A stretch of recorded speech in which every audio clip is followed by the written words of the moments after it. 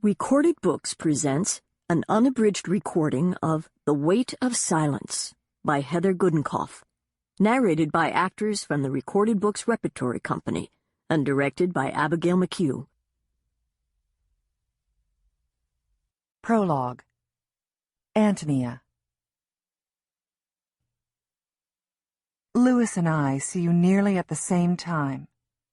In the woods, through the bee trees whose heavy, sweet smell will forever remind me of this day, I see flashes of your pink summer nightgown that you wore to bed last night. My chest loosens, and I'm shaky with relief. I scarcely notice your scratched legs, muddy knees, or the chain in your hand. I reach out to gather you in my arms, to hold you so tight, to lay my cheek on your sweaty head. I will never wish for you to speak, never silently beg you to talk. You are here. But you step past me, not seeing me. You stop at Lewis's side, and I think, you don't even see me. It's Lewis's deputy sheriff's uniform. Good girl. That's the smart thing to do.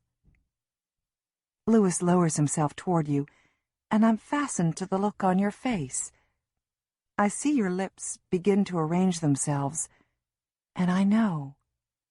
I see the word form, the syllables hardening and sliding from your mouth with no effort. Your voice, not unsure or hoarse from lack of use, but clear and bold. One word, the first in 3 years. In an instant, I have you in my arms, and I'm crying. Tears dropping many emotions, mostly thankfulness and relief, but tears of sorrow mixed in. I see Petra's father crumble. Your chosen word doesn't make sense to me, but it doesn't matter. I don't care. You have finally spoken.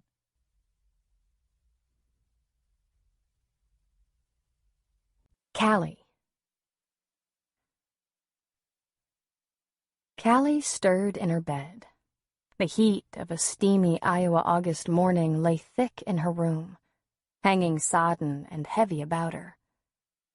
She had kicked off the white chenille bedspread and sheets hours earlier, her pink cotton nightgown now bunched up around her waist.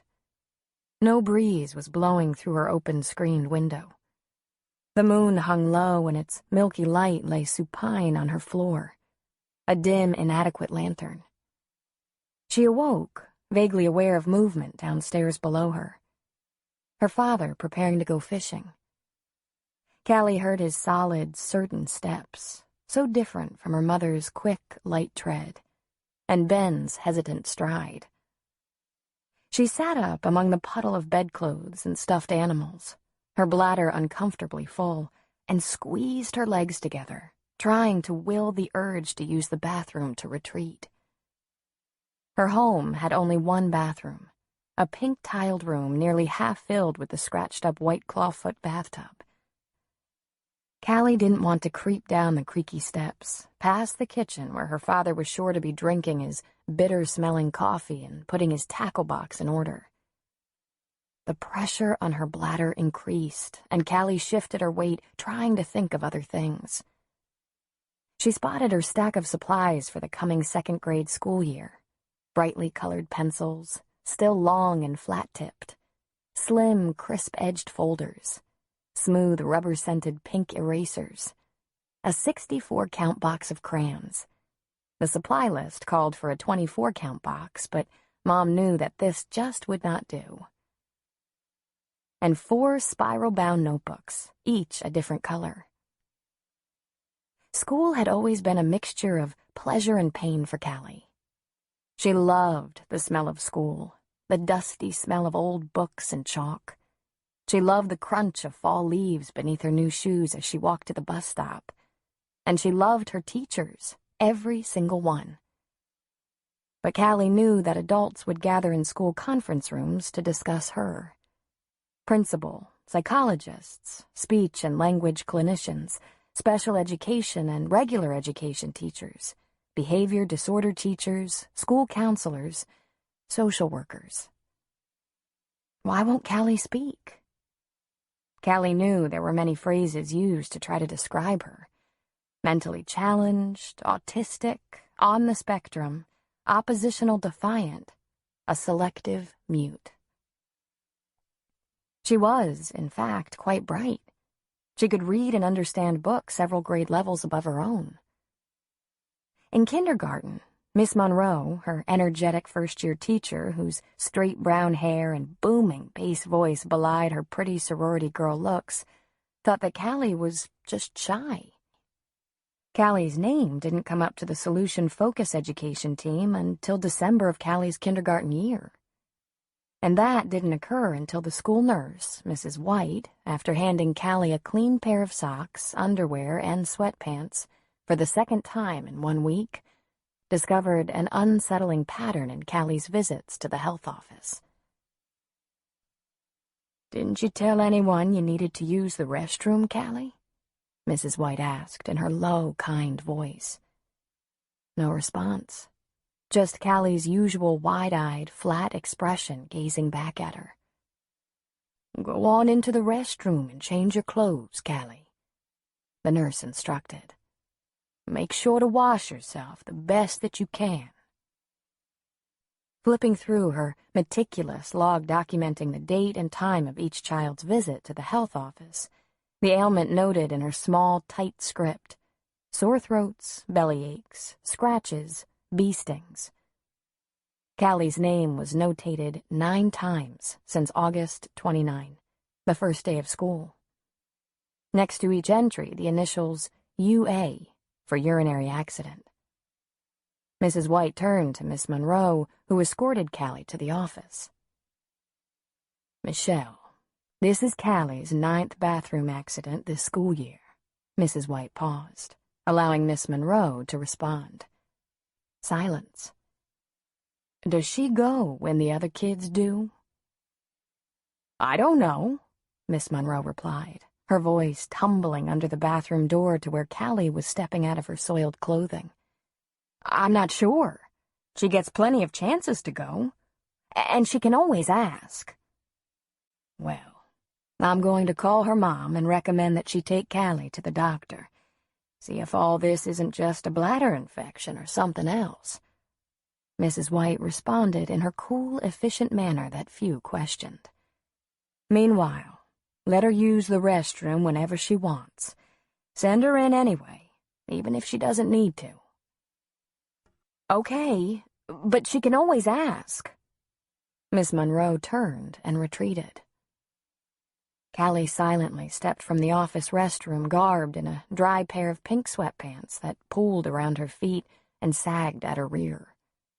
In one hand, she held a plastic grocery sack that contained her soaked strawberry shortcake underwear, jeans, socks, and pink and white tennis shoes.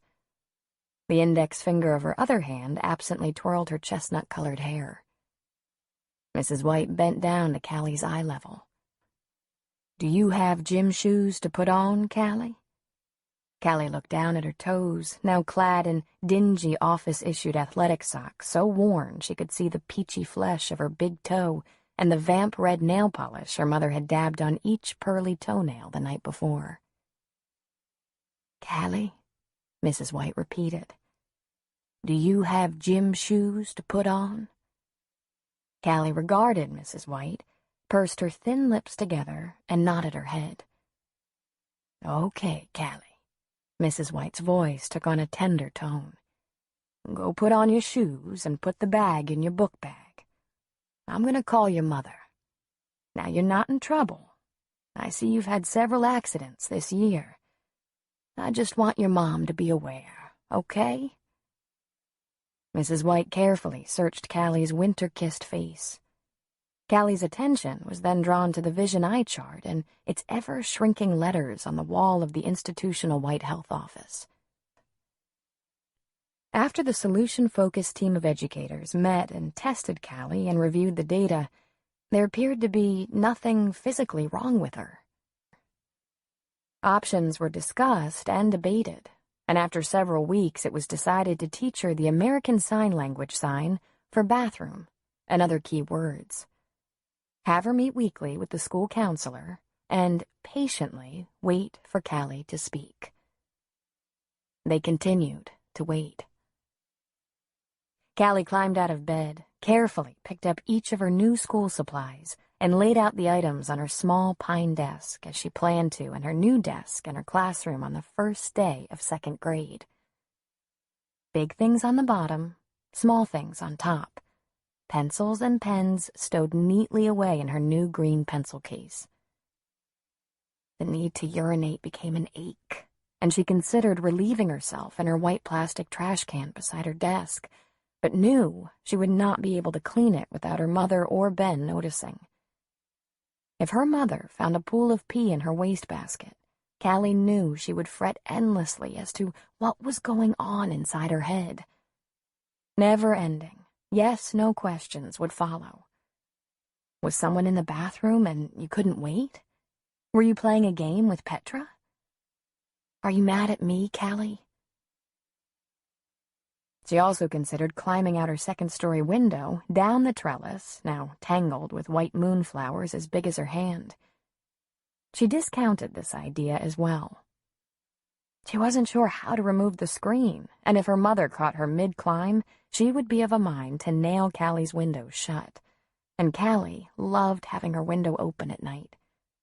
On rainy evenings, Calli would press her nose to the screen, feel the bounce of raindrops against her cheeks, and smell the dusty, sunburned grass as it swallowed the newly fallen rain. Calli didn't want her mother to worry, more than she did not want to have her father's attention drawn to her as she made her way down the stairs to use the bathroom. Calli slowly opened her bedroom door and peeked around the door. She stepped cautiously out of her room and into the short hallway where it was darker, the air staler and weightier. Directly across from Calli's room was Ben's room, a twin of her own, whose window faced the backyard and Willow Creek woods. Ben's door was shut, as was her parents' bedroom door. Calli paused at the top of the steps, straining to hear her father's movements. Silence. Maybe he had left for his fishing trip already. Calli was hopeful. Her father was leaving with his friend Roger to go fishing at the far eastern edge of the county, along the Mississippi River, some 80 miles away. Roger was picking him up that morning, and they would be gone for 3 days. Calli felt a twinge of guilt in wishing her father away, but life was so much more peaceful with just the 3 of them. Each morning that he was sitting in the kitchen brought a different man to them. Some days he was happy, and he would set her on his lap and rub his scratchy red whiskers on her cheek to make her smile. He would kiss Mom and hand her a cup of coffee, and he would invite Ben to go into town with him. On these days, her daddy would talk in endless streams, his voice light and full of something close to tenderness. Some days, he would be at the scarred kitchen table with his forehead in his hands, empty beer cans tossed carelessly in the sink and on the brown speckled laminate countertops.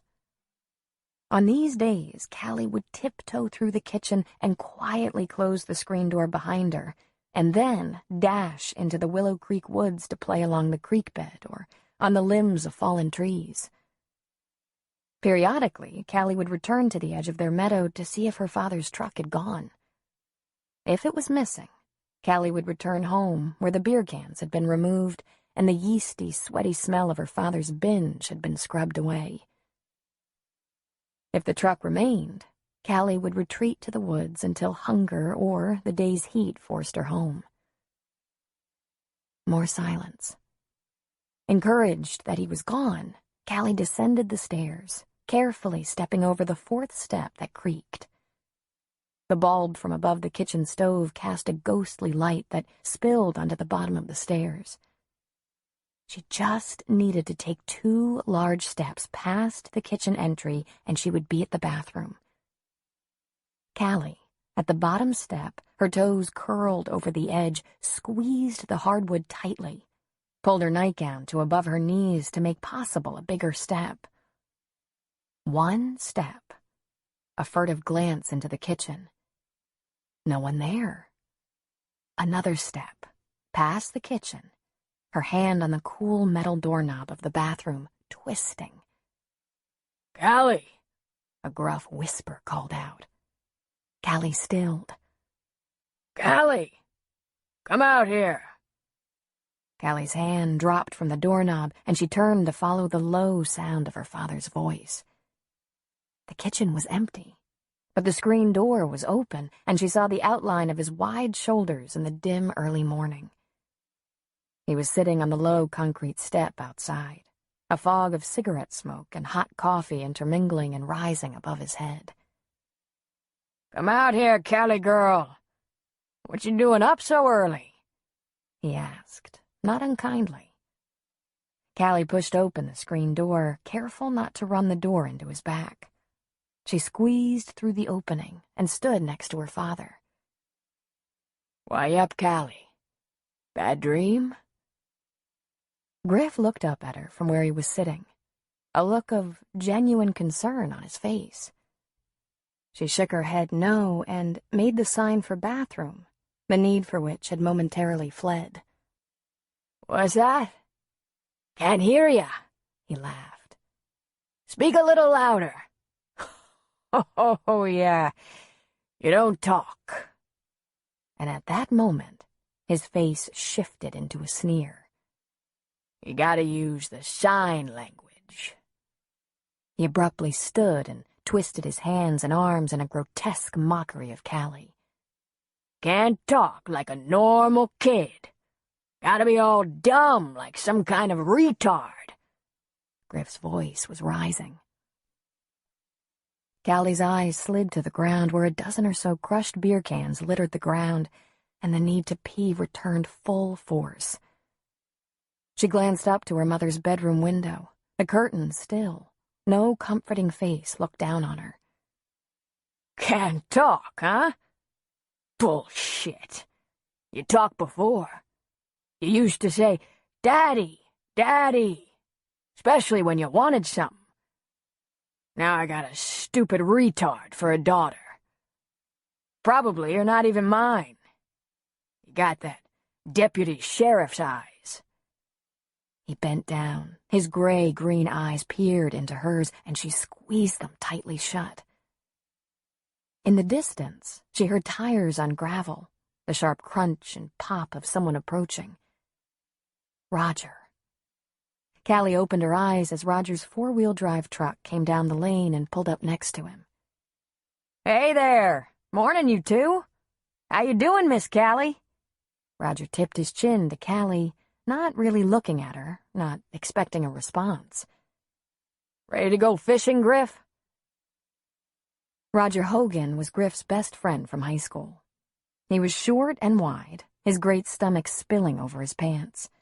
A foreman at the local meatpacking plant, he begged Griff every time he came home from the pipeline to stay home for good. He could get Griff in at the factory, too. "It'll be just like old times," he'd add. "Morning, Raj," Griff remarked, his voice cheerful, his eyes mean slits. "I'm gonna have you drive on ahead without me, Roger. Calli had a bad dream. I'm just gonna sit here with her a while until she feels better. Make sure she gets off to sleep again." "Ah, Griff," whined Roger. "Can her mother do that? We've been planning this for months. No. That girl needs her daddy, don't she, Calli? A daddy she can rely on to help her through those tough times. Her daddy should be there for her. Don't you think, Raj? So Calli's gonna spend some time with her good old daddy, whether she wants to or not. But you want to, don't you, Calli?" Calli's stomach wrenched tighter with each of her father's utterances of the word daddy. She longed to run into the house and wake up her mother, but while Griff spewed hate from his mouth toward Calli when he'd been drinking, he'd never actually really hurt her. Ben, yes. Mom, yes. Not Calli. I'll just throw my stuff in your truck, Raj, and meet up with you at the cabin this afternoon. There'll be plenty of good fishing tonight, and I'll pick up some more beer for us on the way." Griff picked up his green duffel and tossed it into the back of the truck. More carefully, he laid his fishing gear, poles, and tackle into the bed of the truck. "See you soon, Roger." "Okay, I'll see you later then. You sure you can find the way?" Yeah, don't worry. I'll be there. You can get a head start on catching those fish. You're gonna need it, 'cause I'm gonna whip your butt." "We'll just see about that," Roger guffawed and squealed away. Griff made his way back to where Calli was standing, her arms wrapped around herself despite the heat. "Now how about a little bit of daddy time, Calli? The deputy sheriff don't live too far from here now, does he? Just through the woods there, huh?" Her father grabbed her by the arm and her bladder released, sending a steady stream of urine down her leg as he pulled her toward the woods.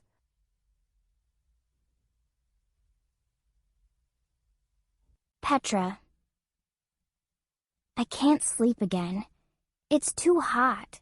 My necklace is sticking to my neck.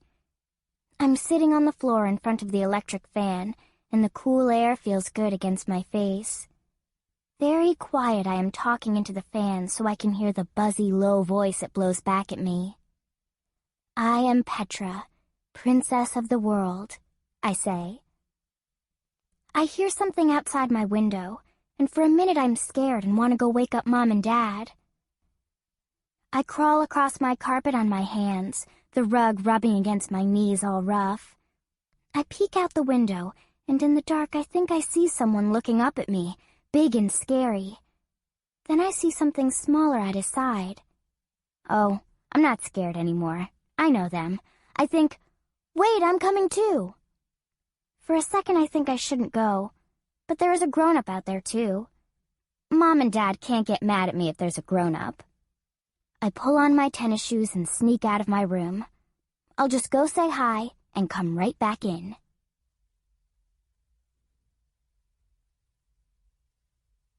Calli. Calli and her father had been walking for a while now, but Calli knew exactly where they were and where they were not within the sprawling woods. They were near Beggar's Bluff Trail, where pink-tipped turtleheads grew in among the ferns and rushes, and where Calli would often see sleek, beautiful horses carrying their owners gracefully through the forest. Calli wished that a cinnamon-colored mare or a black-splotched Appaloosa would crash from the trees, startling her father back to his senses. But it was Thursday, and Calli rarely encountered another person on the trails near her home during the week. There was a slight chance that they would run into a park ranger, but the rangers had over 30 miles of trails to monitor and maintain. Calli knew she was on her own, and resigned herself to being dragged through the forest with her father. They were nowhere near Deputy Sheriff Lewis's home. Calli could not decide whether this was a good thing or not.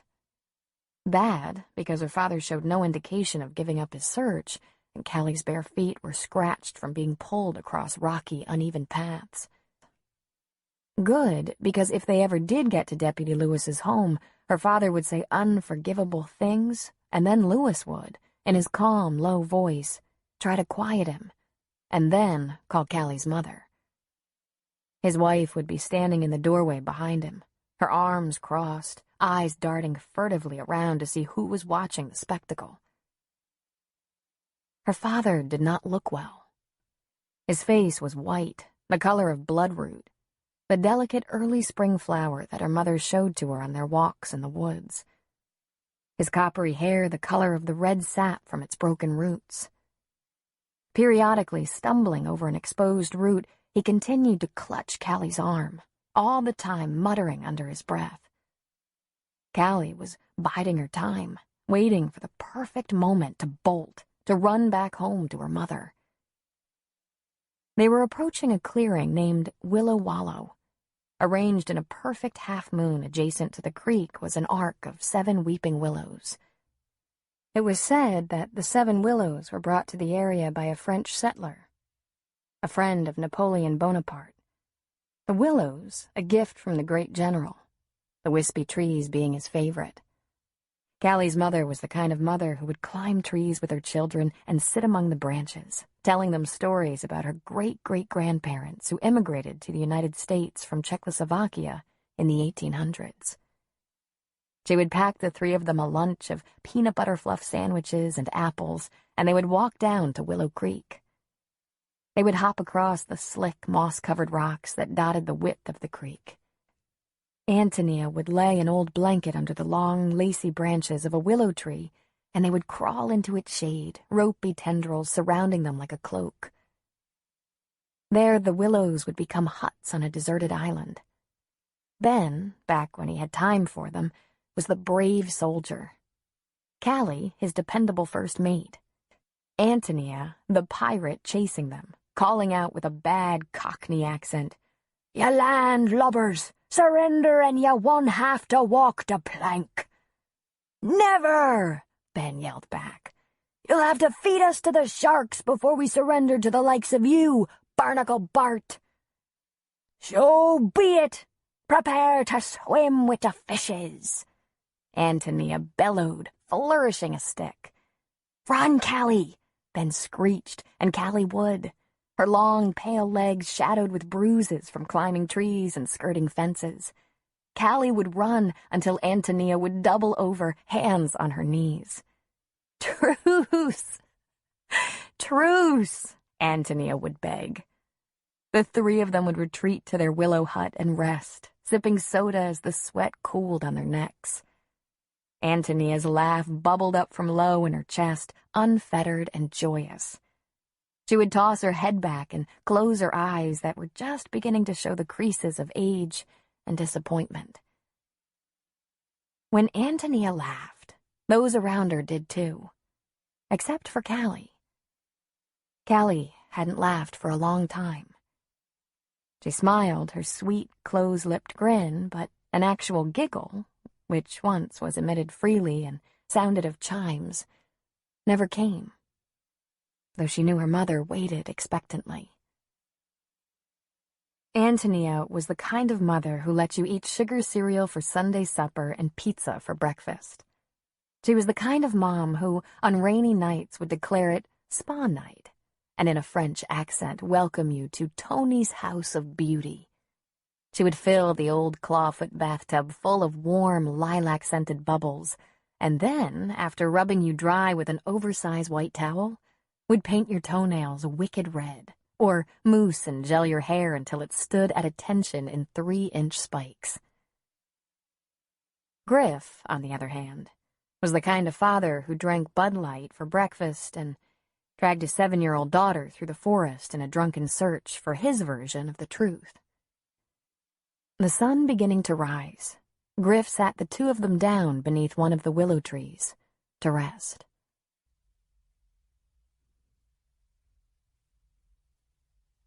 Martin.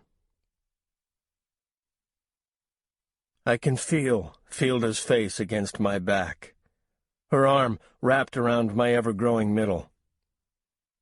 It's too hot to lie in this manner, but I don't nudge her away from me.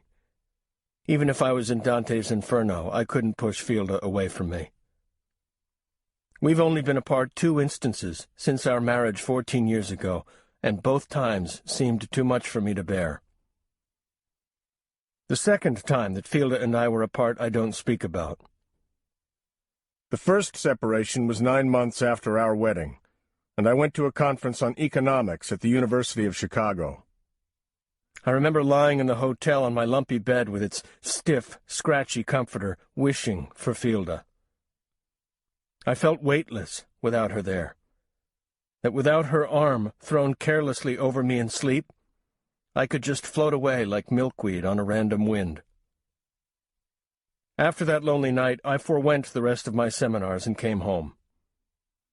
Fielda laughed at me for being homesick, but I know she was secretly pleased. She came to me late in my life, a young, brassy girl of 18. I was 42 and wed to my job as a professor of economics at St. Julianus College, a private college with an enrollment of 1,200 students in Willow Creek. No, she wasn't a student. Many have asked this question with a light, accusatory tone. I met Fielda Morning when she was a waitress at her family's cafe, Morning Glory. On my way to the college each day, I would stop in at the Morning Glory for a cup of coffee and a muffin, and to read my newspaper in a sun-drenched corner of the cafe. I remember Fielda, in those days, as being very solicitous and gracious to me. The coffee, piping hot, and the muffin sliced in half with sweet butter on the side. I must admit, I took this considerate service for granted, believing that Fielda treated all her patrons in this manner. It wasn't until one wintry morning, about a year after I started coming to the Morning Glory, that Fielda stomped up to me, one hand on her ample hip, the other hand holding my cup of coffee. "What," Fielda shrilly aimed at me, "does a girl have to do in order to get your attention?" She banged the cup down in front of me, my glasses leaping on my nose in surprise, coffee sloshing all over the table. Before I could splutter a response, she had retreated and then reappeared, this time with my muffin that she promptly tossed at me. It bounced off my chest, flaky crumbs of orange poppy seed clinging to my tie. Fielda ran from the cafe, and her mother, a softer, more careworn version of Fielda, sauntered up to me. Rolling her eyes heavenward, she sighed, "Go on out there and talk to her, Mr. Gregory. She's been pining over you for months. Either put her out of her misery or ask her to marry you. I need to get some sleep at night." I did go out after Fielda, and we were married a month later. Lying there in our bed, the August morning already sweeping my skin with its prickly heat, I twist around, find Fielda's slack cheek in the darkness and kiss it. I slide out of bed and out of the room. I stop at Petra's door. It is slightly open, and I can hear the whir of her fan. I gently push the door forward and step into her room, a place so full of little girl whimsy that it never fails to make me pause. The carefully arranged collections of pine cones, acorns, leaves, feathers, and rocks, all expertly excavated from our backyard at the edge of Willow Creek Woods. The baby dolls, stuffed dogs, and bears, all tucked lovingly under blankets fashioned from washcloths and arranged around her sleeping form. The little girl perfume, a combination of lavender-scented shampoo, green grass, and perspiration that holds only the enzymes of the innocent, overwhelms me every time I cross this threshold. My eyes begin to adjust to the dark, and I see that Petra is not in her bed. I'm not alarmed. Petra often has bouts of insomnia and skulks downstairs to the living room to watch television. I, too, go downstairs. But very quickly I know that Petra is not watching television. The house is quiet. No droning voices or canned laughter. I walk briskly through each room, switching on lights. The living room. No Petra. The dining room. The kitchen. The bathroom. My office. No Petra. Back through the kitchen, down to the basement. No Petra. Rushing up the stairs to Fielda, I shake her awake. "Petra's not in her bed," I gasp. Fielda leaps from the bed and retraces the path I just followed.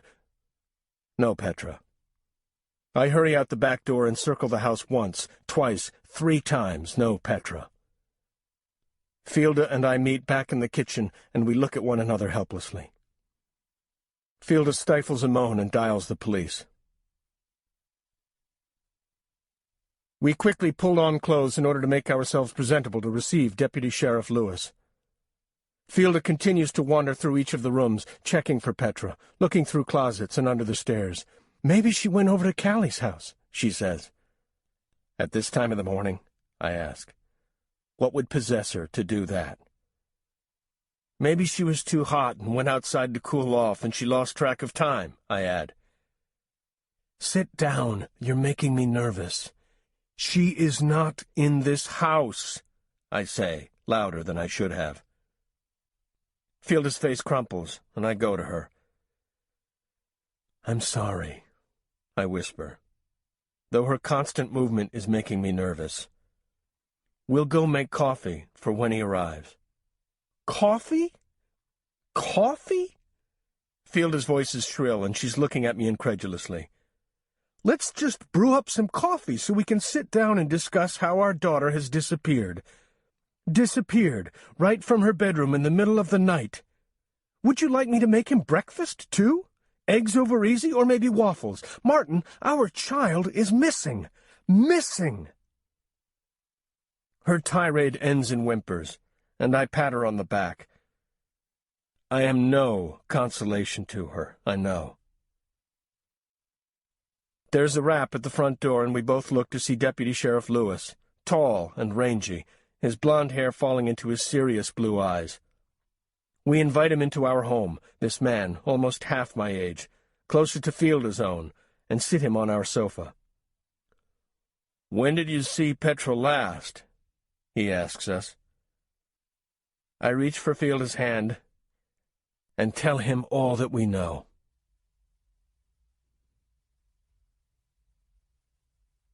Antonia. I'm being lifted from my sleep by the low rumble of what I think at first is thunder, and I smile, my eyes still closed.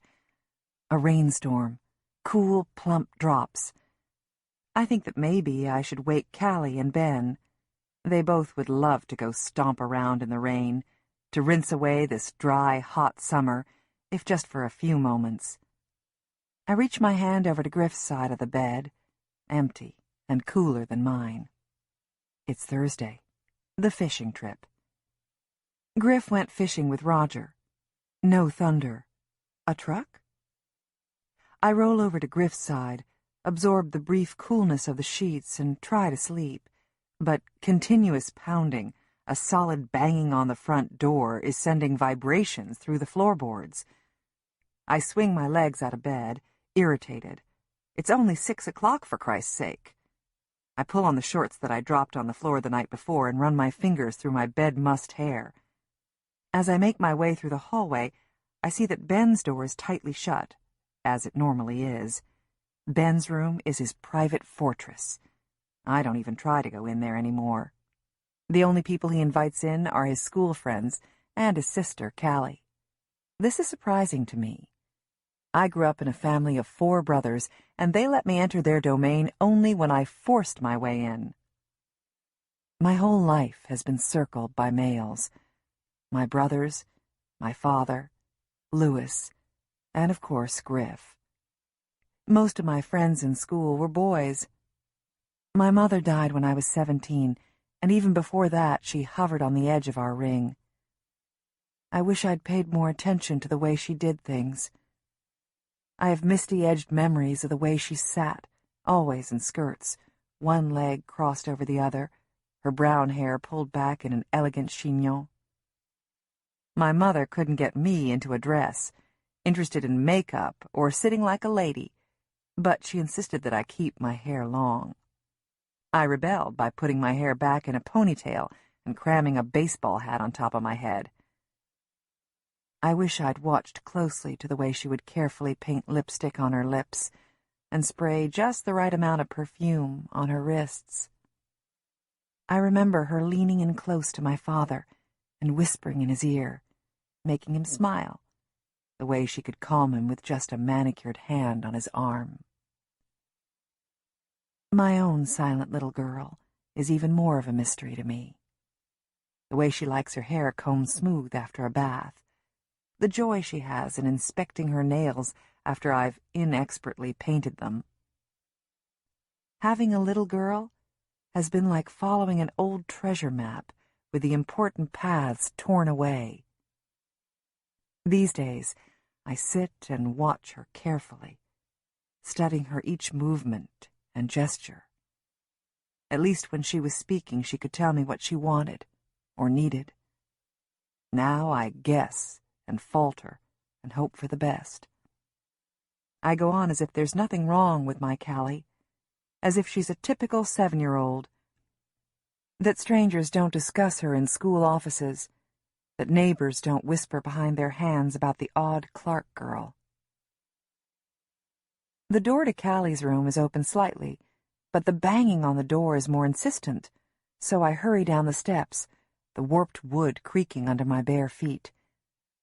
I unlock the heavy oak front door to find Louis and Martin Gregory, Petra's father, standing before me. The last time Louis was in my home was 3 years earlier, though I remembered little of it, as I was lying nearly unconscious on my sofa after falling down the flight of stairs. "Hi," I say uncertainly. "What's going on?" "Tony," begins Louis. "Is Petra here?" "No," I reply, and look at Martin. His face falls for a moment, and then he raises his chin. "May we speak with Calli? Petra seems to be—" Martin hesitates. "We can't find Petra right now, and thought that Calli could tell us where she might be."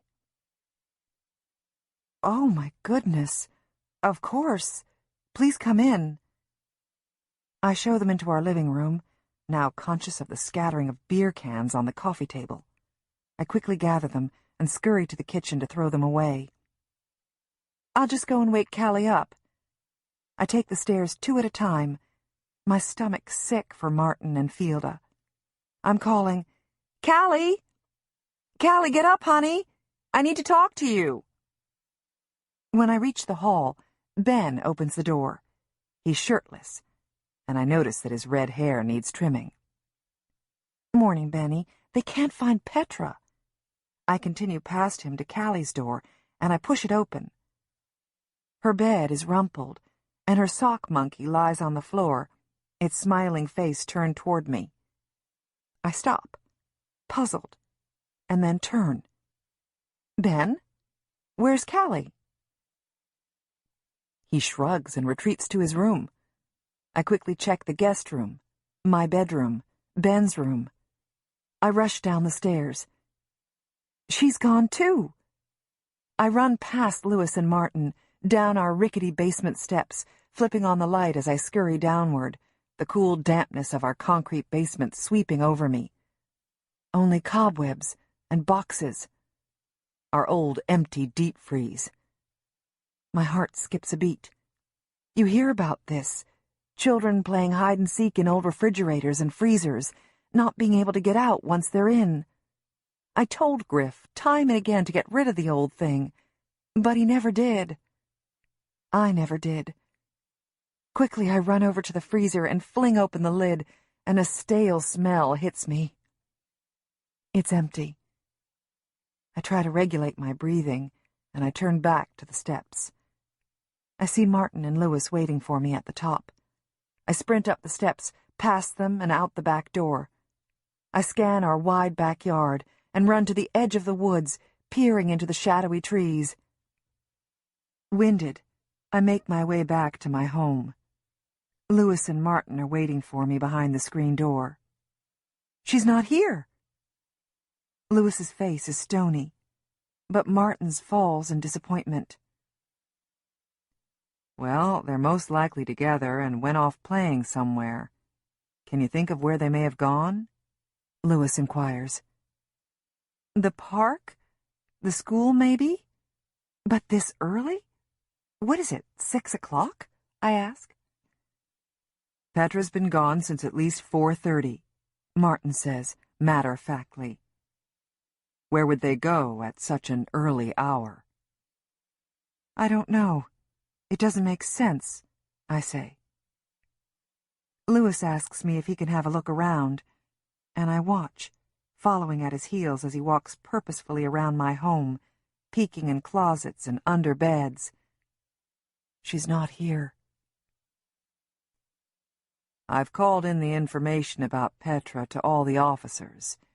They're already looking around town for her," Louis explains. "It doesn't appear that the girls were—" He pauses. that the girls meant any harm. I suggest you go look around for them in the places they usually go." Martin looks uncertain about this plan, but nods his head, and I do too. "Tony, Griff's truck is outside. Is he here? Would he be able to tell us where the girls could be?" Lewis, in his kind way, is asking me if Griff is coherent this morning, or if he's passed out in our bed from a night of drinking. "Griff's not here. He went fishing with Roger this morning. He was going to leave at about 3:30 or so." "Could he have taken the girls fishing with him?" Martin asks hopefully. "No," I laugh. "The last thing Griff would do is take a couple of little girls on his big fishing trip. He's not supposed to be back until Saturday. I'm positive the girls didn't go fishing with him." "I don't know, Tony. Maybe he did decide to take the girls with him. Maybe he left a note." "No, Lewis. I'm sure he wouldn't have done that." I'm beginning to become irritated with him. "Okay, then," Lewis says. "We'll talk again in 1 hour. If the girls aren't found by then, we'll make a different plan." I hear a rustle of movement and turn to see Ben sitting on the steps. At a quick glance, he could be mistaken for Griff, with his broad shoulders and strawberry hair, except for the eyes. Ben has soft, quiet eyes. "Ben," I say, "Calli and Petra went off somewhere, and we need to find them. Where could they have gone?" "The woods," he says simply. "I'm going to go do my paper route. Then I'll go look for 'em." "I'll call to have some officers check out the woods near the backyard. 1 hour, Lewis says again. "We'll talk in 1 hour."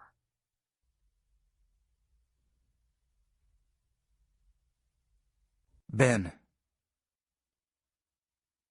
This morning I woke up real fast, my heart slamming against my chest. I was dreaming that stupid dream again. The one when you and me are climbing the old walnut tree in the woods, the one by Lone Tree Bridge. I'm boosting you up like I always do, and you're reaching up for a branch, your nail-bitten fingers white from holding on so tight. I'm crabbing at you to hurry up because I don't have all day. You're up, and I'm watching you from below. The climb is easier for you now. The branches are closer together, fat, sturdy ones. You're going higher and higher until I can only see your bony knees, then just your tennis shoes. I'm hollering up at you. "You're too high, Calli. Come back down. You're gonna fall." Then you're gone. I can't see you anymore. And I'm thinking I am in so much trouble. Then I hear a voice calling down to me, "Climb on up, Ben. You gotta see this. Come on, Ben, come on." And I know it's you yelling, even though I don't know what you really sound like anymore. You keep yelling, and I can't climb. I want to, but I can't grab onto the lowest branch. It's too high. I call back, "Wait for me. Wait for me. What do you see, Calli?" Then I woke up all sweaty. But not the hot kind of sweaty. The cold kind that makes your head hurt and your stomach knot all up. I tried to go back to sleep, but I couldn't. Now you've gone off somewhere, and somehow I feel guilty, like it's my fault. You're okay for a little sister, but a big responsibility. I always have to look after you. Do you remember when I was 10 and you were 5? Mom had us walk to the bus stop together. She said, "Look after Calli, Ben." And I said, "Okay," but I didn't. Not really. Not at first. I was starting 5th grade, and I was much too cool to be babysitting a kindergartner. I held your hand to the end of our lane, just to the spot where Mom couldn't see us from the kitchen window anymore. Then I shook my hand free from yours and ran as fast as I could to where the bus would pick us up. I made sure to look back and to check to see if you were still coming. I have to give you credit. Your skinny kindergarten legs were running and your brand-new pink backpack was bouncing on your shoulders, but you couldn't keep up. You tripped over that big old crack in the gutter in front of the Olson house, and you went crashing down. I almost came back for you. I really did. But along came Raymond, and I didn't come back to you. I just didn't. When you finally got to the bus stop, the bus was just pulling up, and your knee was all bloody, and the purple barrette that Mom put in your hair was dangling from one little piece of your hair. You budged right in front of all the kids in line for the bus to stand next to me, and I pretended you weren't even there. When we climbed on the bus, I sat down with Raymond. You just stood in the aisle waiting for me to scooch over and make room for you. But I turned my back on you to talk to Raymond. The kids behind you started yelling, "Hurry up and sit down." So you finally slid into the seat across from me and Raymond. You were all nudged up to the window, your legs too short to reach the floor, a little river of blood running down your shin. You wouldn't even look at me for the rest of the night. Even after supper, when I offered to tell you a story, you just shrugged your shoulders at me and left me sitting at the kitchen table all by myself. I know I was pretty rotten to you that day, but on a guy's first day of 5th grade, first impressions are really important. I tried to make it up to you. In case you didn't know, I was the one who put the Tootsie Rolls under your pillow that night. I'm sorry. Not watching out for you those first few weeks of school. But you know all about that. Being sorry and having no words to say something when you know you should, but you just can't.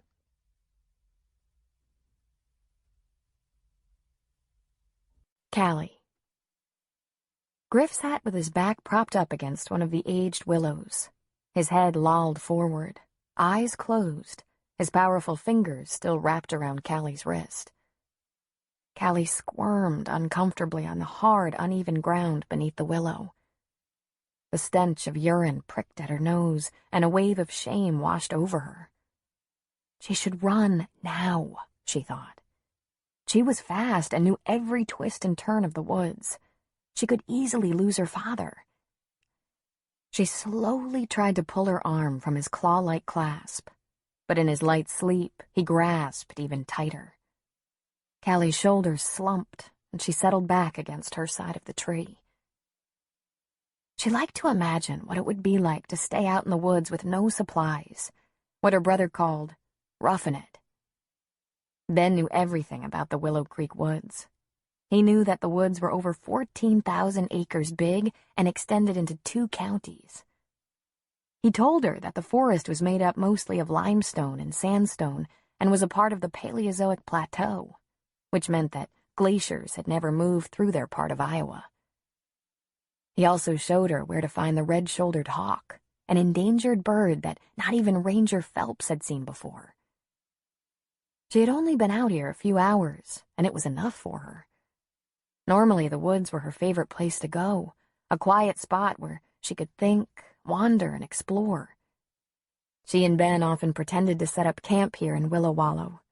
Ben would lug a thermos of water, and Calli would carry the snacks, bags of salty chips, and thick ropes of licorice for them to munch on. Ben would arrange sticks and brushwood into a large circular pile and surround them with stones for their bonfire. They never actually lit a fire, but it was fun to pretend. They would stick marshmallows on the end of green twigs and roast them over their fire. Ben used to pull out his pocket knife and try to whittle utensils out of thin branches he would find on the ground. He had carved out 2 spoons and a fork before the blade had slipped and he sliced his hand, needing 6 stitches. Their mother had taken the knife away after that, saying he could have it back in a few years. Ben handed it over grudgingly. Lately, instead of carving out the silverware, she and Ben smuggled dishes and tableware from their own kitchen. Under the largest of the willows, Ben had constructed a small little cupboard out of old boards and hammered it to the tree. They kept their household goods there. Once, trying to plan ahead, they had placed a box of crackers and a package of cookies on the shelf. When they returned a few days later, they found that something had been there before them, probably a raccoon. But Ben said in a teasing voice, it also could have been a bear. Calli hadn't really believed that, but it was fun to pretend that a mama bear was out there somewhere feeding her cubs Chips Ahoy cookies and wheat thins. She wondered if her mother had noticed that she was gone yet. Wondered if she was worried about her, looking for her. Calli's stomach rumbled, and she hastily placed her free hand over it, willing it to silence. Maybe there was something to eat in the cupboard 2 trees over. Griff snorted, his eyes fluttered open, and he settled his gaze on Calli's face. "You reek," he said, meanly, unaware of his own smell, a combination of liquor, perspiration, and onions. "Come on, let's get going. We've got a family reunion to attend. Which way do we go?" Calli considered this. She could lie, lead him deeper into the forest, and then make a break for it when she had the chance. Or she could show him the correct route and get it over with. The second choice prevailed. She was already hungry and tired, and she wanted to go home. She pointed a thin, grubby finger back the way they had come. "Get up," Griff commanded. Calli scrambled to her feet. Griff let go of her arm, and Calli tried to shake out the numbness that had snaked into her fingers.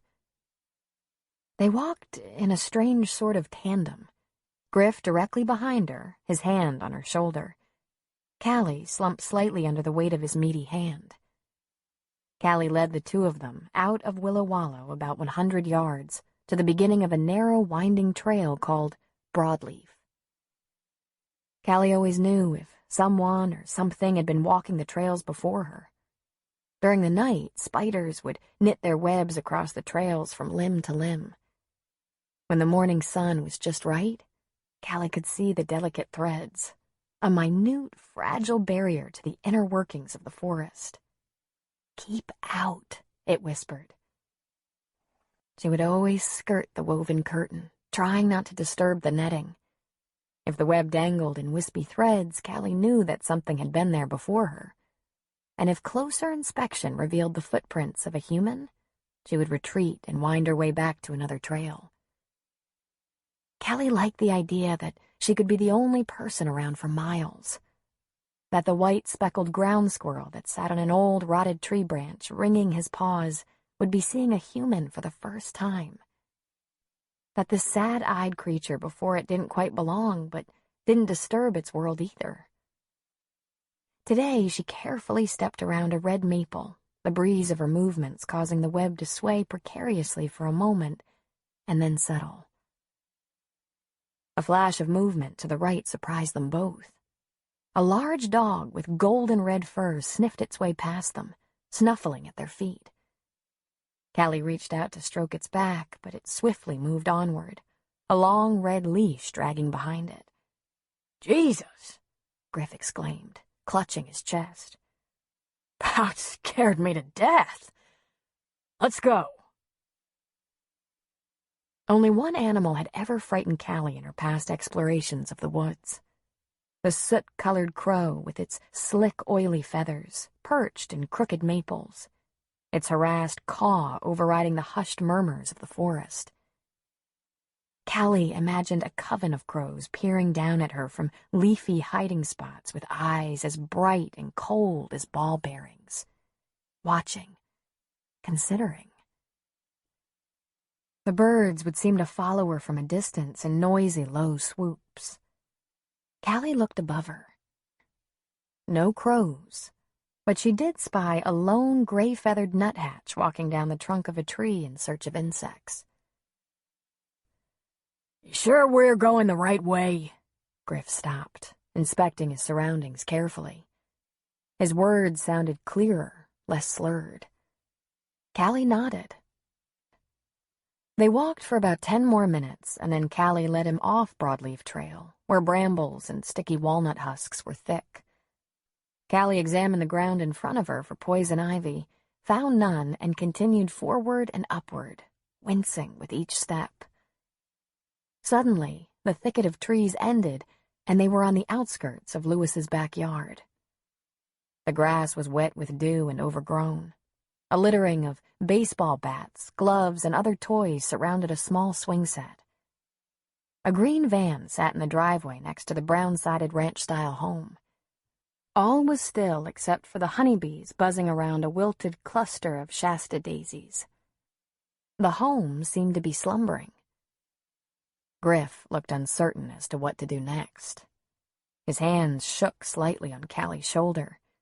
She could feel the slight tattoo of movement through her nightgown. Told you I'd take you to see where your daddy was. Just think, you could be living here in this fine home.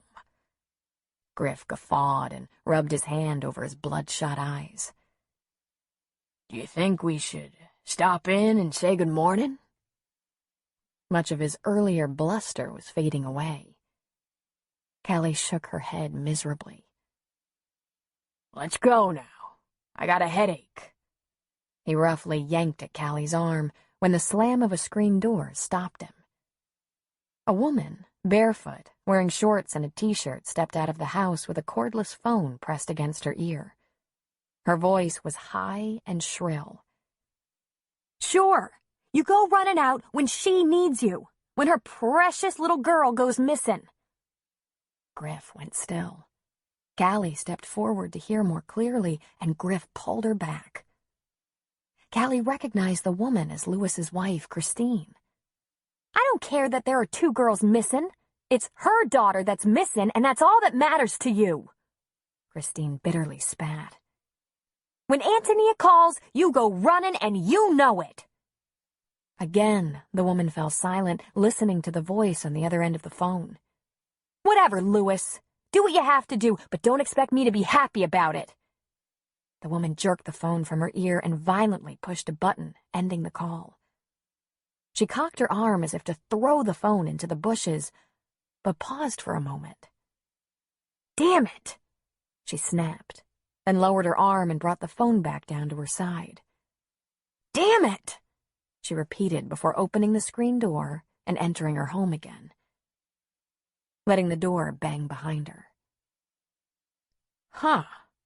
Griff snorted. He looked at Calli. So, you've gone missing. I wonder who took you. He laughed. I'm a big, bad kidnapper. Christ. Let's go. Your mother is gonna hit the roof when we get home. Calli let herself be led back into the shade of the trees, and immediately the air around her cooled. Her mother knew she was missing, but she must not have known that she was with her father. But who was the other little girl who was missing? Calli squeezed back tears, wanting to get to her mother, to shed her pea-covered nightgown, to wash and bandage her bleeding feet, to crawl into her bed and bury herself under the covers.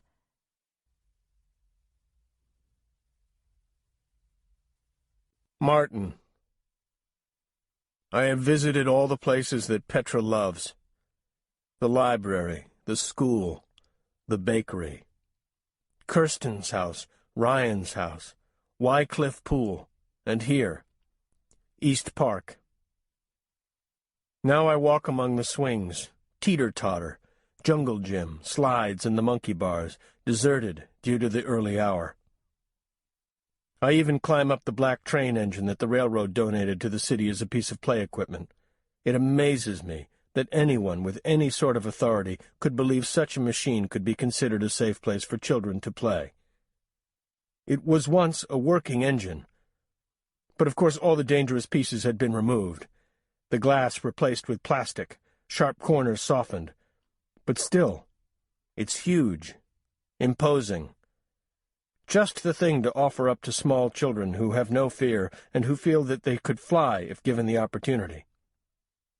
I've seen children climb the many ladders that lead to small nooks and crannies in the engine. The children would play an intricate game they dubbed train robbery, for which there were many rules, often unspoken, and often developed on the spot as the game progressed. I've seen them leap from the highest point at the top of the train and land on the ground with a thump that to me sounds bone-crushing. However, inevitably, The children sprang back up and brushed at the dirt that clung to their behinds, no worse for wear.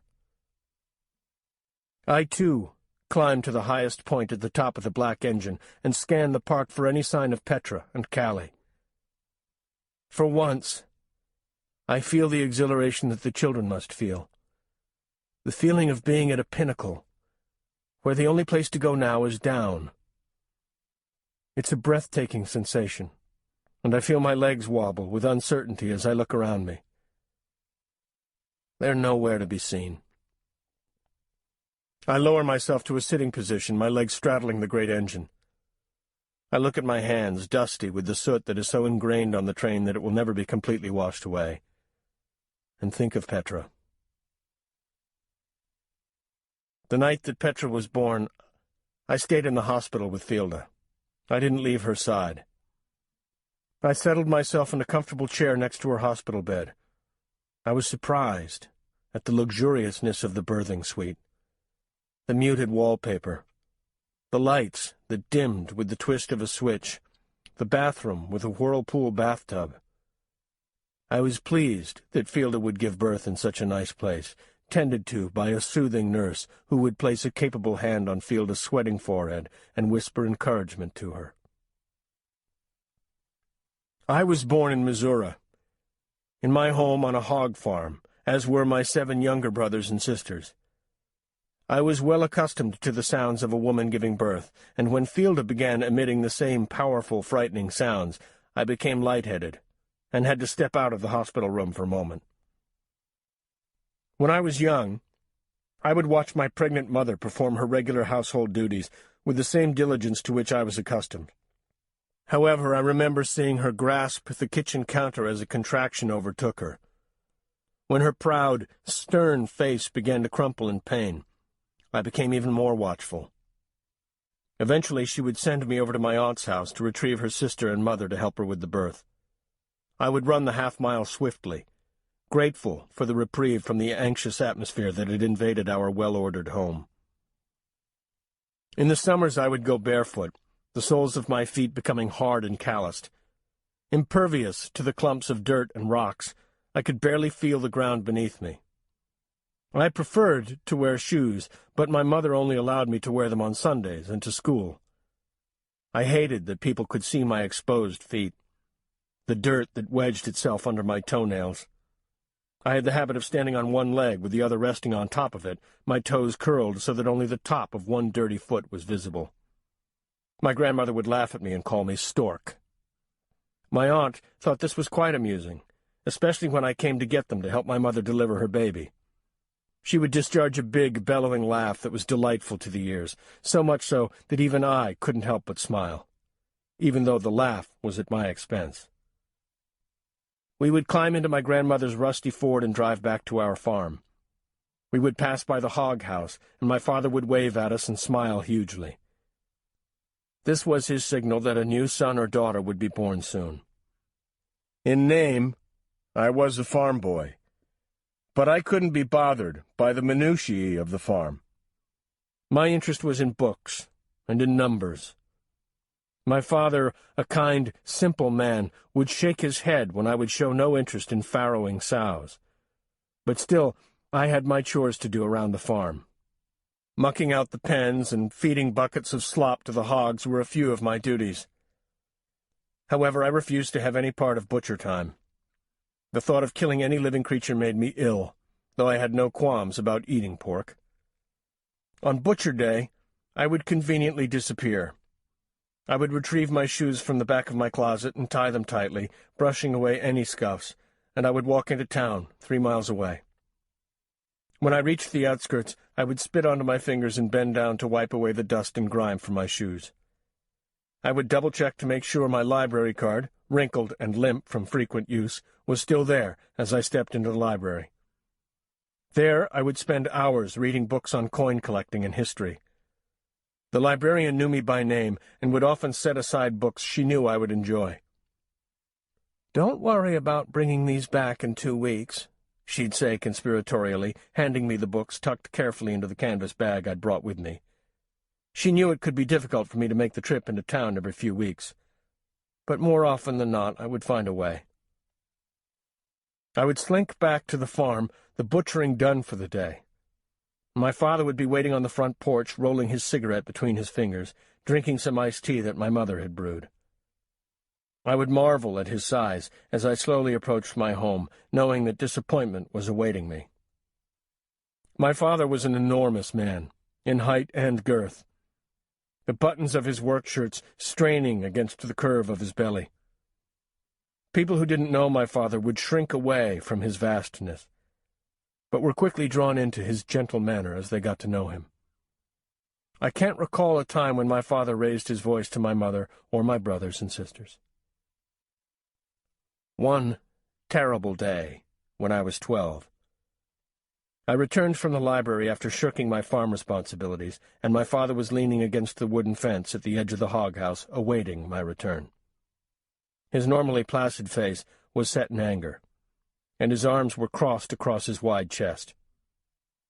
He watched my approach with an unwavering gaze, and I had the urge to drop my books and run away. I didn't. I continued my walk to the spot where he was standing and looked down at my church shoes smeared with dust and dirt. "Martin," he said in a grave voice I didn't recognize. "Martin, look at me." I raised my eyes, and I looked up into his and felt the weight of his disappointment in me. I thought I could smell the blood from butchering on him. "Martin, we're a family, and our family business happens to be hog farming. I know you're ashamed of that." I shook my head quickly. That wasn't what I thought, but I didn't know how to make him understand.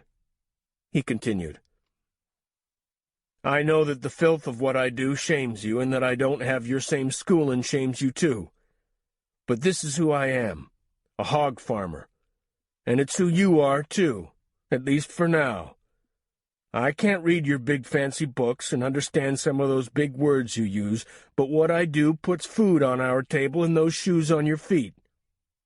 To do that, I need the help of my family. You're the oldest, and you got to help. You find the way that you can help, Martin, and you tell me what that is, but you got to do your share. You can't be running off into town when there's work to be done. Understand?" I nodded, the heat of my own shame rising off my face. "You think on it, Martin, tonight. You think on it, and tell me in the morning what your part is going to be." Then he walked away from me, his head hanging low, his hands stuffed into the back of his work pants. I slept little that night, trying to find a way that I could be useful to my family. I didn't want to mind my younger brothers and sisters, and I wasn't very handy with building or fixing things. What was I good at? I wondered that night. I was a good reader. I was good at mathematics. Those were my strengths. I pondered on these the entire night, and when my father awoke the next morning, I was waiting for him at our kitchen table. "I think I know how I can help, Daddy," I said shyly, and he rewarded me with his familiar lopsided grin. "I knew you would, Martin," he replied, and sat down next to me. I laid it all out for him. The financial records of the farm, noting, in as kind a way as possible, the sloppiness and inaccuracies that they contained. I could help, I told him, by keeping track of the money. I would find ways of saving and ways of making the farm more efficient. He was pleased with my plan, and I was appreciative of his faith in me. We never flourished as a family farm, but our quality of life improved. We were able to update our utilities and install a telephone. We could afford shoes for each of the children all year round, though I was still the only one who chose to wear them in the summer. One winter day when I was 16, soon before my father's birthday, I took the farm truck into town to the only department store, which sold everything from groceries to appliances. I spent 2.5 hours looking at the 2 models of television sets they had available, weighing the pros and cons of each. I finally decided upon the 12-inch version with rabbit ear antennae. I settled it carefully in the cab of the truck next to me, wrapped in blankets to cushion any jostling that would occur on the winding dirt roads, and returned to the farm. When my father came in that evening, after taking care of the hogs, we were gathered in the living room, all 9 of us, blocking the view of my father's birthday present. "What's going on here?" he asked, as it was rare that we were all congregated in one place that was not the supper table. My mother began to sing Happy Birthday to my father, and we all joined in. At the end of the song, we parted to reveal the tiny television set that rested upon an old bookshelf. "What's this?" my father asked in disbelief. "What did you go and do?" We were all grinning up at him, and my little sister Lottie, who was 7, squealed, "Turn it on, Daddy! Turn it on!" My father stepped forward and turned the knob to on. And after a moment, the black and white image of a variety show filled the screen. We all laughed in delight and crowded around the television to listen. My father fiddled with the volume button until we were satisfied with the noise level, and we all watched in rapt attention. Later, my father pulled me aside and thanked me. He rested his hand on the back of my neck and looked into my eyes. We were nearly the same height now. "My boy," he whispered. Those were just about the sweetest words I've ever heard. Until, that is, Petra uttered "Dada" for the first time. Holding Petra for the first time after Fielda's long labor was a miracle to me. I had worked for years, trying to shed my farm boy roots, to rid myself of any twang of an accent, to present myself as a cultured, intelligent man, not the son of an uneducated hog farmer. I was dumbfounded at the perfection that I held in my arms. The long, dark eyelashes, the wild mass of dark hair on top of her cone-shaped head, the soft fold of skin beneath her neck, the earnest, sucking motion she made with her tiny lips, to me, all amazing. On top of the engine, I place my face in my dirty hands. I cannot find her, and I cannot bear the disgrace of returning home to Fielda without our daughter. I am shamed again. I have once again shirked my duties, this time as a father. And I imagine again the disappointment on my own father's face.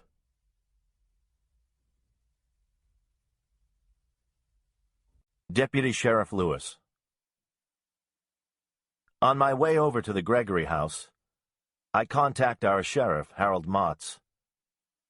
I need to update Harold as to what's going on. Let him know I have a bad feeling about this. That I don't think this is merely a case of 2 girls wandering off to play. "What evidence do you have?" Motts questions me. I have to admit that I have none.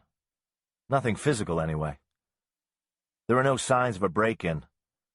No sign of a struggle in either of the girls' rooms. Just a bad feeling. But Motts trusts me. We've known each other a long time. "You thinking FPF, Lewis?" he asks me. FPF means foul play feared in the police world. Just by uttering these 3 letters, a whole chain of events can unfurl. State police and the Division of Criminal Investigation will show up. The press and complications. I measure my words before I speak them. Something's not right here. I'd feel a lot better if you called in one of the state guys, just to check things out. Besides, once we call them in, they foot the bill, right? Our department can't handle or afford a full-scale search and investigation on our own. "I'll call DCI right now," Mott says to my relief. "Do we need a crime scene unit?" "Not yet. Hopefully not at all, but we just might. I'm heading back over to the houses. Better call the reservists, I say. I'm glad that Motts will have to be the one who wakes up our off-duty officers, and the reservists. Take them away from their families and their jobs. Willow Creek has a population of about 8,000 people, though it grows by about 1,200 each fall due to the college. Our department is small. We have 10 officers in all, 3 to a shift. Not near enough help when looking for 2 missing 7-year-olds. We'd need the reservists to help canvass the neighborhoods and question people. Lewis, Mott says, do you think this is anything like the McIntyre case? It crossed my mind, I admit. We had no leads in last year's abduction and subsequent murder of 10-year-old Jenna McIntyre. That little girl haunted my sleep every single night. As much as I want to push aside the idea that something similar may have happened to Petra and Calli, I can't. It's my job to think this way.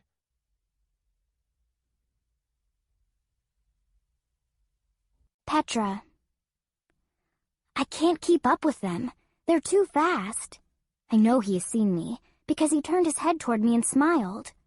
Why don't they wait for me? I'm calling to them, but they don't stop. I know they are somewhere ahead of me, but I'm not sure where. I hear a voice in the distance. I'm getting closer.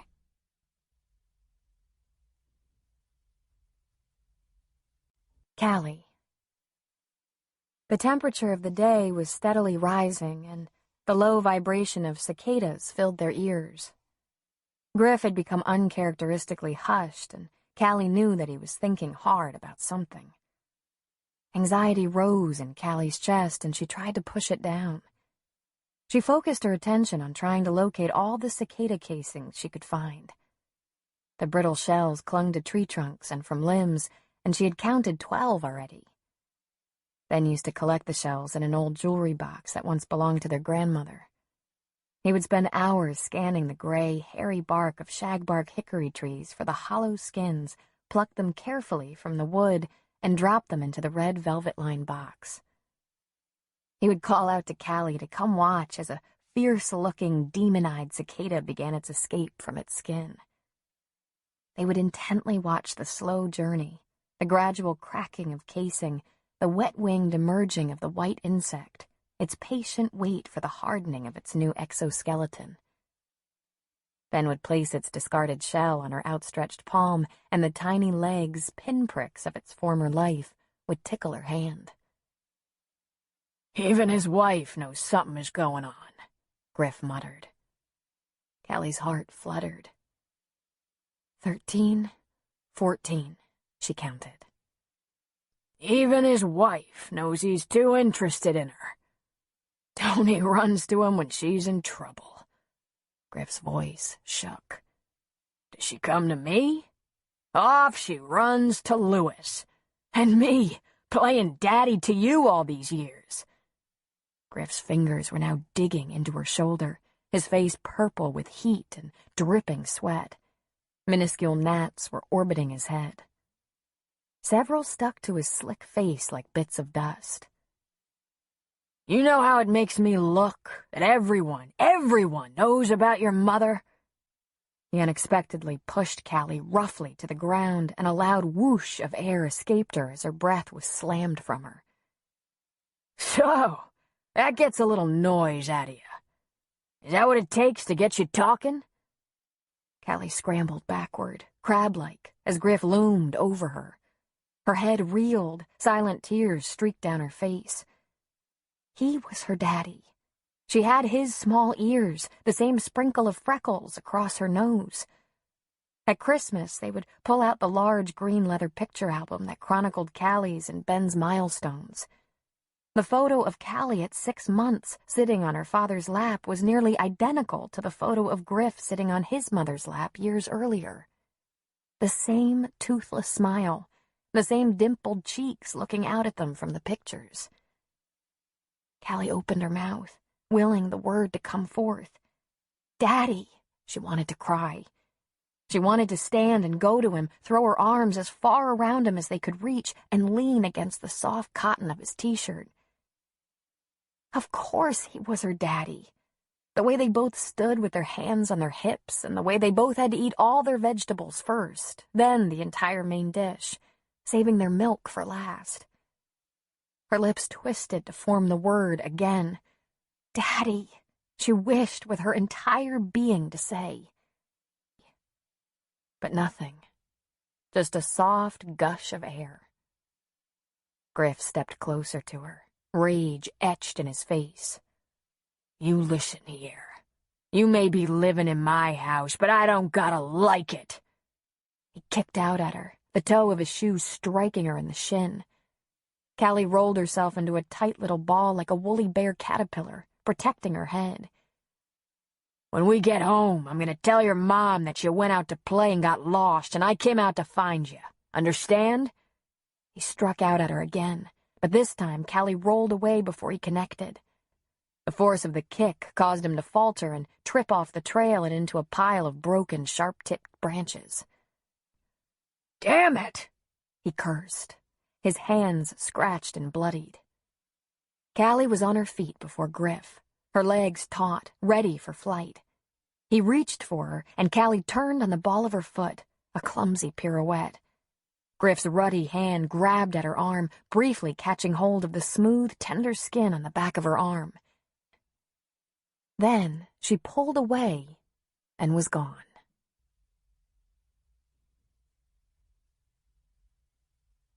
Antonia. I sit at the kitchen table, waiting. Lewis told me not to go into Calli's room, that they may need to go through Calli's things to look for ideas of where she may have gone. I stared disbelievingly at him. "What? Like a crime scene?" I asked him.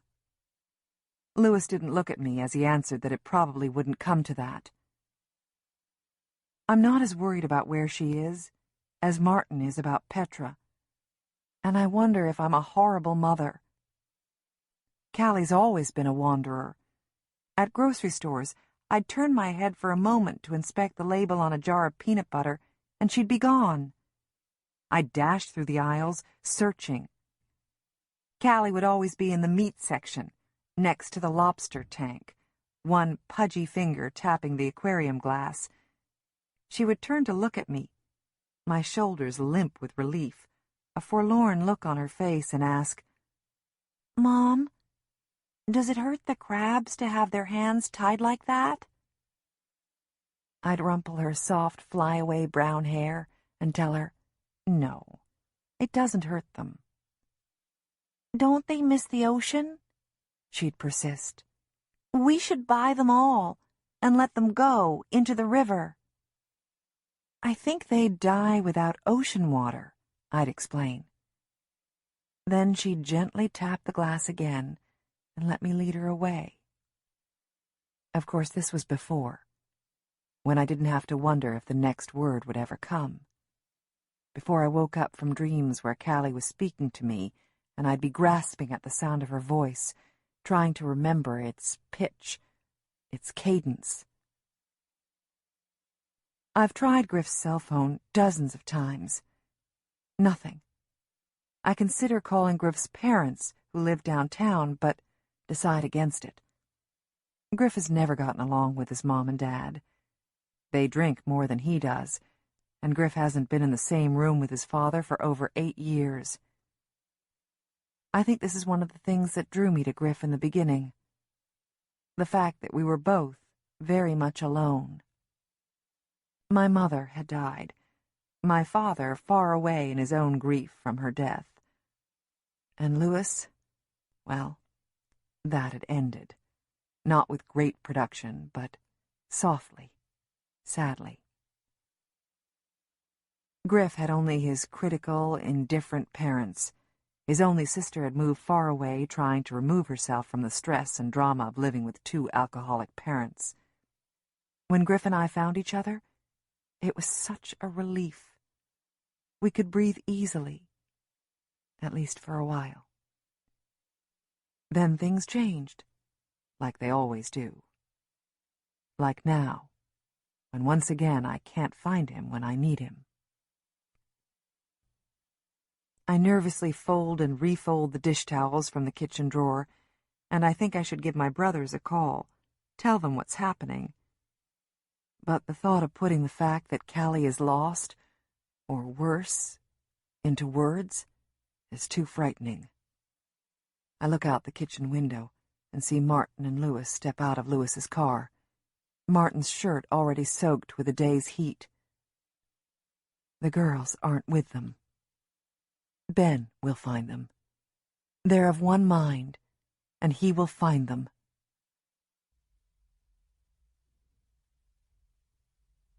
Deputy Sheriff Lewis. Martin Gregory and I approached Tony's front door. Martin has had no luck in locating his daughter or Tony's, and I'm hopeful that the girls will be sitting at the kitchen table eating Tony's pancakes, or that they have shown up at the Gregorys where Field awaits for them. I am still distracted by my quarrel on the phone with Christine, and try to dismiss her harsh words from my mind. Tony's door opens even before I can knock, and she's there before me, still so beautiful, dressed in her typical summer outfit, a sleeveless t-shirt, denim shorts, and bare feet. She's brown from the sun, her many hours in her garden, or from being outside with her children, I suppose. "You didn't find them," Antonia states. It's not a question.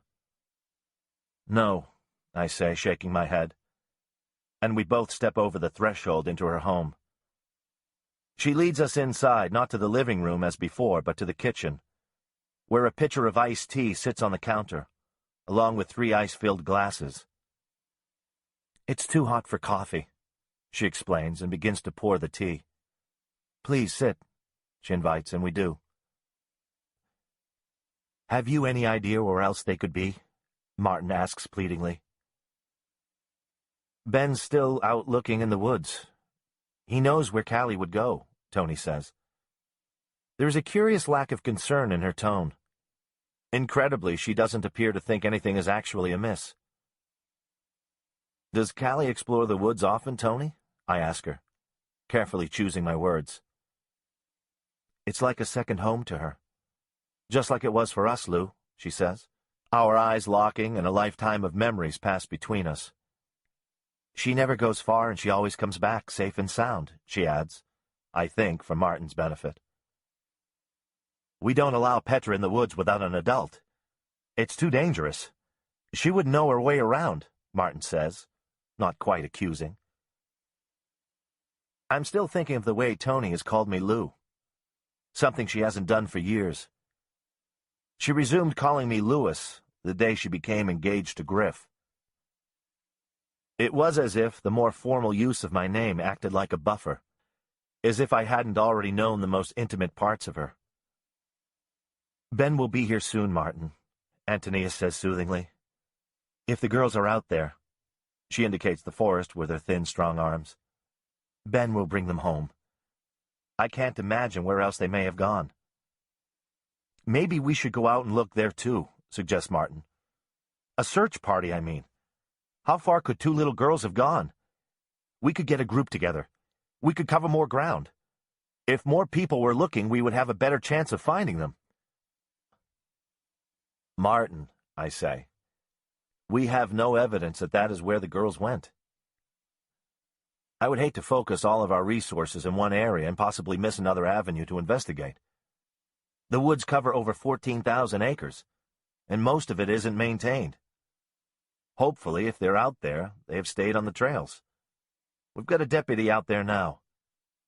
I indicate the other police car that is now parked on the Clark's Lane. I do think, however, we need to let the public know we have 2 misplaced little girls. "Misplaced?" Martin bellows, his face darkening with anger. "I did not misplace my daughter. We put her to bed at 8:30 last night, and when I awoke this morning she was not in her bed. She was in her pajamas, for God's sake. When are you going to acknowledge the fact that someone may have taken her from her bedroom? When are you—" Martin, I didn't mean to suggest that you or Tony did anything wrong here," I say, trying to calm him. "There's no reason to believe they were taken, no signs of forced entry. Her tennis shoes are gone, Martin. Do you think an intruder would stop to make Petra put on her shoes before they left? That doesn't make sense." Martin sighs. "I'm sorry. I just can't imagine where they could have gone. If they haven't been abducted, and they're not at their usual playing spots, The Force just seems to be the logical place for them to go, especially if Calli is so comfortable there. Antonia nods. I bet Ben will be here shortly with the two of them, their tails between their legs at the worry they've caused. A thought occurs to me. Tony, is there a pair of Calli's shoes missing? I don't know. Tony sits up a little straighter, her glass of tea perspiring in her hand. I'll go check. Tony rises and climbs the stairs to Calli's room. Martin sips his tea, sets his glass down, then, unsure of what to do with his hands, picks up the glass again. Martin and I sit in an uncomfortable silence for a moment, and then he speaks. I've never understood how Petra and Calli became such good friends. They have nothing in common, really. The girl doesn't even talk. What in the world could two 7-year-olds do for fun if only one of them speaks? He looks at me with exasperation. Petra would say, "Could Calli and I have a sandwich? Just peanut butter for Calli. She doesn't like jelly." I mean, how would she know that when Calli didn't speak? I just don't understand it, he says, shaking his head. Kindred spirits. A soft voice comes from the stairwell. Tony steps into the kitchen carrying a pair of tattered tennis shoes in one hand and an equally worn pair of flip-flops in the other.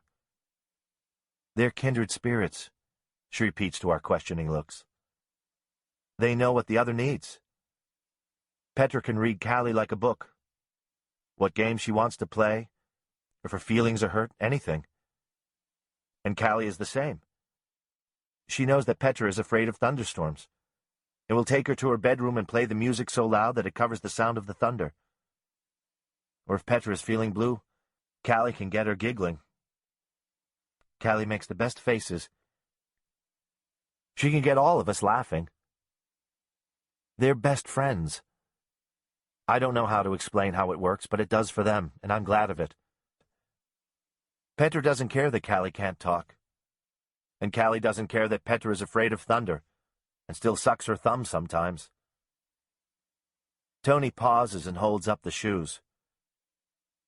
Her shoes are still here. We're going shopping for school shoes next week. Her cowboy boots are still in the garage. I saw them earlier. Calli doesn't have her shoes on. She wouldn't go into the woods without her shoes. Tony's chin begins to wobble, and for the first time since her girl has gone missing, she looks scared. I put my hand on her arm, and she doesn't pull away.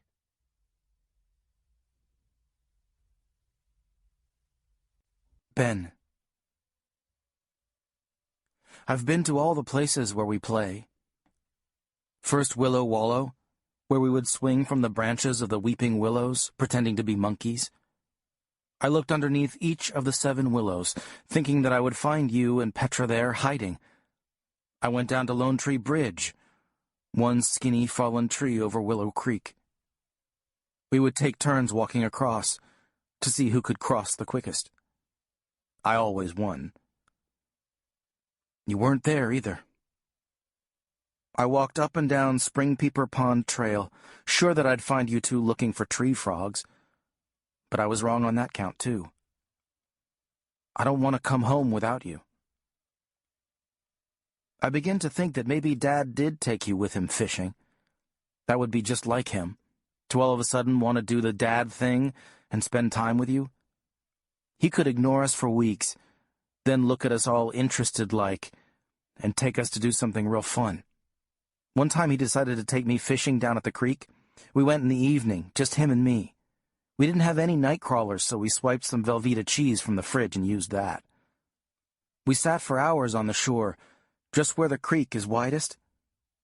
We didn't even talk much, just slapped at mosquitoes and pulled in bullheads and sunfish, laughing because they were so small.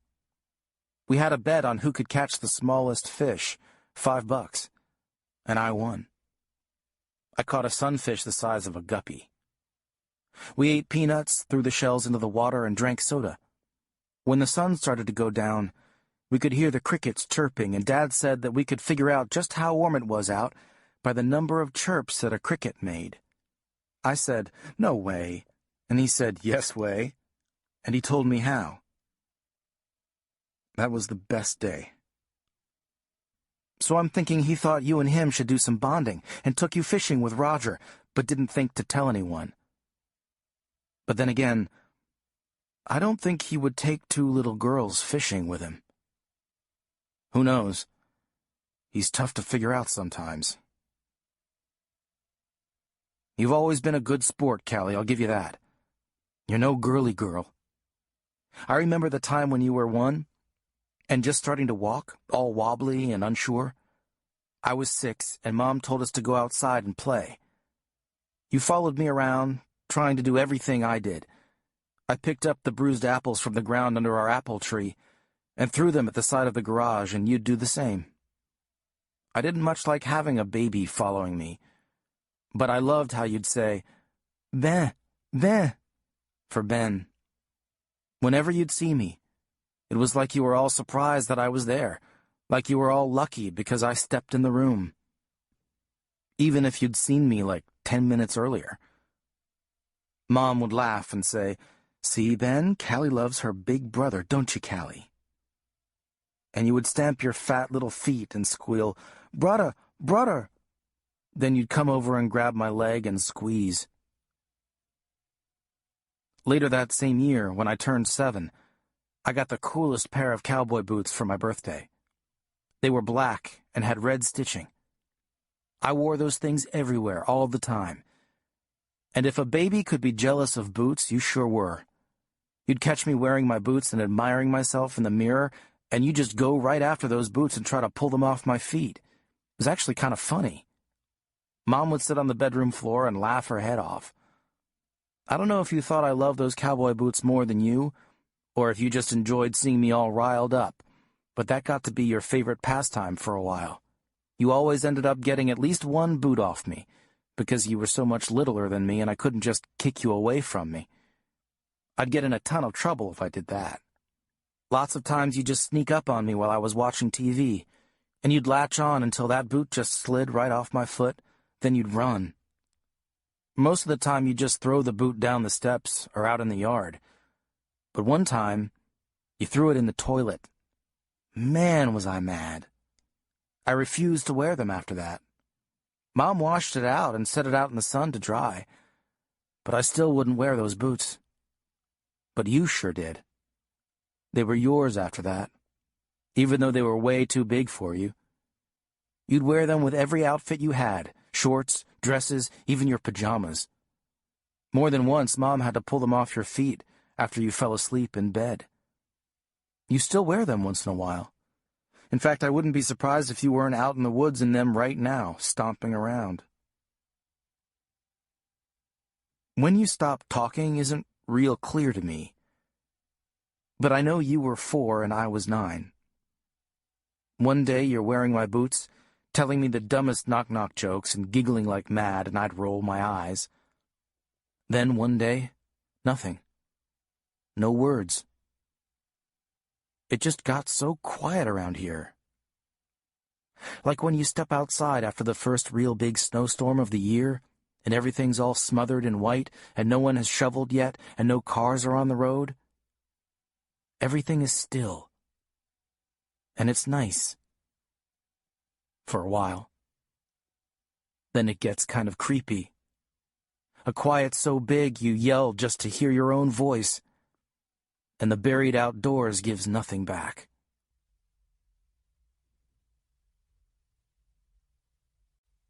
Calli. Calli ran down Broadleaf Trail until it intersected with River Bottom, where the trail traveled downward at a steep angle, winding its way down to the creek. Each dip or rise in the forest had its own smell, sweet with spiral flower, pungent with wild onion, fetid with rotting leaves. Each hollow in turn had its own climate, warm and moist, cool and arid. As Calli ran down toward the river and deeper into the woods, the temperature dropped, the trees grew closer together, the vegetation gathered in tight around her ankles. Calli could hear Griff's large body pounding the trail above her. Her chest burned with each breath, but still she ran, Spindly tree trunks and craggy bluffs blurred in the corners of her eyes. Patches of sun briefly shone brilliantly on the ground before her. A stitch in her side caused her to slow and then stop. She listened carefully to the woods. The narrow creek gurgled. A cardinal called and insects droned. Calli searched for a place to hide.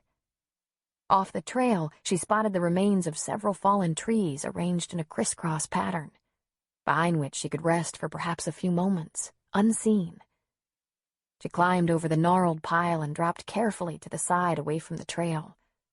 Once seated, Calli pulled stray twigs and branches around her to camouflage her pink nightgown. She tried to steady her breathing. She did not want Griff to hear her huffing and find her trapped within the middle of the branches with no quick escape. Minutes passed with no Griff.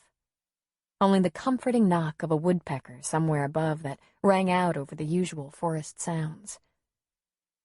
Calli shook in spite of the heat and rubbed the goosebumps on her arms. The rage that radiated off Griff needled at Calli's memories, and she tried to close her eyes to them. That day. On that day, in December, it was cold. She was 4, and Ben was off sledding with some of his friends. Her mother, belly heavy with pregnancy, was making hot cocoa, plopping white cushiony marshmallows into the steamy chocolate, then adding an ice cube to Calli's mug to cool it. Calli was at the kitchen table, drawing paper in front of her, and an arrangement of markers around her. "What should we name the baby, Cal?" her mother asked as she set the hot chocolate before her. "Don't burn your mouth now." Calli set aside her drawing, a picture of Christmas trees, reindeer, and a roly-poly Santa. "Popsicle, I think," she replied, pressing a spoon against a melting marshmallow. "Popsicle?" her mother asked, laughing. "That's an unusual name.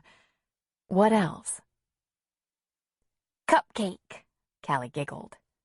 "Cupcake? Is that her middle name?" Calli nodded, her smile filled with sticky white marshmallows.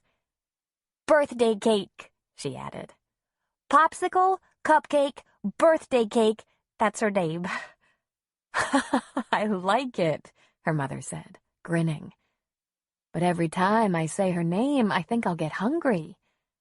How about Lily or Evelyn? Evelyn was my mother's name."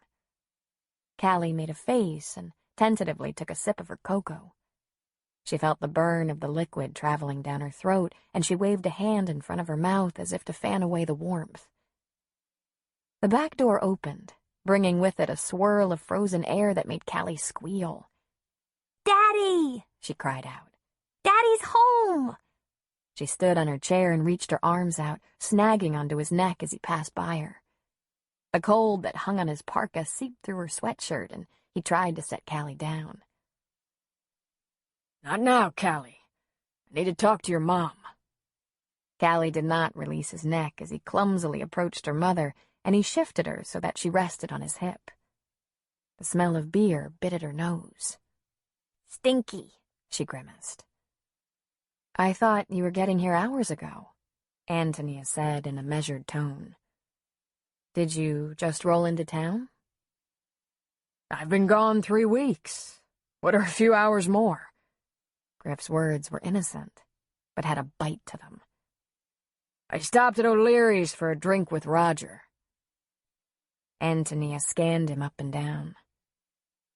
"From the smell of things and the way you're lurching around, you had more than a few. You've been gone for a month. I figured once you got back to town, you'd want to see your family." Calli heard the tension in their voices and squirmed to get out of Griff's arms. He held her tightly. "I do want to see my family, but I want to see my friends, too." Griff opened the refrigerator and searched for a beer, but found none. He slammed the door, causing the glass bottles to rattle against each other. "I don't want to fight." Antonia went to Griff and hugged him awkwardly, her belly an obstacle. Calli reached her arms out toward her mother, but Griff whisked her away and sat down at the kitchen table. Calli on his lap. "I had an interesting chat at O'Leary's," Griff said, conversationally. Antonia waited, poised for what she knew was to come. "Some guys are saying that Loris Lewis has been hanging around here lately." Antonia turned to a cupboard and began pulling dinner plates down. "Oh, he shoveled the drive one day for me last week. He was over checking on Mrs. Norland. The mail carrier said she wasn't getting her mail out of her mailbox. She was fine. Anyway, he saw me out shoveling and asked if he could help," she explained, turning to see Griff's reaction. "Ben was sick, throwing up. He couldn't shovel, so I went out to do it. He stopped by. No big deal. He didn't come in the house." Griff continued to stare at Antonia, his face implacable. "What? You think we would... I'm 7 months pregnant." Antonia laughed humorlessly. "Forget it. Think what you want. I'm going to go lie down." Antonia charged out of the kitchen. Calli could hear her weighted clumsy steps on the stairs. Griff shot from his chair, raising Calli up with him. The force caused her to bite down on her tongue, and she cried out in pain, the tinny taste of blood filling her mouth. "I'm talking to you," he shouted after her. "Don't you want to hear what everyone is saying?" He moved quickly to the bottom of the stairs. "Come back here!" Calli could see a purple vein pulse at his temple, could see the tendons of his neck strain against his skin. She began to cry loudly and struggled against Griff. "Put her down," Antonia called down to him. "You're scaring her." "Shut up! Shut up!" Griff bellowed at Calli, climbing the steps 2 at a time, her neck jerking violently with each step. "Put her down, Griff! You're hurting her!" Antonia was crying now, her arms outstretched to Calli, reaching for her. "Dirty whore! Taken up with him again! How does that make me look? I'm away, slaving to make money for this family, and you're sitting here taken up with your old boyfriend." Spittle flew from his lips, mingling with Calli's tears, and she arched her back violently, trying to escape his grip. Antonia screeched, "Oh my God, Griff! Stop it! Stop it, please!" Griff had reached the top of the steps, stood next to Antonia, and yanked her arm. "Slut!" Calli's hysterical wails nearly drowned Griff's ranting. "Mommy! Mommy!" "Shut up! Shut up!"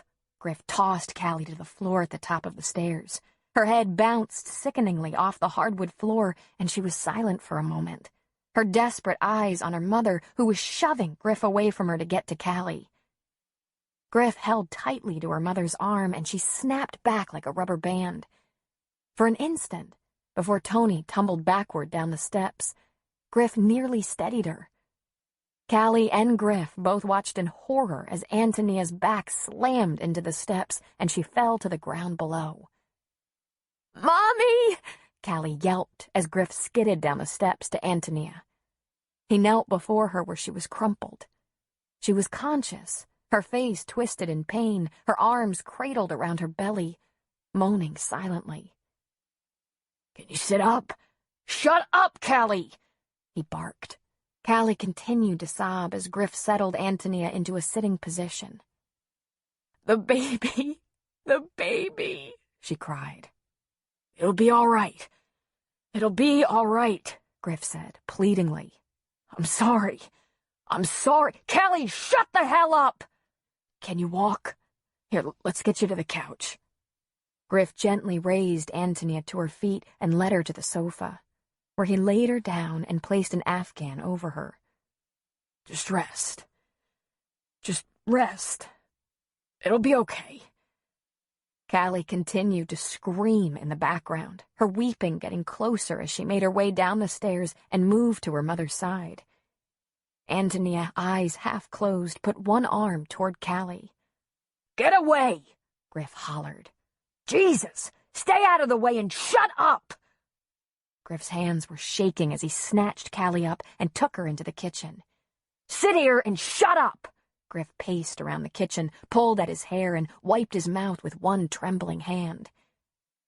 Griff bent down to Calli, her tearful screams dropping to grief-stricken hiccups, and whispered into her ear for 1 full minute. During those interminable 60 seconds, Calli's eyes blinked rapidly at Griff's words. His breath hissed across the delicate crevices of her ear and mingled with her mother's soft cries. Then he stood and rushed out the back door with a gust of wintry, bitter wind, taking away more than he arrived with. That evening, after Ben came home, Calli and Ben sat vigil around their mother as she lay on the couch. Her desperate, mournful moans filled the room until Ben finally called Officer Lewis and the ambulance arrived, just in time to deliver a perfect, silent, bird-like baby girl, whose skin was the same bluish color as her mother's lips. The paramedic swiftly whisked the breathless infant away, but not before Calli gently patted her strawberry-colored hair. Years later, Calli sat among the fallen tree limbs, alert and tense, remembering her father's whispers that still hummed in her ear. She heard a rustle from somewhere behind her. It couldn't be her father. Ranger Phelps? Hope rose in her chest. Did she dare to come out from her hiding place? She weighed her options. If she emerged, Ranger Phelps would surely help her get home. But what if they came across her father? He would hand her over to her father, and she wouldn't be able to tell the ranger what had happened. No, she needed to stay put. She knew her way home.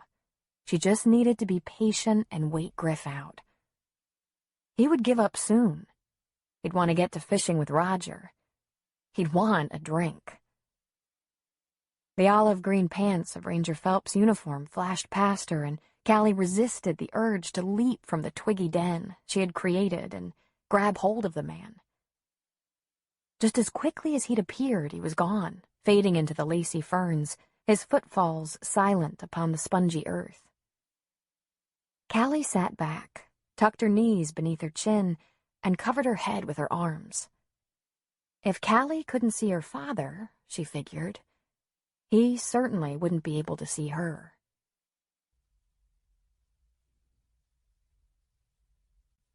Martin. I stopped by my home to find Fielda standing at the front door, her kinky black hair pulled back from her face, her glasses sitting crookedly on her nose. She looks at me expectantly.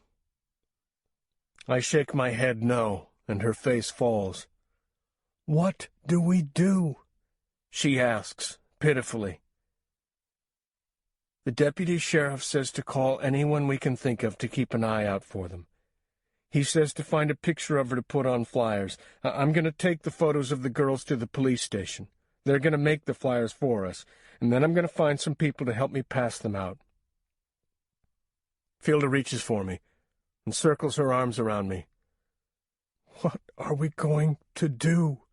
she cries softly. "We're going to find her, Fielda. We're going to find Petra and bring her home, I promise." We stand there for a moment, letting the weight of my promise soak into both of our skins, until finally Fielda steps away from me.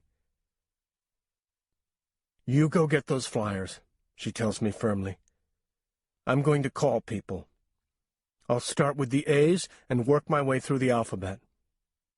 She kisses me goodbye, and I squeeze her hand before I shut the door.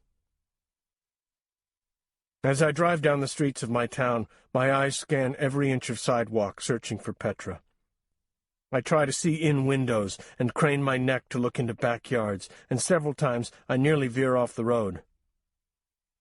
When I pull in front of the police station, my legs are shaking, and it's with weak knees that I trudge through the door.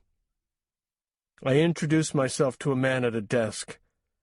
When his eyes meet mine, I search them to see if I can discern what he thinks of me. Does he suspect me? Does he feel sorry for me? I cannot tell. "I'll get those flyers for you right away, Mr. Gregory," he says, and leaves me. Now, in the sanctuary of my office at St. Julianus, each excruciating moment of the day stabs at my mind. I cannot concentrate. Sitting in my office on campus with a pile of papers, my beautiful daughter's face gazing out at me from them, I can almost feel Petra's presence in the room. Petra loves to sit beneath my large walnut desk. There she plays with her dolls, which she carries in a large canvas bag with her name painted on the front of it. As I do paperwork, I can hear the intricate conversations that her dolls hold with one another, and I smile at the thought. Petra enjoys learning all about the mysterious history of the college. She walks with me through the buildings, sunlight shining through the jewel-colored stained-glass windows depicting the saints and martyrs of the Catholic Church. She often makes me pause in front of the window showing St. Julianus, the namesake of the college. In brilliant hues of saffron, lapis, copper, and jade, the artist tells the story of Julianus's life. An old man dressed in brown robes, holding a scroll, flanked by a large bear and a flock of blackbirds. I repeatedly tell her about St. Julianus, also known as St. Gall, or St. Callo, a man born in Ireland sometime in the 6th century. Legend had it that Julianus, a hermit, ordered a bear in the woods where he lived to bring his reclusive clan wood for their fire, and the bear obeyed. I described to her the tale of how King Sigebert of Austrasia, now northeastern France and western Germany, implored Julianus to free his promised wife of demons. Julianus obliged, and at his command freed the tortured woman of demons who left her in the form of a flock of blackbirds. Petra always shivers with delight at this story, and rubs the musical note charm on her necklace nervously. My colleagues make special stops to my office when they know Petra is visiting. They ask her about school and friends, and she draws pictures for them to hang in their offices. My students are equally enchanted with Petra. She remembers the names of everyone who happens to meet with me while she's present. One distressed junior made an impromptu visit to my office this past winter, while Petra played happily under my desk. The young man, normally confident and charming, was near tears, worried about graduating on time. He couldn't concentrate on his studies and needed to get another part-time job to help pay his tuition and rent. "Lucky?" I said to the student. "You have too much on your plate right now. It's natural for you to feel stress." I hastened to lure Petra from under the desk and introduce her to the young man before he became too emotional in front of her. "This is my daughter, Petra. She often comes to my office on weekends to help me.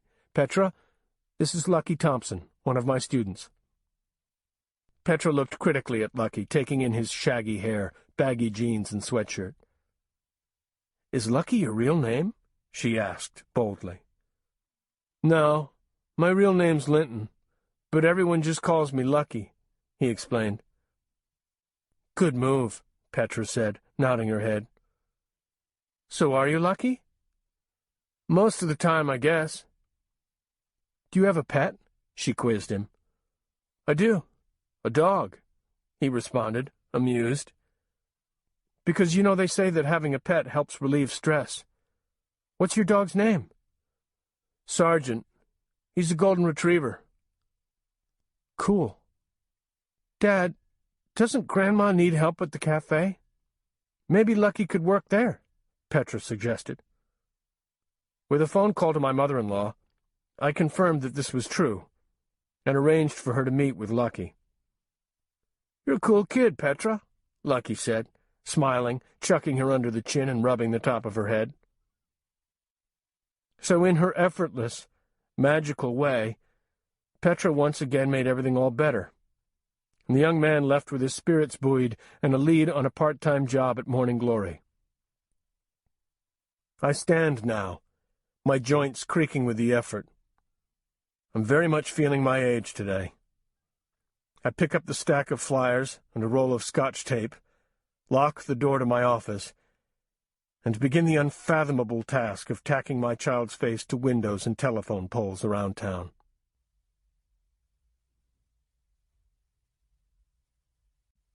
Antonia. My ear aches from all the phone calls I've been making, trying to find Calli and Petra. I've called everyone that I could think of, neighbors, classmates, and teachers even. No one has seen them. I can hear, in the pause on the other side of the phone, a silent judgment. I've lost my child, the most precious gift. Somehow I let her get away from me. I know what they're thinking.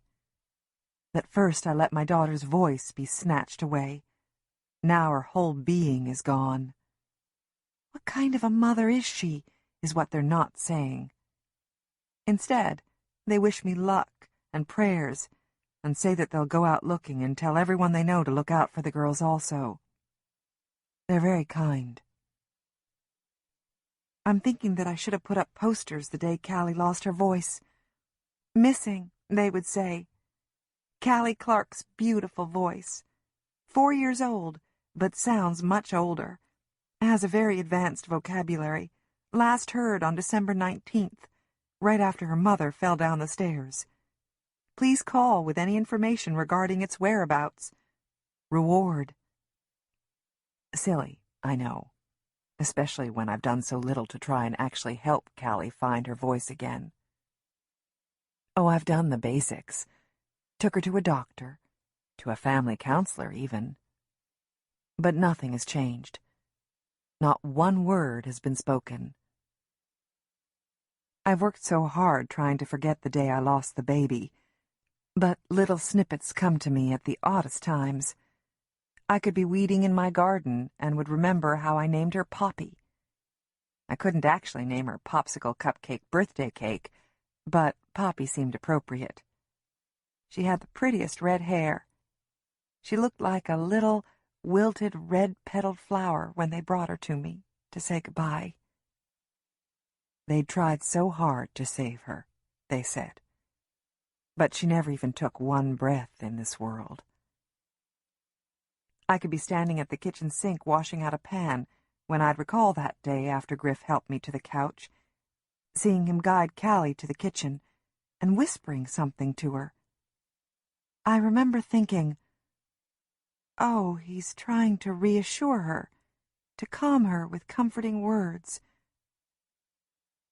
But after that, she said nothing. Ever.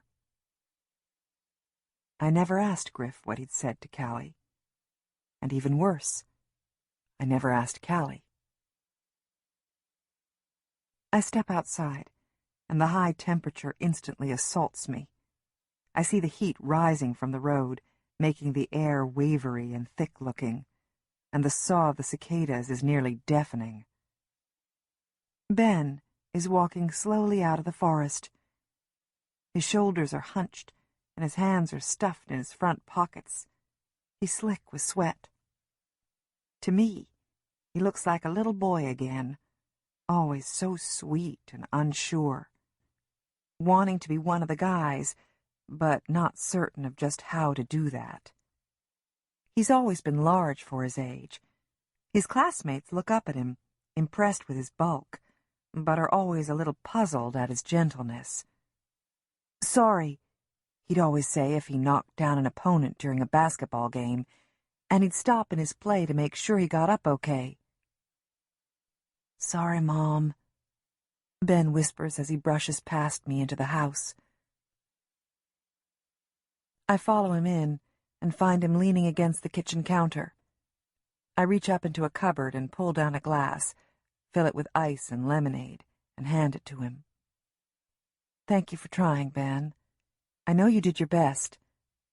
There isn't anyone who knows the woods better than you do. If they were in there, I know you would have found them. He takes a long swallow of the lemonade and makes a pinched face at its sourness. I'm going back out. I'm going to call the guys and we'll go out looking again. We need to go in deeper. She may have gone farther in. She likes to explore. That's a good idea. I'll go too. I'll call Mrs. Norland to come over and wait in case they come back. I'll pack some water. You go call the boys. Ben has his hand on the phone when it rings. He pulls back as if shocked, lets it ring again, and then picks it up. Hello? It's a question. Just a moment, please. He hands the receiver to me and whispers, Lewis. Lou? I say, and I find myself getting teary. Any word? No, nothing yet. I've contacted the state police, and they're sending a guy over. He'll be here in an hour or so. He'll be wanting to talk to you, and Ben, and Mr. and Mrs. Gregory, too. He pauses for a moment. We've tried to contact Griff and Roger Hogan, but can't get a hold of them. Roger's wife said his plan was to pick up Griff at about 4 this morning, and to drive over to Julian. I called over to the Julian police station. An officer's going to drive to the cabin and let them know what's going on.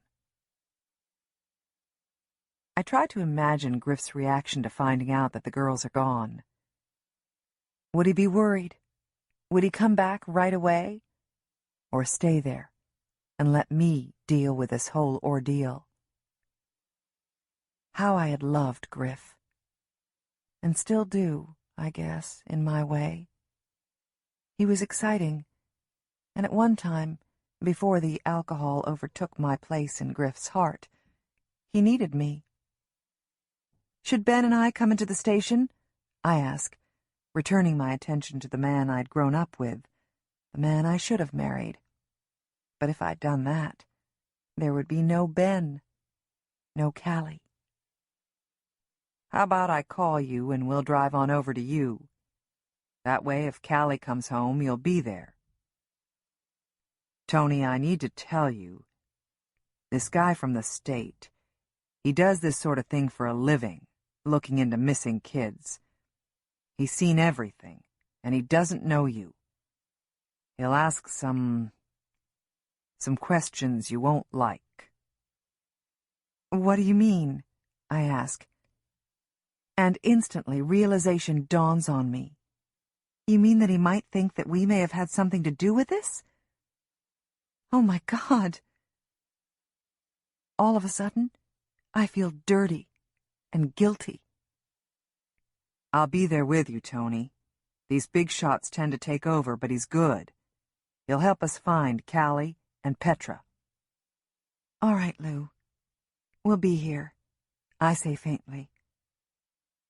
A silence as heavy as this summer's heat hangs between us. Tony, I've reported Calli and Petra missing to the NCIC, Lewis says, as an afterthought, as if he wants me to think it's really no big deal. But I know otherwise. What exactly is that? I ask. It stands for the National Crime Information Center. They have a centralized missing person file. This way, other law enforcement centers will be aware that we're looking for the girls. And I put a be on the lookout bulletin for the entire county. Everyone will be looking for Petra and Calli. Oh, that's a good idea, I say, my mind spinning. What about an Amber Alert? Can you issue one of those? Amber Alerts are only issued when it's confirmed that a child's been abducted. We don't know that for certain. We're silent for a moment. Tony, it'll be okay. I promise. Lewis finally says with resolve. I hang up the phone. Ben is watching me, waiting for me to tell him what to do. Go on and take a shower, Ben. Someone from the state police is coming over. What about looking more? He interrupts with annoyance. Lewis says we need to do this, so we will. Go on and take a shower. I sit down once again to wait.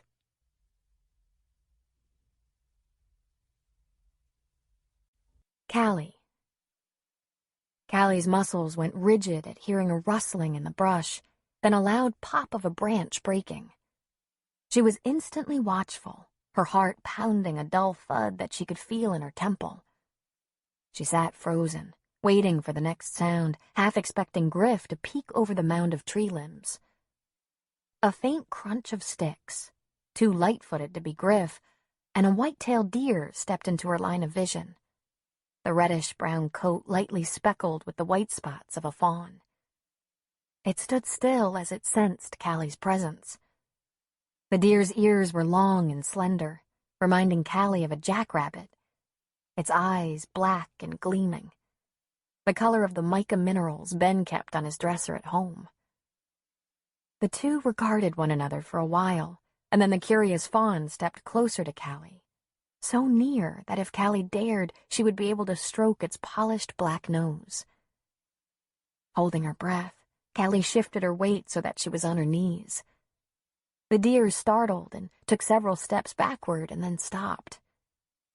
Again, they observed one another, both long-limbed and knobby-kneed.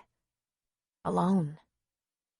Stepping tentatively toward Calli, the deer sniffed the air around her experimentally. Calli dared to pull herself out of the fallen boughs, and the deer stutter-stepped back in hesitation. Yet again, they stood placidly, each scrutinizing the other, until the fawn took 2 bold steps to Calli.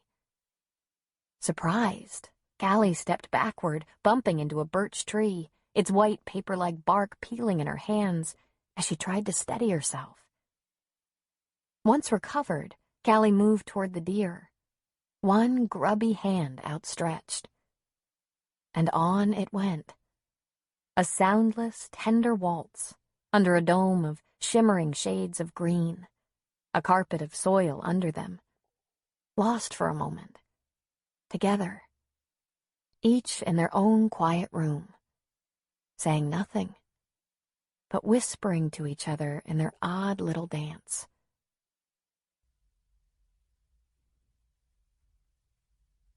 Deputy Sheriff Lewis. At my desk, cluttered with a horrible reminder of 2 missing girls, I wait for the agent from the state. I have just asked Meg, our dispatcher, to send one of our reservists, David Glass, a pharmacist, to be our point man at the homes. He'll park our oldest dented squad car at a point between the 2 homes. All the information gathered during the investigation will be relayed to David. The picture of Calli that has been passed out to all police officers stares up at me. She looks so like her mother. The same chestnut hair and brown eyes. The same messy ponytail that Tony had when she was young. Tony and I met when we were 7, in the winter of our 1st grade year. My mother, my sister, brother, and I had just moved to tiny Willow Creek from Chicago. My father had died unexpectedly the year before of a heart attack, and through a friend, my mom got a job at the college. The quiet and vastness of land made me lonely for the sound of traffic, and the familiar sound of neighbors laughing and arguing. I remember lying in my new bed, in my very own room, missing the sound of my little brother's soft snores, and not being able to sleep for the calm of the country. Our neighbors were acres away. The only sounds were that of a dog barking or the wind blowing. After so many sleepless nights, my mother finally bought me a small radio to place beside my bed, to fill the silence that kept me awake. I started my first day at Willow Creek Elementary School reluctantly, and pretended to be sick. My mother sat on the edge of my bed and looked me in the eye. "Loris Michael Lewis," she began gravely, "I, of all people, know that it's not easy to leave what you know and begin something new. Your father is not around to help now.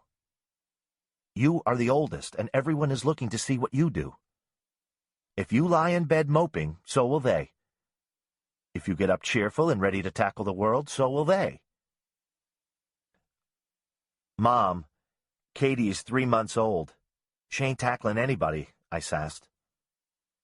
"Well, you're the oldest male figure she has to go by now. How you act is what she will grow up thinking what a man should be like. Put that in your pipe and smoke it, mister. Get up." "Sheesh, Mom. Okay." I crawled out of bed, got dressed and prayed that someone in this godforsaken town would know how to play a good game of stickball come spring. On that first day of school, my mother drove us. The sky was robin's egg blue, and the ground was covered in snow so brilliantly white it hurt my eyes to look at it. It was very cold. We could see our breath, even though my mother had the heat turned to high in the rusty blue Plymouth Arrow she drove. The school was a large, aged, red-bricked two-story set on the edge of town. It was actually bigger than my old school in Chicago, which was a small private elementary school. But they looked much alike, and that was comforting to me. The next thing I noticed was that the students of all ages were running to the back of the school, clutching red plastic sleds and wooden toboggans. "Come on, Dave," I said to my brother, who was entering kindergarten. "Let's go." I grabbed my book bag, said a quick goodbye to my mother, and we tumbled out of the car. "Hey," she yelled. "Don't you want me to walk you in?" "No, thanks." I threw my bag over my shoulder, and we followed the snow-crusted footprints to the back of the school. It was a breathtaking sight to my 7-year-old eyes. Hidden behind the school was an enormous hill that ran the length of the school and then some. The hill was steep in some areas and more level in others, and ended in an immense meadow perhaps 2 football fields long. Kids formed lines at the top of the hill to take their turn down the various sledding paths. There was a definite pecking order to the arrangement. The older kids, probably 7th and 8th graders, were organized near a portion of the hill that descended at a sharp angle and had a number of man-made mounds, carefully rounded and padded to send sleds airborne. The smaller children gathered around the shorter hills, with less of an incline. I watched as children whooped with glee on their way down the slopes, and viewed their determined journey back up the hill, dragging their sleds behind them. One small figure caught my eye. The child, a boy, I figured, my age or younger, was decked out in black snow pants, an oversized black winter coat and black rubber boots. 2 mismatched mittens, one red, one green, were on his hands, and a black stocking cap was pulled low over his eyes. I watched as he confidently carried a silver, dish-shaped sled to the edge of the big kid's hill and got in line behind 3 other towering boys. The boys turned, laughed, and unceremoniously shoved him out of the line. Not intimidated, he squeezed back into his spot and rooted himself soundly, ignoring the taunts flung at him. When it was his turn, he situated himself onto the disc, and a boy behind him shoved the sled with the toe of his big hiking boot. The sledder went careening down the hill, spinning and bouncing off the icy bumps, going airborne for a moment, only to strike another frozen ramp. I held my breath for this poor soul, who was sure to be killed with all of us as witnesses. "Holy crap," Dave whispered beside me, and I nodded in agreement. It seemed like forever, him going down that hill, his head jerking around on his neck. But he held on, dangerously tipping only once. Finally, his sled hit the final speed bump so violently that his stocking cap went flying and a brown rope of hair soared behind him in a loose ponytail. He was a she, I realized with a shock, and as she slid the final 200 feet to a stop, I had fallen completely and utterly in love. I still have to smile at the memory, and am still astounded at how quickly Tony had cornered off a spot in my heart. I'm even more amazed that she still has claim to it. I look up from my desk. I know who my visitor is. I stand and go to greet Agent Fitzgerald from the State Police.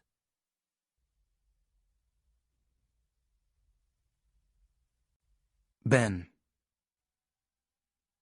From the window of my bedroom, I see the deputy sheriff pull into the Gregory's driveway, and I crane my neck to see who's with him, hoping it's you, Calli. It isn't. A small man dressed in brown pants, white shirt, and a red tie gets out. I watch as he looks the Gregory house up and down and then walks with Deputy Sheriff Lewis to the front door. The policeman Mom was talking about, I figure. Calli, you sure are causing one mighty fuss. And how you do that without saying a word amazes me. I was supposed to go spend the night at Raymond's house tonight, but I guess that's out. At least until we find you. You never did like it when I spent a night away from home. You'd sit on my bed as I packed my backpack, looking at me so sad-like I'd have to keep saying over and over, "I'll be back tomorrow, Cal. It's no big deal." But you'd still look so disappointed that I'd let you play with my chess set, the one Dad got me for Christmas that one year, and you'd feel a little better. Mom was about as bad as you. Oh, she'd put on this brave face and say, "Of course you have to go to your overnight, Ben. We young ladies will be just fine here, won't we, Calli? We have Daddy here now to keep us company." Truth is, I'd only go on overnights when Dad was home from traveling. I could never stand the thought of you and Mom home completely alone, and sometimes it was just better for me to be out of the way when Dad came home. Do you remember the night of the talking lessons? Last fall, when you were in first grade, and Mom was out, went to some meeting with your teachers, I think, and we were left home with Dad? He thought it was ridiculous, all this to do at school because of you not talking. He started out all excited, saying, "Calli, want to do something nice for your mom?" Of course you nodded, all happy. Dad had you come over to him, where he was sitting in his favorite green chair, and sat you on his lap. You looked at him, just waiting for him to tell you what great surprise he had for Mom. Dad looked so glad that I came over and asked if I could help surprise her too. Dad smiled. "That's nice, Ben, but this is something that only Calli can do for Mom." Then he looked at you. "Calli, wouldn't it be wonderful if you could tell Mom you love her? That would make her so happy, and me too." All of a sudden, your face got all sad, because you knew Dad just asked you to do the impossible. Dad said, "Aw, come on, Calli, you can do it. Just make your mouth say, 'Mom.'" You started shaking your head and squinching your eyes up tight. "Come on, Calli, say it. Mom." He stretched his lips out wide, and he said the word like someone trying to get a baby to talk. You kept your eyes shut, and your lips squeezed together. "You can do it, Calli. Don't you want to make your mom happy? Mom." You were having none of it, and tried to hop off Dad's lap.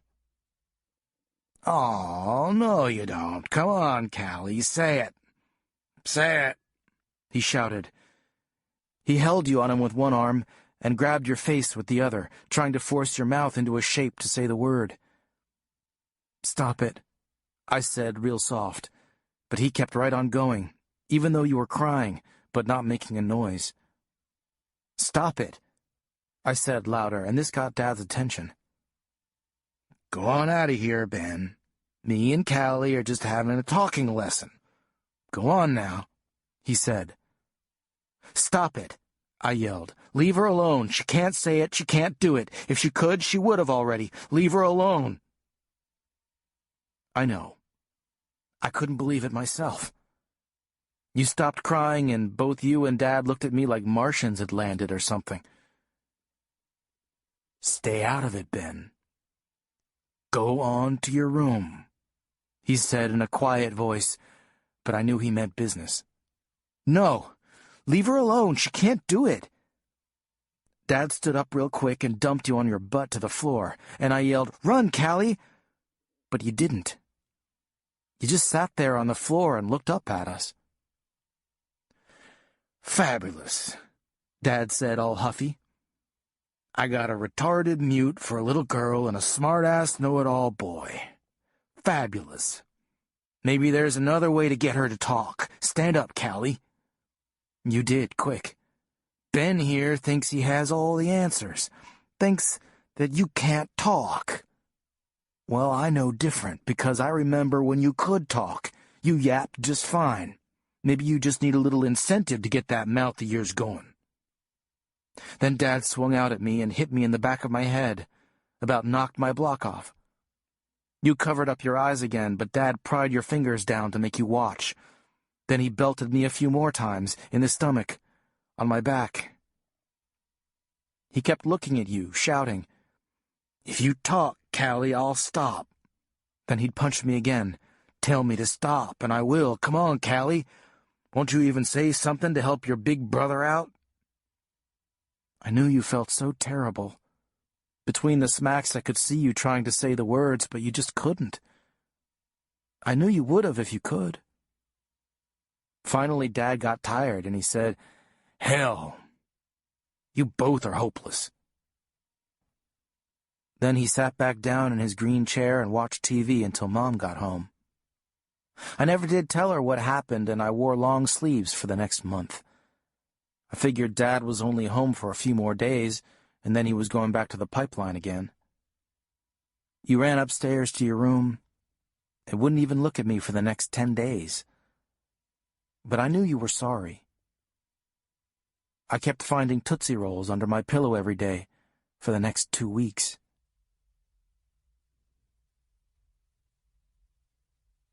Martin. Fielda is hanging on, but just barely. She's pale. Her voice is shaky and high. Her fingers keep plucking at the loose threads on the arm of the couch. She's trying so hard to concentrate on the words that Agent Fitzgerald, sitting with Deputy Sheriff Lewis on the couch opposite us, is saying, but is struggling to focus. "I'm sorry," she says contritely.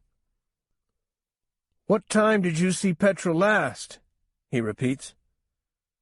Agent Fitzgerald is not what I expected. I thought he would be much older. Instead, he looks to be 40. He's very short in stature, with a bulldog chin and small, feminine hands. His appearance doesn't fill me with confidence, and I'm rather irritated with Deputy Sheriff Lewis, as he had said this Agent Fitzgerald was well regarded in law enforcement and a force to be reckoned with. "Last night," Fielda responds. 8:30, I'd say? No, 9. It was 9 because she came downstairs once to ask me what a word meant in her book that she was reading. "What word?" Fitzgerald asks kindly. "What word? It was inedible. She wanted to know what it meant, and I told her," Fielda explains. I begin to shift uneasily next to her. "What does that have to do with Petra being gone? We've answered all these questions for Deputy Sheriff Lewis. I don't understand why we need to answer them again. We should be out looking for the girls. Our time would be better spent," I tell him politely but firmly.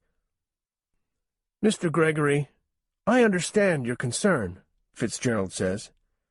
"It's good for me to ask the questions also and hear your answers too. You may think of something that you didn't tell Deputy Sheriff Lewis. Please, be patient. We're all working very hard right now to find your daughter. All I know right now is that my little girl is missing, as is her best friend. She's out there somewhere in her pajamas, and all I'm doing right now is sitting here."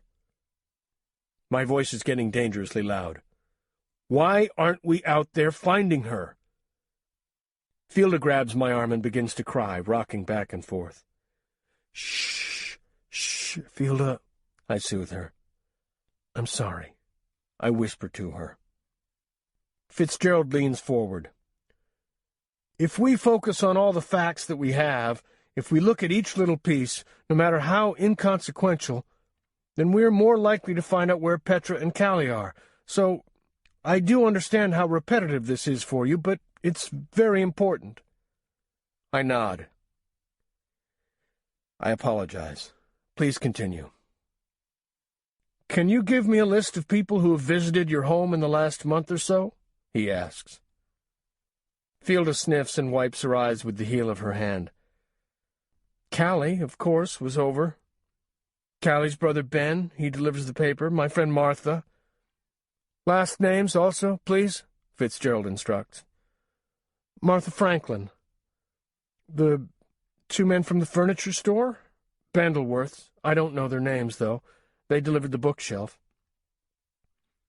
We had a dinner party about 2 weeks ago with some of my colleagues from the college, Walt and Jean Powers and Mary and Sam Garfield, I add. We often have students from the college come and do odd jobs for us, Fielda says. Fitzgerald looks expectantly at her. Mariah Burton babysat for us on a number of occasions the last 2 years. Chad Wagner has done some lawn work this summer. He's in one of Martin's economics classes. And Lucky Thompson. Lucky stops by once in a while. I can't think of anyone else. Can you, Martin? We have several hikers wander down this way, since we're right next to the woods. Many people from town come out this way to walk the trails, usually on weekends. Just about everyone we know has come near here at one time or another, I explain. When we leave, I'd like for you to make a list of everyone that has had contact with Petra as far back as a year. Now, some names may be repeats that we've already spoken about. That's fine. We'll run all the names through our system and see if anything unusual comes up.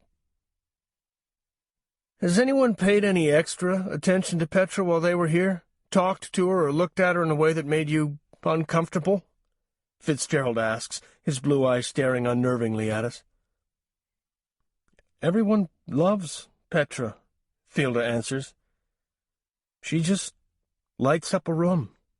She can talk to just about anybody about anything. I look forward to meeting her, too. Fitzgerald smiles. But think back. Did anyone you know maybe go out of their way to give her a hug or speak to her in a way that made you pause, even just for a second? Fielda blinks at him several times, and I can actually hear the connections clicking together in her mind.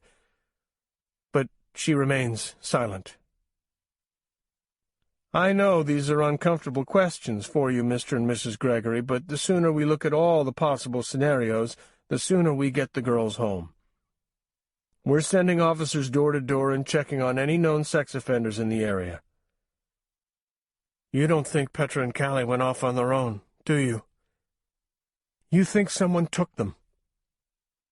Fielda looks desperately at Fitzgerald, and when he remains silent, she turns to Deputy Sheriff Lewis. There are some slight similarities to the disappearances of Petra and Calli to the little McIntyre girl, Lewis says. Nothing concrete, but like Agent Fitzgerald says, we need to look at everything, no matter how hard. Oh, my God. Oh, my God. Fielda slowly slides off the slippery chintz sofa to her knees and then curls into a tight ball. Oh, my God, she wails. I drop to the floor next to her and glare at Lewis and Fitzgerald. Get out, I say, enraged, surprising even myself. Then more calmly add, please, leave us for a moment, and then we will talk more. Please go. I watch the two men as they stand and unhurriedly walk out the front door into the scorching heat. As the front screen closes and latches with a soft click, I lie down next to Fielda, molding myself to her, pressing my chest to her back, tucking my knees into the soft groove behind hers, sliding my arms around her middle and hiding my face in her hair. She smells sweetly of perfume and talcum powder, which to me will forever on be the odor of deep, deep grief. Her cries do not soften, but become more fraught, and my own body rises and falls with each of her shudders.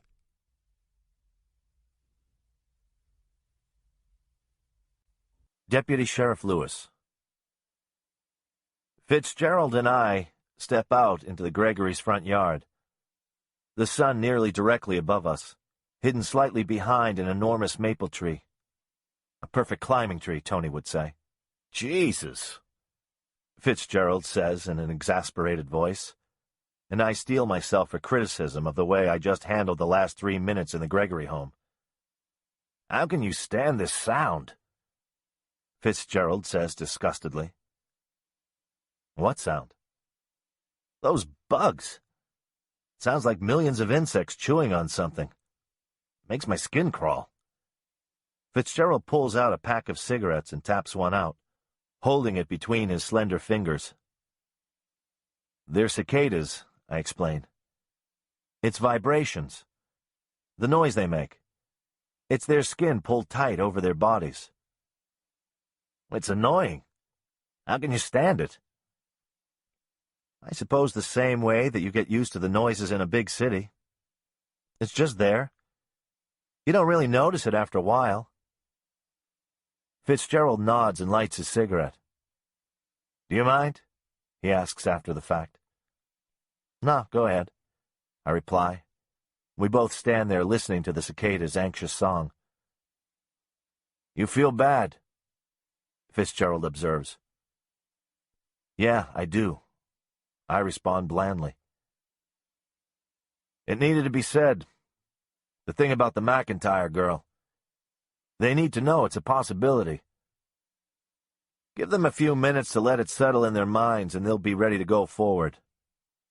There's no way they will accept that their little girl could have been lured from their home, raped and murdered. But the possibility will be there. And they'll be out here in a moment ready to fight like hell to find her, to prove that's not what happened. We need to bring in search dogs, organize a formal search, I tell him, knowing this is already on his mind. I agree. We can get a trained hound and a handler from Madison or even Des Moines down here by late this afternoon, Fitzgerald responds, taking a deep pull on his cigarette. The families are not going to want to hear about a search dog. Sounds too much like we'll be looking for bodies, I say, not relishing the thought of being the one to relay the information to the Gregorys and Tony. What's your gut feeling on this one, Lewis? Fitzgerald asks me, leaning against an old oak tree. I shrug. Not sure. But between you and me, I'd look at Tony's husband a little more closely. He's a shady character, a drinker. Rumor has it he can be violent. Violent in what way? Like I said, just a rumor. Tony doesn't talk about it. There's never been a domestic call. Several drunken disorderlies on Griff, and one DUI. Just something to keep in mind as this all unfolds, I say wearily. Good to know, Fitzgerald says, looking off toward Tony's house. Days like this I wish I smoked, I say, eyeing a cigarette. Days like this I wish I didn't, Fitzgerald replies, as Martin Gregory steps outside his home. I'm sorry, Martin apologizes. We're ready to go on. Tell us what you need to know. Please, come in.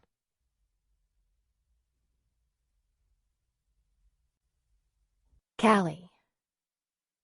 Calli had traveled deeper into the forest, beyond any spot she had been before. She was lost. The fawn had long since left to join its mother.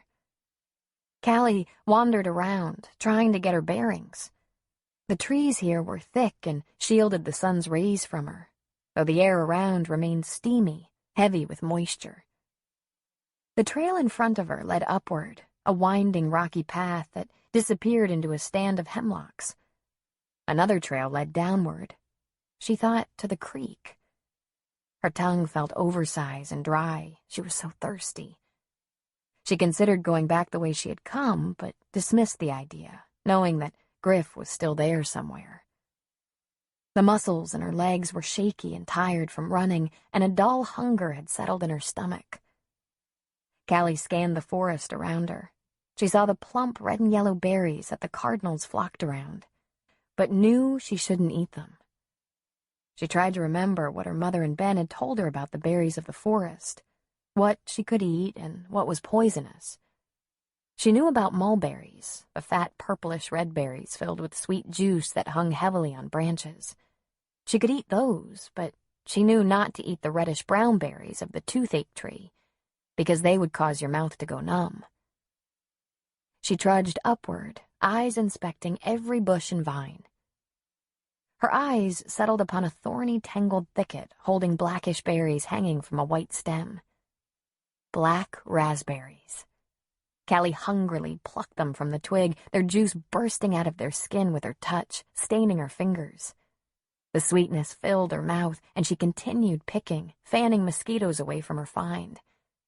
Her mother had taught her where to find the wild black raspberries, and she and Ben would collect as many as they could in old ice cream buckets, trying not to eat too many. When their buckets were full, they would carry them home to their mother, who would carefully wash them and bake them into pies that she served with homemade ice cream. Calli loved homemade ice cream and everything that went into making the concoction. She would tromp down the basement stairs where they stored the old hand-crank ice cream maker. It awed her how just adding the eggs, vanilla, milk, and rock salt would create something so delicious. She didn't even mind the ache in her arm from turning the crank, and Ben would take over when she couldn't turn it anymore. The first thing she would do, she decided, when she got home, was to haul that old ice cream maker up the steps so they could make a batch. When she finished eating all the raspberries she could reach, she wiped her blackened fingers on her nightgown and rubbed the back of her hand across her mouth, the imprint of her lips left behind like lipstick. Her hunger sated for the moment, Calli decided to continue her climb upward to the highest point on the bluff. From there, perhaps she could see exactly where she was at and which direction would lead her home. But it was so hot, and she was so sleepy. Just to lie down for a few moments, just to rest. She found a shady cluster of evergreens well off the trail, cleared away the sharp branches that lay at its base, and, using her arms as a pillow, shut her eyes and slept.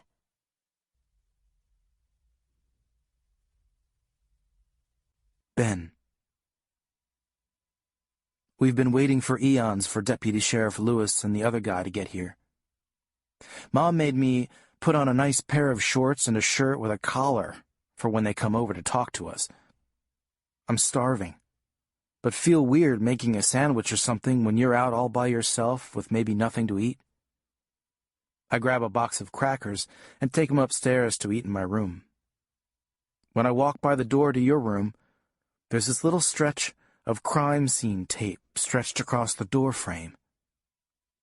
Stupid, I think. People rifling through your stuff in your room when we should all be out looking for you in the woods. I see Mom sitting on the floor of her bedroom, pulling things out of your treasure box. It's really an old hat box filled with junk. I got one too. Mom calls it our treasure box because she wants us to put all the important stuff from our life in it. Then when we're old and gray, as she says, we can dig through all the things that at one time were so valuable to us. Actually, I'm already on my second treasure box because my first one got all filled up. She doesn't notice me standing there, so I just watch all quiet. She's surrounded by a bunch of your school papers and art projects, and she's touching each one, gentle-like, as if one wrong move will cause them all to turn to dust. She reaches into the box again and brings out something that I can't quite figure what it is. Neither can she because she just stares at it for a long time, turning it around in her fingers. It's whitish-gray and about 3 inches long. Mom hears me behind her, turns, and holds it out to me. "What do you think it is?" she asks me as I take it. I shrug and pick at some of the gray bits that look like fur sticking out of it. "I think it's an owl pellet," I say. "Look, you can see little bits of bone sticking out." Mom looks and takes it back from me. I love that about her. Most mothers would freak out at the sight of something like owl throw up, but she doesn't. "Yeah, I think you're right. Why would Calli have this in her treasure box?" she asks. I shrug again. I guess for the same reason that I have a box of periodical cicada shells in my room. This causes her to laugh, and I'm glad. She hasn't laughed much lately. She carefully sets the pellet back in the box and pulls out a pile of something that looks like cotton. "I know what this is," Mom exclaims, smiling. "It's dandelion fluff all bunched together." "Okay," I say. "I can kinda understand the owl pellet, but I don't get the dandelion fluff." "Don't you remember?" she asks me. "When fairies dance upon the air, reach out gently and catch one fair. Make a wish and hold it tight, then softly toss your pixie back to summer's night." "I wonder what she wished for," I say. "I wonder why she didn't let them go," Mom adds. "Maybe she was saving the wishes up for something real big. Then she was going to let them all go at once." It's Mom's turn to shrug, and she lays the fluff back into your treasure box on top of all the other stuff, puts the lid back on, and slides it under her bed. "Come on, Ben," she says. "Let's make you a sandwich. Louis will be here soon." I have an idea of what you might have wished for, because they're the same wishes as mine. Number 1, for you to talk again. Number 2, get a dog. Number 3, that Dad would just go on back to Alaska and not come back. God knows you'd never admit it, and neither would I. But those would be your wishes. I know.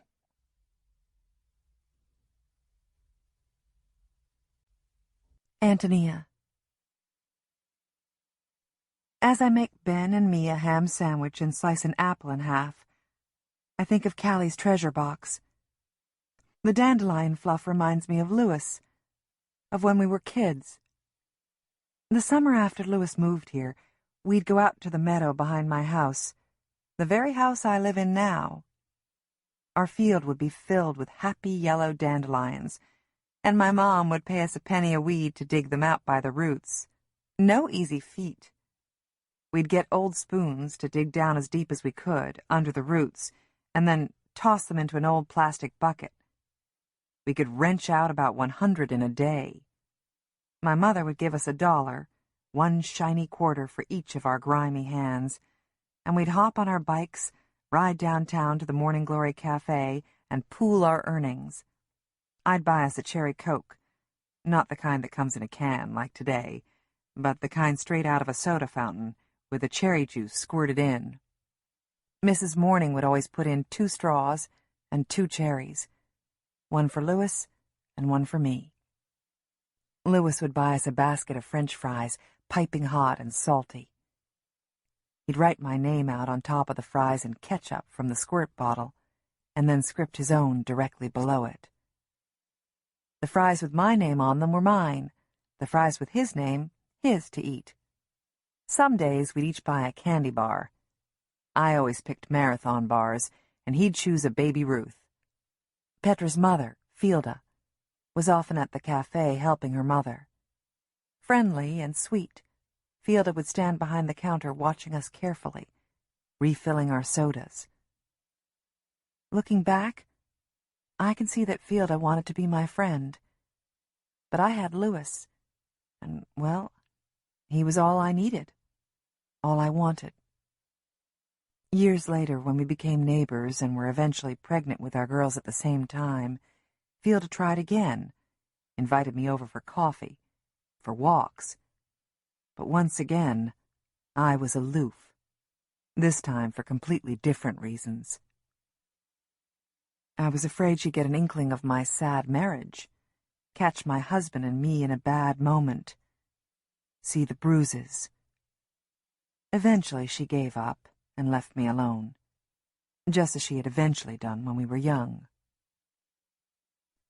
Our dandelion weeding would last approximately 10 days.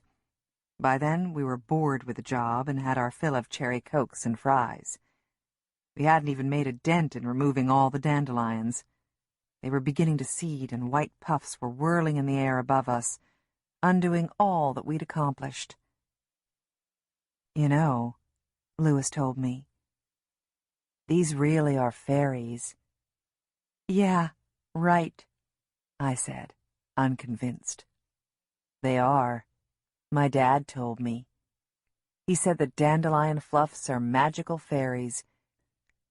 If you grab one before it hits the ground, the fairy'll be so grateful she'll give you a wish once you set her free. I sat up, setting down my dirt-crusted spoon. This interested me. Louis never spoke of his father. Ever. I didn't know they had flowers in Chicago. Yeah, they have flowers and weeds and grass in Chicago, he said indignantly. Just not so much of it. My dad would say, when fairies dance upon the air, reach out gently and catch one fair. Make a wish and hold it tight, and softly toss your pixie back to summer's night. My dad said his granny from Ireland told him that, and that the wishes really come true.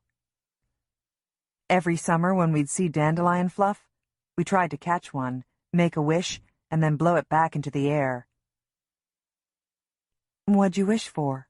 I asked. Stuff.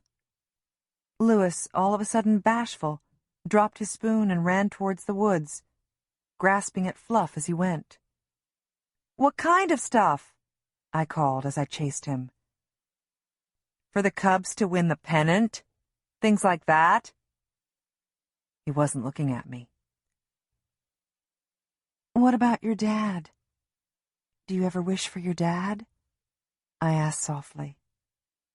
His shoulders sagged, and I thought he'd take off running again. Nah. Dead is dead. Doesn't work for stuff like that.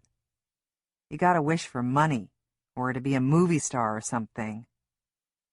He handed me a soft white wish. What are you gonna wish for? I thought for a moment, and then blew it gently from my hand, the cottony wisp floating away. What'd you wish for? He asked again. For the Cubs to win the pennant, of course, I responded. He laughed, and we ran off to play in the creek. That wasn't my wish, though. I wished for him to have his dad back, just in case. 8 years later, when we were 16, we were back at the creek. We just made love for the first time, and I was tearful. I couldn't put into words what I was feeling. I knew I loved him. I knew that what we'd done wasn't a mistake. But still, I wept. Louis was trying to make me smile, tickling me and pulling funny faces. But tears just kept rolling down my face no matter what he tried. Finally, in an act of desperation, I suppose, he ran from the creek. I sat there, devastated, pulling my clothes on, mucus dropping from my nose. I'd lost Louis, my best friend. He came back moments later, though. He held his 2 hands in front of him, clenched tightly. Pick a hand, he said, and I chose his left. He opened his palm, and inside were 3 frail white tufts of a dandelion. 3 wishes, he said, and then opened his other fist to reveal 3 more dandelion fairies. For each of us. You first, I said through my tears, finally a smile on my face. That the Cubs win the pennant? He grinned, and I laughed. That I become a policeman? Then his young man's face became serious. And that you'll love me forever? Your turn, he said quickly. I thought for a moment. To live in a yellow house. I looked carefully at Louis's face to see if he was laughing at me. He wasn't. To visit the ocean, I continued. And, the tears resumed, great sloppy tears, that you'll love me forever. 3 years later, Louis had gone away to college, and I married Griff. Damn fairies, I thought to myself now. I don't live in a yellow house. I've never been to the ocean. And Louis didn't love me forever. And my Calli, my dear heart, is missing. All that I touch gets damaged or lost.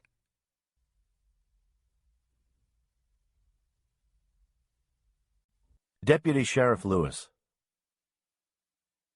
Once again, I'm sitting at Tony's kitchen table, a sweating glass of iced tea in front of me. This time, Agent Fitzgerald is sitting next to me instead of Martin. I worry, when this is over, Martin will never speak to me again. And I fear that Tony won't either. I can tell Tony doesn't know what to make of Fitzgerald. His precise, unemotional questions. She wonders if he is judging her, and her mothering. I see her turning over each of his questions, searching for any hidden meaning, any tricks, I suppose because she's so used to Griff's manipulative ways. Finding Tony curled up on her couch, delivering a dead baby girl 4 years ago, I'd hoped that she would wise up and get rid of Griff for good. Granted, I don't know exactly what happened that winter night. Just that Ben had come home and found his mother covered in a blanket on the sofa, with Calli sitting by, patting her shoulder. I couldn't get Calli to talk to me. She just looked up at me with her big brown eyes and sat there as the ambulance carried her mother away. I asked Ben where his father was, and he couldn't say for sure, but guessed that he was probably at Benke's, a bar downtown. I debated just phoning over there and talking to Griff, but decided a face-to-face conversation would be more effective. I asked the neighbor to come over and watch the kids, and I went over to Benke's. I saw Griff through a smoky haze, sitting at the bar next to a bunch of his old high school friends. His friends were laughing and talking, reminiscing, I'm sure, about the good old days, about the only thing that group had going for them. Griff was uncharacteristically quiet, slamming back shots, nodding and smiling once in a while at what someone said. I walked over to him and he glanced up at me. He didn't look surprised to see me. I felt the eyes of all the patrons of Benke's on me, watching what would happen next. My history with Tony was no secret in Willow Creek. I waited for Griff's usual sarcastic greeting. "Deputy Sheriff," he'd say in a pompous, wise-ass voice that made it sound like he was addressing a king or head of state. But he just looked expectantly up at me, and a hush fell over his cronies next to him. "Go outside for a minute, Griff?" I asked politely. "Got a warrant, Deputy Sheriff?" Roger, his idiot sidekick, asked, laughing hysterically. "You can talk to me here, Lewis," Griff said mildly, and then downed another shot. "Can I buy you a drink?" "No, thanks, I'm on duty," I replied. And for some reason his friends thought that was funny too and collapsed in laughter. I leaned in close to him. "It's about Tony, Griff," I said in a low voice, not wanting these jokers to hear. Griff stood up. I'm a good 4 inches taller than Griff, but he's broad and built like a weightlifter. I had no doubt that he could beat the shit out of me, just like he did when I was 19 and had come from college to try to get Tony to come back to me. I'd gone to her house where she still lived with her dad, who seemed to have aged decades since Tony's mother died. I took one look at Tony's face that night and knew something was irreparably broken between the two of us. We could never go back to the way it was.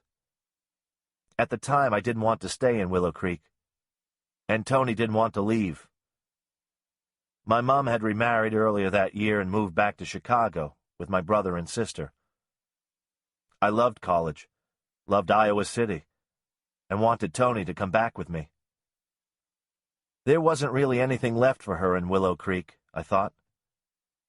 But she said no, with regret, I think. Said she was seeing Griff Clark and was doing just fine. That she couldn't leave her father alone. He'd lost too much already. Then she crossed her arms over her chest like she always did when she made a decision, and it was final. I leaned in to kiss her goodbye, but she dropped her chin at the last second. My lips landed on her nose. Griff waited until I had driven away. He waited until I had driven 40 miles and stopped for gas. He waited until I was just about ready to get back in my car after paying the clerk. And then he came out from the shadows and sucker punched me in the stomach. And while I was bent over, he kicked me in the balls. "Stay away from Tony, asshole," he hissed at me. I could smell the alcohol on his breath. "We're getting married," he slurred before one boulder-like fist crunched into my face. Those 3 words hurt more than the punch. A few months later, I heard through a friend that Tony and Griff had gotten married. And it wasn't all that many months later when I heard about Ben. It didn't take a genius to do the math. I should have tried harder. I shouldn't have let her go. "Let's go," Griff said. The yeasty smell of beer that emanated from him bringing me back to Benke's, and I followed him out of the bar. The cold, brisk air of the parking lot was welcoming after the stale nicotine cloud we just left. "What's up?" he asked innocently. "Is Tony okay?" "She's at Mercy Hospital," was all I said. Even as much as I hated the guy, I couldn't tell him that his baby had died. "What happened?" "What'd she say?" Griff asked. "Not sure," I replied. "She's not saying much right now. Ben called for help." I left out that Ben had called me at home, knowing that this could cause him grief later. Griff paused at his truck, keys in hand, and turned to me. "Probably not a good idea for me to drive, huh?" "Probably not," I agreed. We looked at each other for a moment. "Come on," I said finally. "I'll drive you over." We climbed in and I started the cruiser. The only sound was the heater trying ineffectively to warm the car. After driving for a few moments, Griff cleared his throat. "What'd Calli say?" he asked, not looking at me. "What do you think she said?" I asked, knowing full well Calli hadn't uttered a sound. Not since I got there, anyway. He cleared his throat again. "Tony fell. But she was fine. She got right back up. She said she was okay. She settled herself on the couch. She was fine when I left." "She's not so fine now," I said, pulling into the parking lot of the hospital. When I stopped the car, I turned to Griff and said, "Griff, if I find out that you did anything to hurt Tony, I will come after you. I will come after you, arrest you, throw you in a jail cell, and some night when no one is looking, I will beat the crap out of you." Griff laughed as he opened the car door. "No, you won't, deputy." There was that obnoxious tone. "Nah, you won't. You're a by-the-book kind of guy. But hey, thanks for the ride." He slammed the door and left me, my breath frosty white curling around my head. And damned if he wasn't right.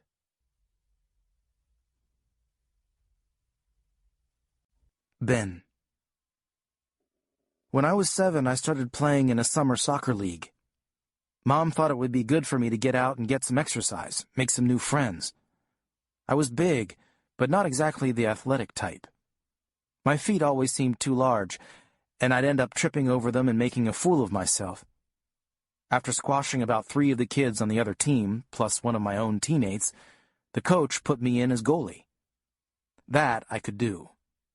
I was about twice the size of anyone else, so it was more likely that I could stop a ball from flying into the net.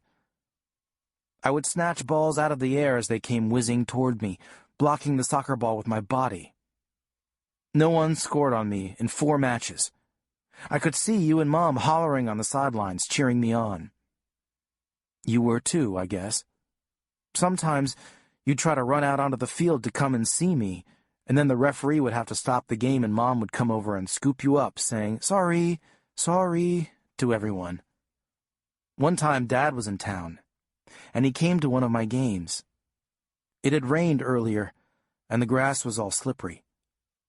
Dad came a little later, after the game had started, and I was standing in the goalie box, wearing my blue soccer shirt with the number 4 on it and my black goalie gloves. They were so cool, I thought, those gloves. They looked all professional-like and had these bumpy knobs on them for better grip to hold onto the ball. You and Mom were sitting on an old blanket, but Dad was pacing up and down the sidelines. I kept watching him, walking, walking, walking, like some caged-up lion. He'd be yelling, "Come on, boys, get that ball, move it up the field." When the ball came toward me, I'd have to force my eyes off him, trying to concentrate. My hands were in front of me, my knees were bent and my legs were spread apart, trying to take up as much space as I could, just like the coach told me. "Come on, Ben," he shouted. "You could do it. Get that ball. Grab it. Grab it." I can still see the ball flying at me. The black and white spots on the ball spinning so fast they looked gray. The ball sped right past me. I didn't even get one fancy-gloved finger on that ball. I expected to hear Dad shouting and yelling at me and Mom trying to shush him. But when I looked to the sidelines, to where he'd been pacing, he wasn't there anymore. I searched and searched the crowd and finally spotted him, walking back to his truck. We won the game, 4-1. Mom took you and me out for ice cream to celebrate, but I wasn't very hungry. Dad didn't say anything about the game when we got home, which was worse in its own way.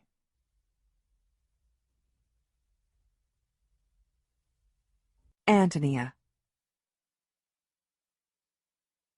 I meet Lewis and the other officer at my front door. From my living room window, I'd seen them drive down our lane. The man with Lewis is compact, dressed nicely but casually. He wears expensive-looking shoes and carries a leather portfolio. I welcome them into my home, and we settle at the kitchen table. Lewis looks miserable, and the man introduces himself as Kent Fitzgerald, federal agent. I hold back a giggle. He says it as if he were a superhero or something. "Missing and Exploited Children Division," he adds, and I sober quickly. I must look puzzled because he explains, "We take missing children, any missing children, very seriously." "We don't know that they're missing. I say lamely, "I mean, of course they're missing. But what are you thinking? Do you know something?" I look to Lewis. He isn't looking at me. "We know as much as you do, Mrs. Clark," Agent Fitzgerald says. "I'm here to assist Deputy Sheriff Lewis and his team in bringing the girls home. What time did you last see Calli?" "Last night at about 10, I begin. We watched a movie together and had popcorn. Then I helped her get ready for bed." "Who else was in the house last night?" he inquires. "My son Ben, he's 12. He didn't watch the entire movie. He went up to his room at about 9, I guess. And my husband Griff. He came home at about midnight or so." He nods. "Deputy Lewis tells me your husband, Griff. Is that his real name?" No, it's a nickname. His real name is Griffith, but everyone just calls him Griff." "Griff, Deputy Lewis tells me, went on an early morning fishing trip." I bob my head in agreement and wait for his next question. But it doesn't come, so I continue. "I'm not certain what time he left, but when I talked to Roger's wife, she said he left to pick Griff up at around 3:30 this morning. And sometime early I heard a truck in the drive. I assumed it was Roger's. Roger's last name again? Agent Fitzgerald asks. Hogan. Roger Hogan, I respond. My hands are beginning to sweat, and my head aches. Have you been able to contact your husband, or Mr. Hogan, as of yet? Laura Hogan tried Roger's cell phone, but the call wouldn't go through. Griff isn't answering his phone. It goes right to voicemail. I'm sorry. Mr. Fitzgerald, I say. Agent, he corrects me. I'm sorry, Agent Fitzgerald, but why focus on Griff and Roger? I don't understand. There's no focus at this point. We're just getting the logistics. He smiles, briefly. His teeth are small and white, and he has an underbite that thrusts his chin forward. We asked the Julian police to head over to the cabin where your husband's staying. The officer said he found the cabin and Roger Hogan's truck. The cabin's boat dock was empty. It appears the men are out fishing on the river. The officer is going to wait for them to return. I know it, but don't say so. I know Griff has nothing to do with this. What was Calli wearing last night? Agent Fitzgerald asks me. A pink short-sleeved nightgown that went down below her knees. Shoes? No. No shoes. Agent Fitzgerald sits quietly for a moment, his small fingers holding a pen, scratching away in his portfolio. Did Calli mention that she was planning to go anywhere today? He asks, not looking up from his notebook. I look at Louis. You didn't tell him? He shakes his head. He's being very quiet, and it irritates me. I look at Agent Fitzgerald again. Calli doesn't speak, I explain. A neutral expression remains on his face. She hasn't spoken since she was 4. Was she ill? He asks, looking me in the eye. No. I gaze levelly back at him. I don't understand what this has to do with anything, I say as I fold my arms over my chest and uncross my legs. Calli witnessed her mother fall down the stairs and lose her baby. It was very traumatic for her, Louis says softly. I glare at Louis. Now he's talking. Agent Fitzgerald sits up, very attentive now. How do you communicate with each other? She nods and shakes her head. She points and gestures. She knows some sign language, I say. What do her doctors say? That she'll talk when she's ready, not to force it. I stand up and go to the kitchen window. Is she seeing anyone? Like a shrink? I ask, anger in my voice. Excuse me, Agent Fitzgerald. May I speak with Mrs. Clark privately for a moment? Louis speaks up, his voice tight. Mrs. Clark, I wonder to myself. He's never addressed me this way before. Sure, Agent Fitzgerald replies. He closes his portfolio, tucks his pen behind his ear, and stands. Louis and I both watch as he goes out the front door. Louis regards me carefully. What? I finally ask. Tony, this is serious. Damn it, Louis! I know it is! It's my daughter that's missing! I shout. So don't you dare come into my home and tell me to be serious! I'm crying now, and I hate to cry in front of anyone, especially Louis. He comes over to me. Tony, I'm sorry, he says quietly. I'm sorry. I didn't mean. I'm sorry. He grasps my hand in his. Look at me, Tony, he instructs. I do. We're going to find Calli. I promise. You need to talk to Agent Fitzgerald. The more thoroughly and quickly you answer his questions, the more quickly we can go out and find her. I've made so many mistakes, I whisper. I cannot bear to lose another child. I could not bear it. You won't, I promise, Lewis says firmly. You go get Ben, and I'll get Fitzgerald. Let's get this interview over with so we can go out there and find Calli.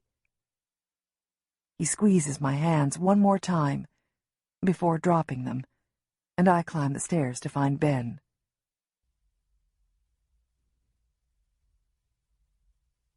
Petra. I'm lost. 1 minute they are there, and the next they're gone. I hear sounds and things in the bushes, and a snake just wriggled over my shoe. I'm lost, and I don't know what to do, so I just sit on an old log to rest. Calli would know. Everybody thinks I'm the tough, smart one, but I'm not really. I didn't even know Calli when we were in kindergarten. I knew she was my neighbor and everything, but we never played together. I found out from Lena Hill that Calli didn't talk. Not a word, ever. I didn't believe Lena, but she said that they were in the same class in kindergarten and that Calli never ever said a word, even when the principal asked her a question. I asked Lena if Calli was in a special class for the kids who don't learn so good. She said no, but that Calli got to go with Mr. Wilson, the new school counselor. I thought that was pretty neat. Mr. Wilson is cool.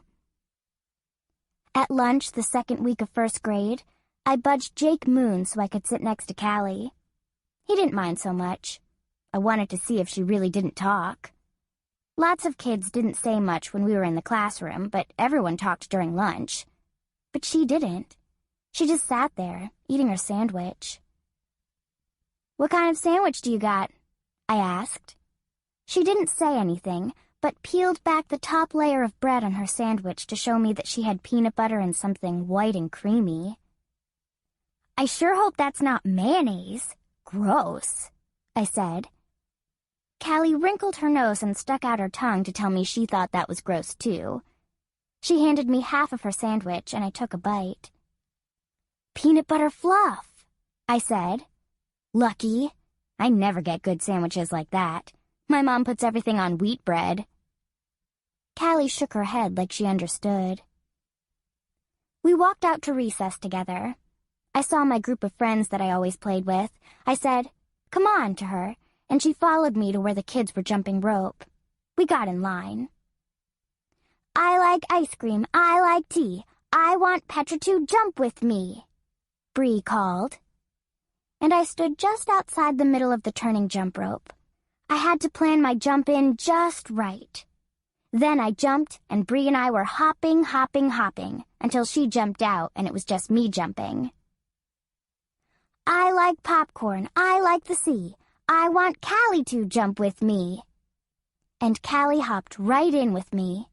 Around and around and around the rope went, swishing against the cement. And we were smiling at each other. We both had the same 2 front teeth missing. Then I jumped out because that's how the game goes. Calli just kept jumping and jumping, not calling out that she liked coffee or that she liked bees.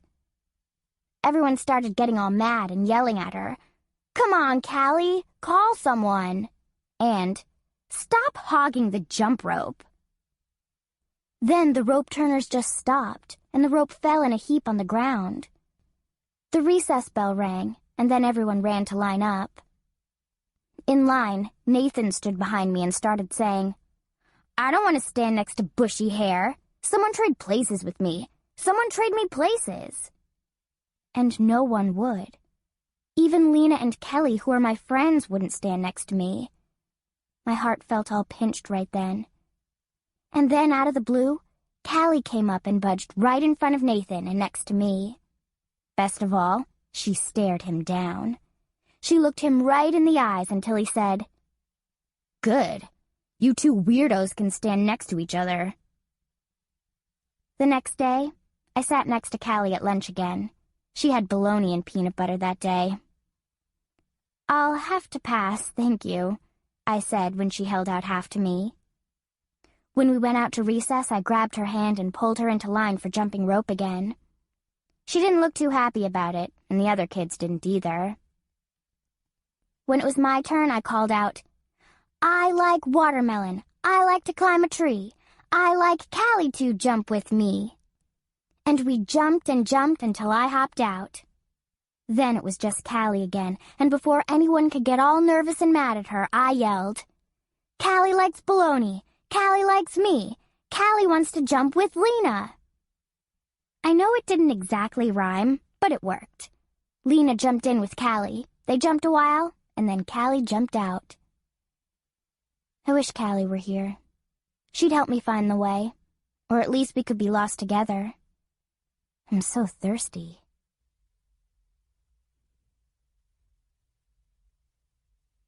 Deputy Sheriff Lewis.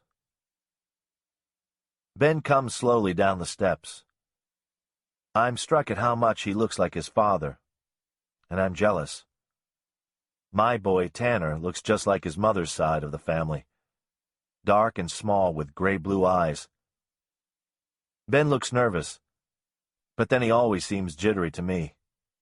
Quick to startle, but nice, polite. "Ben," I say, "this is Agent Fitzgerald. He's here to help find Calli and Petra." Fitzgerald holds out his hand for Ben to shake. We all settle at the kitchen table. Tony right next to Ben. Fitzgerald and I sit across from them. Fitzgerald looks to Tony. "Mrs. Clark, we like to interview family members separately. It sometimes allows them to speak more freely." "Oh, well, I think I'd rather stay here with Ben," Tony says firmly. "Tony, I'll be right here, don't worry," I reassure her. And she reluctantly rises from her chair and leaves the room. "Ben," begins Fitzgerald, "how old are you?" 12, he answers softly. Fitzgerald continues to ask Ben easy questions, keeping everything light, I know, to make Ben feel more at ease. "Tell me about your sister, Ben," Fitzgerald instructs. "She's good," Ben says. "She never gets into my stuff. She does what I tell her to." "What do you tell her to do?" Fitzgerald interrupts. "Things.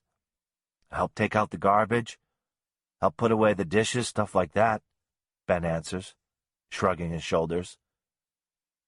"Did you two ever argue?" "No. It's hard to argue with someone who doesn't talk back." Fitzgerald chuckles at this. "She ever say no to you, Ben?" "Not really. She likes to help out." "You two pretty close?" "I guess. We hang out a lot together." "You're what, 12? Isn't it unusual for boys your age to hang out with their 7-year-old little sisters?" Ben lifts his shoulders and then drops them. "Calli doesn't have a lot of friends, so I play with her." "What about Petra Gregory? She's Calli's friend, right?" "Yeah, but she isn't around all the time," Ben explains.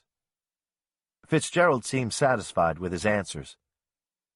Quickly, though, Fitzgerald changes his approach with Ben. "Ben, I've heard some very nice things about you," Fitzgerald says smoothly. "Your teachers, neighbors all think you are a nice boy."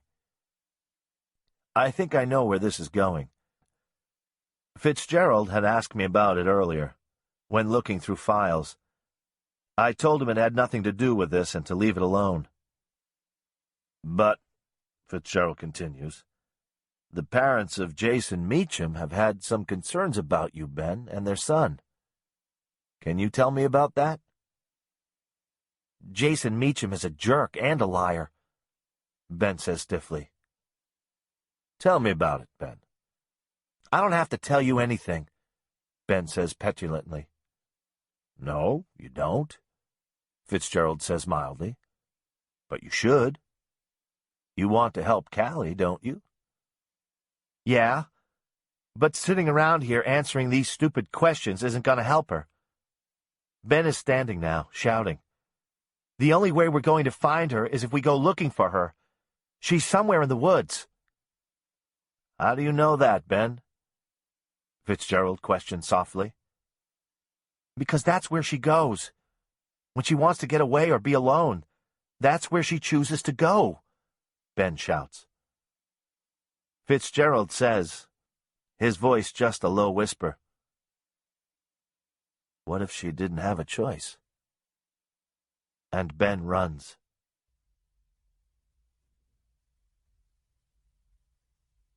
Antonia. I hear the loud voices in the kitchen and hear the name Jason Meacham spoken. What in God's name was that all about? I ask angrily as I come into the room. What did you say to him? Do you actually believe that Ben has something to do with any of this? He's trying to help, for God's sake. I am furious.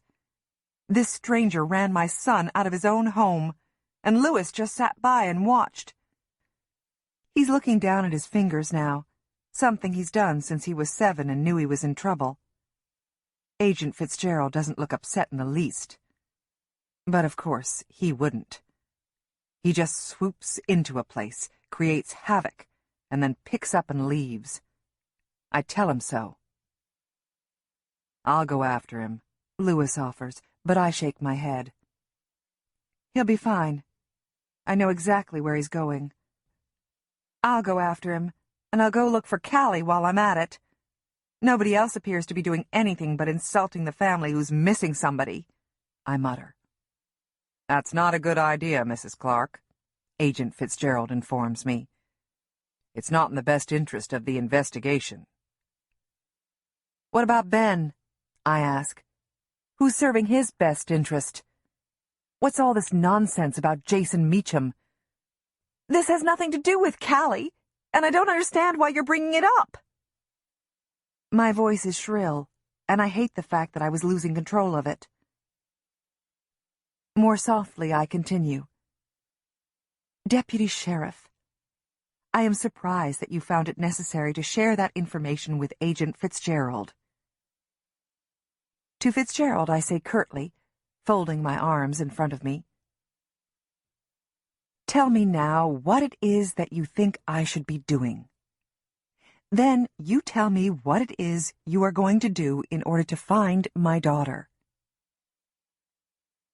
Agent Fitzgerald stands and mirrors my own stance. I wonder if that's something that was taught him in agent school, to put me more at ease. I'm sorry about upsetting your son. However, as I've said many times, we must look at all angles. Have you considered that someone may be upset with someone in your family and be taking it out on Calli? I'm not saying this is so, but we must look at all possibilities. As for Deputy Sheriff Lewis, he had no idea I was going to broach the subject of Ben and Jason. Please don't blame him. Fitzgerald looks properly chagrined. I shake my head in disgust. What is this? Good cop, bad cop? I'll stay here. You do what you have to do to find Calli. But if you don't find her by 6 o'clock this evening, I'm calling everyone I know, forming my own search party, and going into those woods.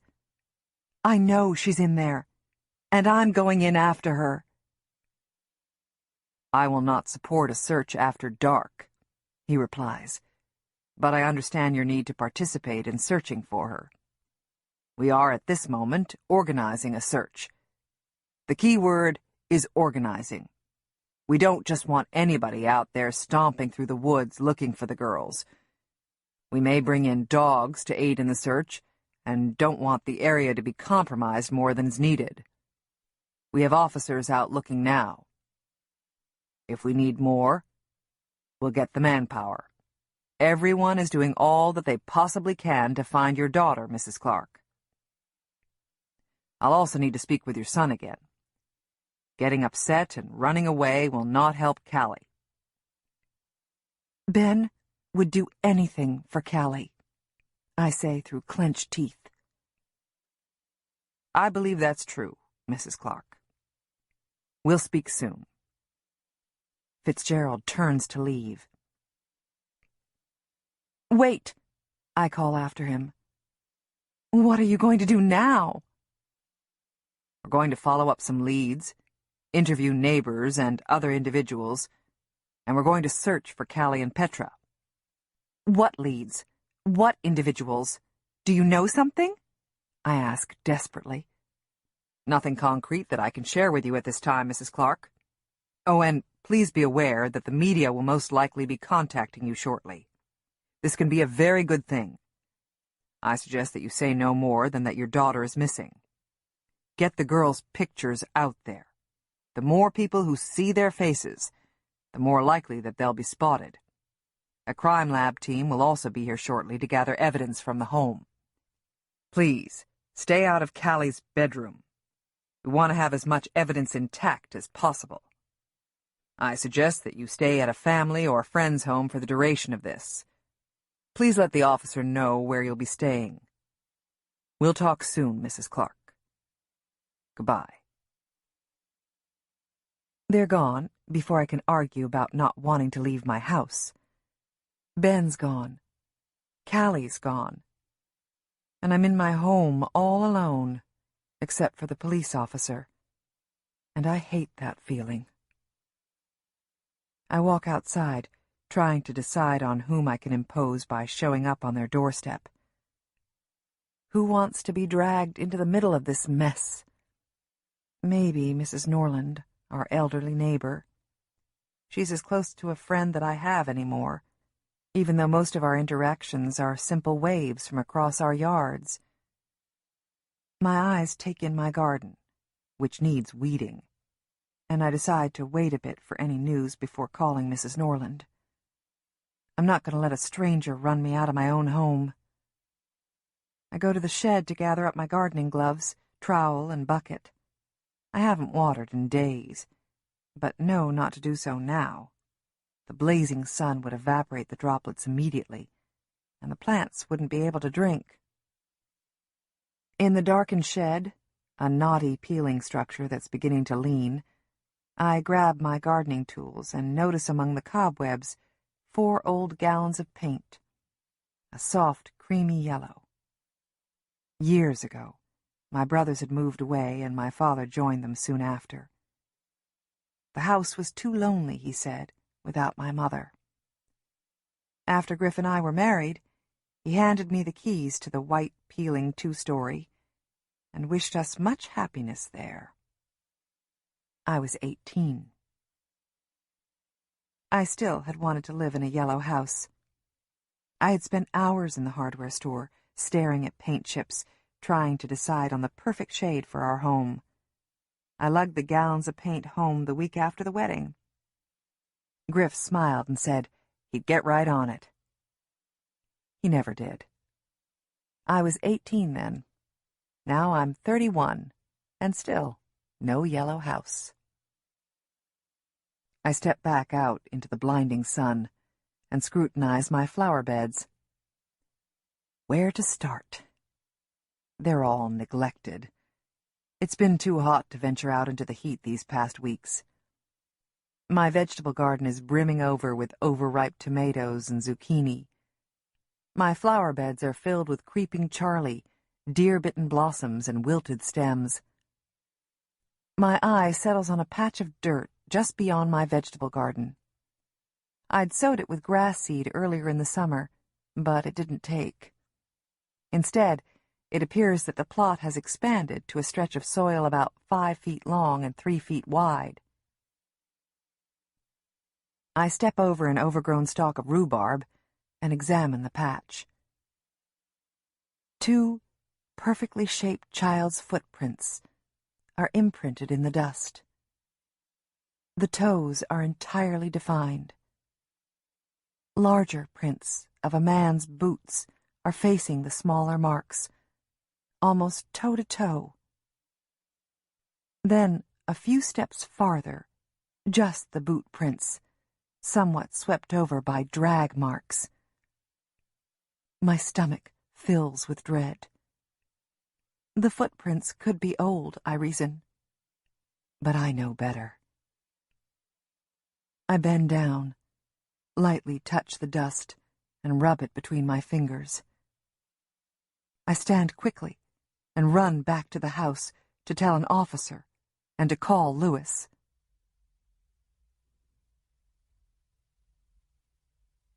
Martin. Before Fitzgerald and Lewis leave, they encourage us to go over to a relative's or a friend's house for the remainder of the investigation. They say it will be comforting to have family and friends nearby, and that we shouldn't compromise any evidence in the house by having people coming in and out. What if Petra comes home? Fielda argues. I need to be here for her. They assure her that someone will be at the house at all times, and someone will contact her with all updates. I drive Fielda and myself over to Fielda's mother's home. Mrs. Morning greets us tearfully and flutters nervously about Fielda. Fielda looks ill, and we both persuade her to go lie down.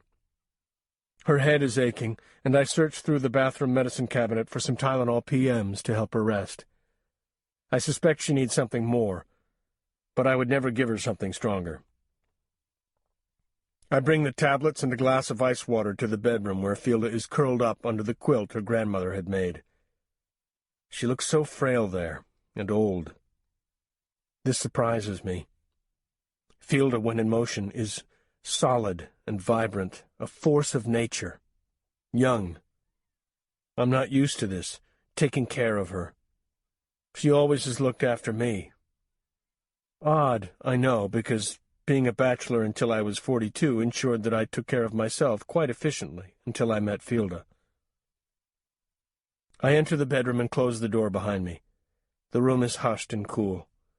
Fielda obediently lays the pills on her tongue and sips the water that I offer her. I pull the sheet up around the curve of her shoulders as she settles her head on the pillow. Just for a minute, she says, about resting. She doesn't want to. Doesn't know how she possibly could rest with our daughter out there somewhere. But I murmur softly into her ear to just close her eyes for a moment. Her curly hair fans out, dark on the crispness of the pillowcase. I long to crawl in next to her, to swallow a handful of pills and let sleep pour over me. I cannot, though. I need to be alert, prepared to aid in the search for Petra. Lewis and Fitzgerald assured me that they would contact me when their interviews with Antonia and her son were complete. When Fitzgerald and Lewis had finished questioning Fielda and me, shaken my hand and climbed into the car, a feeling of dirtiness, edging toward perverseness, crept next to me. Agent Fitzgerald did not accuse me of anything, certainly. However, he did request that Fielda and I stop in at the police station and have our fingerprints taken. Exclusionary purposes, Fitzgerald reassured us. I'm not an uninformed man, oblivious at times, I admit, to the world around me, but not unaware that family members are the initial suspects in any missing child situation, and that more often than not, they are the guilty ones. The verity that the police, my community, my colleagues, would entertain the notion that I could harm two young children, my daughter, makes me angry. I know that Fielda and I had no part in this, and the fact that crucial minutes are being squandered in that consideration makes me ill. I recall feeling the same when Fielda left me.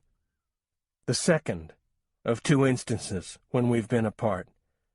A panicked, out-of-control sensation that started in my extremities and coursed through my veins toward my center, tossing me off balance. Since the day Fielda and I were married, Fielda spoke of children. A home full of curly-haired, dark-eyed babies who loved books as I did and who loved food as Fielda did. To be honest, I was so astonished to have this wondrous, beautiful woman next to me. The whole of being married seemed unreal to me, magical. I viewed children in the same manner. I could not imagine being a father. Fielda would spend hours looking through parent magazines and children's clothing catalogs, perusing and planning. I always nodded and made a non-committal noise when she showed me a particular article about prenatal health care or organic baby food. Months passed, then a year, and no baby. Looking back, I should have seen the change in Fielda. The gradual slump of her shoulders, the slight pull of the corners of her mouth downward, the way she would stare at new mothers in grocery stores and at church. But I didn't notice. For 2 years, 3, then 4, Fielda continued to pore over parenting books. All she could talk about was babies.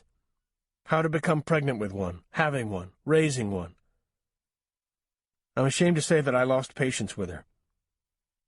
I'm not a handy individual, but once in a while I've been known to try and tighten a pipe or replace a fuse. I went down to our basement where I keep my toolbox, nearly pristine from lack of use.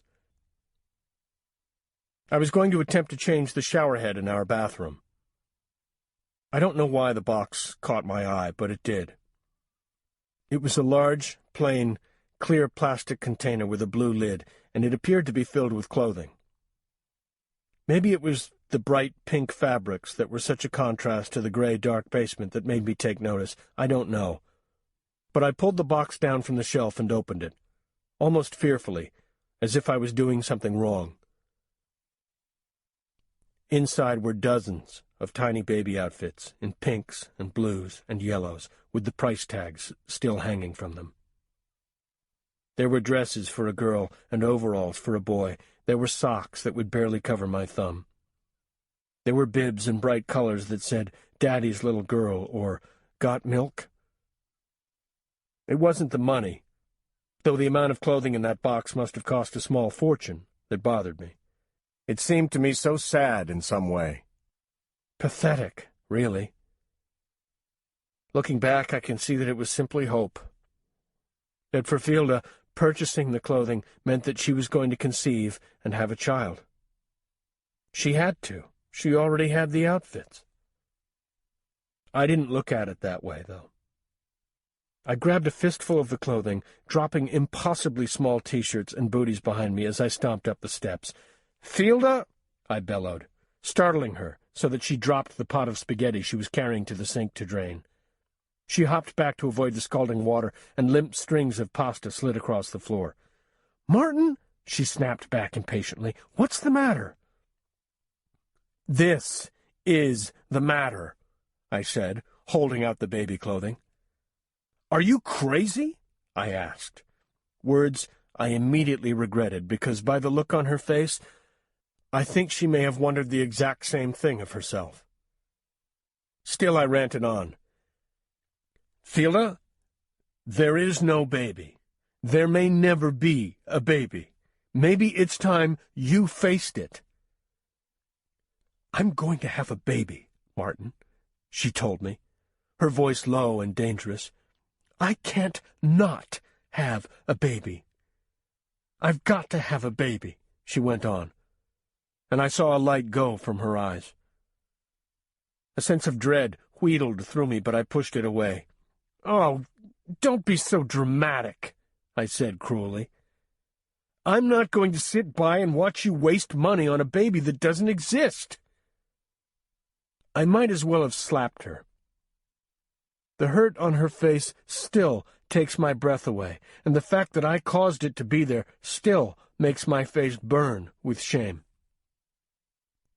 She stalked out of the room, nearly slipping on the spaghetti as she left. She didn't talk to me for nearly a week, and even after she did begin to talk to me, she didn't allow me to touch her. She spent endless minutes in the bathroom, and she would emerge with red, swollen eyes, but she never cried in front of me. One day, I found the sleeping pills in the medicine cabinet. Good, I told myself. Maybe she would begin to sleep through the night again instead of the endless pacing.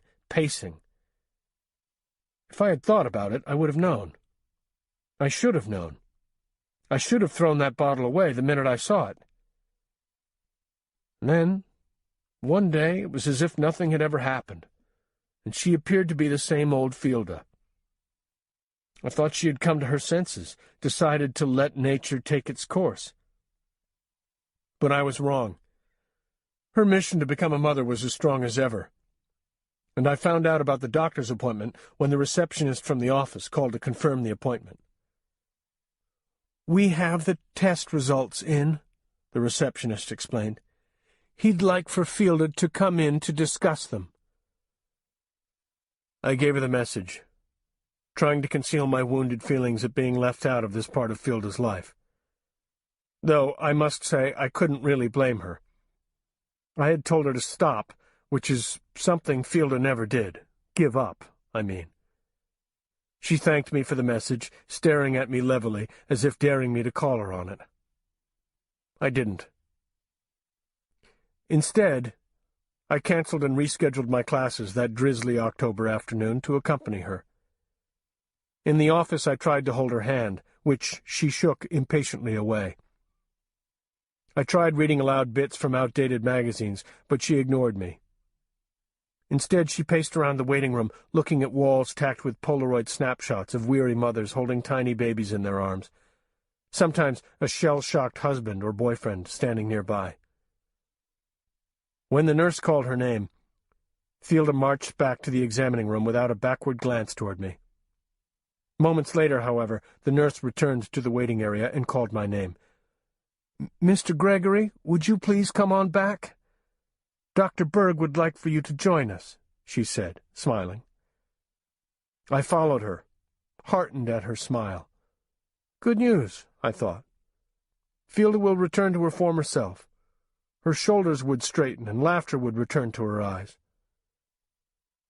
When I entered the room, Fielder sat, fully dressed, on the examining table, crossing and uncrossing her ankles nervously. The doctor was a dark-skinned man with a serious face. His hair was black and slicked back from his forehead, and he had caring eyes. "Mr. Gregory, I'm Dr. Berg. Mrs. Gregory's gynecologist. Please take a seat." He indicated a plastic chair across the small room. "No, thank you," I replied, and continued to stand next to Fielder.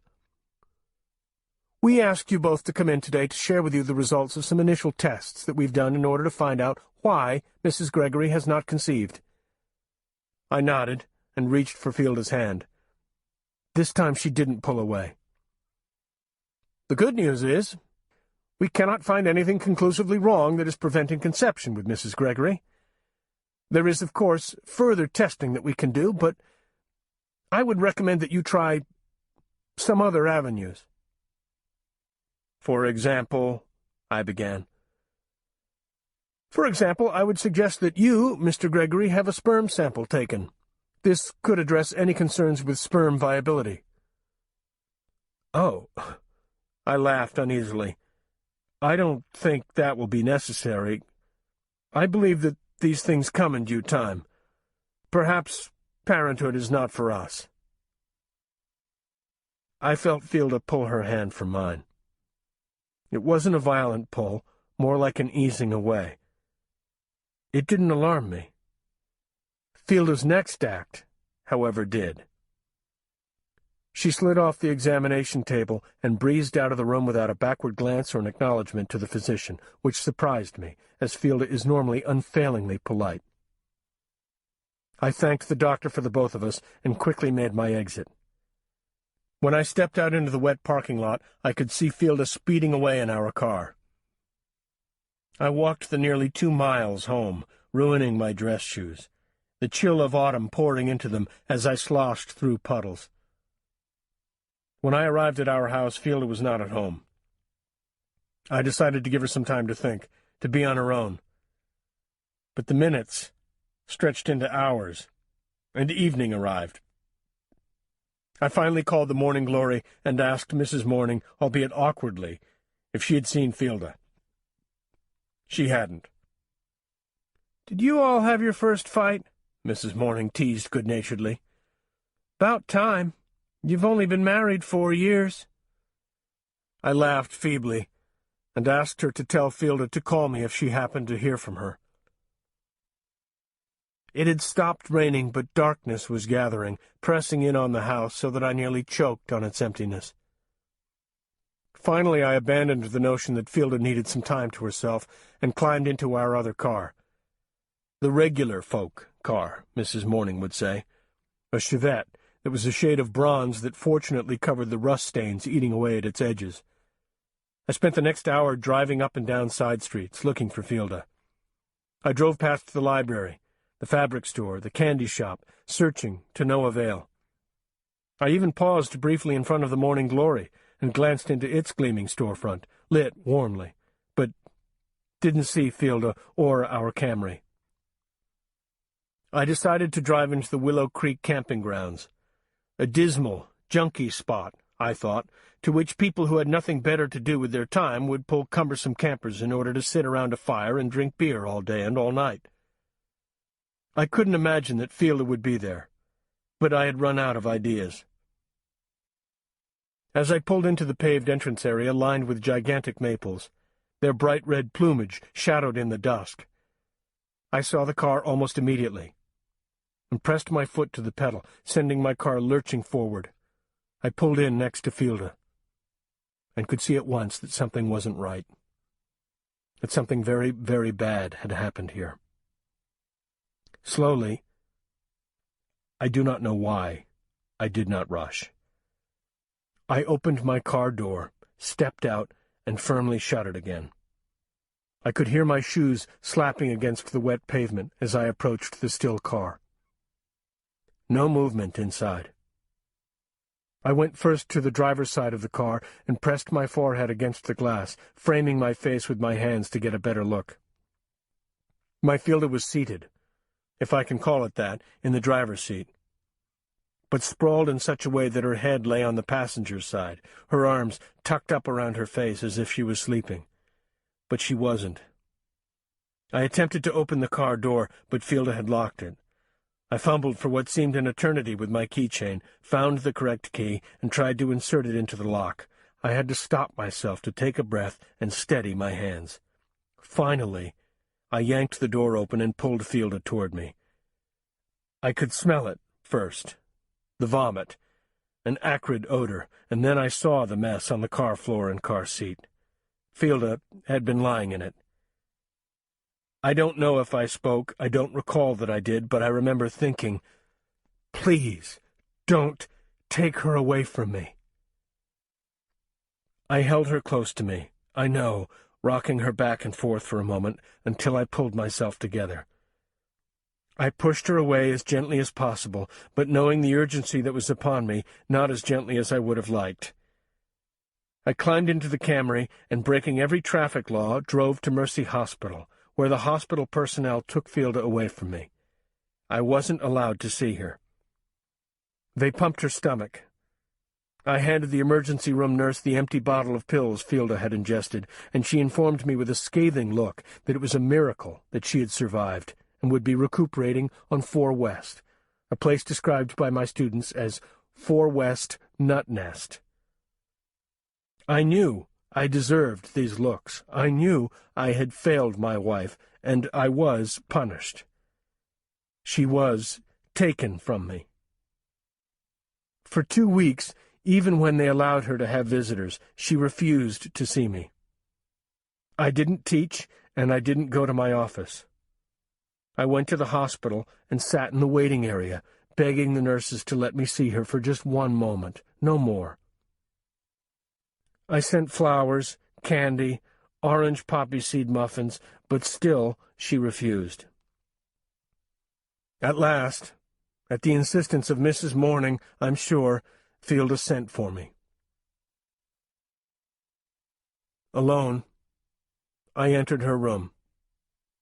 Not dark and sad as I thought it would be, but sunny and cheerful, smelling of roses. My flowers surrounded her bedside, along with cards and well wishes from family and friends. The nurse left us, telling Fielda to call for her if she needed anything. Fielda wouldn't meet my eyes.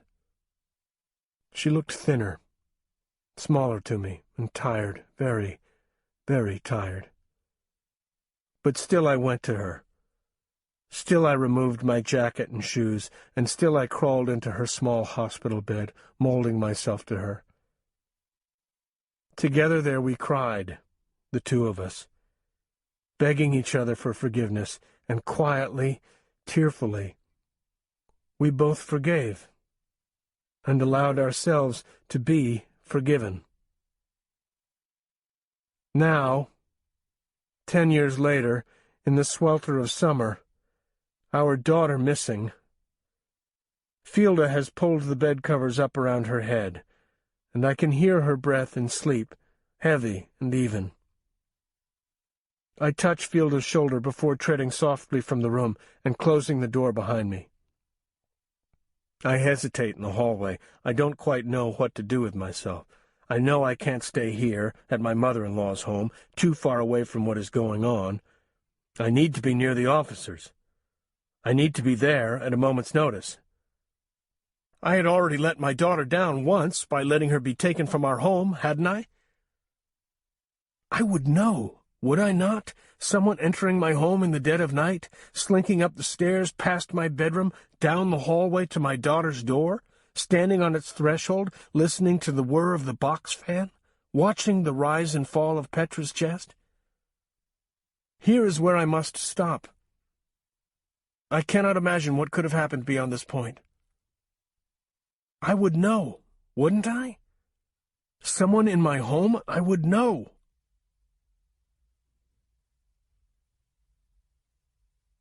Ben. I run until my chest is ready to explode. My face is hot with tears. I stumble over a fallen log and tear my dress shirt on a thorny branch, but still I run down to the creek. I could tell by the way that cop looked at me, the way he talked to me, that he thought I might have hurt you, Calli.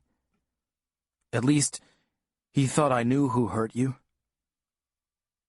Jason Meacham, bastard. Figures he would be brought up. I could have killed him. I could have. But not really. But I was so mad, furious. It started in math class last spring. I was doing some god-awful division problem with fractions on the board, and I couldn't think. The numbers just blurred together, and I couldn't think. If I had a pencil and a piece of paper and was sitting at the kitchen table, with you swinging your feet in the chair next to me, drawing butterflies, I would have been fine. Instead, I was standing at the blackboard in front of 27 other kids with a fat piece of crumbly chalk in my hand, and I couldn't think. Jason Meacham started it all. I could hear his whiny, Weasley voice. "Retard," he coughed, concealing his mouth behind his hand. The other kids giggled, but said nothing. The teacher didn't hear him, of course, and told me to keep on trying. More laughter. I could feel dozens of eyes on me, burning into my back. I glanced back over my shoulder and could see Meacham making faces and whispering, "Retard," to me. I remember trying to swallow, but my mouth was dry. I can't believe I did it. I really can't. But Meacham had bothered me before, making cracks about my wino father and my stupid sister. This just topped it all off, and I snapped. I spun around, the thick chalk in my fist, and I flung it at him, as hard as I could. I'm a big kid and have a strong arm. The minute it flew from my fingers, I was reaching to get it back, but it was too late. I had visions of the chalk hitting a classmate, or worse yet, the teacher. But it didn't. It hit Meacham dead center between the eyes. I heard the weird thunk as the chalk hit, and saw his hands cover his face. The classroom went completely quiet, and Miss Henwood sat at her desk with her mouth wide open. I'm usually not the guy who causes problems in the classroom. Then, I walked right out of the classroom and went home, like 3 miles. My mom was expecting me when I got home. She wasn't mad or nothing, she just looked sad, and of course, that made me start bawling. She just set me on her lap like I was 3. I'm sure I about crushed her. And I cried, and she told me everything was going to be all right. It wasn't, though. We had to have a big meeting with the principal. I had to say sorry to Meacham, and I did, even though I still believe he deserved it. Meacham's parents went on for a while, saying that I should have been suspended or something, but I wasn't. Wish I was. That next week, Meacham and his buddies cornered me after school and pushed me around a bit, called Mom a whore, said she was screwing the deputy sheriff. I walked away that day, but later, when Meacham was alone, I snuck up on him and wrenched his arm behind his back and told him I was going to kill him if he ever said anything about my family again. Meacham blubbered to his mother, and she called the school and the police.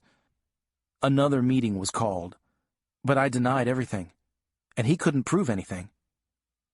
Mrs. Meacham said something about me being just like my no-good father, and boy, did Mom hit the roof with that one. But the damage was done. Everyone looked at me a little different after that. I wasn't the quiet one anymore. Calli, I'd never hurt anyone. I'm not like Dad. I'm not. I'd never hurt you. I'll find you. Even if it takes all night. I'll bring you home, and then they'll know.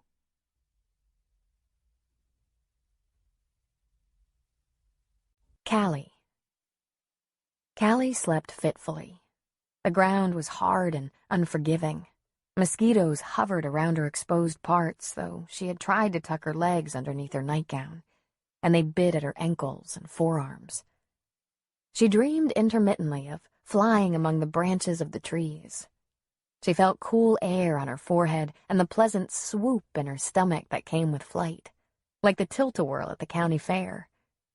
Below her she could see the creek, cool and beckoning. She tried to will her body to fly down to the water so she could dive into it, but she could not. She continued to soar, following the crooked path of the creek. She caught a glimpse of her father's fiery hair, and her stomach lurched in fear. He was looking up at her, anger etched on his face. She quickly passed over him and saw the rabbit-eared fawn drinking at the water's edge. Its soft eyes calmly summoned her, and Calli winged down and hovered just a few feet above the deer. She reached out her hand to stroke its hide, but it darted out of her reach and into the woods. Calli tried to follow, the puff of its white tail raised in warning, her beacon. In and out of firs and buckeyes, it twisted and turned. Calli concentrated to keep up. A hand snatched at her from behind and tried to grab at Calli, but only caught the hem of her nightgown. Looking over her shoulder, she could see that it was Petra who waved happily after her. Another hand clamped briefly on her arm, and her mother smiled up at her. Calli's flight slowed, but did not stop, and she momentarily spied her mother's hurt, confused look as she flew onward. Then the wood was filled with people who were familiar to her, grabbing at her in a friendly way, like children chasing bubbles. There was Mrs. White, the school nurse, and her kindergarten teacher, and Mrs. Vega, her first-grade teacher, whom she loved dearly. Mr. Wilson, the school counselor, held her open journal, pointing at something in it, but she couldn't see what it was. What was he pointing at? She so badly wanted to know. She tried to will her body to fly down toward Mr. Wilson and look at that journal, but she couldn't. She kept soaring onward. There was Mrs. Norland, Deputy Sheriff Lewis, Mr. and Mrs. Gregory, Jake Moon, Lena Hill the librarian, all there reaching out for her. She peered through the throng of people searching for Ben, but she couldn't find him. Now there were people grasping at her that she didn't know, and this was frightening to Calli. She tried to kick her feet and swim upward with her arms through the air. Onward she flew, following her doe. Soon she came to a beautiful clearing. Trees circled the small green meadow. A small pond was nestled in the center, and the fawn stopped for a drink. She was so thirsty, but could not pull herself down to the bank. Suddenly, Ben was there. Big, strong, kind Ben. He called to her. She tried to tell him that she was thirsty, so thirsty, but no words came. He seemed to know, though. Ben always seemed to know, and he dipped his hands into the water and pulled them out, cupped full of water. Still, Calli couldn't bring her body down to him, but he tossed the water up at her and she caught a drop on her tongue. It was cold and sweet. Calli reached out for her brother, but it was as if she was filled with helium, and she kept rising, higher and higher above the treetops. Ben quickly began disappearing, his red hair a small flag below her. She continued to travel upward. The temperature rose as she rose, until she crashed into the sun. Calli awakened with a start, momentarily disoriented. She sat up and tried to wet her cracked lips, but her tongue was thick and heavy and held no moisture. Her dream had fled from her mind as she blinked herself awake, but was left with the comforting feeling that Ben was nearby. She stood slowly, her muscles tight, her feet sore. Downward, she decided, toward the water, and she began her slow descent down the bluff toward where she thought the creek might lay. As she walked gingerly along the path, avoiding broken twigs and jagged rocks, Calli recalled snatches of her dream and the image of the school counselor, Mr. Wilson, holding her journal, pointing at something inside of it. At their first meeting, Mr. Wilson, a tall, thin man with bone-white hair and a long nose, invited her to sit next to him at the circular table in the guidance office. In front of them lay a black journal made with a rough, raspy paper with little natural fibers poking out. The book was held together with white silky ribbon. Calli thought it was a beautiful book and longed to flip through the pages to see what was inside. Next to the journal lay a brand-new box of colored chalk, not the thick variety that came in only 4 colors and was used for drawing on the sidewalk, but a real artist's set with wonderful, bright, rich colors. Her fingers itched to open the package. "Did you know, Calli," began Mr. Wilson, "that some of the best conversations people have are not with the spoken word?" He waited, as if expecting Calli to answer. Immediately, Calli became guarded. Last year's counselor, Mrs. Harrow, a mousy woman who only wore baggy clothes in shades of gray and tan, would wait for Calli to answer as well. She never did, though. "Calli, I'm not going to get you to try and talk," Mr. Wilson said, as if reading her mind. He rubbed his long nose with one extended fingertip and looked at her straight in the eye. Mrs. Harrow never even seemed to look at Calli's face, always talked to her while jotting notes down in a notebook. Mr. Wilson's straightforward manner unsettled Calli a bit. "I do want to get to know you, though," he continued. "That's my job, to try and get to know the students and help them, if I can." "Oh, don't look so suspicious, Calli," Mr. Wilson chuckled. "Talking is overrated. Blah, blah, blah. I listen to people talking all day. Then I go home and listen to my wife talking, and my kids talking, and my dog talking." He slid his eyes toward Calli, who wrinkled her nose and smiled at the image of Mr. Wilson listening to a black lab or German shepherd sitting at the kitchen table, talking about its day. "Okay, so my dog doesn't talk, but everyone else does. So this quiet will be good for me. I thought," he said, stretching his lean legs under the table, "that we could have this journal here and write to each other. Kind of like pen pals, but without envelopes or stamps. Our conversations could be right in here." He tapped the journal with one finger. "What do you think, Calli? Don't answer that. Think about it. Decorate the cover, whatever. I'm just going to sit over here at my desk and work and enjoy the quiet." Mr. Wilson smiled encouragingly, stood, and went to his old oak desk in the corner of the office. He settled his long frame into a chair and tucked his legs underneath the steel-framed chair, bent his slender neck over the contents of a file folder, and began to read. Calli regarded the book in front of her. She loved to draw pictures and write stories. She could write lots of words, even though she was only in the 1st grade. She wrote stories about horses and fairies and cities under the ocean. She never had a pen pal, never even wrote to her father while he was away. That had never occurred to her. She couldn't imagine that anyone would be interested in what she wrote. Everyone wanted to hear what she had to say, as if the words she said would somehow drip jewels. She flipped open the journal. Its creamy, unlined pages were oddly welcoming. The pages contained the same flecks of fibers that were in the cover, each page uniquely flawed. She softly closed the book, and her attention shifted to the chalk in front of her. Selecting a purple that held the same shimmer as the dragonflies down at Willow Creek, she held it in her fingers, admiring it. In the lower right-hand corner, she slowly printed her name with great care. Calli. She glanced up at Mr. Wilson, who was still engrossed in his paperwork. Calli carefully replaced the purple chalk back into the box and wiped the excess dust from her fingers onto her jeans, leaving iridescent streaks. She pushed her chair back from the table, stood, picked up the journal, and carried it over to Mr. Wilson.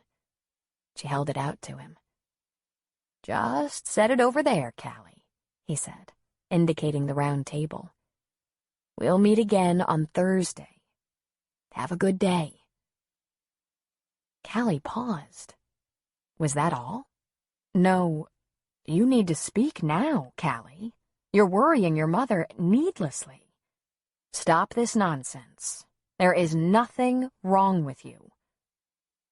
Just have a good day."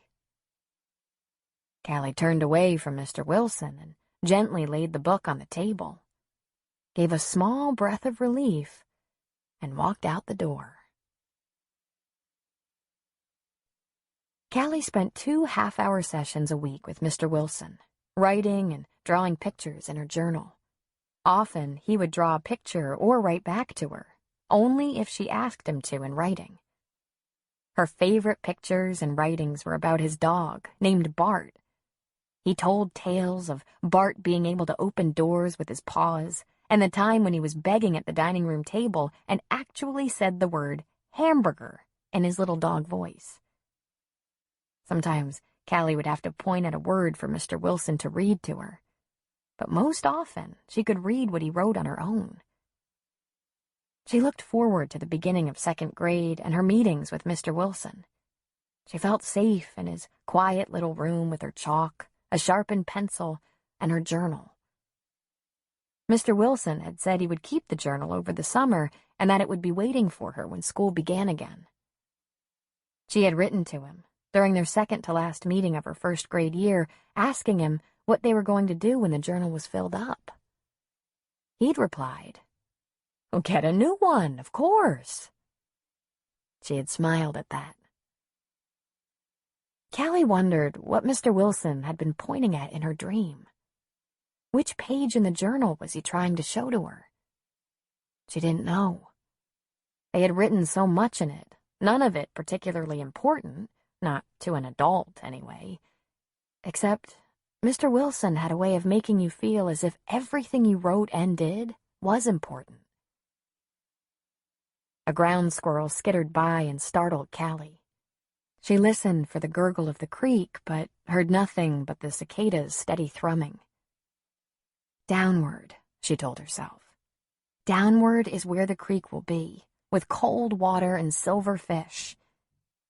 Maybe she'd see a frog and shimmering purple dragonflies that sparkled as they skimmed the water. Downward.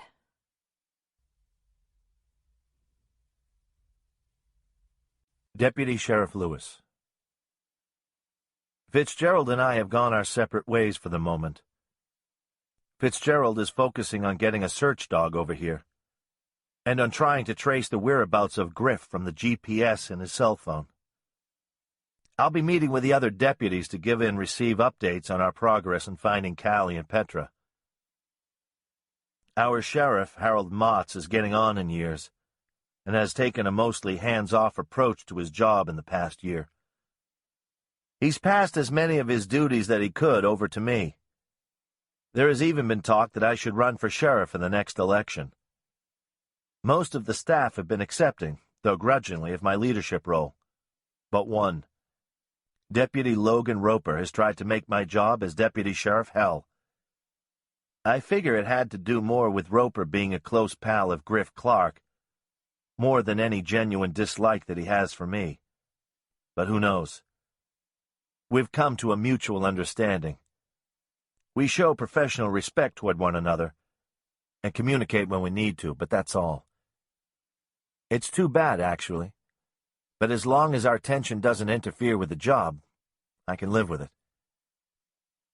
Griff and Logan were 5 years ahead of Tony and me in high school. I never really knew much about them, just that they were wild and could be mean.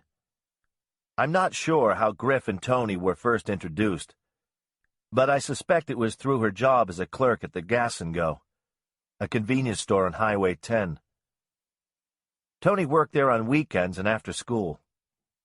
I told her I didn't like her working in a gas station so late at night, and so close to the highway. Anyone could take off with her, and would be well on his way without anyone knowing. Tony would just laugh and call me cop boy. I hated that. By April of our senior year of high school, Tony wasn't talking to me and was dating Griff, apparently hopelessly in love with him. I thought she was trying to make me jealous, and it worked. But I wouldn't give her the satisfaction of letting her know that. I didn't think, however, that a year later she would be married to him. November of our senior year was when Tony and I really started talking about our future together, and what we wanted. We had spent a chilly early winter morning walking through the woods. She wore an old brown barn coat that belonged to one of her brothers, and a multicolored hat knit by her mother, who had died earlier that fall. She had cropped her hair short, and it made her face seem even younger than her 17 years. She had lost weight since her mother passed, and she looked breakable. I was excited. She knew I wanted to go to college. Tony said she was supportive of that, but I could tell she wasn't, really. I couldn't afford the tuition at St. Julianus, so a state college was my only option. The problem was that the University of Iowa was over 100 miles away from Willow Creek. I had already filled out my application and had been accepted. I would leave the following August. As I told Tony, she wouldn't even look at me. She sat on the edge of the fallen tree we called Lone Tree Bridge, because it fell across a portion of Willow Creek. Her normally unguarded face went stony, as I described to her that the college wasn't really all that far away, and that I'd come to see her on holidays and on weekends. I went on to say there was nothing stopping her from coming with me. She could enroll in classes or get a job. We could still be together. "Everybody leaves me," she whispered, tucking her arms into the pockets of her coat. She meant her mother dying and her brothers moving away. It was just her and her dad in their house. And according to Tony, her dad was thinking of moving to Phoenix to be with Tim, his oldest son. "I'm not leaving. Not for good," I told her. But she shook her head. "You won't come back. You'll go to college with all these important people and important ideas. You'll outgrow this place," she said matter-of-factly. "No," I insisted. "I will never outgrow you." "All I've ever wanted was to live in a yellow house," she said softly before she walked away, leaving me standing alone among the naked trees. I could hear crispy leaves crunching under her feet long after I couldn't see her anymore. We tried to carry on as we always had for the next month or so, but something had changed. She would shrink from my touch, as if the feel of my hands on her hurt her somehow. She would become uncharacteristically quiet when I talked about college, and a shadow came across her face whenever I tried to make love to her. I hadn't even left yet, but she was already gone. She broke up with me at the beginning of December, and from then on, it was as if I didn't exist. She didn't take my phone calls, didn't answer the door when I came over, walked right past me in the hallways at school. I finally cornered her in Willow Creek Woods. She was walking slowly, her head down, her eyes on the trail before her. It was snowing, the flakes impossibly big. I briefly considered scooping up a snowball and pelting her in the back with it. I was pretty pissed at her, but I didn't. There was something about her walking there alone that made her seem as naked and vulnerable as the giant leafless trees. "Tony," I called softly to her, trying not to startle her. She whipped around, clutching her chest. On seeing me, she dropped her hands, fists tight, as if preparing for a fight. "Hey," I said. She didn't respond. "Can we talk?" I asked. "There's really nothing to talk about," she said, her voice as cold as the air around us. "Do you really want to do this?" I asked. "Do what?" She asked as if she didn't know what I was talking about. "This!" My voice echoed through the trees. She took one step toward me and then stopped, as if coming any closer to me might make her change her mind. "Lou," she said firmly, "for months I watched my mother die." "I know," I said. "I was there, remember?" "No, you weren't there. Not really. For months I watched my mother dying. There was nothing that I could do to make her better, to make her live. Now I'm losing my dad? In a completely different way, but the minute I graduate, he's out of here. Out of Willow Creek forever. He can't stand the thought of living here without my mother. I don't want to end up like that, ever." She looked at me fiercely. "It's not the same," I pleaded with her. "It's exactly the same," she shot back. "You're going to leave, and that's fine, whatever. But I'm not going to spend the rest of my life waiting for you. I spent way too much time on you as it is." "What's that supposed to mean?" I asked angrily. "That I was just a waste of time?" "It just means that I'm not going to invest one more minute in someone who isn't going to stick around, who doesn't love me enough to stay. Just leave me alone." She turned away from me and moved noiselessly through the woods. I shouldn't have done it, but I did. At that moment, I hated her. I bent down and scraped up a handful of wet snow, forming a perfect white ball. I didn't throw it hard, but at the last second she turned to say something else to me, and the snowball pelted her right in the face. She stood stone still for a fraction of a second, and then turned and ran. I tried to follow her, to apologize, but she knew the woods better than anyone. Plus, she was faster than I was. I never caught up to her, never said I was sorry, never found out what she was going to say to me before the snowball hit. In the end, she outgrew me, or maybe I outgrew her, I guess. I knew I was starting to look like a fool. Everyone knew I loved Antonia, and that she wanted nothing to do with me anymore. She married Griff that next year, while I was away at school, and had been soon after. I learned about Tony the way strangers learned about her, through newspaper clippings and idle gossip. We had become strangers, she and I. I met Christine 4 years later, and we married. She reminded me nothing of Tony, and I didn't mean to hold that against her, but I guess I did. I'm surprised, actually, that Christine was this patient with me.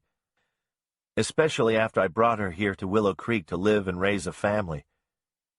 She never quite settled in, always felt out of place, unwelcome. It's not her fault that the people of Willow Creek are intertwined by a common history and by blood. Maybe she doesn't fit in because she doesn't want to. Or maybe because I don't want her to. I don't know. But I don't have time to waste on this. I have to focus on the matters at hand. As soon as I walk into the station, Officer Tucci is there waiting for me. "We got some info on some of the names you wanted, Brun," he tells me. "There's not much. Mariah Burton, the babysitter, is completely clean. Chad Wagner, one of the students, was arrested when he was in high school for underage drinking. Got a hold of him, and he's home visiting his mom and dad in winter. Nothing's come up on this Lucky Thompson, but we can't contact him. He isn't at home, or he isn't answering his phone. The men from the furniture store are accounted for and are being interviewed. We're also checking on all the teachers at the girls' school. Calli spent a lot of time with a school counselor, a Charles Wilson. We haven't been able to contact him either. Only other red flag was on Sam Garfield. He teaches at St. Juliana's. Been here for about 3 years. Before that, he was at another college in Ohio. Left under a cloud. Had an affair with a student. Oh, and Antonia Clark called about 20 minutes ago, Tucci says. She says she's found footprints that look like Calli's, and a man's footprints, too. She was very upset, crying and carrying on. Couldn't make much sense of her after that. What did you tell her, I ask. Told her I would let you know as soon as I could. She said she wanted to talk to you, had to talk to you. I tried to explain to her that you weren't available at a second's notice. Tucci sounds irritated. That you're a busy man. Well, who's over there now, I ask, already heading back out the door. Logan Roper, he says. Great, I mutter under my breath. Well, he was there and available, Tucci blusters, sounding confused. Shouldn't he be the one? That's fine, I say regretfully. I just want to be made aware of any developments in this case. Call me no matter what from here on out. Do you think it's like that McIntyre girl? He asks. I don't know. But that outcome is the one we want to avoid. I pause at the double doors. Is there anything else I need to know before I head on back to the Clark place? Actually, yes. Channel 4 has been calling all morning asking about the missing girls. They want a statement. And Mrs. McIntyre called twice. She wants you to call her back. Wants to know if she can be any help to the families of the missing girls. Says she's driving over this afternoon. Dear Lord, I mumble. Get me Fitzgerald. We need to get an official statement written up for the press. When was the last time you spoke with Mrs. McIntyre? About 40 minutes ago, I guess. She should be here any time now. I retreat to my desk. I'd have to see about Tony later. For now, I had to trust my department, especially Roper, to do what they were trained to do. I quickly jot down a rough copy of a statement that could hopefully satisfy the press. And my phone rings.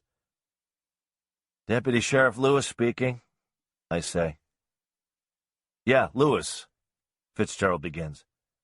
I just got word about the footprints at the Clark house. The State Crime Lab should be pulling up there momentarily. Who do you got over there? Officer by the name of Logan Roper. Should be fine, except... I hesitate. Go ahead, say it. Something's bothering you, Fitzgerald prods. He's a decent cop, but he's also great pals with Griff Clark. Conflict of interest, maybe, I say, like I was one to talk. But I didn't trust Griff, and I didn't quite trust his buddies either. I see what you mean, says Fitzgerald. Pair him up with someone you completely trust. How about you? Well, I begin, there could be a bit of a problem with that as well. Better to get it all out now, Tony and my history together. Shouldn't matter, but it does. I settle in to tell Fitzgerald all about it when I hear a soft clearing of the throat, and at my desk I see the tired, sad face of Mrs. McIntyre. "Hey," I say to Fitzgerald, "let me call you back." We disconnect, and I face the woman I had hoped not to see again, until we had the man who destroyed her life and lives of her family members. The woman whose battered, abused daughter was found dead in a woody area 10 miles from her home, on the other side of the county. The woman who I had to help pick up off the floor of the morgue after she identified the body as her Jenna's, and the woman who cursed me last time she talked to me for having to bury her daughter without knowing who had done this to her. "I want to help," she says simply. I offer her a chair and try to figure out the best way to tell her that the last thing the Gregory and Clark families want is any sort of reminder that their daughters could be dead.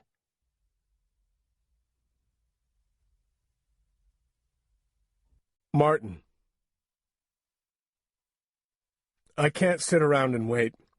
I tell Fielda's mother that I'm going to check on the investigation, and I drive back toward my home. I park on the shoulder of Timber Ridge Road. Something is going on at the Clark house, a flurry of activity. Several police cars drive past and turn down the Clark's lane. My heart quickens, and for a moment I think that I'm having a heart attack, but I don't collapse, though I feel a heart attack would be preferable to what is going through my mind right now. The sun is bearing down more ferociously now, if that is possible. The car thermometer reads 99 degrees. And that doesn't even include the heat index. I step from my car and make my way toward the Clark house. The woods and this quiet, uneventful neighborhood were what brought Fielda and me to our home. We like the fact that, while we have neighbors, there are only 4 close by. The Olson and Connolly families live to our right, and the Clarks and old Mrs. Norland are on the left. 100 yards separate each of our homes, so we're close enough to call each other neighbor, but far enough away for privacy's sake. We never let Petra visit the Clark house when Griff was home, from wherever he works, the Alaska Pipeline, I believe. We don't tell Petra that Griff is the reason she cannot go over there at times. We simply say that Calli has so little time with her father that we must not disturb their family time. Petra accepts this good-naturedly, and I don't believe she knows of Griff's illness. Calli certainly never speaks of it. On the other side of Timber Ridge is another line of trees, not the forest that lies behind our homes, but a high bluff that separates us from the rest of Willow Creek. Many miles down Timber Ridge, a few other homes are situated in much the same manner, neighbors here and there with backyards fading into the forest. My feet crunch on the grass, burned yellow from the sun and lack of rain. From a distance, I see some officers speaking with Antonia in her front yard. She is pointing and gesturing, but I cannot see her face. I see a van speed past and turn down the Clark's drive. It's a television van. I can't quite make out the call letters, and they're obviously in a great hurry. Again, my heart flutters, and I quicken my step. I decide to cut through the back of our yards to hopefully avoid any reporters or cameras. Antonia, too, sees the media van and hurries into her home while the officers stride toward the vehicle, arms waving, ordering the driver to stop. I run a football field's length to the Clark's back door, and a police officer stops me short. I'm covered with sweat, and I bend over to try and catch my breath. Why so many police officers, I wonder?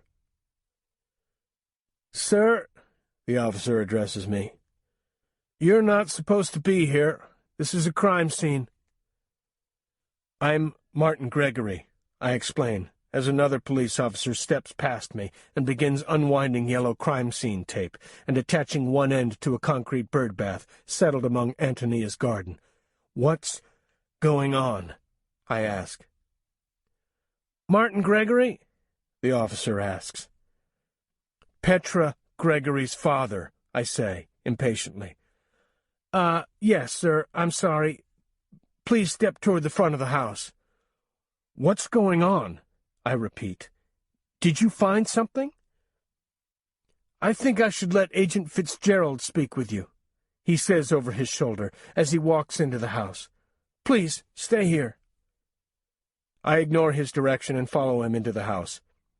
Antonia, I call out. She's sitting on her couch, her face in her hands. Antonia, what's going on? Did something happen? Did you find something out? My voice is trembling. Footprints, Antonia says, shaking. We think we found Calli's footprints and a man's. What about Petra? Did you find some footprints that may be hers? I ask. Agent Fitzgerald speaks up. I hadn't even seen him in the corner of the room, speaking with another man who could have been a policeman, but was dressed in everyday clothes. Mr. Gregory, I'm glad you're here. He reaches out his hand to shake mine, and I wipe my sweaty palm on my slacks before I accept his. What is going on? I ask, yet again. No one is really listening to me. Please, come sit down, Agent Fitzgerald says, as if this is his own living room. I sit. Mr. Gregory, Mrs. Clark has noticed a child's footprints, along with an adult male's shoe prints. They could have been there for quite some time. As you know, it hasn't rained for a few weeks. We're concerned because it appears from the impressions in the dirt that there was a struggle between the adult and the child. We're investigating this. We will also be checking more thoroughly around your home as well. At this point, however, there appears to be only one set of child's footprints. Agent Fitzgerald pauses, letting this information soak into me, then continues. We've called in a crime scene unit from Des Moines. They'll be here shortly. The crime lab will be doing a thorough search of this yard and of your yard as well to see if any other footprints or evidence can be found. The media has arrived, Fitzgerald announces. This is a good thing for you and Mrs. Clark, although it makes things somewhat more difficult for us, logistically. We don't want anyone getting in the way of us doing our job. I need to go tell Fielda what is going on. What should I say to her? I ask. Tell her the truth. You can't hide anything from her during this. You two need to stick together and be strong. But I have to insist that you stay away from your home. To Antonia, he says, Mrs. Clark, we need you to also stay away from your home. This is now a crime scene. Do you have anyone with whom you can stay? Tony looks dazed. I suppose Mrs. Norland's house, over there. She motions weakly toward our neighbor's home. Good. If the reporters ask you questions, tell them you'll be speaking with them in about... Fitzgerald checks his watch. 1 hour. Will that give you enough time to gather your thoughts and speak with Mrs. Gregory? I nod, though, in fact, I have no idea if I will be ready or not. You and Mrs. Gregory and Mrs. Clark will speak first. Then I will give the press a brief overview of the status of the investigation and answer any questions that may be asked, okay? I nod again and stand. I'll go and get Fielda, I say, resignedly. All at once there's a commotion outside, a series of shouts, not in anger. The press, perhaps. Agent Fitzgerald moves quickly to the front of the house. Mr. Gregory, you better get out here, he instructs. Damn press, he mutters. I rush to his side and see what concerned him so. I see Fielda emerging from her mother's car, walking dazedly down the Clark's lane. A lone reporter and cameraman begin to press in around her, and she looks so confused. Her eyes dart anxiously around for help, and I fly out of the house and run to her side. Are you related to one of the missing girls? The reporter asks. What do you know about the evidence that was found in the backyard? Fielder looks at me desperately. Her flowered sundress is wrinkled, her hair is flattened on one side, disheveled, her mascara is smudged beneath her eyes, and one cheek bears a slight imprint left behind from the bed linens. We have reports that the mother of Jenna McIntyre is in town. Have you met with Mary Ellen McIntyre? Has she given you any advice on how to handle this? The reporter, a serious woman in a red suit, thrusts a Channel 4 microphone under her chin. Fielder goes rigid and she gapes up at me. For one horrible moment I think she will faint.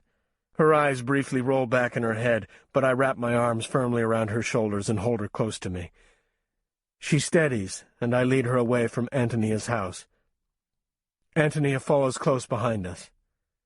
Agent Fitzgerald steps forward and introduces himself to the reporter. Fielder takes several deep breaths. "I'm fine, Martin. Tell me what's going on. I can handle this." I must look doubtful because she gives me a steely glare. "Martin, I'm fine. I promise. I need to be fine if I'm going to be any help to Petra. Tell me what is going on so we can figure out what to do next."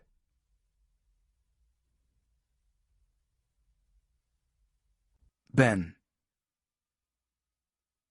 Calli, remember the time I slept in a tree? The huge climbing tree just past Willow Wallow? I was 9, and so you must have been 4, not talking anymore. I was just so sick of everyone trying to get you to talk. That's all Mom cared about anymore, getting you to say something, anything. She'd sit you at the kitchen table and say things like, "Do you want some ice cream, Calli?"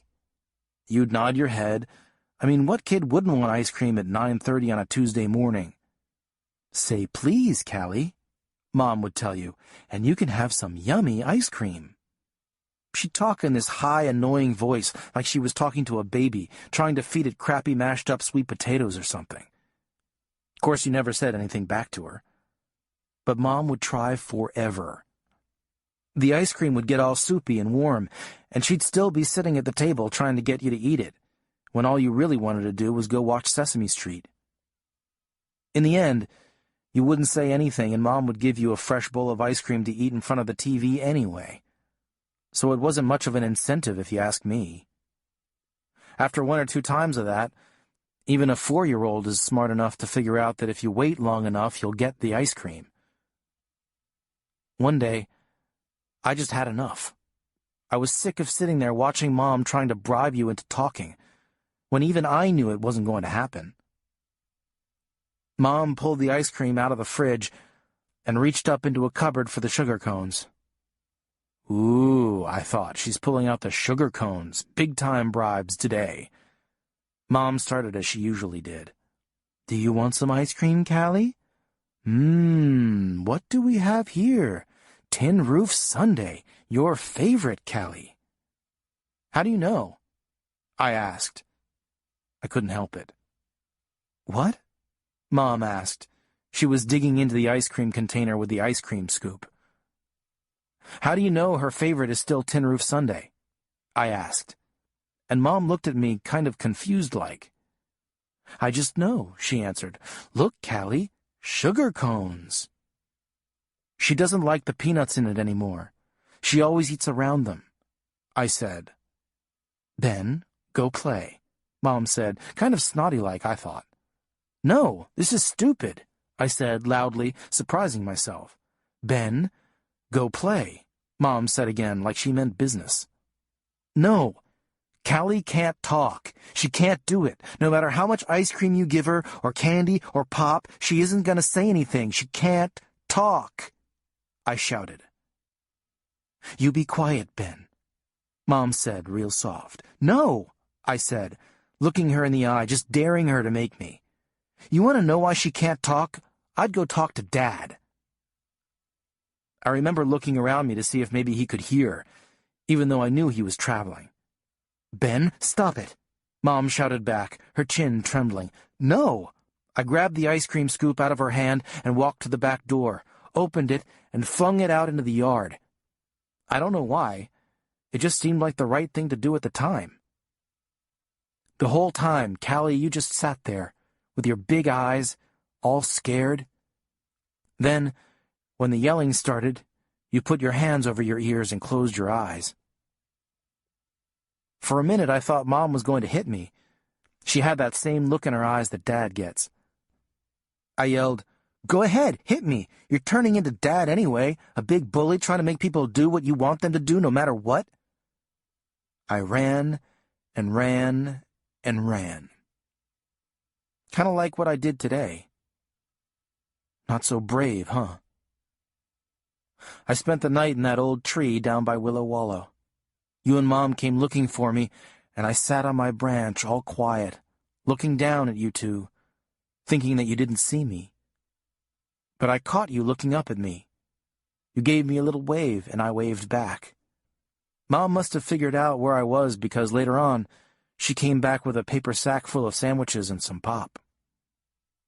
She set it at the bottom of the tree and said to you, "I'll set this here for Ben, Calli, so if he gets hungry, he'll have a little something to eat." I spent all day and night in that tree. I came down only to grab the bag of food and to go pee. You and Mom came back to check on me a bunch of times that day, and I was just sure Mom was going to try and make me come down. But she didn't. She just lay an old pillow and blanket down on the ground under the tree. I slept in that old tree and climbed down the next morning all stiff and sore. But I did it. Mom didn't get mad like I thought she would. She didn't say a word about the whole thing. She stopped trying to bribe you into talking with ice cream, though. She never did that again. Oh, we had ice cream. But it was never Tin Roof Sundae. And it never came with a "say please," Calli. Calli, if we get you home safe today, I'll buy you the biggest ice cream sundae without nuts that I can buy with my paper route money. Calli. Calli walked slowly down the trail. It opened up to a golden meadow on either side. Dainty Queen Anne's lace waved at her. She had never been this far before, but the open sky made her feel safer. There were fewer shadows and hidden figures behind trees. Orange tiger lilies framed the trail, as did wilting purple coneflowers.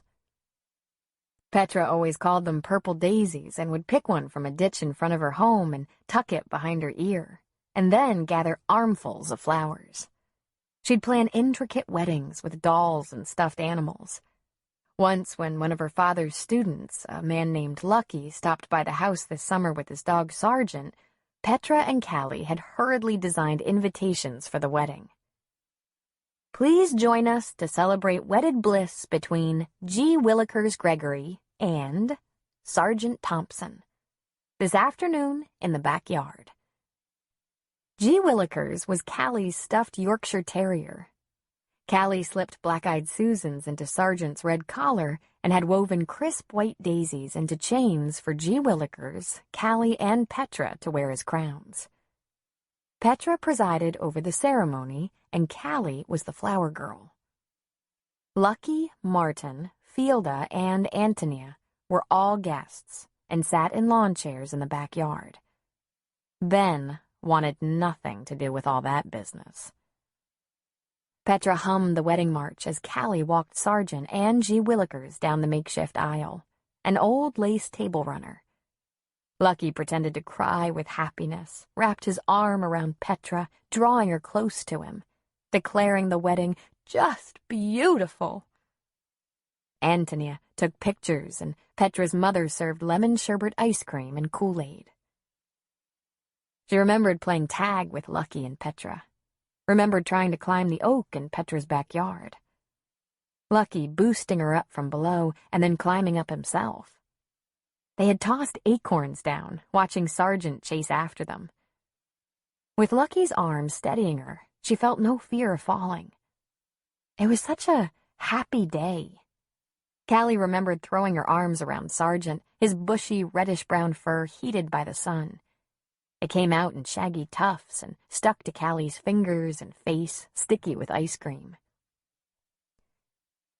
Now, sitting among the wild grasses, Calli wove a chain of purple coneflowers into a wreath and set it on her head. Then she began to make another crown for Petra. Petra. She missed Petra. After Petra and Calli had become friends, Petra became her official spokesperson at school. From that day forward, Petra was Calli's voice, her verbal communication with the world around her. Mrs. Vega, their first-grade teacher, was very accepting of this and often regarded the girls as one entity. Once, while on a field trip to Madison to visit the zoo, they stopped the school bus at a fast-food restaurant. Mrs. Vega, asking Calli what she would like to eat, looked at Petra to answer. Petra answered with little thought. She wants a hamburger with just mustard, French fries, and a Sprite. Calli loves mustard. Most of the adults that Calli encountered at school were accommodating to her special needs. However, one day when Calli came to school, it was not Mrs. Vega greeting them at the classroom door, but a substitute teacher. She was a large woman, round and doughy, with a great mound of gray curly hair and a stern, wizened face. Her name was Mrs. Hample, and she had none of the good humor or patience that Mrs. Vega had. When Mrs. Hample asked each child his or her name and came to Calli, she did not respond, but just looked shyly down at her desktop.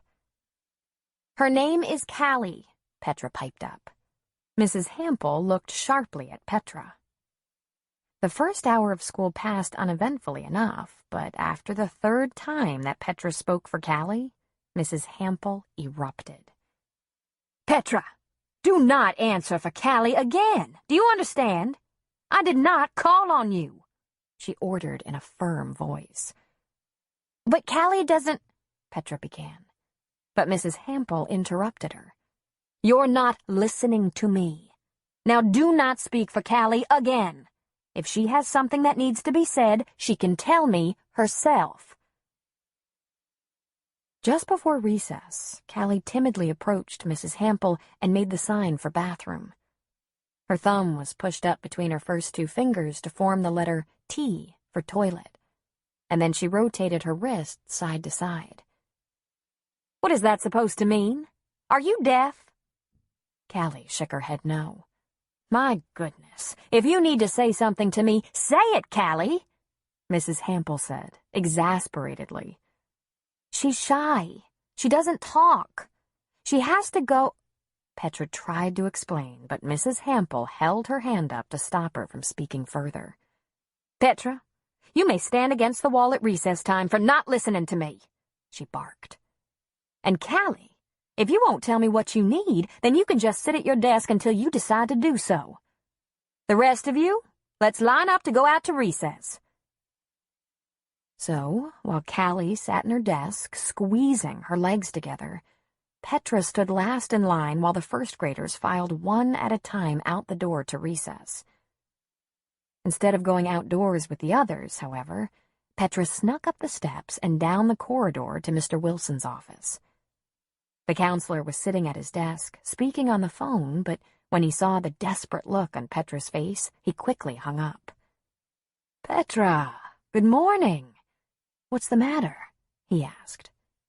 It's the substitute teacher, Petra whispered, as if afraid that Mrs. Hample would be able to hear her. She's real mean. I mean, really mean. Mr. Wilson chuckled. I know substitute teachers aren't like your regular teachers, Petra, but you still have to listen to them. I am, but it's Calli. She's being really mean to Calli. She won't let her go to the bathroom. What do you mean? Mr. Wilson asked. I've been trying to help Calli like I always do by saying stuff for her, but Mrs. Hample won't let me. Calli tried to tell her she had to go to the bathroom, but Mrs. Hample said, if you can't tell me yourself, you can't go, Petra said, in a remarkable likeness of Mrs. Hample. Come on with me, Petra. We'll go figure this out. Nuh-uh. Petra exclaimed. "I'm supposed to be outside standing by the wall for recess. If she knows I told you, I'm going to be in big trouble." "You can go on outside, then, and stand by the wall. I'll go check on Calli and visit with Mrs. Hample. And Petra, you're a good friend. Calli is lucky to have you," Mr. Wilson told her, and Petra smiled her big, toothless grin at him. Mr. Wilson went to the classroom, looked through the window in the door, and saw Calli sitting at her desk, her head bent forward and her long hair shielding her face. He entered the room, stood beside Calli's desk, and watched as big, fat tears plopped down, causing a wet stain to slowly spread across the brown-gray handwriting paper that lay in front of her. "Hey, Calli, ready for our appointment?" Mr. Wilson asked her in a cheerful voice. Calli looked up at him in surprise. They never met on Friday, only on Tuesdays and Thursdays, and in the late afternoons near to the time that school ended. "I'm sorry I'm late." Mr. Wilson looked concernedly down at his watch. "I was stuck in a meeting. Let's go on up to my office." Calli stood and looked fearfully at Mrs. Hample. "I'll bring her back in about 20 minutes, right before lunch." He addressed his last comments to Mrs. Hample. "She should be in a special classroom. She doesn't talk, you know," she said as if Calli could not hear her. "Or maybe in a behavior disorder class. She's being obstinate, not talking like that. All our students are special here, and Calli is right where she belongs. You won't be needed for the rest of the day, Mrs. Hample. You may sign out at the office. Thank you." When Calli finished using the restroom, he sent her outside to play with her classmates for recess. She and Petra played hopscotch with some other children. Mrs. Hample left and never returned, and Mr. Wilson was their substitute teacher for the rest of the afternoon. When she arrived home from school that day, her backpack held a note for her mother from Mr. Wilson. Calli watched carefully as her mother read the note, her face drooping more and more at each line she read. Finally, she set the letter aside and beckoned Calli to her. "Petra's a nice girl," her mother whispered to her as she gathered her on her lap. Calli nodded and played with the collar on her mother's shirt. "We have to do something nice for her, don't you think?" Again, Calli nodded. "Cookies, you think?" Antonia asked her. Calli slipped off her lap, opened the refrigerator, and began pulling eggs and butter from inside. "You remember what a good friend she's been to you, Calli. Don't ever forget it. Petra will need you to be just as good a friend someday, okay?" Calli and Antonia delivered the cookies, still warm and soft, later that evening to the Gregory house. Petra's mother and father had smiled proudly at their daughter's kind actions on Calli's behalf. Calli and Petra had run off into the porch to sit and eat the chocolatey cookies. Now, in the meadow, her stomach growled in remembrance of those chocolate chip cookies as she wove a crown of flowers for her best friend. Calli felt her nose begin to burn from the harsh sun, and she headed back into the woods and its dim calm.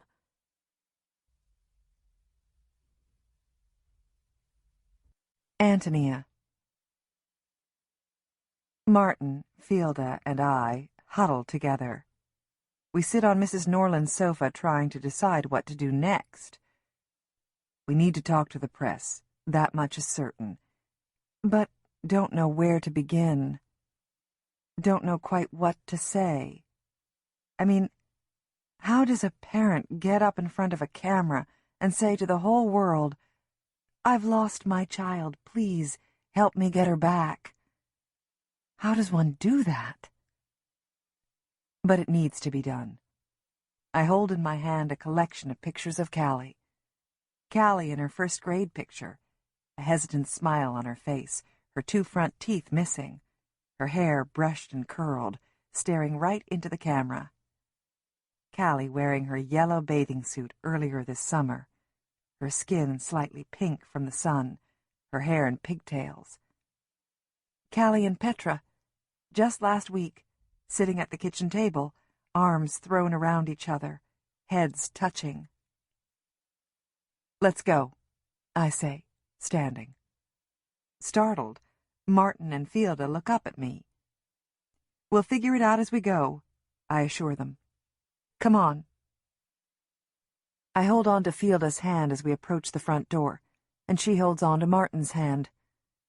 We make an odd little train as we leave the house. We walk down the long lane to Timber Ridge Road to where the reporter is waiting for us. I shield my eyes from the glare of the sun, and the reporter looks expectantly at us. Quiet greets us for a moment, and the woman in the red suit addresses us. "I'm sorry to hear about your daughters. My name is Katie Glass. I'm a reporter for KLRS. Could you answer a few questions for me?" "My name is Antonia Clark," I begin, "and this is Martin and Fielda Gregory. Our daughters, Calli and Petra, are missing." I hold up the photo of Calli and Petra together at the kitchen table. My hand is shaking.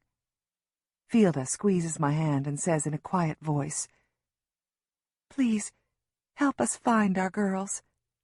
Please help us find our girls," she repeats. "They're 7 years old. They're best friends.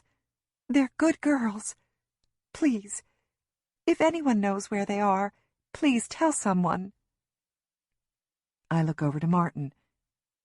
His eyes are closed, and his chin is tucked into his chest. "What time did you report the girls missing?" the reporter asks. Agent Fitzgerald steps forward. "Petra Gregory was reported missing at approximately 4:30 this morning. Calli Clark soon after. Both girls are 7 years old. Petra Gregory was last seen wearing short blue pajamas. Calli Clark was last seen wearing a pink nightgown. The girls were last seen in their own homes, in their own beds." "Do you have any suspects?" "We have no suspects. No persons of interest at this time," Agent Fitzgerald explains. "However, we are trying to contact Calli's father, Griff Clark, and his friend Roger Hogan. They left early this morning for a fishing trip, and we need to let these gentlemen know of this situation. Anyone who knows where these two men are should have them contact the Jefferson County Sheriff's Department." "Are the two men suspects?" Katie Glass asks. I gasp, and the Gregorys look at me in surprise. "Griff Clark and Roger Hogan are not suspects in any manner. We just want to let Mr. Clark know that his daughter and Petra Gregory are missing." "Where did they go fishing?" "Somewhere along the Mississippi, over near Julian." "Do you have photos of the two men?" "We do not.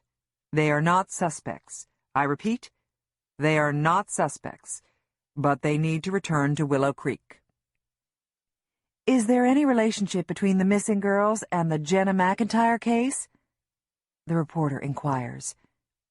My stomach flips with dread. I hadn't heard this connection before. "We cannot comment on any connection between the two cases at this point," Fitzgerald says crisply. "Is it true that Mary Ellen McIntyre, Jenna McIntyre's mother, is here in Willow Creek to give assistance to the families?" "I'm not aware of the arrival of Mrs. McIntyre. That's all for now. When we have more information regarding Petra Gregory and Calli Clark, we'll pass that information to you. As for now, the Gregory and Clark families, along with the Jefferson County Sheriff's Department, would appreciate anyone with any information regarding the whereabouts of Petra Gregory and Calli Clark to please contact local authorities." With that, Agent Fitzgerald steps away from the microphones and heads back toward Mrs. Norland's house. We follow behind him. Fielda had dropped my hand at the mention of Griff, though she still holds tightly to Martin's hand. Once we're in the privacy of the Norland home, Fielda turns on me. "What's this about your husband leaving early this morning?" Could he know something about Petra and Calli? Why isn't he here? Hold on. I stop her, holding my hand up. Griff knows nothing about the girls. He and Roger went fishing early this morning. They've been planning it for weeks. I try to keep the anger from my voice, but fail. He had been drinking, Martin says. What? I ask. Griff had been drinking. This morning, there were beer cans everywhere. That doesn't mean anything, I say, shrugging it off.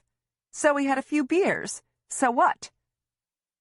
I notice Agent Fitzgerald out of the corner of my eye. He's watching us carefully. I've seen him drunk, Martin says. He's not exactly nice when he's been drinking. That's none of your business, I sputter. My daughter is missing, Fielda yells. My daughter is missing, and you think that your husband's drinking has nothing to do with it? Maybe, maybe not. And while we're talking about it, what about your son? Where's he right now? He sure spent a lot of time with the girls. Kind of odd, if you ask me. A teenager hanging out with a bunch of first graders? How dare you? I shout. Ben would never hurt the girls. Never. How dare you? You come in here pointing fingers. How do we know that you two didn't have something to do with this? Us? Fielda screeches. Us? My God! You're the one with the drunken husband and the daughter who never speaks. And why is that, do you think? Why doesn't Calli talk? Seems to me that something really odd must be going on in your house if a perfectly healthy little girl doesn't talk. Get out, I say softly now. Just go. Agent Fitzgerald steps between us. We need to work together on this. There's no reason that you should be pointing fingers at each other. No reason. Let us do our work here. I'm sorry. I turn to Fielda and say weakly after a moment's silence. I know you would never do anything to hurt the girls. I'm just worried. I'm sorry, too, Fielda says. And I know Ben would never hurt them. I'm so sorry. We'll talk soon. Fielda pats my arm, and they leave. I noticed that she hadn't said that she knew Griff wouldn't have hurt the girls either. Griff hasn't always been the way he is now. Not at first, anyway. He always drank a lot. I knew that back when I was first dating him. I just thought it was his age, just being wild, having fun. It was exciting to be around him. I was thrilled that someone older than me would be interested in 17-year-old me. And he was sweet, and wanted to be with me. I was so lonely at that time. My mother had died. My brothers had left. And my dad was moping around the house, missing my mother, missing my brothers. That winter of my senior year, Griff sauntered into the Gas and Go, the convenience store where I worked. He smiled at me, went back to the beer display, grabbed a case, a bag of Fritos and a ding-dong, and set them all in front of me on the counter. "Great supper, huh?" he asked. "Very nutritious," I observed as I rang up the items. "I'll need to see an ID for the beer." "Why? Don't I look 22? Griff asked, grinning. "Didn't say that. I just have to check everyone's, even if they look 80, I grinned back. "You saying I look 80?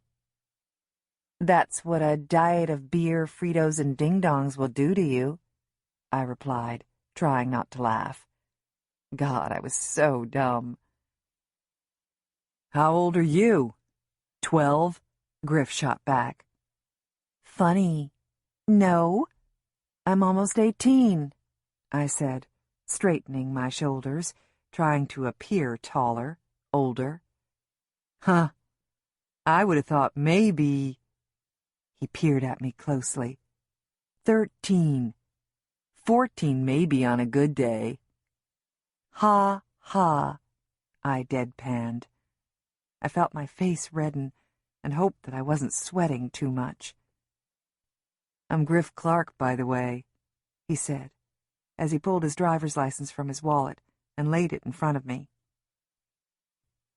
I'm Antonia Stradensky, I said, using my full name, hoping at least to sound older. Griff was looking at my name tag.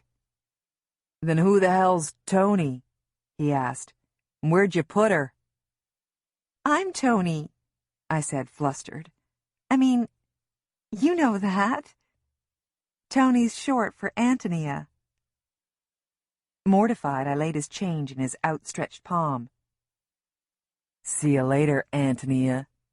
Griff flashed a huge smile at me. And let that Tony girl out of the cooler before you go home. Yeah, I said. I'll do that. Griff stopped by nearly every time I was working after that. When he didn't, I worried, wondered if he wasn't really interested in me. Then he'd walk in, his red hair a beacon, and my stomach would swoop, and I'd smile for the rest of the night. One night in April, he finally asked me out, sort of. I was just closing up the store at midnight.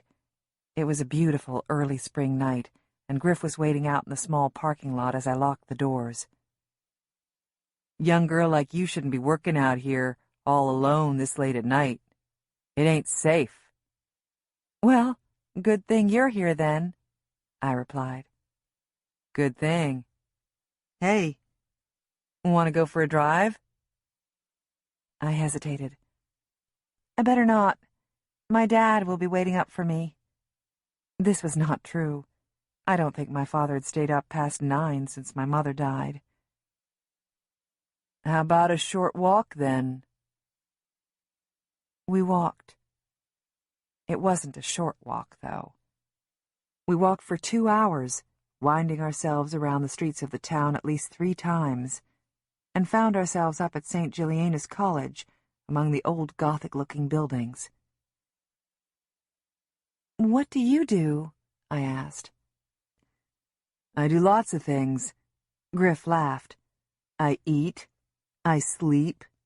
I go for walks. I mean, for a job. What do you do? Right now I'm working over in Lindale for my uncle.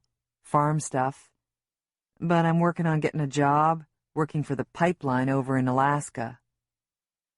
Oh. A pebble of dread dropped into my stomach. You're moving away? Maybe. Never was much to stay around for before. Before what? Before this kid started hanging around me. I'm not a kid. Oh, yeah? Prove it. And I did. There behind the field house. Afterward, Griff was quiet, the first of his silent rages I would have to endure. What? I asked. What's wrong? Who was he? What? Who? I asked, thoroughly confused. Who'd you date before me? He said date as if it was a curse word. No one. I mean, someone, but it was nothing. He wrapped his fingers in my hair and held tightly, but didn't pull. It didn't hurt. Stay away from him. Don't talk to him no more. I won't. I mean, we don't talk anymore. Good. He relaxed and smiled at me. He walked me back to my car, kissed me goodnight, and sent me on my way. We saw each other every day after that, and were married that next fall. I don't regret my marriage. I have, after all, 2 amazing children. I do wonder often, however, what would have happened if I hadn't married Griff. Would I have married someone else? Lewis, maybe? Would I still live in Willow Creek, or would I live by the ocean in a yellow house? But I don't wish what I have away.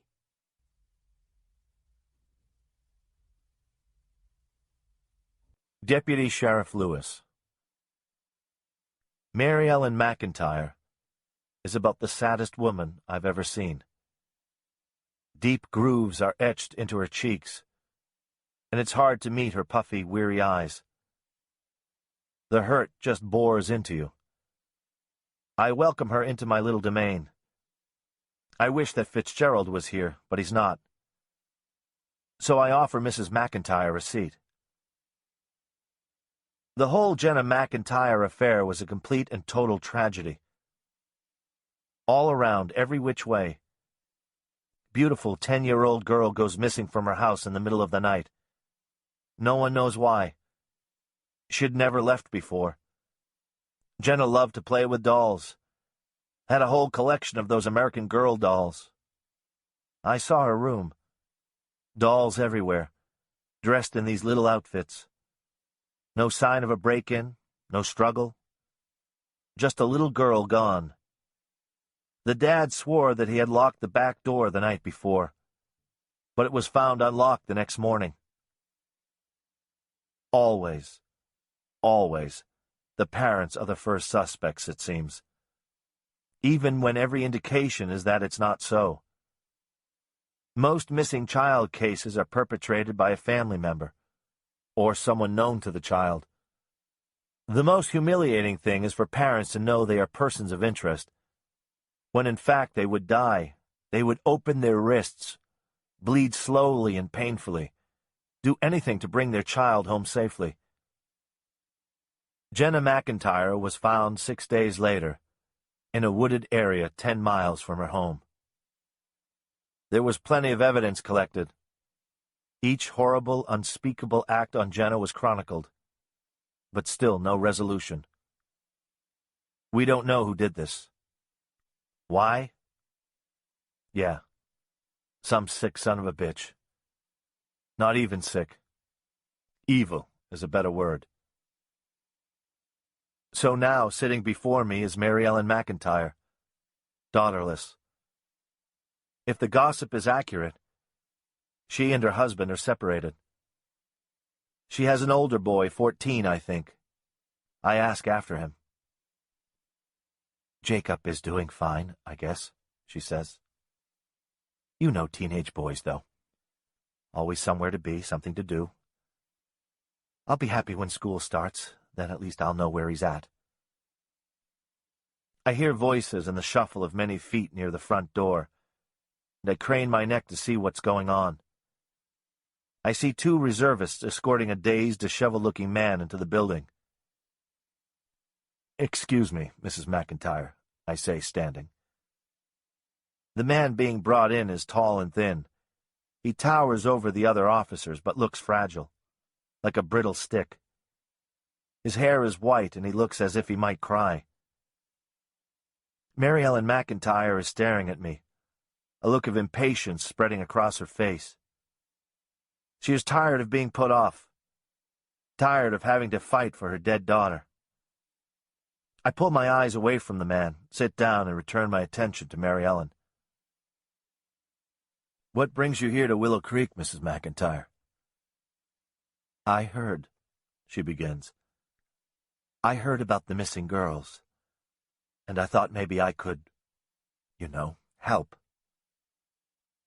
Carefully weighing my next words, I say, do you think that it's a good idea to be part of this kind of situation so soon? Mrs. McIntyre swallows hard. I think this is just where I need to be right now. I know how they feel, the families. I know what they are going through. There is really no proof, that Petra's and Calli's disappearance has anything to do with Jenna's. I know that, she says shortly. I'm not here to ask about Jenna's case. I could do that by phone, and will keep on doing. I just keep thinking of those poor mothers, not knowing where their daughters are. It's a horrible, horrible feeling. The girls could just be off playing, I say, though I feel certain that it's not true. They could come strolling home at any moment. You know that, don't you? We are still very much in the initial stages of this investigation. I know, she says tiredly. Please, just tell them I'm available if they would like me to sit with them, pass out flyers, call people, anything. Please, will you tell them? I will. I promise. Can I get you something? Coffee? She shakes her head no. I have my cell phone. Do you still have my number? Yes. I'll call you either way, Mrs. McIntyre. She stands and holds her hand out to me. This is her first offering to me since the whole bad business with Jenna. I take it and shake it, gratefully, and pray that these two cases are not related in any way.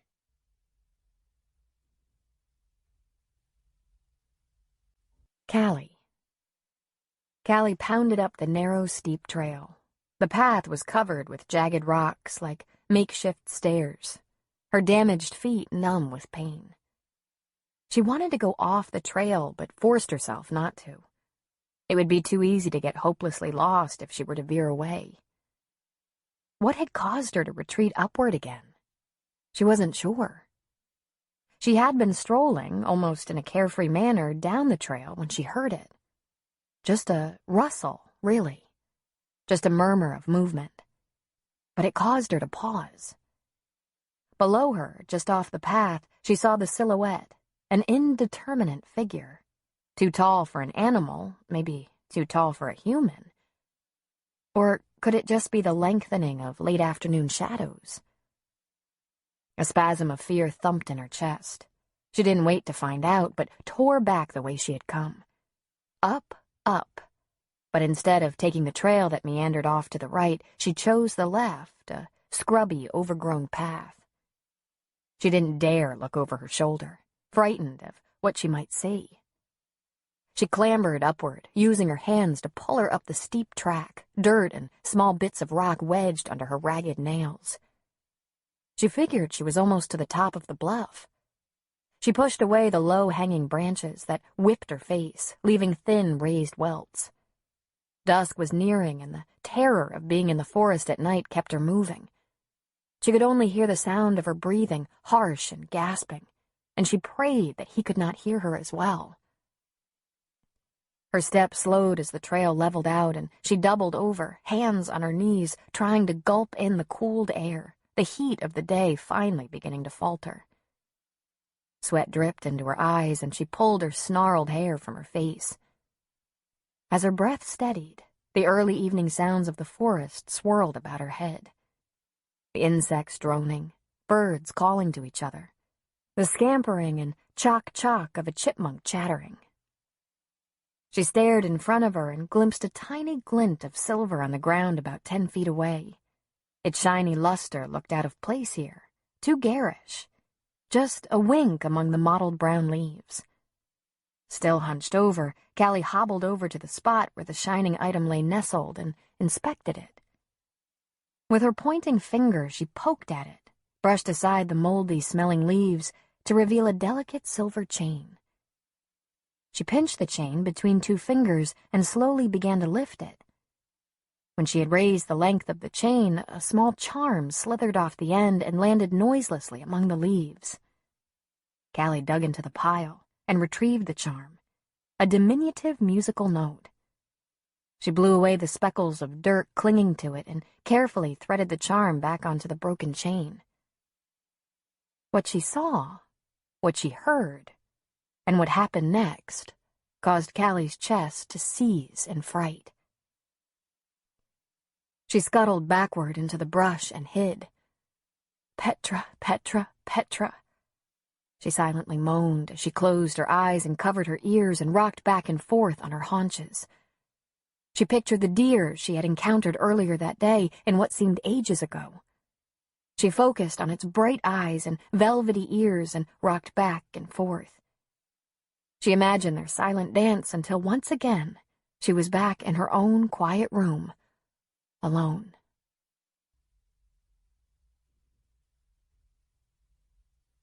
Martin. Upon leaving Mrs. Norland's home, Fielda and I stand outside our cars. I can't believe the gall of Mrs. Clark, accusing me of harming our children when it is her husband who is the troubled one. Fielda complains bitterly to the deputy who has the unfortunate luck of walking us to our cars. "Why aren't you looking into where Griff Clark is?"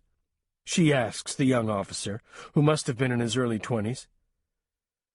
"Ma'am, I know the department is looking into everyone involved in this case." Yes, she says impatiently, "but why haven't you found Griff?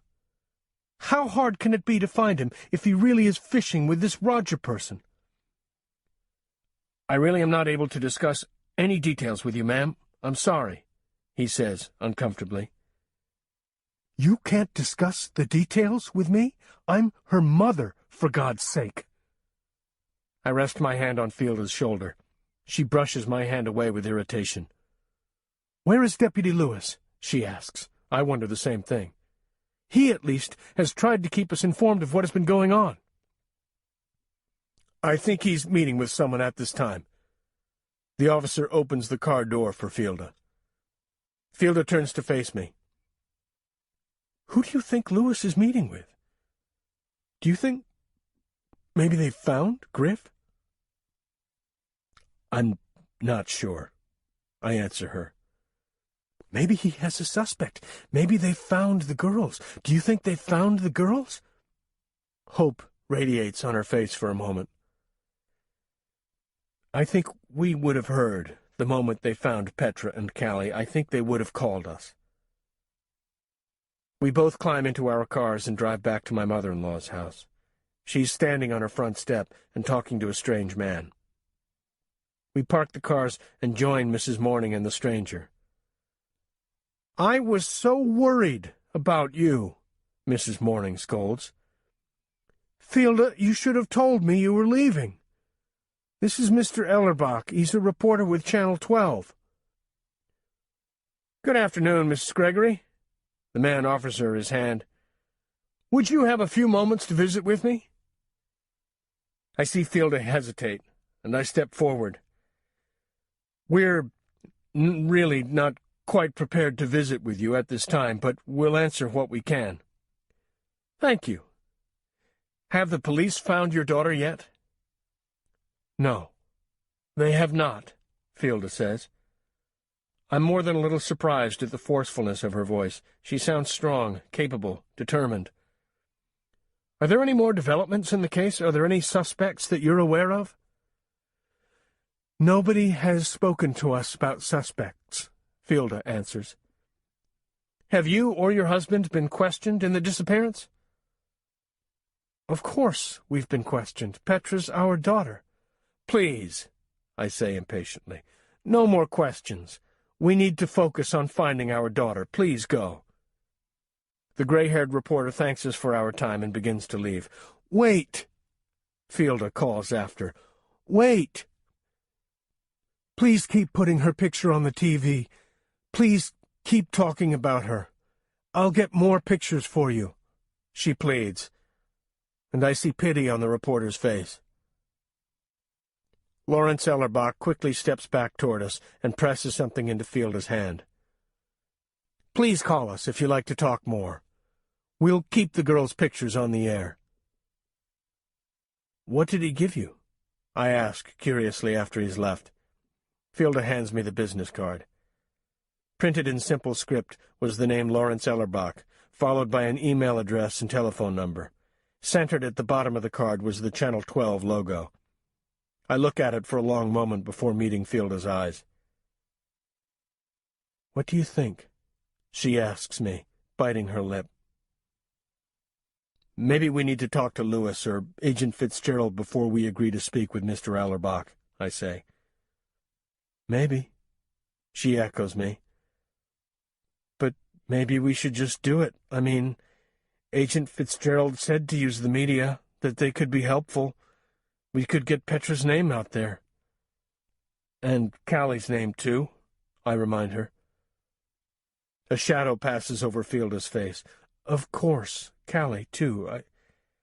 I still think that Griff Clark has something to do with this. It's just too convenient that he happens to be home from Alaska and then goes on a fishing trip just when the two girls disappear. It doesn't add up. I don't think we should do anything that the police don't approve of, Fielda. What if we go against their wishes and something bad happens because of it? But I can see that her lips are set in a determined line. Her mind is made up. Martin, what if we don't give an interview and someone who knows something could have seen it and could have seen Petra's picture? What if that person didn't know to come forward? I really don't care if it's handy for the police to have us give an interview or not. They haven't brought our daughter home, and this is one way that I can help.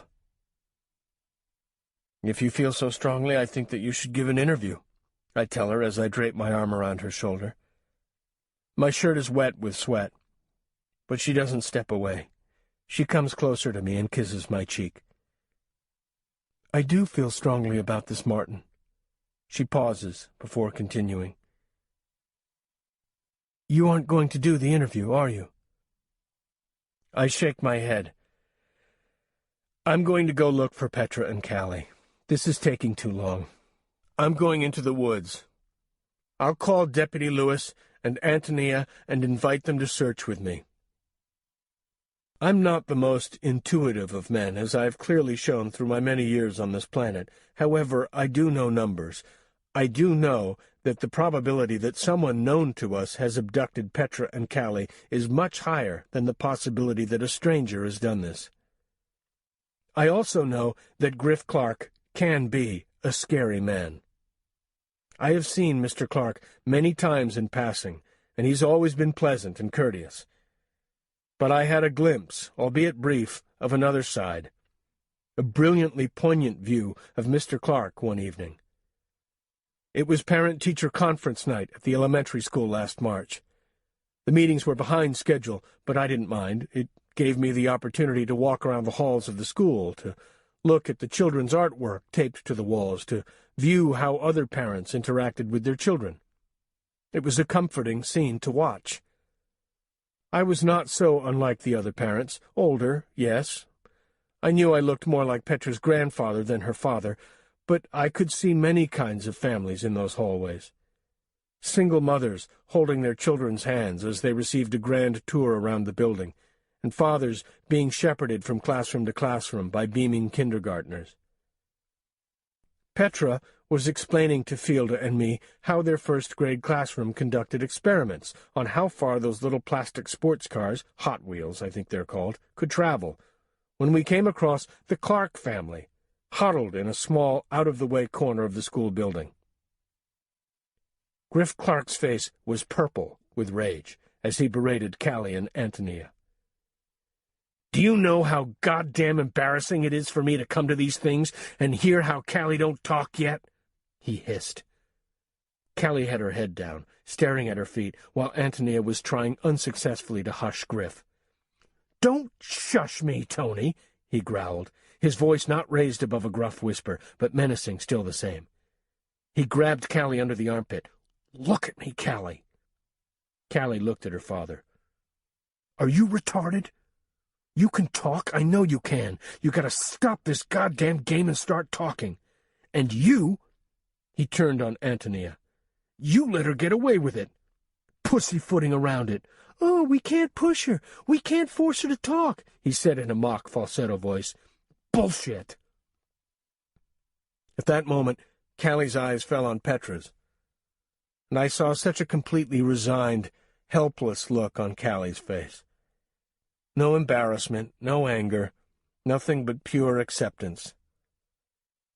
Petra gave Calli a meager, half-hearted smile and wiggled her fingers at her, then pulled me away from the sad scene. Later, at the Morning Glory, Lucky Thompson brought over sundaes piled high with toppings. He ruffled Petra's hair and asked what we were celebrating. "We are celebrating my genius daughter's glowing conference," I told him, and Petra blushed with pleasure. "Why don't you join us, Lucky?" Fielda invited. "Oh, I don't know," Lucky said, looking over his shoulder. "I've got a lot to do." "Please," Petra begged. "I'll share my sundae with you. You made it way too big." "Okay, then," Lucky said, sliding into the booth next to Petra. "How can I resist that invitation?" I asked Petra, "Do you think it is always like that for Calli?" Petra knew exactly to what I was referring.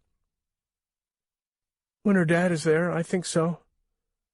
When he's gone, it's okay.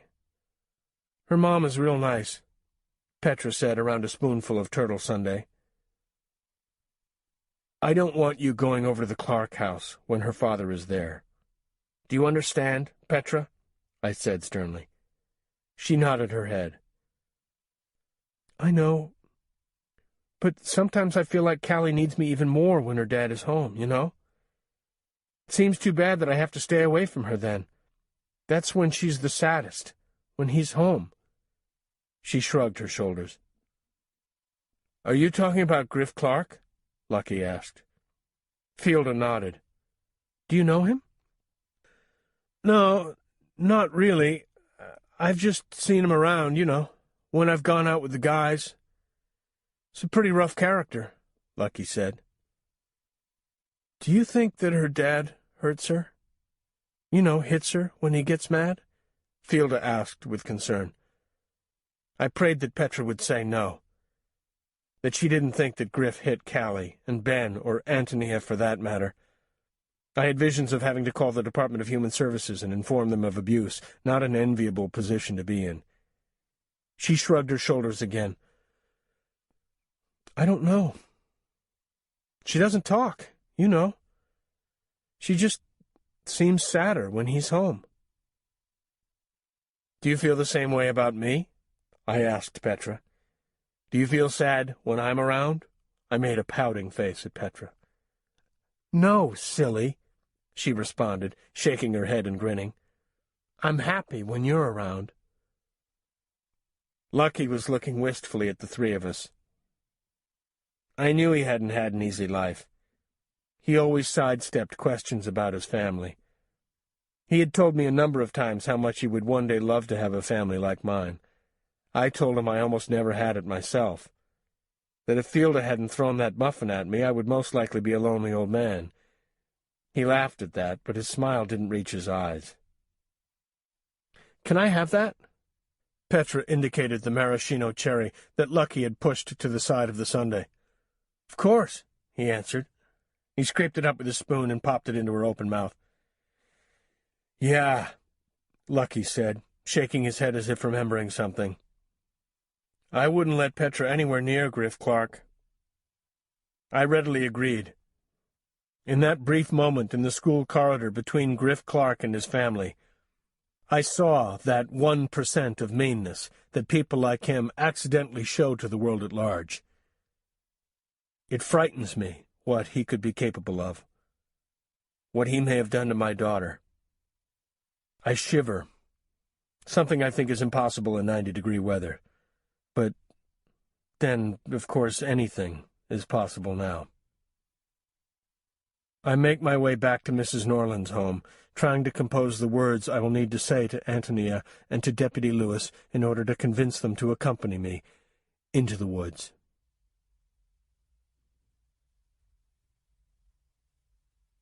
Calli. "Calli?" She heard the voice, calm, almost loving, but the same fear that pressed against her throat moments before returned. Griff was standing over her, gray-faced and ill-looking. "Calli, let's stop this nonsense. Come on over here." Let's go home. Don't you want to see?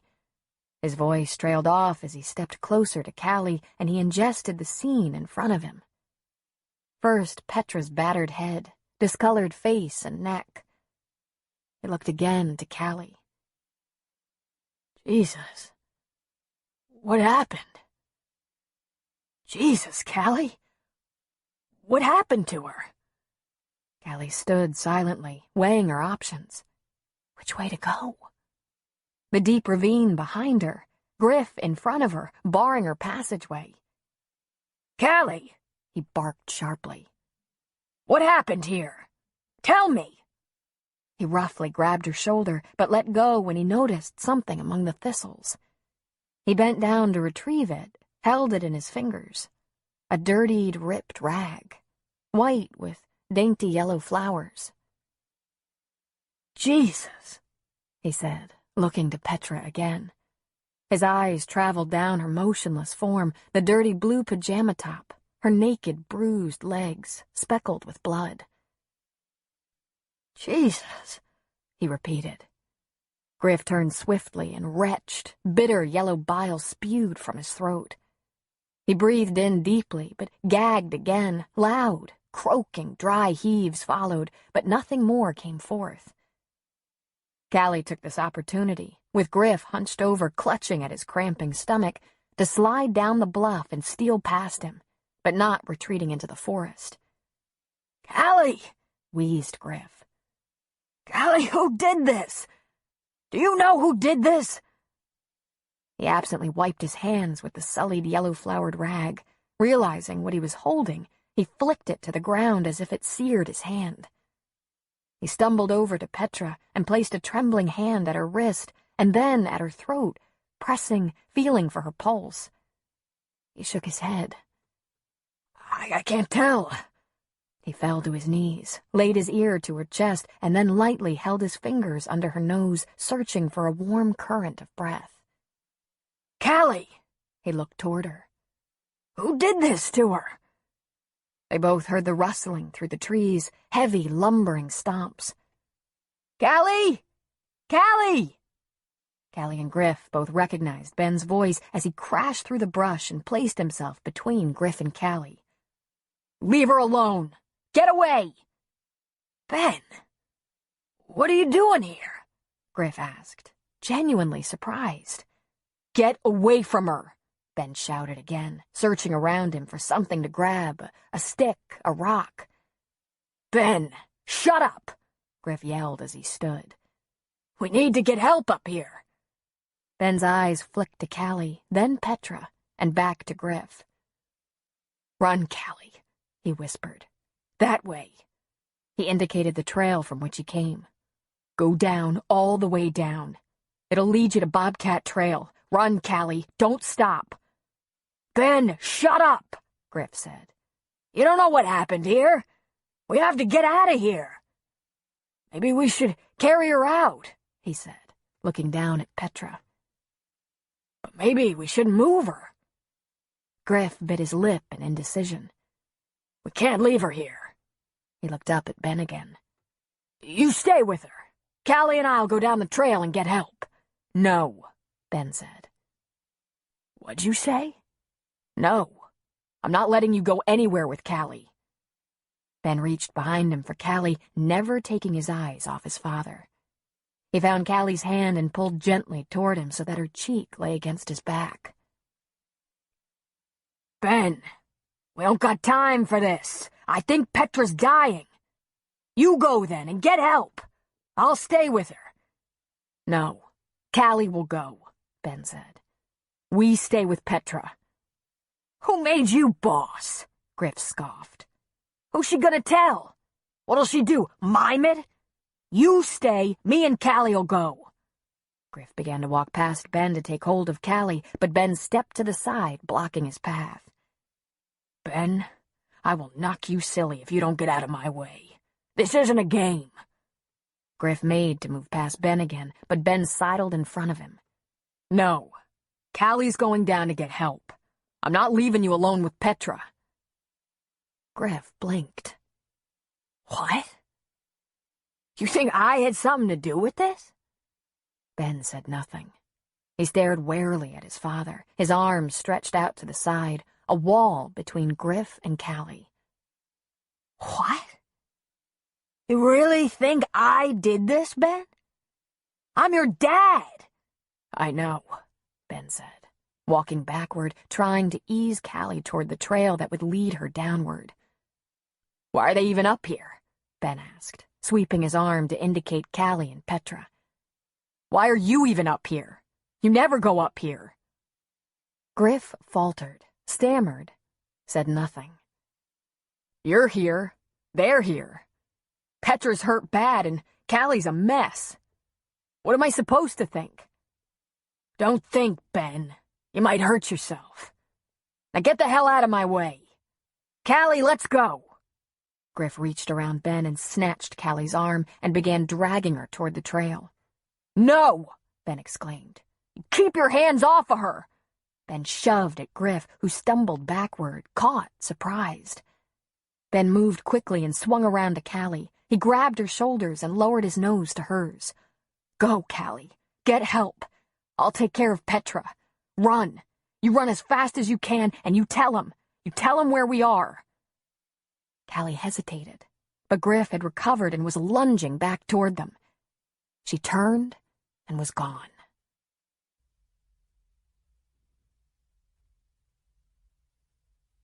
Ben.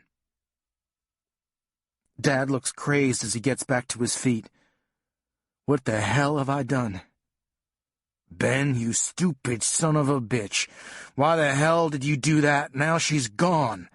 Once we get out of here, I'm gonna beat the crap out of you. I don't care, I say as I move to get away from him. You're gonna stay here with me until the police come. The hell I am, he laughs. He's always laughing at someone. Go ahead, laugh, I don't care, I say, sounding like a stupid son of a bitch. Stay here with her. God knows the sick fuck who did this is probably still hiding behind a tree, but you stay here and I'll go get help, he says. No, you're not going anywhere. I stand my ground. Fuck that, Dad says, and he runs at me and stiff-arms me right in the chest. I think I shocked him by not falling over and crumpling into a little ball like a baby. I'd grown a lot this summer, gotten a lot stronger. He bounces off of me like a spring and falls backward. He looks funny, the surprise on his face. I would laugh if the look on his face didn't scare me to death. Little fucker, he whispers as he struggles to get to his feet. For once in my life, I think my dad looks old. Not ancient old, like an 80-year-old man, but just tired old, like a middle-aged man who spent too much time drinking and being mean to others. Time sits on his face like some Halloween mask. He comes at me again, this time more prepared. He swings his right arm as if to smack me in the head, but lunges at me down low, hitting me in the stomach, and lands on top of me. My air is instantly gone. I try to suck more in, but I can't, and I fight wildly to get him off of me. I pound on his back, at his face, even pull his hair, I'm embarrassed to say, anything to get him away from me so I can breathe again. He tries pinning my arms down above my head, but I'm flailing around like a maniac and he can't quite get a good grasp on me. Ben, God damn it, stop it, hold still, he shouts. But I won't. I can breathe again, and it's a few seconds before I realize that he's trying to get off of me, but I won't let him go. He's trying to get away from me. He's trying to crawl over the top of me, but I have hold of his leg and am holding on with all my might. He stands on one leg and sort of drags me along with him a few feet, but like I said, I'm a pretty big kid, and he can't get too far. He falls backward on his butt. That's just enough to loosen my grip a bit, and he pulls his foot back and then kicks forward, hitting me smack dab in the nose. I think we both hear it break. I don't see stars like they always show on Saturday morning cartoons, but I think I see what looks like a few fireflies blinking at me. We both freeze for a second. I honestly don't think he can believe he did this to me, and I can't either. though he sure has hit me enough. Blood comes rushing out of my nose, and it feels like someone pinched my nose off with pliers. "God damn it, Ben," he says. "What do you have to go and do that for?" He means it, too. This is my fault, like I broke my own nose.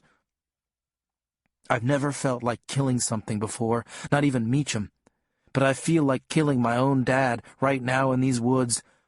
Instead, I wallop him in the side of the head with my bloody fist. "I know you think I had something to do with this, but I didn't. I really didn't, Ben." He tries to reason with me as he moves to block my blows. "I don't believe you. I'm gonna tell what you did to Petra and to Calli." My hands are slick and slimy with my blood, and my punches slide uselessly off him. He crawls away from me. I don't go after him, but I stand and wipe my bloody hands on my shorts. Ruined. "Ben," he gasps, "you want me to go to jail? You want me to get sent away for something I didn't do? 'Cause that's what'll happen. They'll send me away, probably forever." He rubs his face. I see that his hands are shaking. "Jesus, Ben, I think Petra's dying. We gotta get her help." "Calli will get help. She's probably near the bottom now. She'll get help up here," I insist. "Christ, Ben, she hasn't talked in 4 fucking years. You think she'll talk now? How's she gonna tell what happened?" I don't answer him. I'm too worn out and my nose hurts, but I watch him carefully through my swelling eyes. When I was 5, I remember thinking that my dad was the biggest, strongest guy around. I'd follow him around the house when he was home, squeeze in next to him when he was sitting in his lazy boy chair. I'd watch his every move, the way he stuffed his hands into the front of his jeans when he would talk to one of his friends, the way he held his beer in his right hand and popped the top with his left. I would watch the way he'd close his eyes, take big drinks of the beer, roll it around in his mouth, and swallow. I was amazed at how much pleasure I would see on his face when he drank his beer, the way that all of us, Mom, baby Calli, and I would just seem to disappear when Dad was drinking. During the first 2 or 3 beers, he'd be nice, and funny even, playing tickling games and pulling Mom down onto his lap to hug her. He might play card games like Go Fish or Old Maid with me, or he might hold Calli, her back on his thighs, holding her little feet, singing Bicycle, Bicycle Cruise, as he moved her legs like she... As the notes fade gently, let your mind feel lighter, ready to re-enter the world of the story.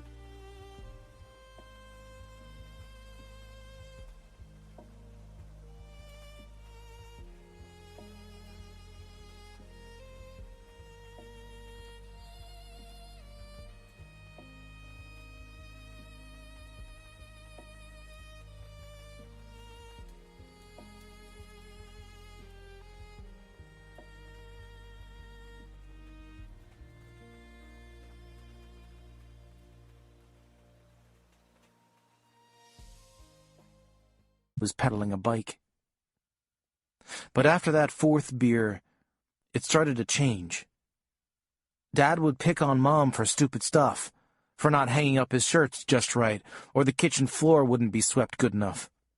He'd yell at her for spending too much money on groceries, and then yell at her for not making anything good to eat. He'd get bored playing cards with me, and quit in the middle of the game, even if he was winning. Dad just plain ignored Calli after beer number 4. Now, after beer number 7, he'd get all impatient and not want to be touched. When I'd try to snuggle in next to him in his chair, he'd push me away, not hard, but a person could tell he wanted to be left alone.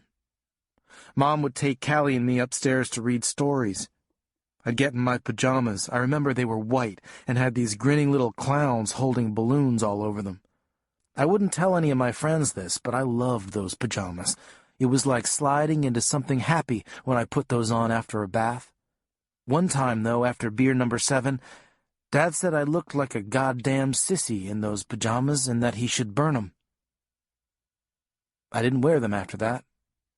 I wore an old t-shirt of Dad's to bed. But I didn't throw the pajamas away, either. They're still folded underneath my winter long johns in my bottom drawer. Personally, I don't think they're sissy pajamas. I just think they were happy. Every 5-year-old kid should have a pair of happy pajamas. After beer number 12, we left. If it was during the day and it wasn't raining, Mom would take us for a walk in the woods. She'd put Calli in this harness thing that hung in front of her, and we'd head off into the woods. She'd show me all the places she played when she was a little kid: Willow Wallow, Lone Tree Bridge, and, of course, Willow Creek. She'd take us down to where the creek was wide and had these big boulders sticking out like steps. Mom would lift Calli out of the harness and lay her in a blanket in a shady spot, and then she'd show me how she could cross the creek using those boulders in 25 seconds. When she was younger, she'd be able to make the trek in 15 seconds flat, 3 seconds faster than her friend would. Her friend, I knew, was Deputy Lewis, though she'd never call him by name. He was just her friend. One time, after beer number 12, before we up and left the house, Mom said something about Lewis, something about when they were kids, like 9, and Dad hit the roof. He started ranting about Mom, calling her all these horrible names, threw a beer can at her. So Mom doesn't talk about when she was little anymore around Dad. After a couple of hours clomping around the woods after Dad had a good chance to get up to beer number who-knows-what, she'd take us home. Beer number who-knows-what was usually followed by a long sleep. We could make as much noise as we wanted to. Dad would be completely passed out. But we didn't. We stayed quiet. Didn't even watch TV when he was like that. I was always a little worried that he'd wake up when I was caught up in some old rerun, and he'd smack me upside the head when I wasn't ready for it. I used to walk around holding my pop can the way Dad held his beer can. I'd hold it in my right hand, popping the top with my left, even though I'm a righty. I practiced tilting it back to my lips, taking a big gulp and swishing it around in my mouth before swallowing hard, then tossing the can to the floor when I was finished. Mom caught me doing this once. She looked at me long and hard, and I thought for a minute that she was going to get mad at me, even though I never saw her get mad at Dad for doing it. But she didn't. She just looked at me and said, "Benny, let me get you a glass of ice for your pop next time, and a straw. It tastes so much better that way." And she would. Every time I had a pop, out came the frosted glass, ice, and a straw. She was right, though. It did taste better that way.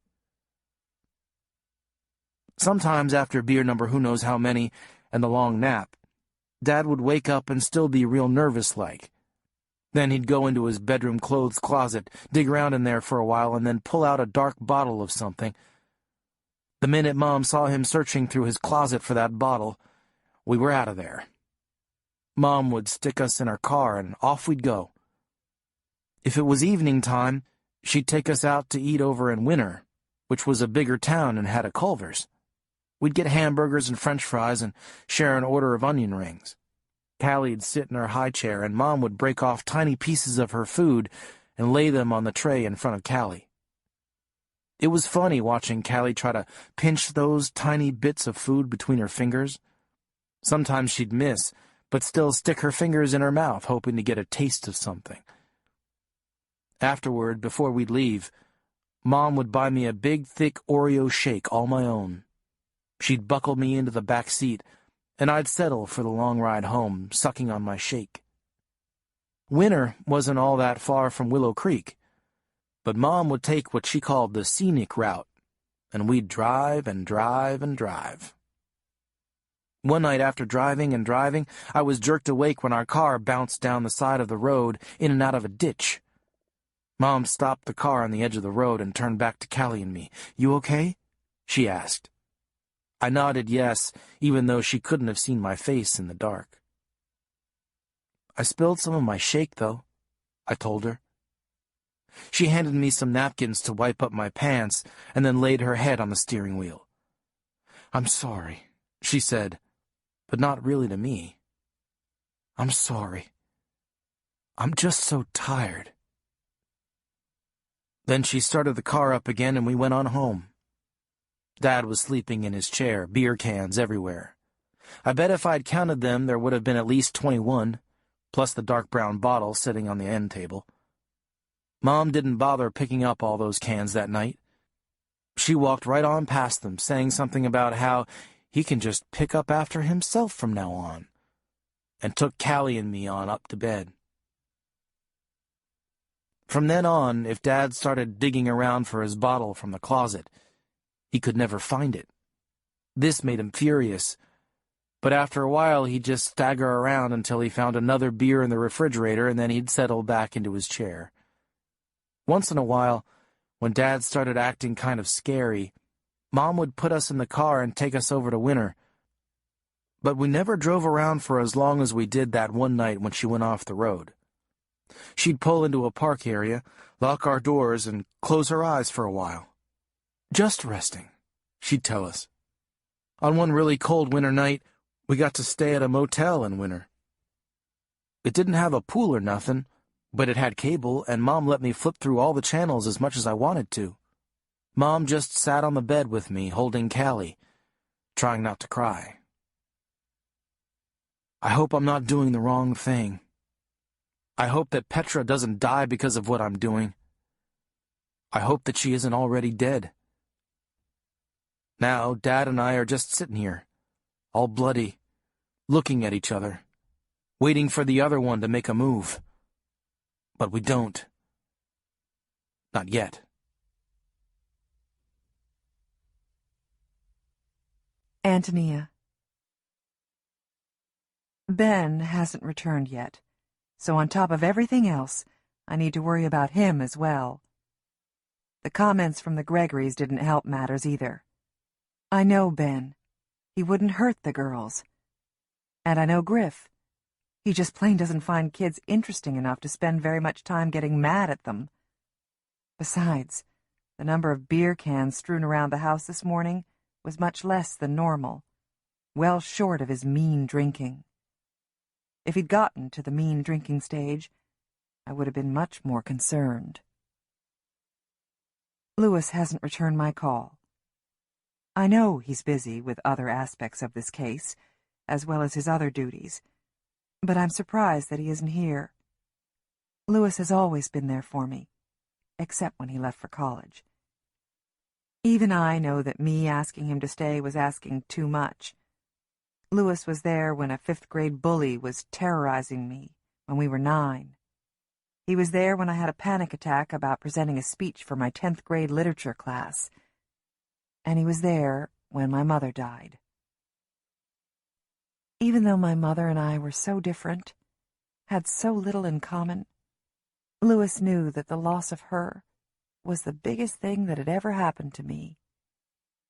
He knew that those hours that my father and I spent nursing her while she lay in bed, rotting from breast cancer, had left a deep-seated imprint on me. Lewis would drive me to the public library in order to check out whatever book my mother had requested I read to her, while a morphine pump deadened some of the pain. My mother was a great reader. I wasn't. I liked books. I just didn't have time for them. Between school, working at the convenience store, and spending time with Lewis, I never made the effort to read.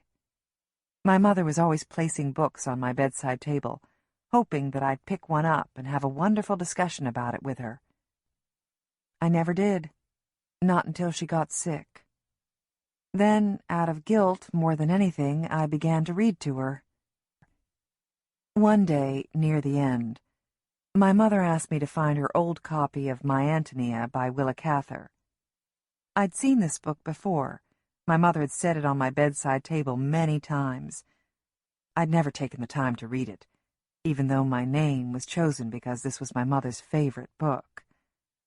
I couldn't imagine what I could possibly have in common with the Antonia of Willa Cather's world so long ago. But at my mother's request, I began to read. I tumbled, reluctantly, into the turn-of-the-century Nebraska, and loved what I found. Lewis would often sit with me while I read aloud to my mother. I was so self-conscious at first, not used to the sound of my own voice in my ears, but he seemed to enjoy it, and my mother often had a weak smile on her face as I read. One afternoon, about 3 weeks before my mother died, she patted the mattress on the hospital bed that we had brought in when we knew that she was going to die. I lowered the metal bar that prevented my mother from falling out of bed and gingerly sat next to her. "Come closer, Antonia," she said to me. My mother never called me Tony. It was always Antonia. I moved in closer to her, careful of the tubes that ran into her arm. It was so hard looking at her like that. My beautiful, beautiful mother, who always smelled of Chanel before. Now a different smell, sour and old, hung around her. Her hair, once a golden blonde, now was dun-colored and lay lank on her shoulders, her face pale and pinched with pain. "Antonia, my Antonia," she whispered. I secretly loved it when she called me that. "I just wanted to tell you a few things. Before... She swallowed with great effort. "Before I die," she finished. "Mom, don't say that," I squeaked. And before I knew it, the tears were falling. How I hated to cry. "Antonia, I'm going to die, and very soon. I just didn't get enough time with you," she sighed. "The boys, they'll be all right. But you I worry about." "I'm okay, Mom," I sniffled, trying not to let her see me cry. She took my hands in hers, and I played with her wedding ring, like I did when we were sitting in church when I was little, so many years before. The ring spun loosely on her ring finger. She had lost so much weight. Her hands looked as if they belonged to a much older woman, the blue-tinged veins thick and protruding. "Lewis is a nice young man," she said. "Yeah, he is," I agreed. "Antonia, I won't be at your wedding," she started. "Mom, please don't say that," I begged. My nose ran thickly, and I had to pull a hand from hers to wipe it. "Please don't talk like that." "I won't be at your wedding, so I want to tell you a few things about being a wife and a mother." She waited patiently until my sobs became quiet, wet hitches of breath. "People say that being a mother is the most important job you will ever have. And it is very important. But it's even more important, I believe, to be a wife, a good wife." I must have looked at her skeptically, because she started to chuckle at me, but the laughter caused her too much pain. "I don't mean you have to be a floor mat. That's not what I mean at all. I mean who you choose to walk with through life will be the most important decision that you'll ever make. You'll have your children, and you'll love them because they're yours, and because they'll be wonderful, just like you." She wrinkled her nose at me and grinned. "But who you marry is a choice. The man you choose should make you happy, encourage you in following your dreams, big ones and little ones." "Did Dad do that for you?" I asked. Night was settling in, and the shadows made my mother look much softer, much younger, and less like she was dying. "He did. I had such simple dreams, though. I just wanted to be a wife and mother. That's all, really." "You must remember that, Antonia. In the end, I've had everything that I've ever wanted. My dear, sweet husband, and my dear, sweet children. I just wish I had more time with you." She began crying quietly. "It's okay, Mom. It's okay." I tried to soothe her. "I'll remember what you said. I promise." She nodded and tried to smile, but her pain caused her lips to curl downward.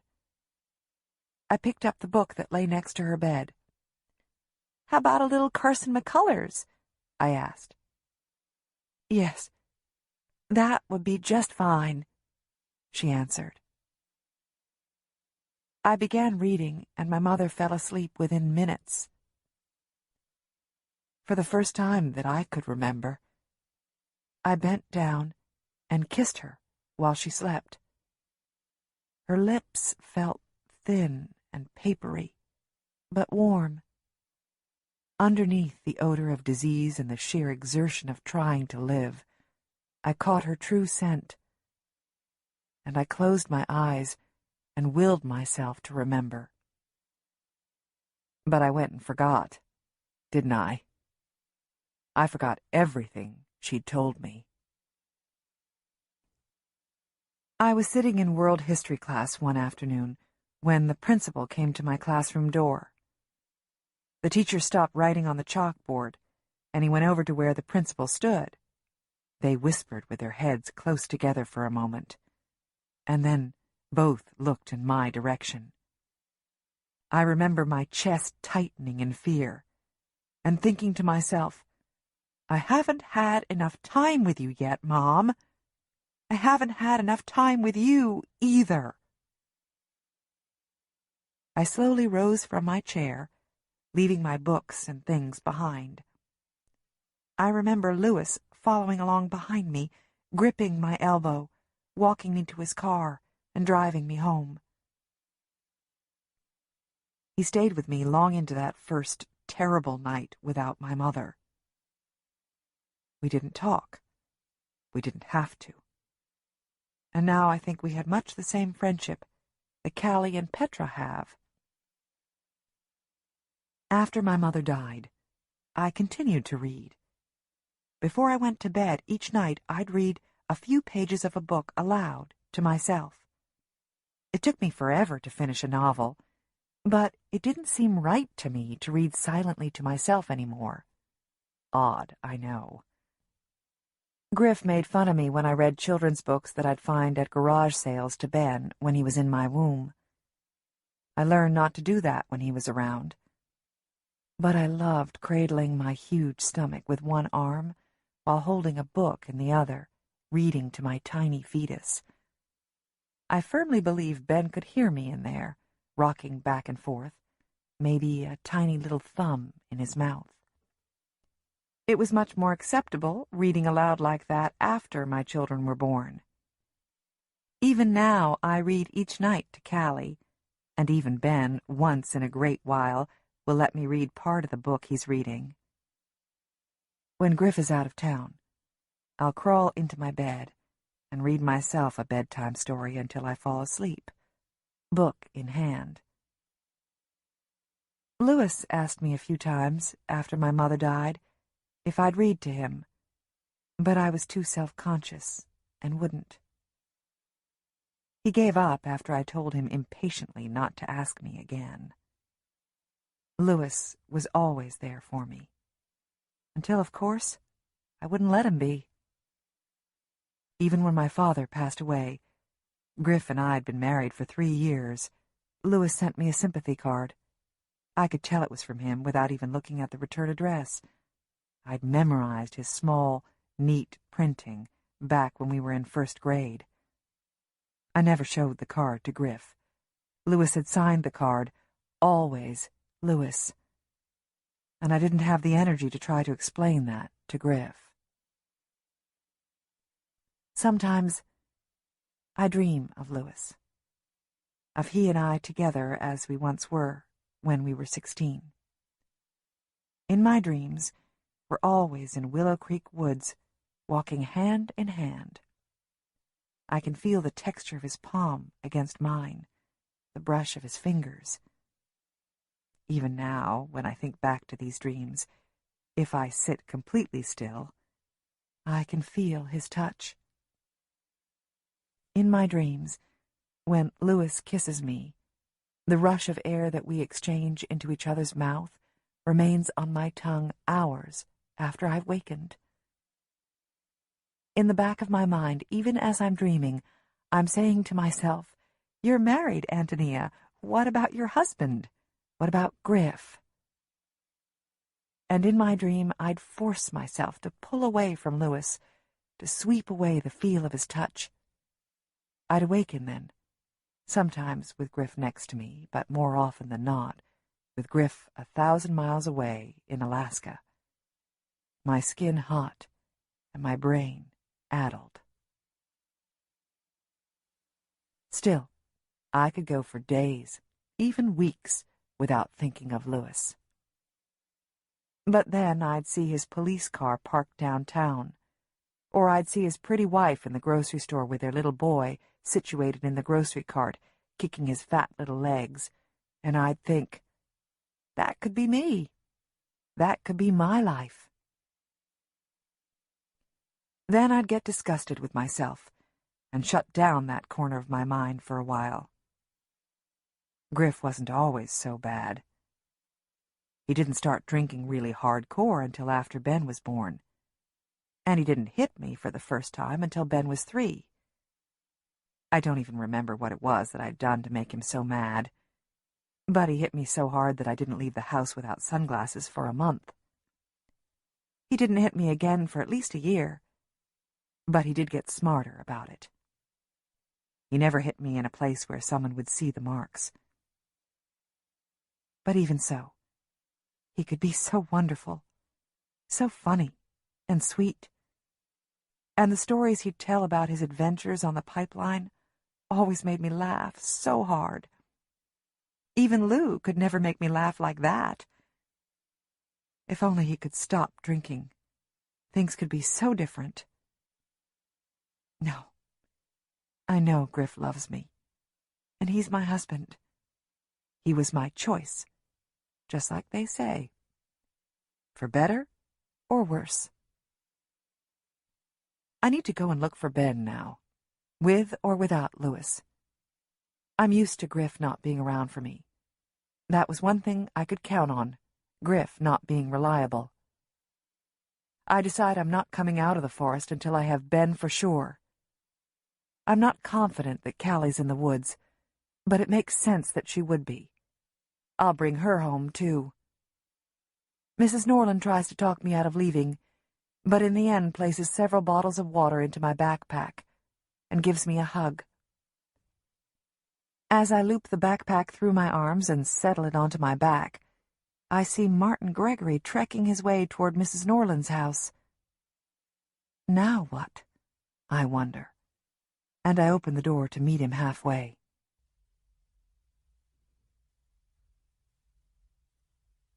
Deputy Sheriff Lewis. I walk Mary Ellen McIntyre to the exit. open the door for her, and once again the heat of the day nearly takes my breath away. I tell her that I will let her know if she can be of any assistance to the Clark and Gregory families, and watch her make her way to her car. She looks defeated, broken, and I wonder if this day will ever end. I see Tucci waving me over to him, and I close the door on the oppressive heat outside. "Who was the guy that was brought in a minute ago?" I ask him. "The tall guy with the white hair?" Tucci asks, but continues without waiting for my answer. "That was Charles Wilson, the counselor over at the elementary school. And guess where they picked him up at?" This time Tucci waits for my response. "Where?"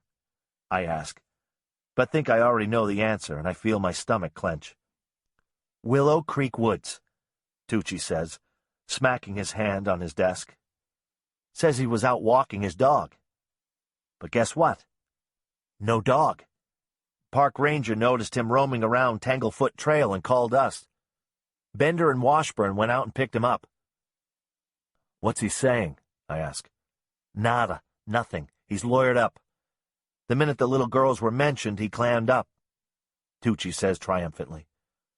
"Already he thinks that Wilson is the one who took the girls. Maybe so. But what about Griff?"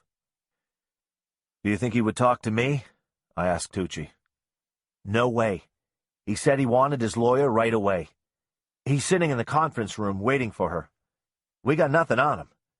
His lawyer will have him out of here in the next hour." My phone rings, and I sit back in my chair to answer it. "Louis, it's Martin. Antonia and I were wondering if you could come over to Mrs. Norland's home." I sit up straight in my chair. "Did something happen?" I ask. "Nothing you don't already know about. They found those footprints in Antonia's backyard. But we want to talk to you about searching for the girls." "Martin, a few officers made a sweep of the woods near your home and found nothing. A larger-scale search is being planned with dogs and a helicopter," I say. I consider telling him about Charles Wilson being brought in, but decide against it. I know too little, and I don't want to get his hopes up for nothing. "I know. I understand you are doing what you can, but time is passing too quickly. Please come over to Mrs. Norland's house. We need your help. Please," Martin pleads. "I'll be right over, Martin. Don't go and do anything until I get there, okay?" "We'll be waiting. Please, hurry." I hang up the phone, not a little bothered that Tony hadn't been the one to call me. I wonder what it meant. Is she losing faith in me? Doubting my abilities as an officer? I hope not. There are a few leads. Maybe the school counselor is the guy. Doesn't feel right, though. Tanglefoot Trail, where he was picked up, is nowhere near the girls' homes. We still can't seem to locate Lucky Thompson, the college kid who works at the Morning Glory. He hadn't shown up for his afternoon shift at the cafe. So many questions. My hand rests on the phone's receiver, and I'm debating whether to call my wife. I should have checked in with her by now. I leave the police station without calling her. As I pull away, I switch my radio to F2, so that only Meg, our dispatcher, can hear me. "Meg, this is for your information only," I tell her. "Go ahead," she responds. "I'm checking out the woods along Bobcat Trail for our missing girls. I'll be back in contact shortly. 10-4.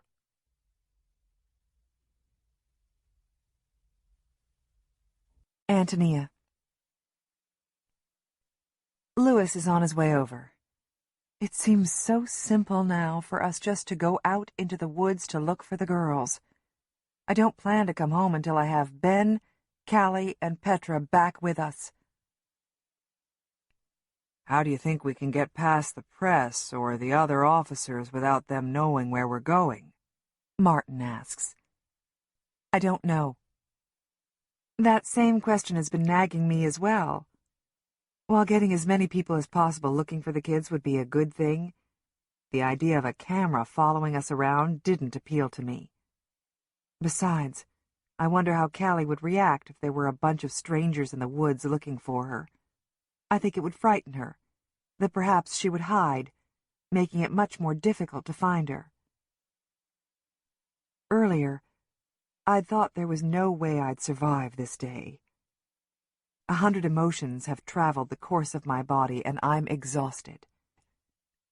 But now the day's ending, and the less sunlight we have, the more difficult it'll be to locate the children. I wish we'd set out hours earlier, and I find myself resenting Lewis and Agent Fitzgerald for snatching precious time away. "He's here," Martin says, seeing Lewis through Mrs. Norland's curtains. I open the door to let him in even before he can knock. "Hi," I say. "Thanks for coming." "Sure." Martin sounded urgent. Lewis reaches out to shake Martin's hand in greeting. Who did that anymore, I wonder? It's so formal, especially in our circumstance. "We want to go looking for the children," Martin informs him. "I know that's not really in the plan that Agent Fitzgerald laid out, but we feel we need to do this." Lewis listens, showing no reaction. "It's going to be dark in a few hours, Lewis," I tell him. "I cannot stand the idea of them being out there in the woods at night. I have to go looking for them." "I know what you're saying. I don't disagree with you. I just think that we would be able to cover a lot more ground with the organized search tomorrow. We'll have the search dogs and all the people we could ask for." "We can still do all that tomorrow if we need to." Impatience fills Martin's voice. "Right now, Antony and I are going out looking for them, with you or without you. We're hoping you'll be able to go with us, or at least help us avoid the media as we set out." Martin and I both anxiously await Lewis's decision. He has the same look on his face that he'd get when we were kids. That look of indecision, right after I'd dare him to do something he knew would either get him in trouble or hurt. In the end, Lou always took the dare. "All right. Where do you want to start?" Lewis asks with a sigh. Martin looks to me. "I'm not familiar with the forest. I wouldn't know where to begin looking, I'm afraid." "Ben said he already tried Willow Wallow and the places on the edge of the woods. Let's head in deeper right away. How about Old Schoolhouse Path and then Bobcat Trail? Maybe the girls tried to find the school and got lost," I suggest. Old Schoolhouse Path is a winding, mostly overgrown trail, only recognizable to those who know the woods well. Settled about 3 miles into the woods is a small one-room schoolhouse, at least 100 years old. No one knows why someone would choose to build a school in such a remote, difficult place to reach. Some people who'd lived at the edge of the forest believed that a small group of settlers had made their home in the woods, and as a community had built the school. It was difficult, however, to keep a teacher interested in staying in such an isolated area. So, eventually, the people of the wood moved closer into town and abandoned the school made of limestone and oak. The sturdy little school was still standing, but engulfed by weeds. The small windows were broken out, and many woodland animals had taken up residence there. I'd taken Ben and Calli there once, a few years ago, and we talked of cleaning up the schoolhouse, maybe making a fort out of it, our own personal hiding spot. But it was too far into the woods, the hike too tiring for Calli, and we discarded the idea. Maybe Calli and Petra had decided to find the old school and investigate. This idea was much more comforting a scenario than the one that included Calli's footprints in the dust, Calli being dragged off somewhere. "What about the reporters?" Martin asks. Could we distract them somehow? I wonder. Tell them that there's going to be a press conference at the sheriff's office? Send them there? That's all fine and good until they get there and there's no press conference. You don't want to piss them off, Tony. You may need them later on, Lewis says. I think I know what we can do, Martin remarks. May I use Mrs. Norland's telephone? Of course, I answer. Who are you calling? Fielda, he responds. She was planning on speaking with a reporter from Channel 12 anyway. I don't think a few more reporters will matter. I think I know how we can keep the reporters happy for even longer, Lewis adds. If Fielda wouldn't mind, I know of someone who wants to help in any way that she can. Mary Ellen McIntyre's in town. Lewis looks at us expectantly. You mean the lady whose little girl was murdered? You don't think the same person who did that to her daughter had anything to do with this, do you, Lewis? I ask, my voice cracking. I don't know, Tony. I hope not. It's different in many ways, but Jenna McIntyre was somehow lured from her home and into a wooded area. There's just enough of a similarity for Agent Fitzgerald to be interested, and for the press to be all over this. It'll keep the media occupied for a while. Martin and I look at each other. I'll call Fielda and explain what we're doing. Lewis, call Mrs. McIntyre and have her drive over to my mother-in-law's home. Antonia, go outside and tell the reporters that there'll be a press conference at the Morning Home in... He looks at his watch. In 15 minutes.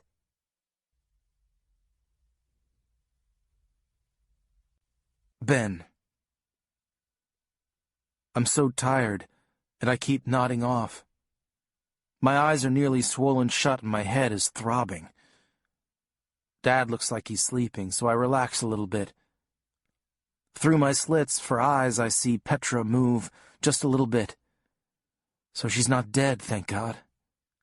I stand from where I'm sitting, using a tree to steady myself. I feel dizzy and so tired. All I want to do is take a drink of water, ice cold, and crawl into my bed and sleep for days. I stumble over to where Petra lies. She's tucked herself into a little ball, her arms covering her head so I can't see her face, which is probably a good thing. My stomach isn't feeling so great. I don't think I can stand to get too close to look at Petra's face beaten to a pulp, but I need to get her to talk to me, to tell me what happened while Dad is sleeping. Petra, I whisper. Petra, I say a little bit louder. I kneel down and place my hand on her shoulder. My fingers are covered with dried blood, and no amount of wiping them on my shorts will clean them off. Petra curls up tighter into her little ball. Petra, it's Ben. Please wake up. I gotta talk to you. She moans a little bit as if it hurts her even to hear my voice. It's okay, Petra. You're safe now. I won't let him hurt you anymore. I glance over to where my dad sits, still sleeping. Petra moans again, and I pat her on the arm. Mommy, she cries softly. You'll see your mom soon, Petra. I try to make her feel better. Petra, did my dad do this to you? No response. Come on, Petra, you could tell me. Did my dad hurt you? Who brought you here? No answer. I sigh and sit back on my butt. At least she said something. She isn't going to die this instant anyway. Petra is okay for a 7-year-old, and she's real good to Calli. I gotta give Petra some credit. It couldn't have been easy having a kid who didn't talk, ever, for a best friend. It didn't seem to bother her any, though. Those two would just play like any first graders, except that Petra'd do all the talking. Ben, she'd say when she was over, Calli and I were wondering if we could borrow your baseball glove and bat. Or, Calli's not feeling very good. Is your mom around? It was pretty amazing, come to think of it. As long as Petra was around, I didn't worry too much about Calli. Those two would go off together with their heads bent toward one another, looking like they were having this serious conversation. It made me wonder sometimes if Calli just wouldn't talk to us. Maybe she and Petra really talked all the time. I asked Petra once, I said, "Petra, has Calli ever talked to you?" "We talk all the time," she said, all casual-like, "but not out loud. I know what she's thinking and she knows what I'm thinking." "Weird," I'd said. "Yeah, I guess," she said. "But a good kind of weird," I said quickly. Having Petra around made my life easier, and I didn't want her to go thinking she was nuts to be Calli's friend. "Yeah, a good weird," she agreed, and then skipped off to where Calli was waiting for her. It's a mystery to me. I pat Petra on the shoulder again, and she cringes at my touch. She begins crying softly and moaning again. I look back to where Dad is, do a double take. He's gone. I stand up real quick and look around me, spinning in a circle. Not there. He's gotten away. I feel tears burning my already sore eyes. I let him go. Had Calli gotten down to the bottom yet? I'm not sure how much time has passed. She's fast, though. Faster than I would have been. But did she have enough time to get to help before Dad got to her? I didn't know. Maybe he's just hiding behind a tree somewhere, waiting for me to turn my back, then he can finish both me and Petra off. I feel only a little bit of shame in thinking that Dad would kill me, but he had broken my nose, and Petra was lying there half dead. I don't feel so big and strong just now. I can almost hear Dad laughing at me. "Ooh, the big hero, Ben. What you gonna do now? Them tears, Ben? A crybaby on top of it all?" Then the tears really come pouring out, and I can't stop them. What if Dad got to Calli? I let her down again. I was tired of being the big brother, tired of taking the licks for everything. What should I do? Do I stay with Petra until help comes, or do I go on down the bluff looking for help myself?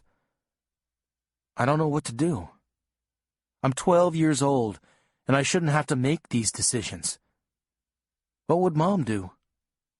I think about that as I settle to the ground next to Petra, my back resting against a large rock. Not the Mom who was around when Dad was home, but the Mom who was there when Dad wasn't. The Mom who single-handedly whacked down the bat that flew out our chimney one night with an umbrella, and then carried it out to the woods to get rid of it. The Mom who, when I was 8 and fell out of a tree and cut my head on a rock, wrapped a towel around my bleeding head and held my hand while the doctor put 5 staples in my skull. She didn't even cry or get sick. She just sat there, made me look at her, and told me it was going to be okay while they shot those staples into my head. What would that Mom do in my place? I chew on that for a while, and finally decide that Mom would stay with Petra until help came. That would be the right thing to do. I could keep Petra safe. That's what I'm going to do. I'll stay and hope that Calli made it down the bluff by now. But what would she do when she got there? How would she let them know where we were? I just have to trust her. She'd tell them.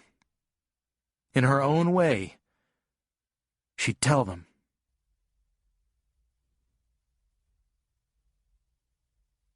Deputy Sheriff Lewis. Antonia is describing again to me Calli's favorite spots in Willow Creek Woods, and I'm writing them down in my notebook, though I don't need to. I know these places. We both grew up here and played in these woods since we were kids. I know each hollow and gully as I know the curve of Antonia's face. I know the trails as I have known the map that is Antonia's skin. My cell phone rings, and I consider ignoring it. But it might be someone with info on the girls. I answer it and hear my wife on the other end. "Loris, what are you doing?" she asks impatiently. "Working," I tell her, turning away from Tony and Martin. "You weren't even supposed to work today," she reminds me. I don't answer, knowing she has a lot more to say to me. "Lou?" Tony asks, coming up behind me and placing a hand on my shoulder. "Is there news?" "Who is that?" Christine asks. "Is that Tony Clark? Loris, what's going on? Are you with her?" "I'm working," I repeat. I know I'm acting cold toward my wife, but this is serious. 2 girls are missing, even if one of the girls belongs to my ex-girlfriend. "Loris, you need to come home." Christine's voice is dangerously low. "You haven't spent time with Tanner in days." "I can't do that at this time," I say, my voice professional. I could be talking to the dispatcher. Why am I acting this way? It's as if I don't want Tony to know I'm speaking with my own wife. "Loris." Christine is on the verge of tears. "You're talking to your wife, not another deputy. I need to know what's going on." "That's just not possible at this time. I'll contact you later." Christine explodes. "Damn it, Loris, knock it off. Don't you care?" Her voice shrieks from the cell phone, and I know that Tony and Martin can hear her. They both look down, embarrassed for me. "You are throwing this marriage away," she rants on. "You're with her, aren't you? You are going to fucking ruin our marriage over that sad, stupid woman who can't keep her husband from drinking or even look after her own kids." I feel Tony's hand on my arm, and I look over at her, expecting her to try and yank the phone from me and give Christine hell.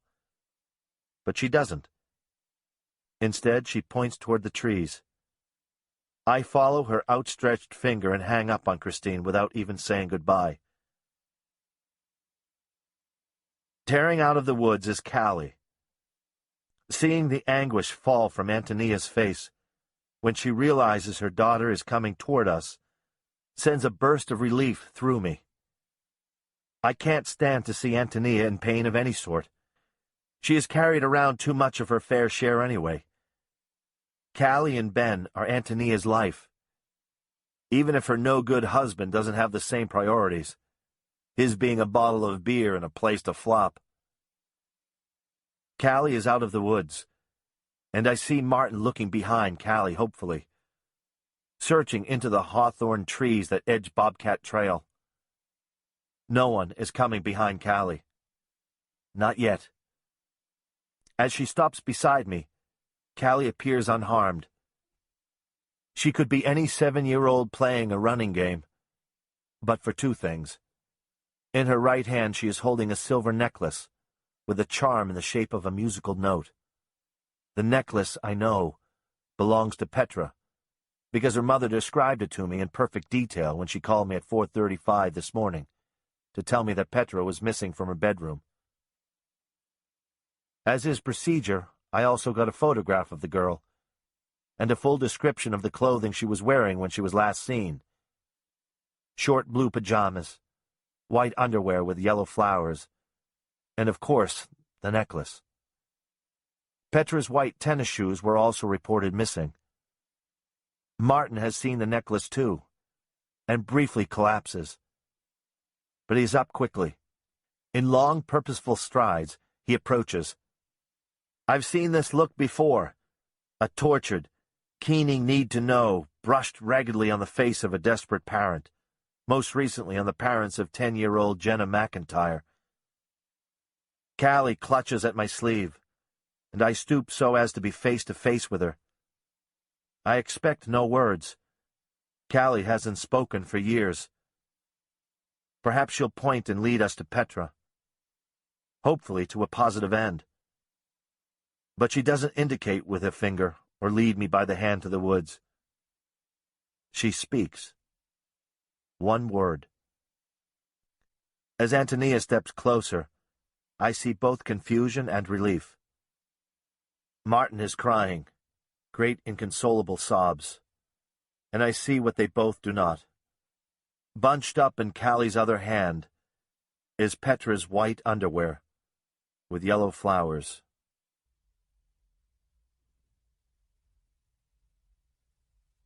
Martin. I turn when I hear the rustle in the trees. I see Petra's little friend, Calli, running down the path. It's what is in her hand that I'm drawn to. From so far away it glints as it swings from her hand. It has never been off Petra's neck, and my stomach seizes, and the strength rushes from my limbs, and I stumble to my knees. I look to her face, and on it I see fierce determination, not fear, not terror. A smile almost plays on her grimy face, a moment of hope. I look behind Calli, and do not see Petra following. She's cleared the brush now, and I stand up, my hand already outstretched to take back my child's necklace. The girl stops in front of her mother and the deputy sheriff, her breath coming out in ragged puffs, this mute little creature who never speaks. And I feel desperation roiling up in me. I need to find my Petra now.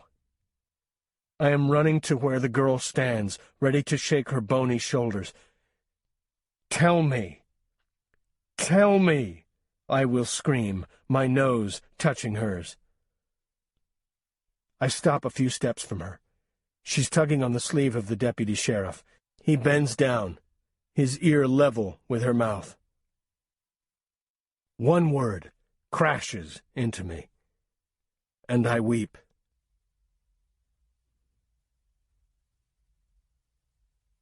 Antonia.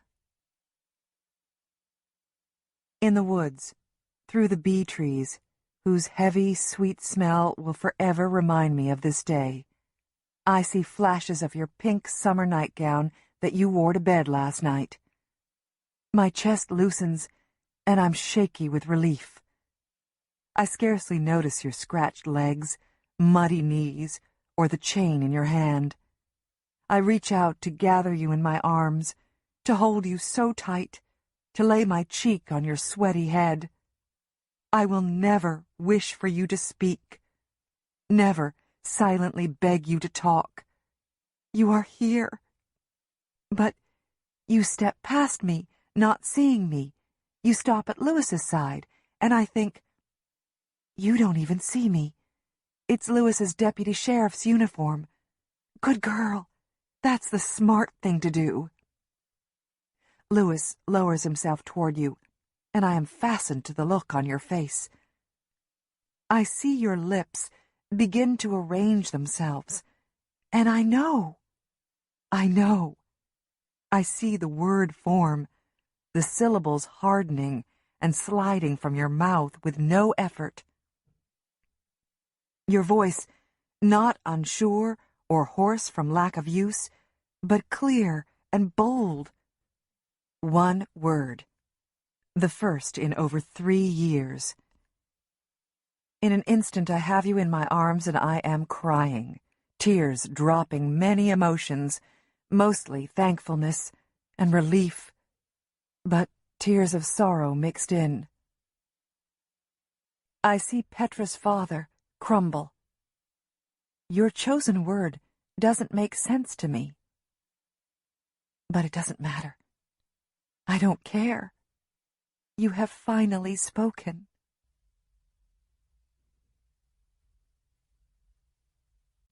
Calli.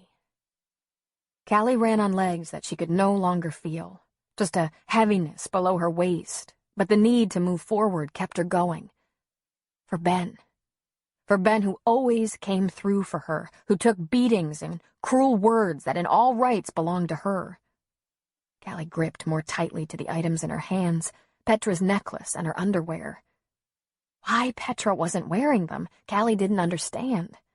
But she knew that they were important in all of this. Petra. Hurt so badly. He had said she might die. Oh, God. Would that be her fault, too? Out of the corner of her eye, she saw a straw-colored lump among a patch of brown-tipped ferns. Calli stopped abruptly. The dog. The dog she had seen earlier, wandering playfully through the woods. Dead. Lying there in a heap, its long pink tongue poking from between its pointed teeth, its eyes open wide and unseeing. The dog's collar had been removed. Calli had the unnerving feeling that something was watching her, and she turned away from the dog and continued her trek down the bluff. Faster, faster, not even watching the ground in front of her for rocks or roots that could cause her to stumble. Ben said go down to find help, and she would. That man. That scary man up there, too. His dog. Yes, that was his dog. Daddy, she thought. Daddy, he was so angry with her, and he would take it out on Ben. She knew. And Petra, maybe. Ben, Daddy, Petra, that man. Ben, Daddy, Petra, that man. Ben, Daddy, Petra, that man. The words spiraled through her mind. Then she could see it. The end of the trail, where the trees abruptly stopped. Ben, Daddy, Petra, that man. Ben, Daddy, Petra, that man. She ran out into the clearing, saw an unexpected sight. Her mother. Oh, her mother and Deputy Lewis and Petra's daddy. She could stop running now. She did what Ben had told her to do, get help.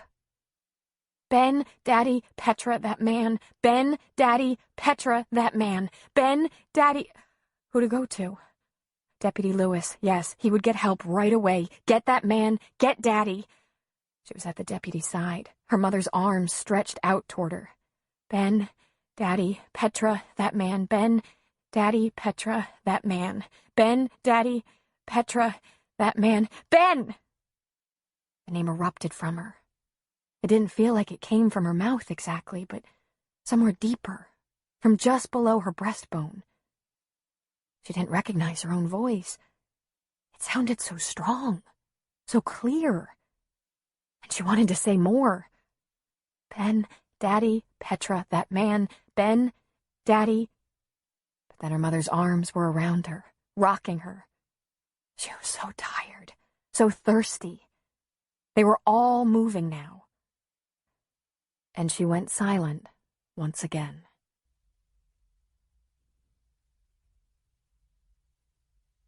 Martin. Calli is still holding Petra's necklace, surrounded by her mother and Deputy Lewis. Through my tears, I go toward her to get it back. Ben? Ben did this? I couldn't believe it. Though, yes, it crossed my mind when Fielda had broached the subject hours ago in anger. Ben? I try to pry the charm from Calli's fingers, but Lewis steps between us. Martin, give her space, he orders. Where is she? I croak. Calli has her face buried in her mother's stomach. My hands are shaking in desperation. Martin, Lewis says gently, we'll find her. I'm calling for backup right now.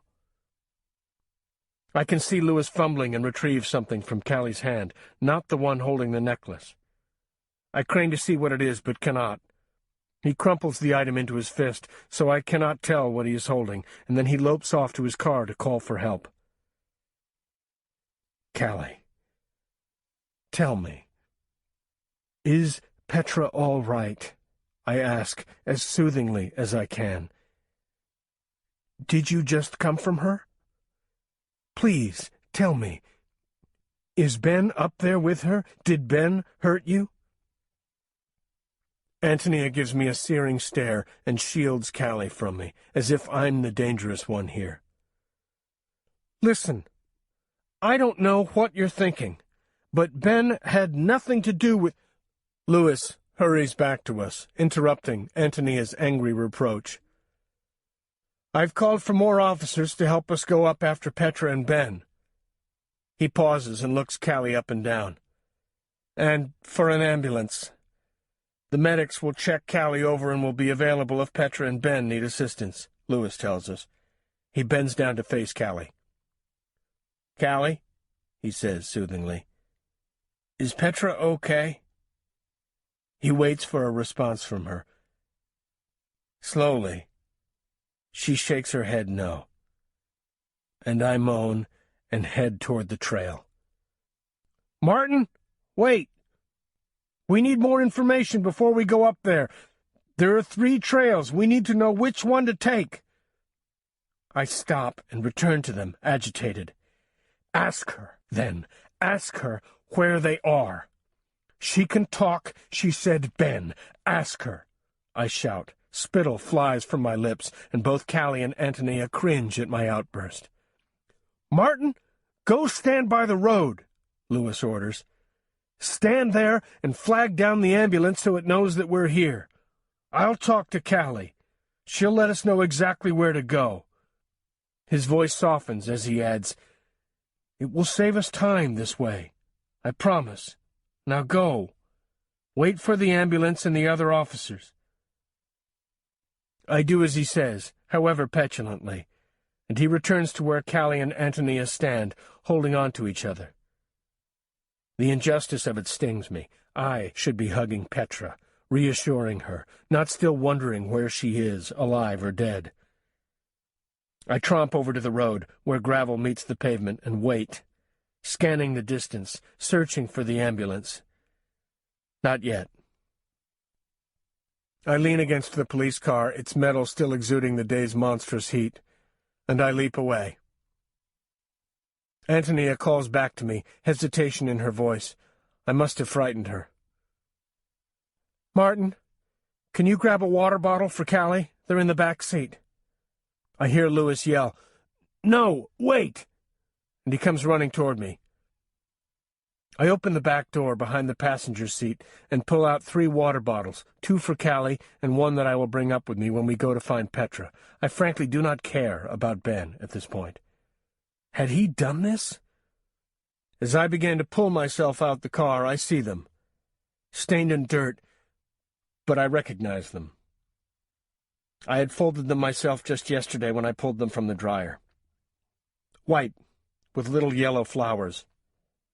I snatch the plastic bag that held them and inspect them closely. By now, Lewis is at my side. "Martin," he says helplessly.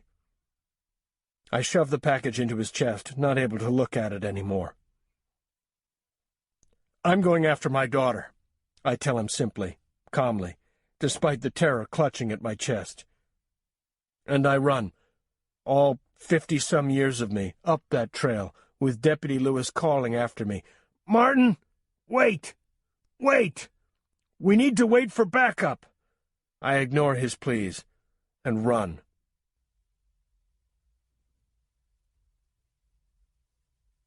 Deputy Sheriff Lewis. "Damn," I mutter to myself, as Martin dashes past me and heads up the trail. God knows what he will find up there. "Tony," I bark, "wait here for the other officers and the ambulance. I'm going with Martin." I scan her worried face. "It will be okay. I'll go up there and bring Ben down, safe and sound. Don't worry. We'll take Hobo Hollow. Tell them the trail on the left where it forks."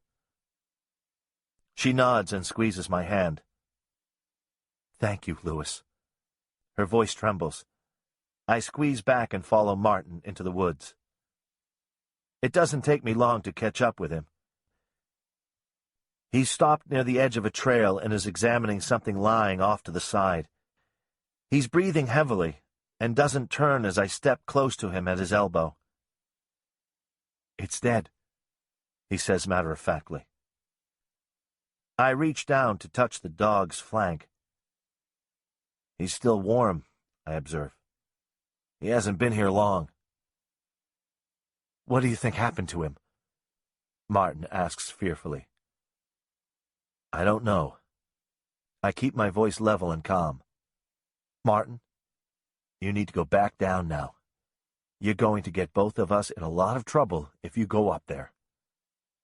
"I'm going up," Martin says firmly. I sigh in resignation. Let's take it somewhat slower, though, all right? It will do Petra no good if one of us gets hurt before we reach her, okay?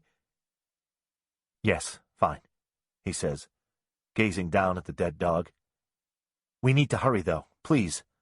Let's hurry. We continue upward. Dusk is only an hour or so away, but close enough for me to begin to worry that we won't get Petra, Ben, and whoever else was at the top of the bluff down. A rescue mission down the bluff would be difficult enough during daylight, but in the dark of night it would be complex. I requested that several all-terrain vehicles be brought to the trail to expedite matters. I had also told the dispatcher to have a helicopter from Iowa City on standby, in case of serious injuries. Petra isn't dead, Martin. He looks at me. Did Calli tell you that? Not in words, but I questioned her. She indicated that Petra was at the top of Hobo Hollow, and she was hurt, but she couldn't say how badly. Did she tell you who did this? Martin says through gritted teeth, wheezing with exertion of the climb. No, I didn't get that from her.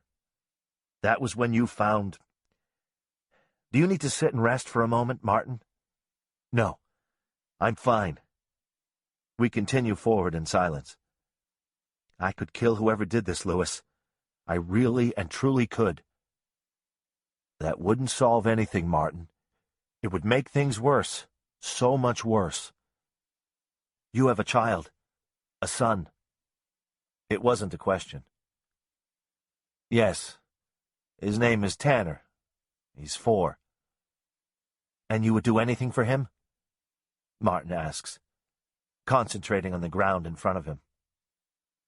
Yes, I think I would. Then you could kill someone who hurt your child in that way, he says resolutely. I take a sidelong glance at Martin. His face is waxy. A sweaty sheen covers his forehead, and he mops at it with a handkerchief that he pulls from his pocket. I would probably feel like killing someone who would hurt Tanner, but I don't actually think I would, especially if the police were already there to help. She said Ben, and she was holding Petra's necklace and her underpants in her hands. What do you suppose is going through my mind? He stops for a fraction of a second, shakes his head, and then hurries onward. We need to get to the top, and then we'll go from there. I take a moment to use my walkie-talkie to convey where I am, and to get an update on what was happening at the base of the trail. The ambulances have just arrived. One to transport Calli and Tony to the hospital. Another standing by, waiting for further direction. 2 officers on 4-wheelers and several on foot and horseback would be joining us shortly. I remind everyone that we had no suspect and no description of a suspect. Just that everyone needed to be on the lookout for Petra and Ben. Most of the officers knew them by sight, but pictures were circulating. We're nearing the fork in the trail, and I use my arm to specify the direction we would take. Whatever we find up there, Martin, you must let me step forward first. Your first thought will be to go to Petra, but don't. I step in front of him in order to make him stop. Do you understand me, Martin? You can't just barrel up there. Someone dangerous may be at the top. Hell, someone dangerous could be watching us right now. You need to let me determine what we do next. We shouldn't even be up here right now without other officers.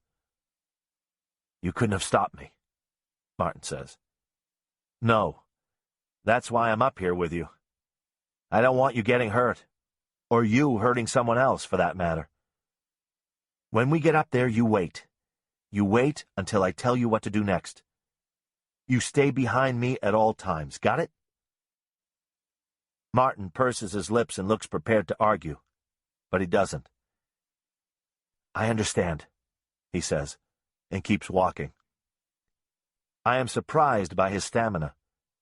He's still going strong, and even my legs are beginning to ache with the effort of trekking up the bluff. I'm sure that adrenaline has a lot to do with Martin's endurance. He will be a very sore man tomorrow morning.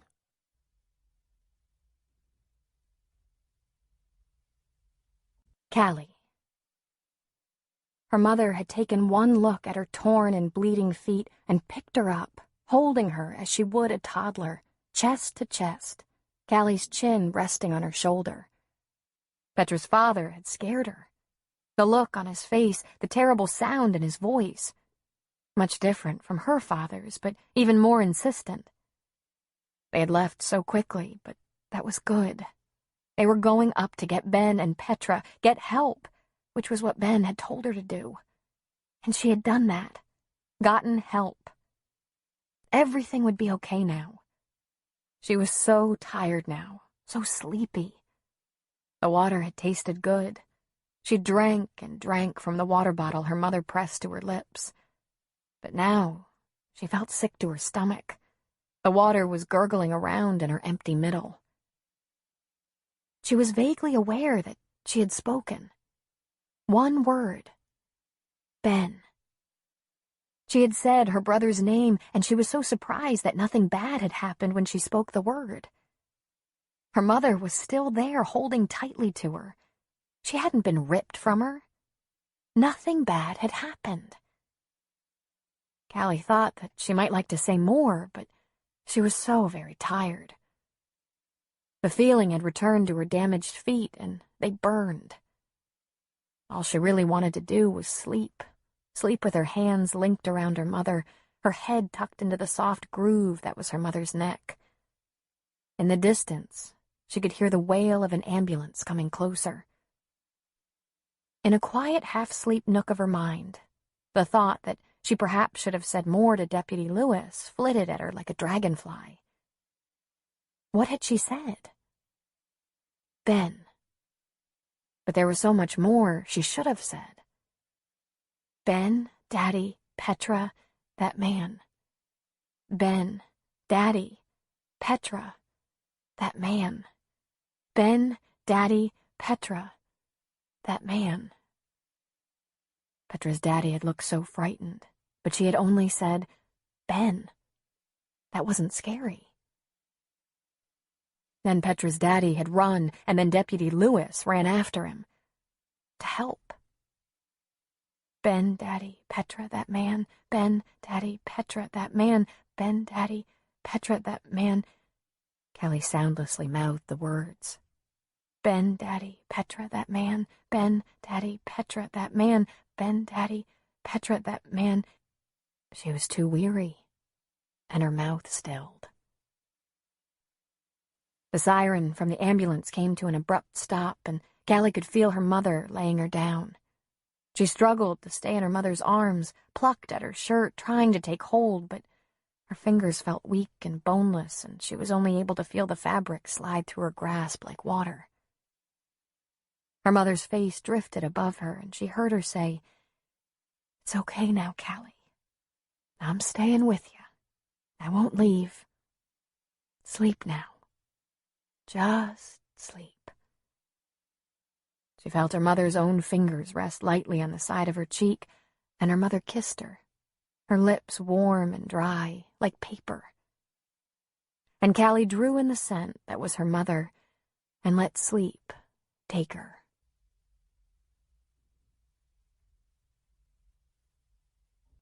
Ben. I hear something in the woods crashing toward me. Oh God, I think Dad is coming back. Oh God, he'll kill me this time. I jump to my feet and ready myself for him. I tilt my head to hear better. I can barely see, and I run my hands over my face. It feels puffy and sore. I reach for a nearby branch. It isn't very thick or sturdy, but it has sharp points. I may be able to hold him back with it. Aim for the eyes, I tell myself. The noise from the forest comes closer, and it sounds too big to be Dad.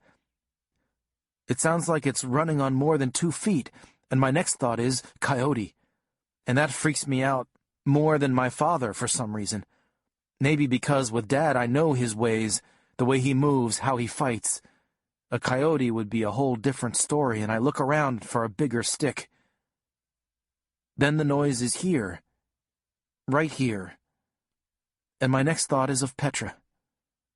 A coyote might go right for her. She's so little and helpless. She looks hurt bad. A big old coyote could just drag her off, eat her up in 3 big bites. I hurry over to her and spread my arms out wide, holding the stick ready for battle, waiting. I'm not sure what's more surprising, me not seeing a coyote or my dad smashing out of the woods, or seeing Petra's dad and the deputy sheriff. I keep my eye on Mr. Gregory because he looks so dang mad. I see him see Petra lying there, and then he sees me holding this big old stick, and I know right away what's going through his mind. Before I can even say anything, he's flying at me. This old, real, proper man flying at me. I see his feet actually leave the ground, and I think, well, crap. He thinks I did this to Petra. For the second time that day, I get the wind knocked out of me, and let me tell you, it hurts a heck of a lot more the second time around when you can see what's coming. Then Mr. Gregory is on top of me, screaming something I can't understand, and the whole time I'm not breathing, so I can't tell him what really happened, that they should be out there looking for my dad. But the only thing that comes out of me is a big oomph. Suddenly the deputy is there, and he yanks Mr. Gregory off of me. "Martin!" Deputy Lewis screams.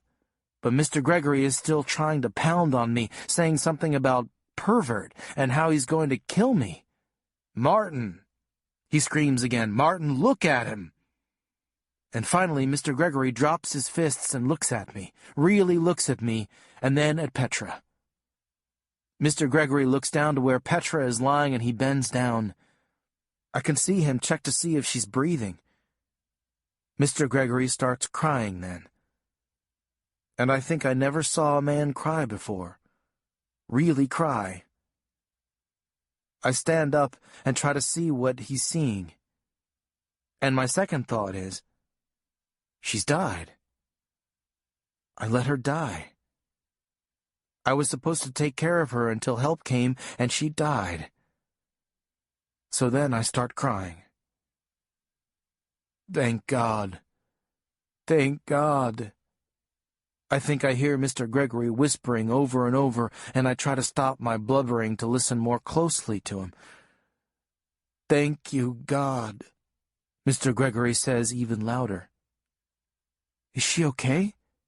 I ask him, trying not to sound like a little kid, but my voice sounds all squeaky, so that it's pretty clear that's all I am. Ben, what happened? Deputy Lewis asks me. Are you all right? Who did this to you? And I know just then that at least the deputy doesn't think I hurt anybody. My dad? I whimper, giving in to the mess of it all. My dad did it. I cry, and in an instant, Deputy Lewis has his arms around my shoulder, telling me that it's going to be okay. But how could it be? Petra needs a doctor right now, Martin says. We need to get help up here right now. Deputy Lewis gets on his walkie-talkie and says a few numbers that I take to be secret police codes, and then I thump right back down on my butt because all the fight has gone out of me, and I can't do one more thing. My legs feel like rubber, my face hurts, and I figure Mr. Gregory broke something in me when he tackled me.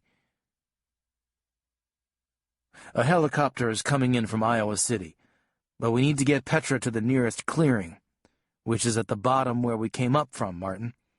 Deputy Lewis tells him. I don't think we should move her, Martin says worriedly. How are we going to get her down the bluff? An EMT crew is coming up with the officers. They can check her out and recommend how this should be done. Deputy Lewis looks at his watch. It'll be dark any time now.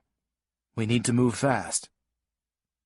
I look up to the sky and can see the pink and orange colors that come out right before the sun sets.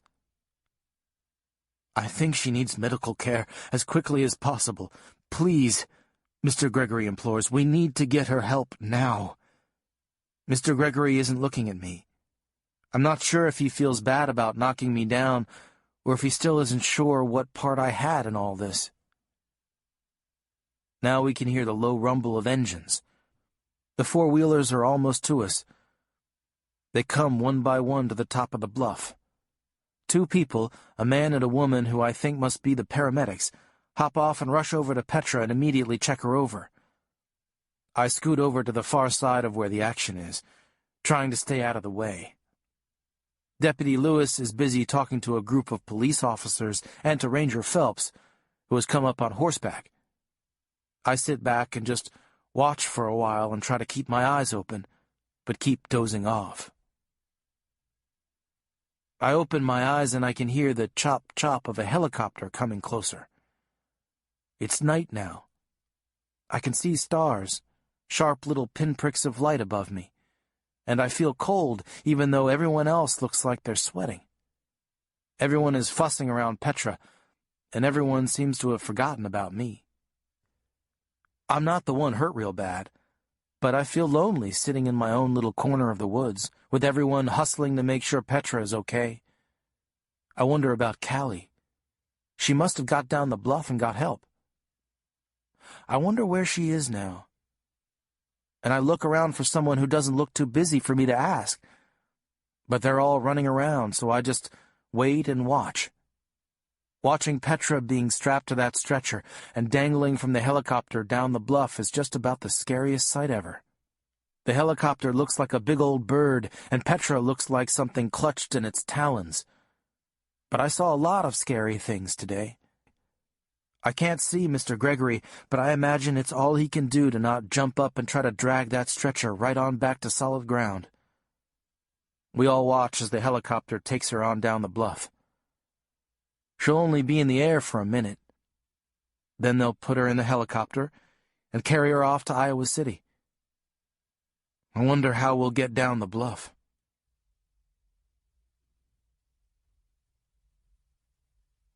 Antonia.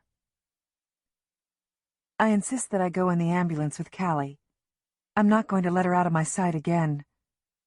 I have mixed feelings leaving Ben behind, but I know that Lewis will bring him to me safely. Poor Ben. He's always the one left to fend for himself, it seems.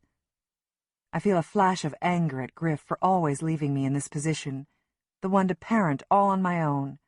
He's never there when I need him. Calli immediately falls asleep when she's laid in the ambulance, despite the paramedics poking at her, taking her pulse and blood pressure. One of the paramedics, a kind-looking older woman, gives me a reassuring smile. "She'll be okay," she tells me. All her injuries appear to be superficial, but they'll give her a thorough examination at the hospital and get her cleaned up. We need to give her an IV. She's showing signs of dehydration. I watch as the paramedic swipes Calli's arm with alcohol and expertly inserts the IV. Calli barely stirs at the procedure. I give a sigh of relief, and the woman looks at me questioningly. "What happened up there?" "I'm not sure. Something very bad," I tell her. And I look down at my Calli, knowing that right now, at least, she's the only one who can tell me exactly what happened up on Hobo Hollow. I wonder if she'll speak again, or if she'll go back to her silence. "Can you go any faster?" I ask the paramedic. She shakes her head no. "We don't put on the lights unless it's life or death emergency," she says apologetically. "My son is still up there. The sooner I get Calli taken care of, the sooner I can get back out to the forest and find out what's happening with Ben." "Is their father in the picture?" she asks, and I listen closely to her voice, searching for any judgmental undertones. I don't hear any. "He is, but he's away on a fishing trip. I can't get a hold of him," I explain. "Oh, that's too bad." She resumes attending to Calli. "How old's your boy?" "He's 12, I respond, inching closer to Calli. "People are up there looking for him?" I nod. And another little girl. What would you do? I ask this kind woman who's taking an interest in me. Have any family here in town? No, it's just the four of us. Friends you can call? No, I whisper. And once again loneliness presses in around me, and for the first time I am truly aware of the isolation I've found in my own hometown. My name is Rose Callahan. I'm off at 10, she tells me. Once the doctors and nurses get Calli checked over and settled in, I'd be glad to sit with her. I'm sure they'll keep her for observation. She may be pretty dehydrated after being up in the woods all day. You see how when I pinch the back of Calli's hand, the skin doesn't immediately lay flat again? That's called skin turgor, a sign of dehydration. It's easily remedied, but we need to keep a close eye on her. I really would be glad to sit with her if you need to be somewhere else. I hesitate and do not respond to her offer. Everyone at the hospital knows me. I have 3 grandkids of my own, but they live out west. I don't know, I begin. If you need me, you call me. I'll give you my phone number, and please call me. I don't have anyone here in town anymore either. Are you from Willow Creek? I was born and grew up here. We pull into the ambulance unloading area. Rose jots her number down on a scrap of paper and hands it to me. You call me, understand? If you need anything, you call me. I will. Thank you.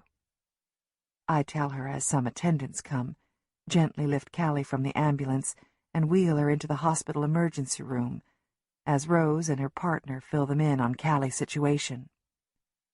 This is Tony Clark, Calli's mother, Rose informs them.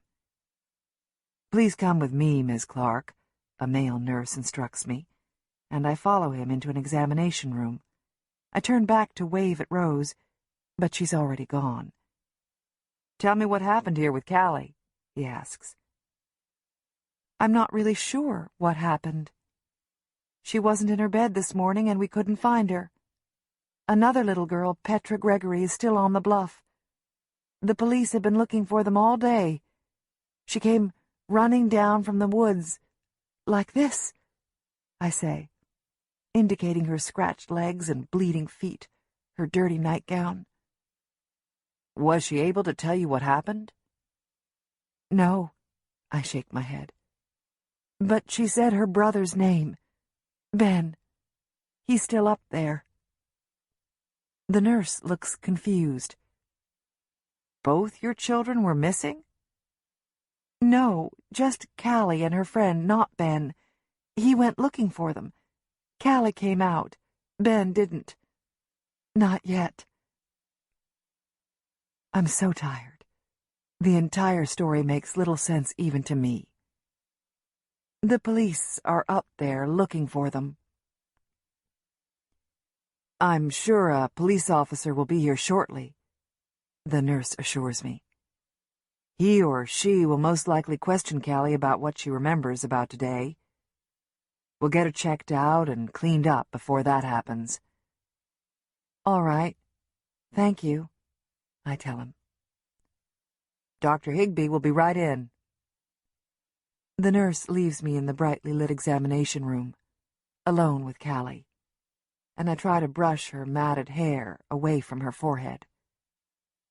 Calli tries to curl herself up into a tight little ball, but this is difficult as the examination table is narrow. She shoves a grimy thumb into her mouth, and every few moments her eyelids flutter as if trying to open, but they remain closed. I hear the door open behind me, and in steps a man, the doctor, I assume, as he's wearing a white lab coat. He's completely bald, his head gleaming underneath the fluorescent lights. He wears glasses with red frames and a tie decorated with smiley faces. I'm Dr. Higbee. He introduces himself. He holds his hand out to me and I shake it.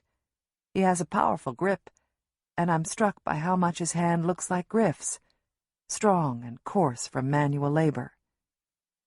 "Tell me about who we have here," he says, looking down at Calli, who's trying to warm herself by pulling the sheet that covers her more tightly about her. "This is Calli Clark. I'm Tony, her mother. She's been out lost in the woods all day. I don't know what happened to her." "Was she found like this?" "She came out of the woods on her own, but she was exhausted. She fell asleep the moment she was off her feet." Dr. Higby refers to the notes in a chart he holds. "Her vital signs look strong. Let's check her over and see what we have here." "We're going to have to wake her up, Mrs. Clark," he says apologetically. "Having her awake and able to tell us where it hurts will help us treat her. Would you like to be the one to wake her? She'd probably find it frightening to wake up to this scary mug of mine." He smiles at me. "Calli? Honey?" I go to her side and rub her shoulder. "Calli, I need you to wake up now." I gently try to pull the sheet from her, and her eyes open, instantly awake. Her eyes dart around in panic. "It's okay, Calli. Mom's here," I croon. "You're at the hospital. We need you to wake up so you can let us know where it hurts. This is Dr. Higby. He's going to help you feel better." Dr. Higby steps into Calli's line of vision, and she watches him carefully for a moment, taking in the red glasses and his tie. "Hello, Calli. I'm Dr. Higby. Just like your mom said, I'm going to check you over to see if you're hurt anywhere. I hear you had a pretty scary day." Calli gives no response, but continues to observe the doctor. "I want you to know, Calli, that you're completely safe here," Dr. Higby assures her. "Nothing bad is going to happen here. We all are here to help you, okay?" Calli doesn't answer.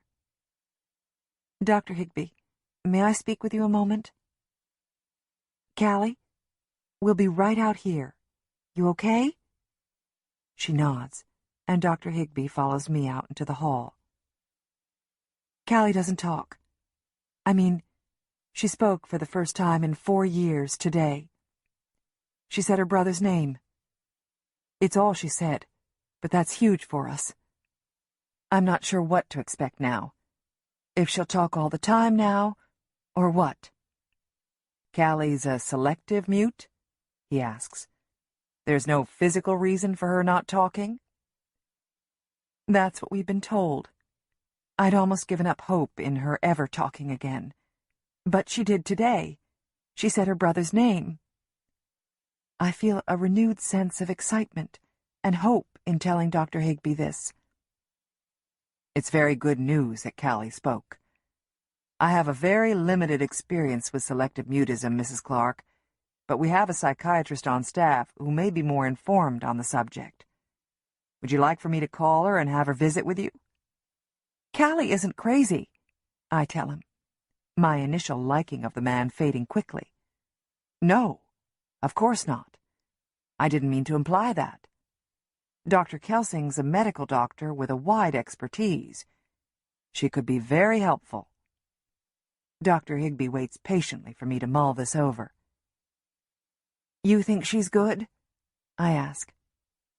"You think she could help Calli?" "I implicitly trust her judgment, Mrs. Clark," he responds. "All right, then. I'd like to meet her," I say as I notice 2 police officers come through the emergency room doors. "I'll call her immediately, and then we'll get to work on fixing up Calli." He pats my arm and goes to contact Dr. Kelsing. The 2 officers confer with the emergency room receptionist and make their way over to me as I peek in the examination room to check on Calli. She waggles her fingers at me in a half-hearted wave, and I smile at her and hold up a finger to tell her that I'll be right back. I meet the officers back in the hallway. Their faces are familiar to me, and I recognize them as being several years behind me in school. "Mrs. Clark?" the taller officer asks. I nod. "I'm Officer Bees, and this is Officer Thumpser. I think you went to school with my sister, Cheryl." I nod distractedly. "Did you find my son?" I ask anxiously. "Yes, Mrs. Clark. He's on his way now to be checked out here at the hospital." "Is he okay?" I ask, my heart thumping. "It appears he's fine, Mrs. Clark. He should be here within the next hour or so. We need to talk to your daughter, ma'am." "Did you find Petra? Is Petra okay?" "I'm sorry, I can't share any information about Petra Gregory at this time. Mrs. Clark, we really need to see your daughter. She's crucial to this investigation." At this moment, Dr. Higbee reappears. "Hello, Mike. Russ. What can I do for you tonight?" he asks. "We were just explaining to Mrs. Clark that we need to visit with Calli about what happened to her today. We need to make sure that Calli's condition is stable before anyone speaks with her. You can understand that?" "Yes, we understand. How long till you think she can talk to us?" Dr. Higbee and I look at each other, and I nod to him, giving him permission to share Calli's situation. "Calli's a reluctant speaker. She may not be able to tell you what you want to know. We have a consultant coming in to help us. We're going to need to proceed very slowly with her." The officer's disappointment is apparent, but they're wise enough to say nothing.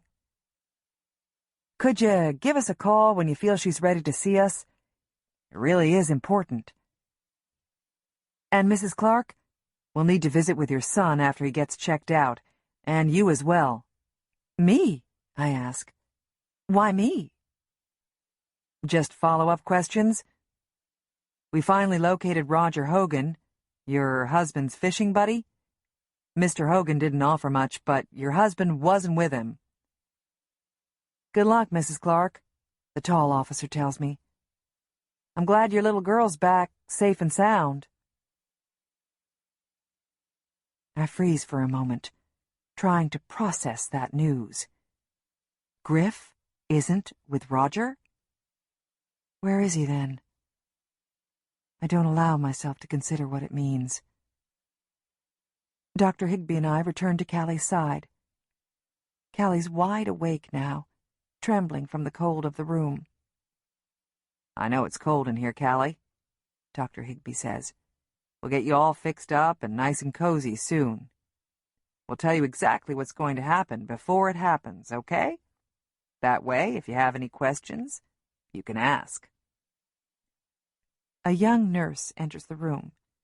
She has a cheerful smile and wears pink scrubs. "Hi, Calli. My name's Molly. I'm going to be your nurse while you're here.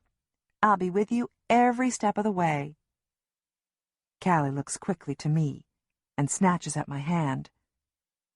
"Don't worry, honey. Your mom can stay with you the whole time," Molly assures her. Dr. Higbee pats me on the back and excuses himself. "Sometimes the patients feel more comfortable if only females are in the room. I'll check back in with you soon." He gives me a sympathetic smile and leaves us. I bend down to kiss her, and for the first time that evening, I notice the smell of urine on her. My stomach clenches at the thought of what happened today. "Now, the first thing we need to do is to get you out of that nightgown and into this lovely gown." Molly carefully removes Calli's pink nightgown and places it in a plastic bag. Calli loves this nightgown. I often find her wearing it in the middle of the day. I think she likes the way it swirls around her as she moves. When she doesn't know that I'm watching, I see Calli dancing in her pink nightgown to music that only she can hear. She's graceful and delicate, and when she dances she reminds me of the dandelion fluff we catch and then release to make wishes. I always make the same wish on her as she leaps and twirls. Please speak to me, Calli. Please speak. I silently vow to buy Calli the most beautiful nightgown I can find, one that feels like silk next to her skin and flows like water around her as she moves. Now, Calli, I'm going to give you an exam. Do you know what an exam is? Molly asks. Calli gives a slight nod of her head. Oh, of course you do. How old are you? 16? 17? Calli smiles, shakes her head, and holds up 7 fingers. 7? Molly asks. I'm shocked. You seem so much older. Again, Calli smiles. I like this, Molly, right away. Now, Calli, I'm going to go from the tip-top of your head right down to your little picky toes and ask you if anything specifically hurts. You just let me know yes or no, okay? Again, Calli nods. I can tell you're going to be a super patient. Okay, let's get started. First of all, does your hair hurt? Calli wrinkles her nose and looks at Molly in disbelief. Well, does it? She asks again. Calli shakes her head no. Good. That's good news. How about your head? Does anywhere on your head or neck hurt? Again, Calli shakes her head no. I can see Calli's enjoying this game, and by the time Molly gets down to Calli's piggy toes, we've learned that the only places Calli feels any pain are in her stomach and in her feet. Molly quietly explains that she would have to collect evidence from Calli. When she says the word rape kit, my stomach lurches. Is that necessary? I ask numbly. We need to rule out any assault that may have occurred, and we need to gather any evidence that may have been left behind.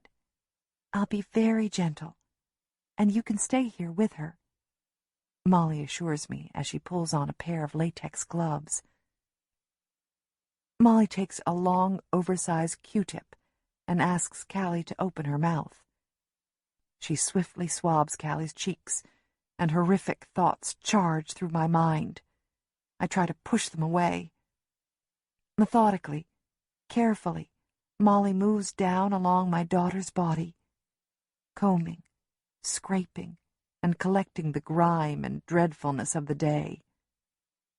I force myself to watch what my inattentiveness has caused. I force myself to watch now, because I have not watched my child closely enough. She has spent the day in the forest running from something terrible. Did he catch her? Or was she fast enough? Please have been fast enough, I silently recite, over and over.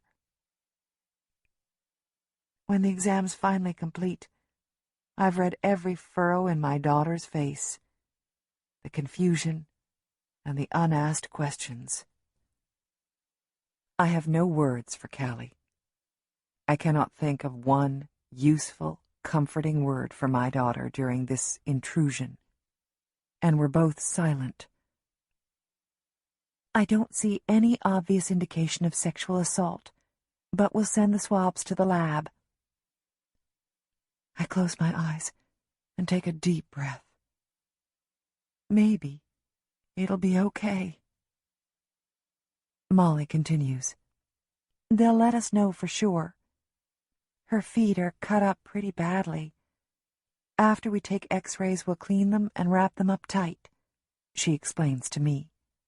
To Calli, she says, You'll feel a lot better, I bet, after you have a bath, won't you, Calli? We'll also get you something good to eat after x-rays. Sound good? Calli bobs her head, yes. I'm hopeful that she'll answer in words, but she doesn't. I need to be patient. At least now I know she can talk when she really needs to. And I hold on to that fact. Molly situates Calli onto a gurney, and we make the journey toward X-ray. I notice that night has arrived in full force as we pass by the emergency room doors, and I think again of Ben and Petra up on that bluff. I stop at the emergency registration desk to see if they had any word on Ben, and the woman behind the counter tells me that Ben will soon be on his way to the hospital. He'll catch a ride in the back of a police car and doesn't need to be transported by ambulance. That's good news, she informs me. He must be doing quite well, Mrs. Clark. Relief shoots through me. That is good news. Can someone come find me when he gets here? I'm going to X-ray with Calli now. Sure thing. And sometime when you get a few moments, there's some paperwork for you to fill out. Don't worry about it until you get everything settled with your children. Thank you, I tell her. Everyone is so kind here, and I briefly wish to be admitted here myself, so people can fuss over me. As Molly pushes Calli down the hallway, I see Dr. Higbee with a woman coming our way. She's an older woman, perhaps in her early 60s, with iron-gray hair, glasses, and beautiful skin. My mother's skin had looked that way before she became ill, but I'd never taken the time to appreciate it. Mrs. Clark, this is Dr. Kelsing. Dr. Higbee introduces me to the woman. We share Dr. Kelsing with the hospital in Winter. Nice to meet you, Dr. Kelsing. I'm pleased to meet you as well, Mrs. Clark. I understand that Calli's had a pretty rough day. Yes, she has. I suddenly feel shy under Dr. Kelsing's gaze. Her eyes are sharp and intelligent, and I have the feeling that few could pull anything over on her. Families who experience extremely stressful events such as yours are typically very hesitant to accept outside help. Most often they try to pull their family unit more tightly together in order to deal with the experience, try to deal with the effects on their own. We're outside the X-ray room when Molly says to Calli, "Calli, honey, we need to take your pictures now. We would like your mom to stand out here because we don't need to take her picture today, just yours. You'll be able to see her through this window, though, okay? You all right with that?" Calli nods yes. "I'll be right out here, Calli, watching you through the window," I assure her. Molly wheels Calli into the X-ray room, and I watch as they situate my little girl on the table, bending her arms and legs in different directions, trying to get the best angle for the picture. Calli looks so small, so young. The reality of it all burns at the back of my eyes, and I press my fingers to my eyelids. I do not want to cry in front of these strangers. I turn back to Dr. Kelsing. "I know I can't do this on my own. Can you help us? Can you help Calli continue to speak?" "I can't promise you anything, Mrs. Clark, but we can work together to do what you decide is best for Calli. I've had some experience with selective mutism. I have information about it that may be useful for you, if you'd like." For some odd, unknown reason, I decide to trust this woman who has skin like my own mother's. "I'm scared," I tell her, struggling not to cry. "I'm so scared to find out why she stopped talking in the first place. But I'm even more scared." The tears spill over, and I bite my lip, willing them to stop. Dr. Kelsing doesn't speak, but waits for me to compose myself, and I like her even more for it. "I'm even more scared to find out what happened out in the woods that caused her to start to talk again.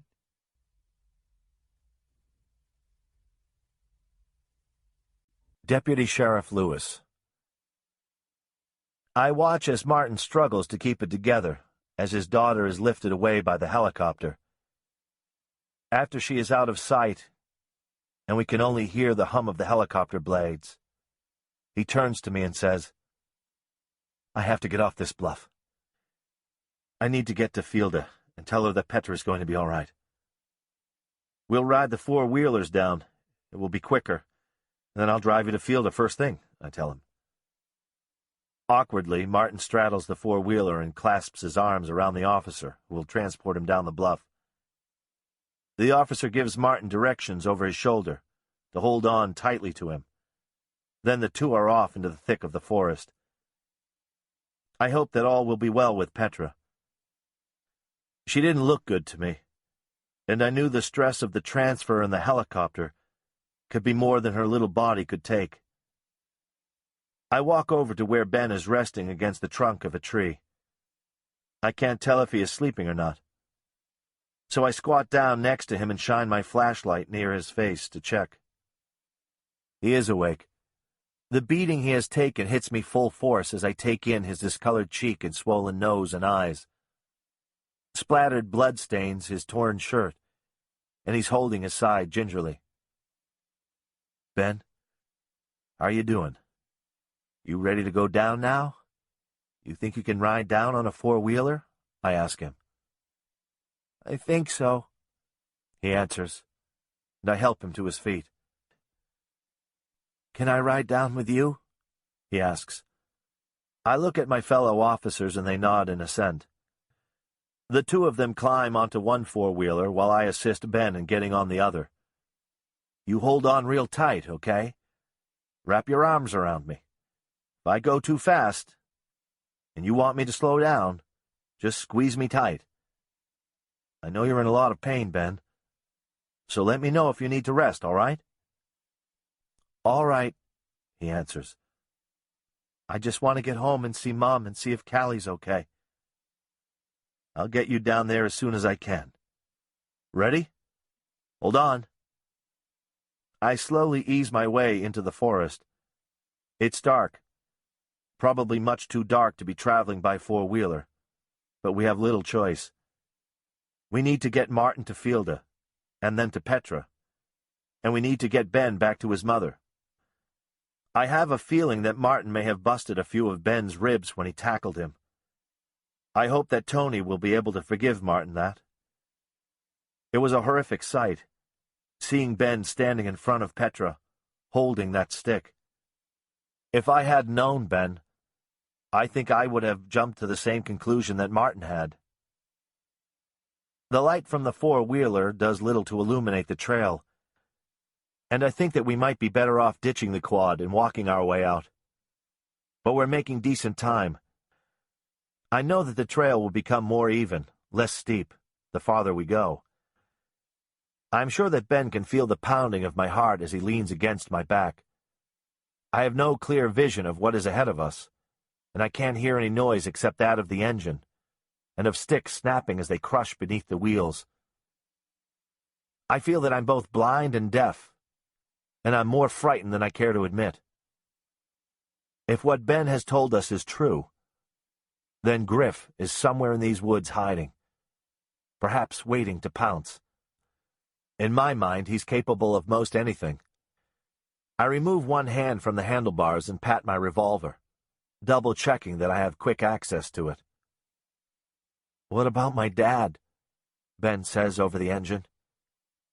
"We're just worrying about you and Petra and Calli right now." I call back, hoping that Griff isn't lurking behind some tree, overhearing what I'd just said. "It will be very difficult to find him tonight. We'll go back out full force in the morning to find him. Don't worry, Ben. I won't let him hurt you." "I'm not worried," he says. But I hear the drop in his voice, the uncertainty in his tone. I pat his hands that are wrapped around my waist, and I speed up. We are minutes now from the bottom. Out of the corner of my eye, I see something. The glow from the headlights of the four-wheeler shined briefly on a figure, crouched among the trees. For an instant, I think it could be a mountain lion. But that doesn't make sense. Mountain lions have not been seen in these woods for decades, well before I even moved to Willow Creek.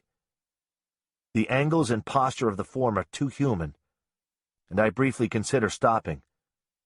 But Ben is clinging to me, and my first responsibility is to get him safely out of the forest. I take the four-wheeler up a notch and feel Ben tighten his grip around me. I don't think he has seen what I have, but I'm not going to bring up the subject. Ben is going to have enough nightmares as it is. He doesn't need me fueling more fears. I radio in a message that would be cryptic to Ben and any average listener, but the gist of it is that I need backup for when I return to the woods, after I drop Ben off at the bottom. At the base of the bluff, I hand Ben off to Deputy Roper, the same deputy who is Griff's good friend. Logan knows that we are on the lookout for Griff, but he doesn't know that Ben has told me Griff is in those woods, was the one who had beat him senseless, who most likely hurt Petra Gregory. Logan, can you transport Ben here to the hospital in Willow Creek? We need him to get checked out. His mother is there waiting for him. Logan looks at me suspiciously. You got a suspect back in there? Maybe. Tucci, Dunn, and I are going back in to check a few things out. How about it? Can you take Ben to town? Sure, Logan answers.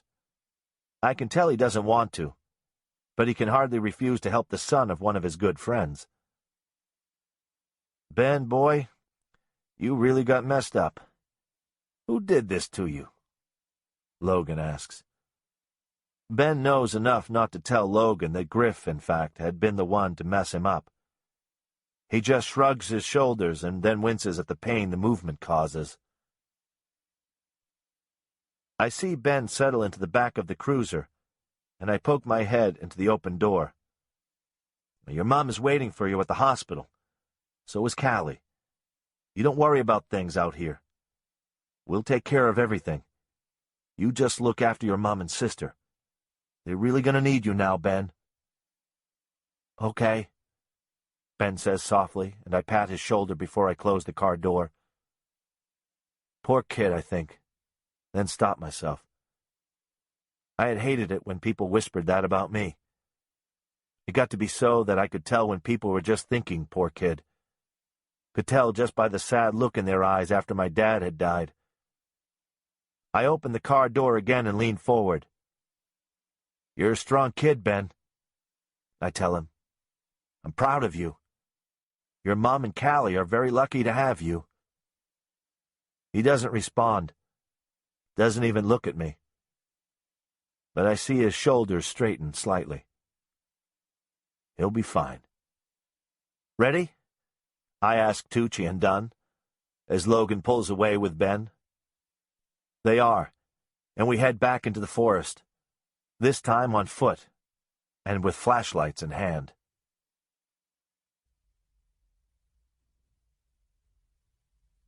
Martin. Too quickly, the sound of the helicopter has disappeared. My Petra is gone. I had found her and then had to let her go again. I am at a loss as to how I had ended up on the back of a four-wheeler, crashing through the forest with my arms wrapped around a perfect stranger. And now I'm in a police car, traveling at a maddeningly slow speed to my mother-in-law's home. The kind officer has offered to go and tell Fielda on my behalf so that I could arrive more quickly at the hospital in Iowa City, but I say no and thank him. I want to tell Fielda that Petra is alive, hurt, but on her way to a place where the medical personnel can help her. My daughter is being carted off to a hospital that I've never visited, in a town that I've never entered before. The number of people I'm entrusting my daughter to is staggering. Pilot, nurses, doctors, and I know eventually the police officers will want to question her about what happened today. I wonder if she is awoken. She wasn't conscious when I first found her. Her beautiful face, so bruised and distorted that if I had not seen her curly black hair matted with what I now know to be blood, I might have mistaken her for another unfortunate child. Her breathing was regular, and that was all that really mattered to me, that she was living. The cuts, the contusions, the damage that was done to her, I can cope with, even though I push the very thought of what may have happened, what I will to not have happened, out of my mind. She was breathing sweet, warm breaths, and I will send her mother to her. Fielda will make it all better. She will be a comfort to Petra. I, on the other hand, will return to the forest. I will return and find the monster that has done this to my family. It will not matter that the man is Calli and Ben's father, or Antonia's husband. That will be of little consequence to me. I will find him, and I will kill him.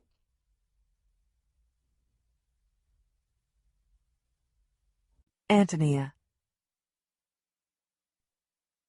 Dr. Kelsing remained by my side as Calli finished with her x-rays, and says she'll return after Calli's all cleaned up and settled for the evening. I thank her, and ask if I should try to get Calli to talk. No. Just be with her for now. Just be her mother. Talk to her as you always have. Ask her questions, but don't expect verbal answers. She needs to feel safe. Knowing that you're with her will go a long way to making her feel safe. I'll check back with you shortly. Molly begins gently to clean Calli's cut feet. Her feet are coated with dirt, dust, and dried blood, and it's difficult at first to tell the extent of the damage to them. But as Molly lightly begins to wash away the filth, it's quite apparent that Calli will need stitches, and that it'll be a very long time until her feet are fully healed. I try not to gasp at the sight of the deep punctures and gouges in the bottom of Calli's feet, and at the livid red welts that crisscross the top of her feet. The nail of her big toe is torn clean away. Calli goes rigid and begins to shake in either cold or in pain. I suspect both. She begins to cry silently. "It's going to be okay, Calli," I tell her, finding my voice, stepping in front of her line of vision so she'll not have to see what Molly's doing down there. I rub her arms to try and warm her. "Calli, I'm just getting your feet cleaned up so you don't get a nasty infection in them. I know it's no fun. Just hang tight, okay?" Molly explains. Calli nods bravely, wraps her arms around my neck, and squeezes. "That's right, Calli," I whisper in her ear. "Hold tight. I'm right here." Calli's back arches and she begins kicking and struggling to pull away from Molly. "Whoa, Calli, I need you to try and stay still. I know it hurts," Molly says soothingly, despite the fact that Calli's foot strikes her in the chin. As much as I like Molly, I feel relief that Calli still has some fight left in her. Dr. Higbee enters the room, comes over to Calli and smiles at her, and moves to ruffle her hair. Calli cowers and buries her head in my chest, and Dr. Higbee pulls his hand back. "That's okay, Calli. I guess I wouldn't want anyone rubbing my head if I felt the way you do right now, either," Dr. Higbee says jovially. He washes his hands in the small sink in the corner of the room and pulls on a pair of latex gloves. "Calli, I'm going to give you a little medicine right now. It'll help your feet take a nap." Calli peeks up at Dr. Higbee doubtfully. "Well, they're not going to start snoring or anything." Calli's mouth twitches at this. "But they will feel numb." Dr. Higbee continues. "You won't feel any pain in them at all in a few minutes." I feel Calli relax slightly in my arms. As Dr. Higby and Molly mend Calli's feet, I speak to my daughter. I whisper to her all the favorite stories she loves to hear, and I love to tell her. I tell her about the night she was born, and the incredible thunderstorm that blew into town the minute I went into labor. It was the strangest storm for October. The day began gray, but warm. You weren't due to arrive for 3 more weeks. But I felt the familiar twinges, the slight pulling across the top of my abdomen, the ache in my back. It was just like it was with Ben, but this time I knew more of what to expect. Daddy was home from Alaska, and he was so excited for you to arrive. He kept fidgeting around the house, trying to find things to do. I swear he oiled every squeaky door in the house, caulked the bathroom floor, and cleaned the leaves out of the gutters. He kept asking me if I was all right, if the baby was coming now, and I would say no, not for a long time, I told him. Finally, I had to shoo him away because he was making me so nervous. He took Ben over to the park to play catch with the football, and I went in the bedroom to lie down. It wasn't 10 minutes later when I saw the flash of lightning and heard the enormous boom of thunder. And at the very same moment that it began to rain, not just rain, but pour, torrential rain, my water broke, and I knew you were on your way. Calli smiles slightly at the story. I've told her so many times. Her limbs have relaxed completely in my arms, but her eyes are still alert, as if she's ready to leap from the table if need be. I didn't know what to do. Your daddy had left with Ben in the car. I had told him it would be hours before we'd need to go to the hospital. The rain began pouring down in buckets. I could hear it pounding on the roof, and the wind was blowing so hard that the windows rattled. And it seemed that with every clap of thunder, I would have a contraction. Your way of telling me, "Look out! I'm on my way." I called my doctor, and he told me I should get to the hospital as quickly as possible. I threw some clothes in Ben's school backpack, and in your yellow blanket I carefully wrapped the little outfit I was going to take you home from the hospital in, and put that in the backpack, too. I thought about calling Mrs. Norland next door, but I figured she wouldn't want to go out in the storm. So I decided to drive Daddy's truck to the hospital. This very hospital, actually. Problem was, I couldn't find where Daddy left his car keys. He never put them in the same place twice. So I spent 20 minutes looking for them. Finally, I found them in the front pocket of a pair of jeans he'd tossed by the washing machine. I grabbed the backpack and opened the door. The wind caught the screen door and pulled it right off its hinges. I remember feeling sorry for your daddy, because he'd spent so much time that week oiling those hinges to get rid of the squeaks.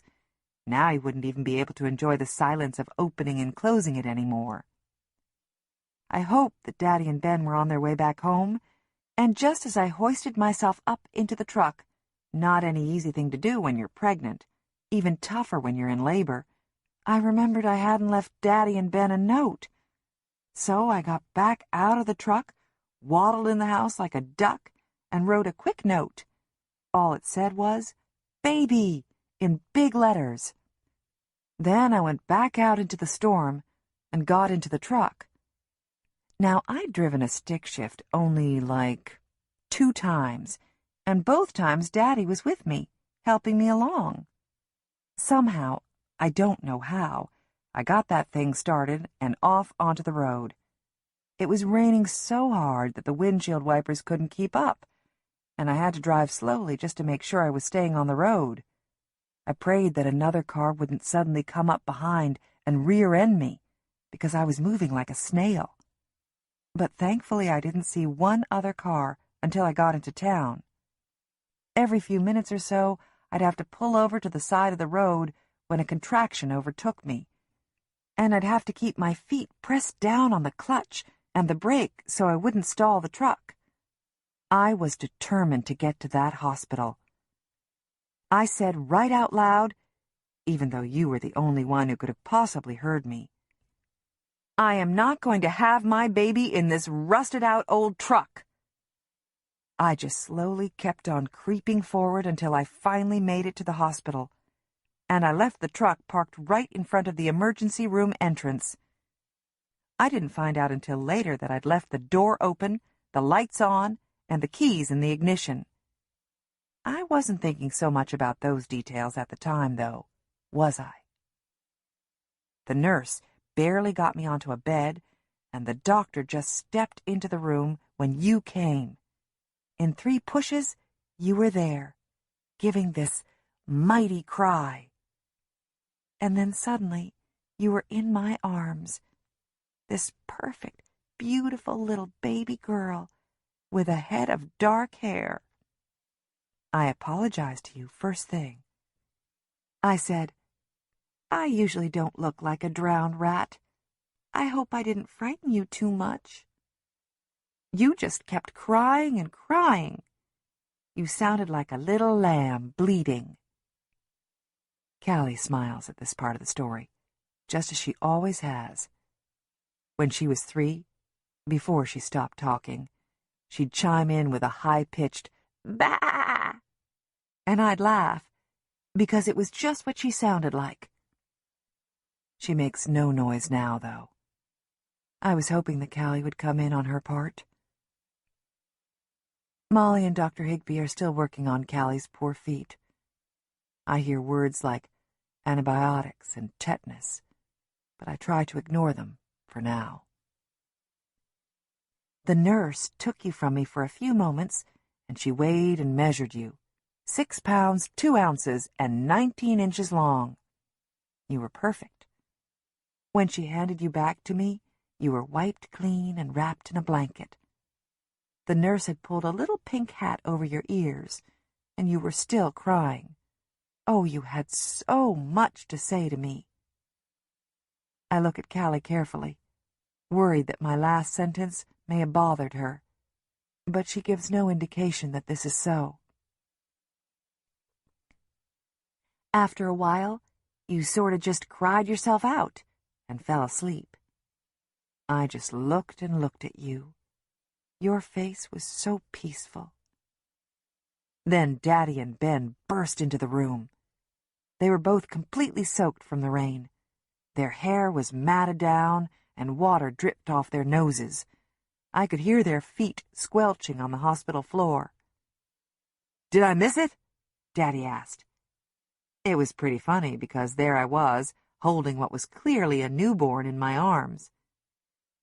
"It's a girl," Ben observed, seeing the pink hat on your head. "A girl," Daddy breathed, as if it was the most amazing thing in the world. And he and Ben walked hand in hand up to us and looked at the new beautiful girl in their lives. Daddy looked down at Ben and said, "Benny, you have a sister, a little sister. You're the big brother now, and you have to look after her when I'm not around." And Ben nodded. He looked so serious. Ben reached out one finger to touch your cheek. "Soft," he said. And then you opened your eyes, and I swear, though no one who wasn't there to see it believes me, I swear you smiled at him.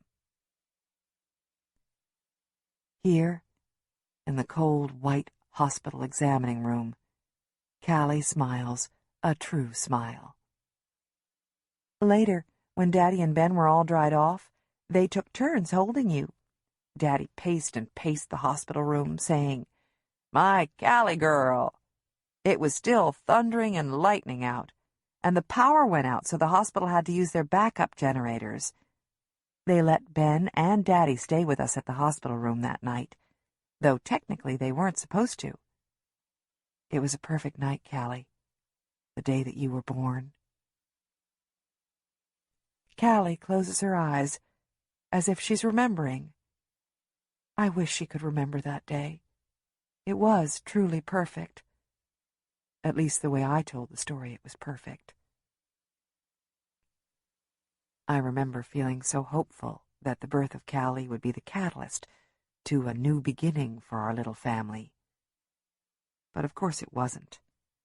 Nothing's perfect, not even the perfect day, though I've set into Calli's and Ben's mind that it was so. What I've left out from the story was that while Griff was carrying around Calli, singing softly to her, his hands were shaking so badly that I feared he would drop her. I remember being ready to leap from the bed to catch her if she fell. I remember asking Griff to hand her back to me, making every excuse as to why I needed her back in my arms. She needed to try nursing. She was tired. He looked tired. He wasn't fooled, though.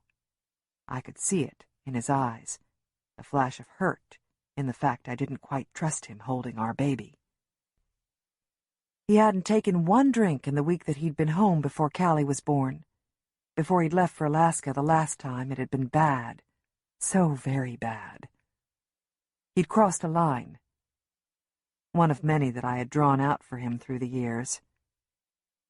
That first night he'd come home before Calli was born, he had lain by my side in our bed, his hand on top of my huge belly, and had promised to change. He had cried softly into my shoulder, and I'd cried along with him. I'd believed him. Again. He could do it. He could stop drinking with my help. He had promised. But the night that Calli was born, with his hands trembling so fiercely as he held my baby, I knew that was a promise he couldn't keep. Not yet, anyway. He left the hospital in the dark corners of the morning while Ben and I were sleeping, and Calli slept in the nursery. He left and came back hours later. There was a glassiness in his eyes that couldn't quite focus, and I could smell the liquor on his breath as he kissed my cheek. He held Calli firmly and capably that morning, and his hands had stopped shaking. "There you are, Calli," Dr. Higbee tells Calli. "All done. The worst is over. Now we'll just finish getting you all cleaned up. You, Calli, are a very lucky little girl." I see Calli's tranquil face freeze for a moment. Then it changes. Her eyes begin to bulge, and her skin fades to a sickly chalk color. Dr. Higbee looks back at Molly, and she lifts her hands and shoulders. She hadn't been touching Calli's feet. Calli's mouth twists into an ugly grimace, as if she's screaming. She's shaking not from cold or pain, but from complete terror. I look around helplessly as her silent shriek clangs around my head. "What's wrong?" I ask her. "What's wrong, Calli?" But still she thrashes almost convulsively. Molly and I hold her so that she won't fall off the table. "What's wrong?" I whimper as tears collect behind my own eyes. I notice that Molly's and Dr. Higbee's eyes aren't focused on Calli, but are settled on a spot just over my shoulder. Keeping my grip firmly on Calli, who's kicking and writhing, I turn to see what they're looking at. There stands my Benny, beaten so badly, his clothes bloody and ripped. My knees go weak at the sight. He's looking at Calli with fear in his eyes. "What's wrong with her?" he asks me over Calli's head. His voice sounds so young. I don't answer him. I want so badly to go to him and draw him close to me. I wave him toward me with one hand, but he stands rooted to his spot. "I'm going to give her a sedative, Mrs. Clark," Dr. Higbee says. It takes several moments for the shot to have any effect on Calli. But soon she calms, and her shaking subsides, and her eyes begin to close. She still clutches at my shirt, pulling me close to her. She seems to be trying to speak to me, but her lips are slack and can't form the words. What, Calli? What is it? Please tell me, I whisper into her ear. But she's fallen asleep, and whatever has frightened her so badly has crawled back into its hole and sleeps too, at least for now.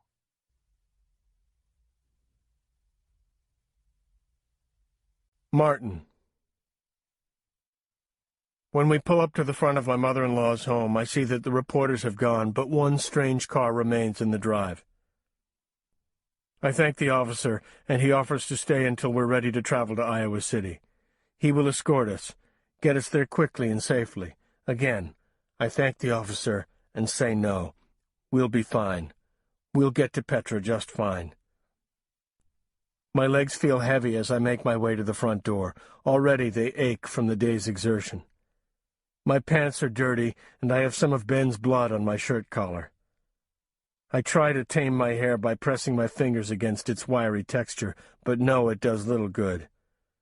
My glasses are set crookedly on my nose, and I take them off and try to bend them back into the correct position. I see a rustle at the curtains.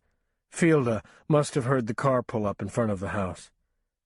I see her peek through the window briefly, then the front door is open, and she hurries to greet me. Behind her are her mother and a woman I do not know. Did you find her, Martin? Did you find Petra? She seizes my arm, and her voice has the same hysterical tone that I heard her use with Agent Fitzgerald. I wonder what has happened to him. I have not seen or heard from him in hours. I gather Fielda in my arms and hold her tightly to me. I feel her body sag against me, and instantly I'm aware of my mistake. She's alive. I cannot bring myself to say that she is fine. No, I cannot say that to my wife. Fielda screeches with relief and joy. "Thank you! God, thank you!" she exclaims, still clutching onto me. "Thank you, Martin. Thank you for finding her. Where is she? Where is she?" Fielda looks around as if Petra is off playing a few yards from us in the front yard. I clear my throat. Tread carefully, I tell myself. Do not alarm her. She's at the hospital. Oh, of course. She squints her eyes at me. She's going to be all right, isn't she? I think she'll be fine. You need to go to her, I tell her. What do you mean, you think she'll be fine? What happened, Martin? Let's go. Let's get in the car and go. They took her to Iowa City, to the hospital there. The medical personnel thought that the hospital in Iowa City would be the best place for her to go. Iowa City? What's going on? Fielda steps away from me and crosses her arms in front of her. The woman I do not know makes her way toward us and rests a hand protectively on Fielda's shoulder. "Fielda," the woman says. "Fielda, is everything okay?" she asks. "I don't know," Fielda says, in a voice too loud for the quiet of the night. The cicadas have even stopped chirping. "I don't know," Fielda says again. "Martin?" I take Fielda's hand and pull her along with me, leaving the woman behind. "You tell me what's happening right now." From the porch light, I can see that tears are brimming in Fielda's eyes. I need to tell her now, and I need to tell her everything. We found Petra at the top of the bluff. She was hurt. I swallow hard. She was hurt in many ways, but she was breathing. She had cuts on her head and bruises. A helicopter took her off the bluff. They've flown her to Iowa City. She's there by now. You need to go to her now, Fielda. She needs you. Is she going to die? Fielda asks. Is my little girl going to die? There is steel in her voice, almost daring me to tell her that death was a possibility. No, I say with more conviction than I feel. Can you drive to Iowa City on your own? But why? Fielda looks confused. Why don't you come with me? I can't. I need to help with the investigation, I say, hoping that she will ask no more questions. Investigation? Do they have the person who did this? Who did this, Martin? Do you know? I nod. I do know. You need to go now. Can you drive on your own, Fielda? Fielda looks at me as if she wants to ask more, but something on my face causes her to pause. I can take her, the unknown woman tells me as she approaches us, and for the first time I look at her carefully. I'm Mary Ellen McIntyre. She holds her hand out to me, and I recognize her from the television news, from when she had begged for the safe return of her daughter. I take her hand. I've heard about you, your family. I'm very, very sorry. I'll drive Fielda and her mother. She looks to Fielda to see if this is acceptable to her. Fielda nods, but is examining me carefully. What happened to you, Martin? Is that blood?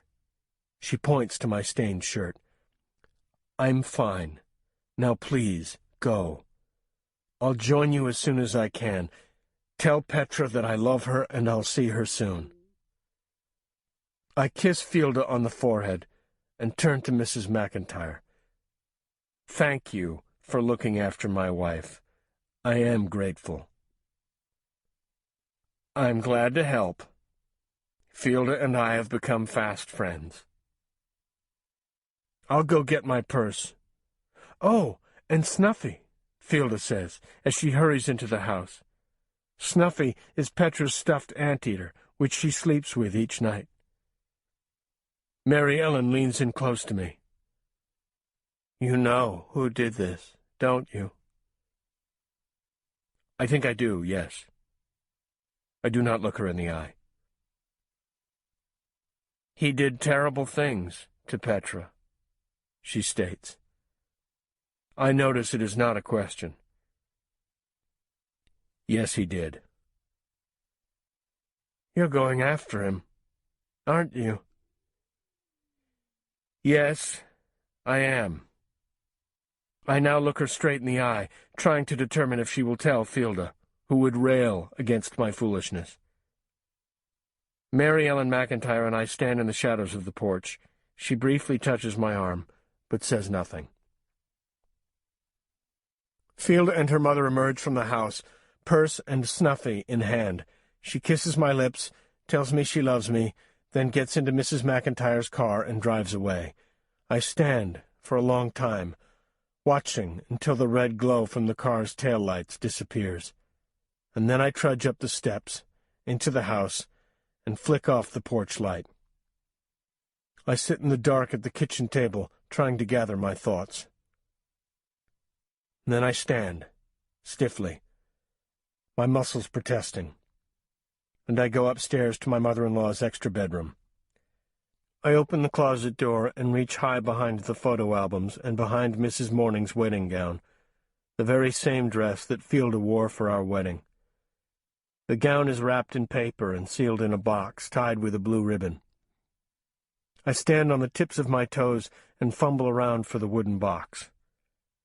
My hand grazes the container, and I'm able to nudge it toward me. I pull the box down and lay it on the bed. It's not locked. I lift the top and hear the slight creak of its brass hinges. Inside is a gun. I don't know the caliber or the brand name. I've never been interested in firearms. The gun that I have set before me belonged to Fielda's father, who had passed away many years before, long before I had met her. Fielda's mother doesn't know why she keeps it. Guns scare her, but she cannot bring herself to give it away, and most likely has forgotten that it is up here. I take the gun out of its velvet-lined box, and am surprised at its heaviness for such a small gun. One lone bullet rolls around in the box, and I pull it out and hold it tightly, warming it within my sweaty palm. I glance at my watch and know that I am short on time. I need to hurry.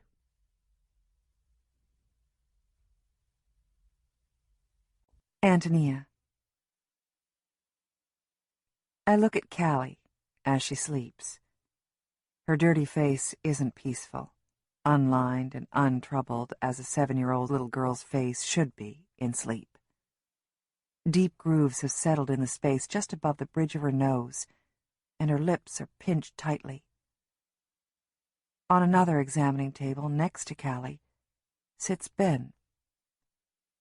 Dr. Higby and Molly are now tending to him, collecting more evidence. His face is a mess. I've avoided asking Ben the question that's rested on my tongue since I first glanced at him when he entered the hospital. Who did this to you? I'm afraid of the answer. I dip the washcloth that Molly's given me in a basin of warm water and begin to wipe the dirt from Calli's body. I start at her face, beginning at her hairline, trying to gently smooth the channels that travel along her forehead. I move down behind her ears, along her cheeks, and under her chin, carefully lifting and lowering her head as if she's an infant. I see her nearly naked form on the table, except for her hospital gown and the thick white gauze that's wrapped around her feet.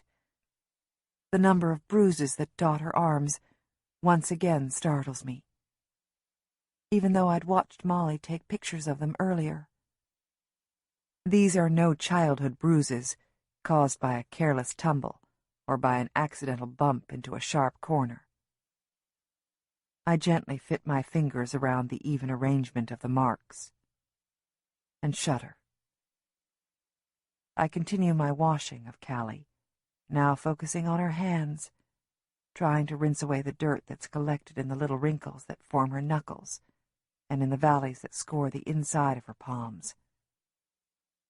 I trace the lines on her palm, now pink from my scrubbing, and I wonder at her future, my little damaged girl.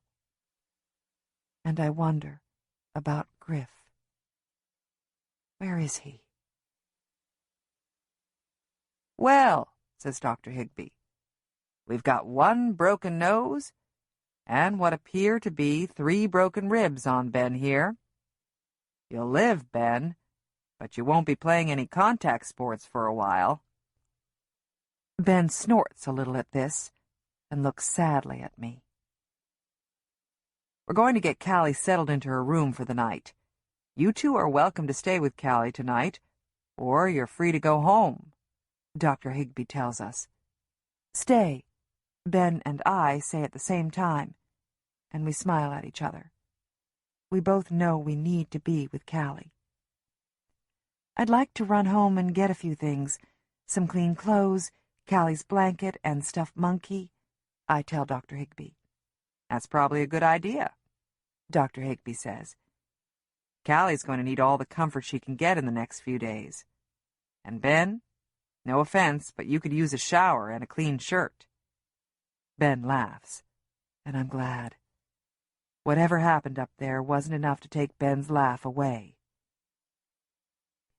Do you have a way to get back to your house? Molly asks. I frown. No, I don't. My car is back at the house. I'm stranded at the hospital. I very much want Calli to wake up with her yellow blanket and monkey. I think of Rose, the nice paramedic, and her offer to help out in any way that she was able. I think I do, I tell Molly.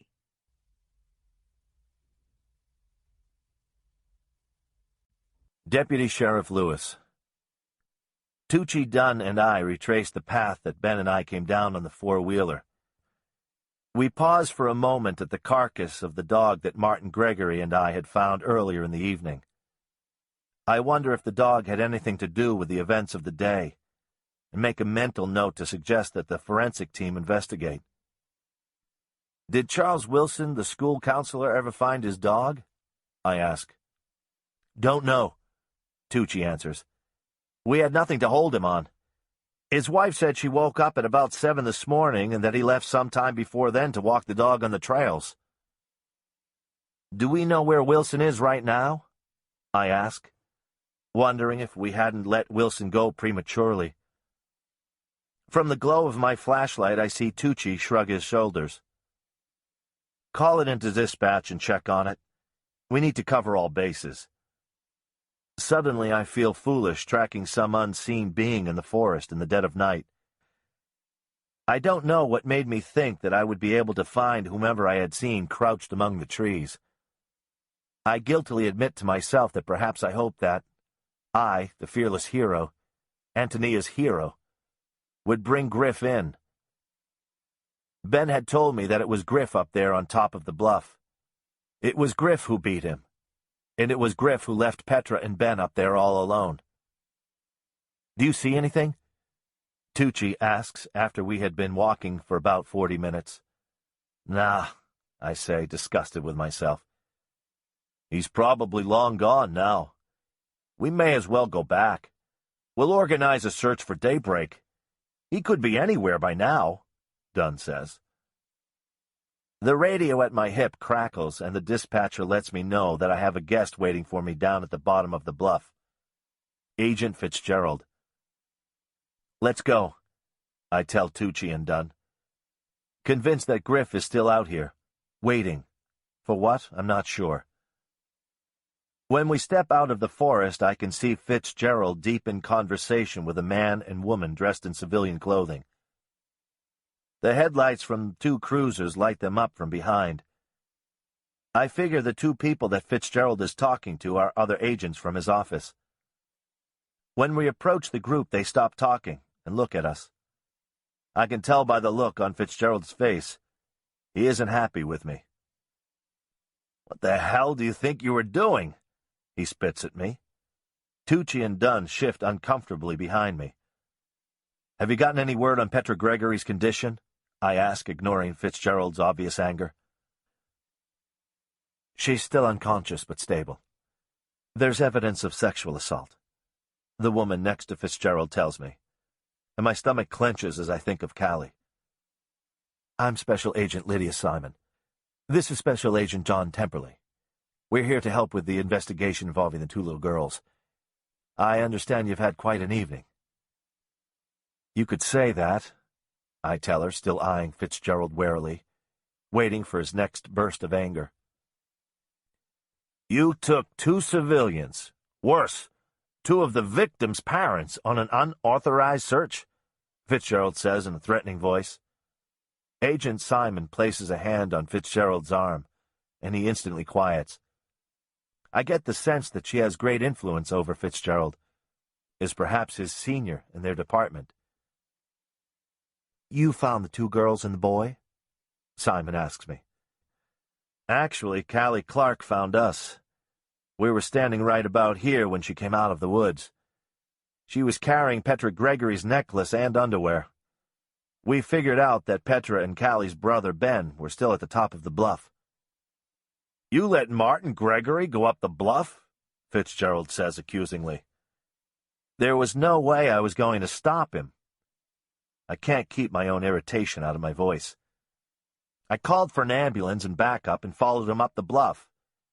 He thought that Ben Clark had something to do with what happened to Petra, and he was going up there, ready to kill anyone at the top that might have hurt his daughter. You should have followed procedure and waited for backup, Fitzgerald shoots back at me. Hold on now, Agent Simon says. Let's just all get up to speed on the investigation and go from there. We can't change what has happened, and the girls are safe. Let's focus on finding who did this. Ben Clark, Calli's brother, said that Griff Clark, their father, was the one, trying to make my voice sound professional again. Ben saw his father up there with the girls? Agent Temperley asks. Yeah, said his dad was the one who beat the crap out of him up there. He was pretty messed up. He was standing guard over Petra when we got to the top. Ben said he tried to keep his dad there, but he got away. The three agents ponder this for a moment. What does Calli Clark say about what happened? Agent Simon questions. Calli hasn't spoken in 4 years, I tell her. Until today. She said Ben when she reached us at the bottom of the bluff. And that was all. I don't know if she said more. She's at the hospital in Willow Creek. Her brother should be there by now, too. I look at my watch. It's a little after 11. I'm exhausted, but my night is just beginning. Why would she say her brother's name if it was her father who did all this? Agent Temperley asks. Why didn't she say Dad? Could the brother have been lying? Could he have done this? Absolutely not, I say. Ben Clark is a good boy. He did nothing but spend the day looking for his sister and Petra. Well, you tend to have a soft spot when it comes to the Clark family, don't you? Fitzgerald says snidely. Does Antonia Clark know that her husband is now the major suspect in this case? I don't know. The reality that the man my Tony had married has done some truly horrific things hits me hard. I don't want to be the one to tell her. We need to talk to that little girl, Agent Simon says with finality. We need her to tell us what she saw up there on that bluff. Let's go on over to the hospital and see if we can speak with her.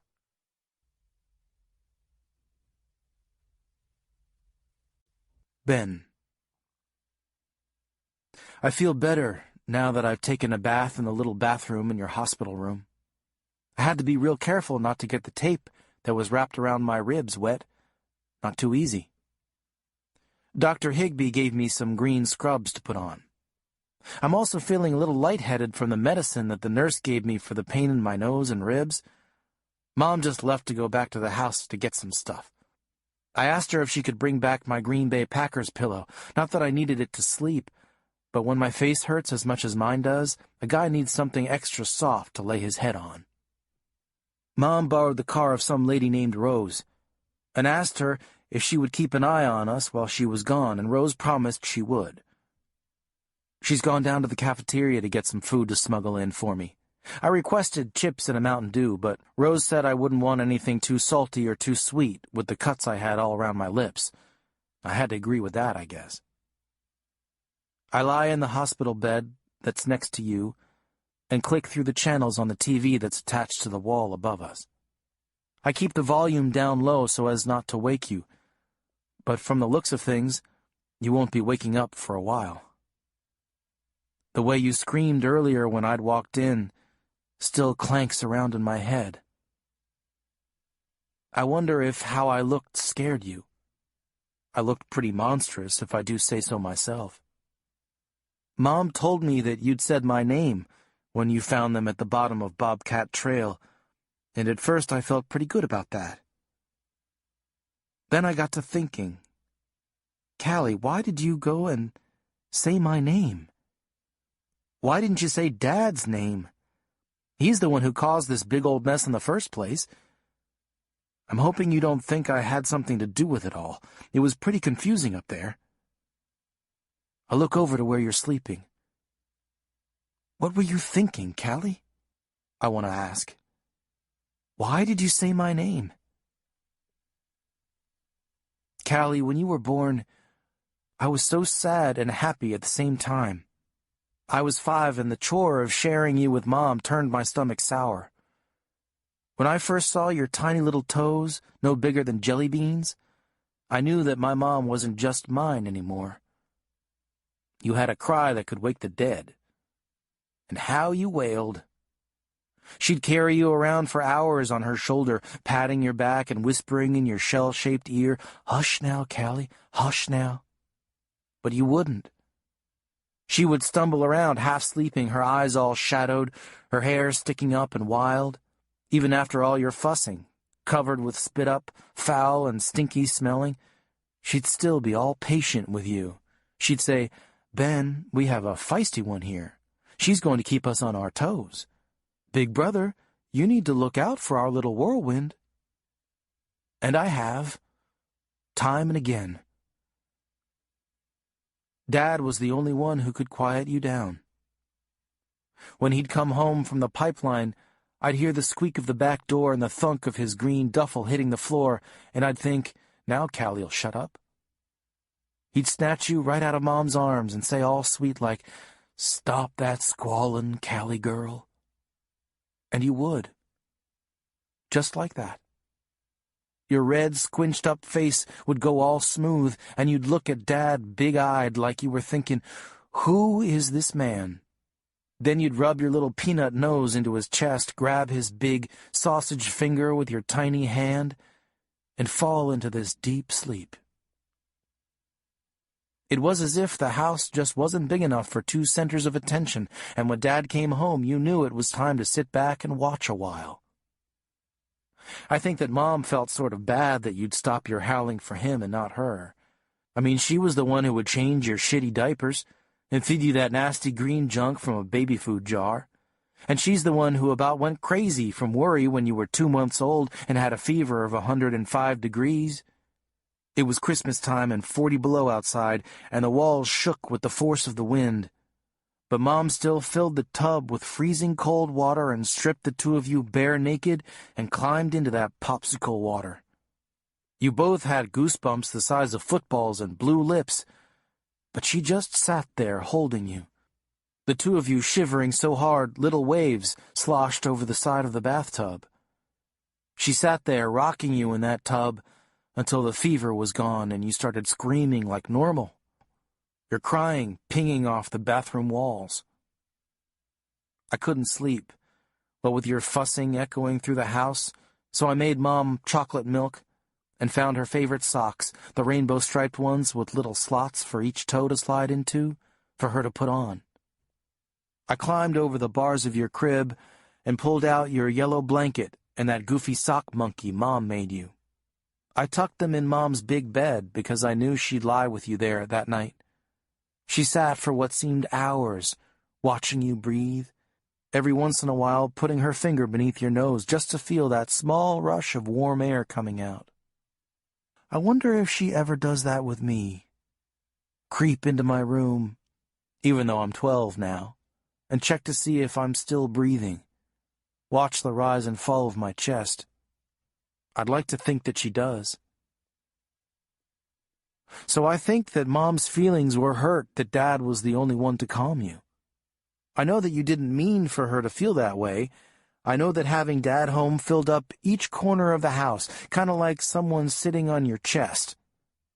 It's real hard to make sounds when each breath just goes into breathing. Funny how Dad was the only one who could quiet you, and in the end, was the only one who finally got you to speak.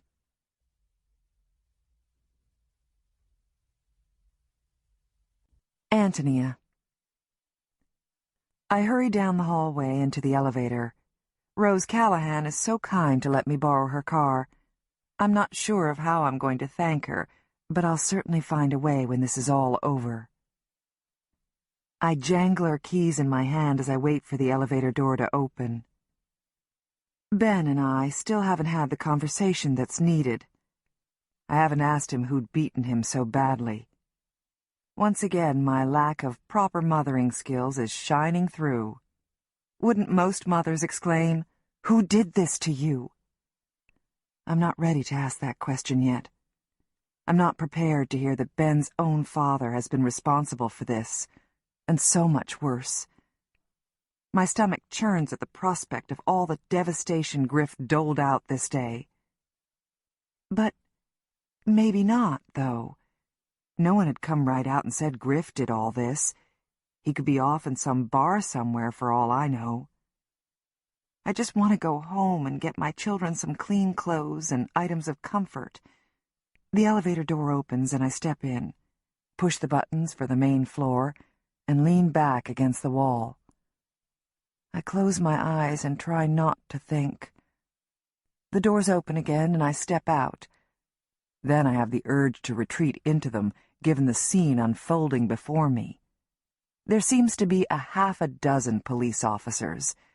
I see Agent Fitzgerald talking with two people I've never seen before. A few reporters occupy a corner of the main entrance waiting area, and Lewis looks to be in a heated discussion with Logan Roper, Griff's old high school friend. Then I see the doors to the main entrance open, and in stomps Christine Lewis, Lewis's wife. Great, I think. She doesn't look so happy. I look around for an exit to take unseen, but it's too late. Christine spots me, gives me a searing look, and goes over to her husband. "Christine," Lewis says, looking off behind her. "Where's Tanner?" "He's out in the car, Loris," she says shortly.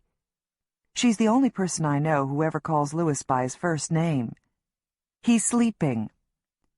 "You left him out in the car alone?" Lewis says in disbelief. "Christine, there's a kidnapper out there somewhere. You just can't leave a child unattended in a car." "You," she pokes a finger at him, "gave up any say in what I do with my son, the minute you decided that her children were more important than Tanner." "What the hell are you talking about?" Lewis says, taking Christine by the arm and pulling her out of earshot. I take that opportunity to exit quickly through the hospital doors, searching for the red Civic that is Rose's car. As I unlock the car door and start to climb in, Agent Fitzgerald and the two strangers he was speaking with surround me. "Mrs. Clark," says Agent Fitzgerald, "I'm pleased to hear that your children have been found and are safe and sound." "Yes, me too," I say brusquely. I want to get out of there before Christine tries to pull me into her argument with Lewis. Agent Fitzgerald introduces me to the two as his colleagues, Agents Temperley and Simon. I smile at them in greeting and settle myself behind the wheel. "We need to talk to your children, Mrs. Clark," Agent Simon says to me. "I know you do. Should we set up a time for sometime tomorrow?" "You don't understand," says Agent Temperley. "We need to speak with Calli now." "No, you don't understand. Calli's had a horrible day. She's sleeping right now. No one's asking her any questions tonight," I declare firmly. "We don't need your permission to speak with a witness, Mrs. Clark," Fitzgerald informs me. I wonder whatever made me trust this man. "No, but you do need the doctor's permission to speak with her. And if he says my children aren't ready, then you will not speak to them." I climb out of the car again and march right back into the hospital to let Dr. Higbee know that under no circumstances is anyone to talk to my children until I get back.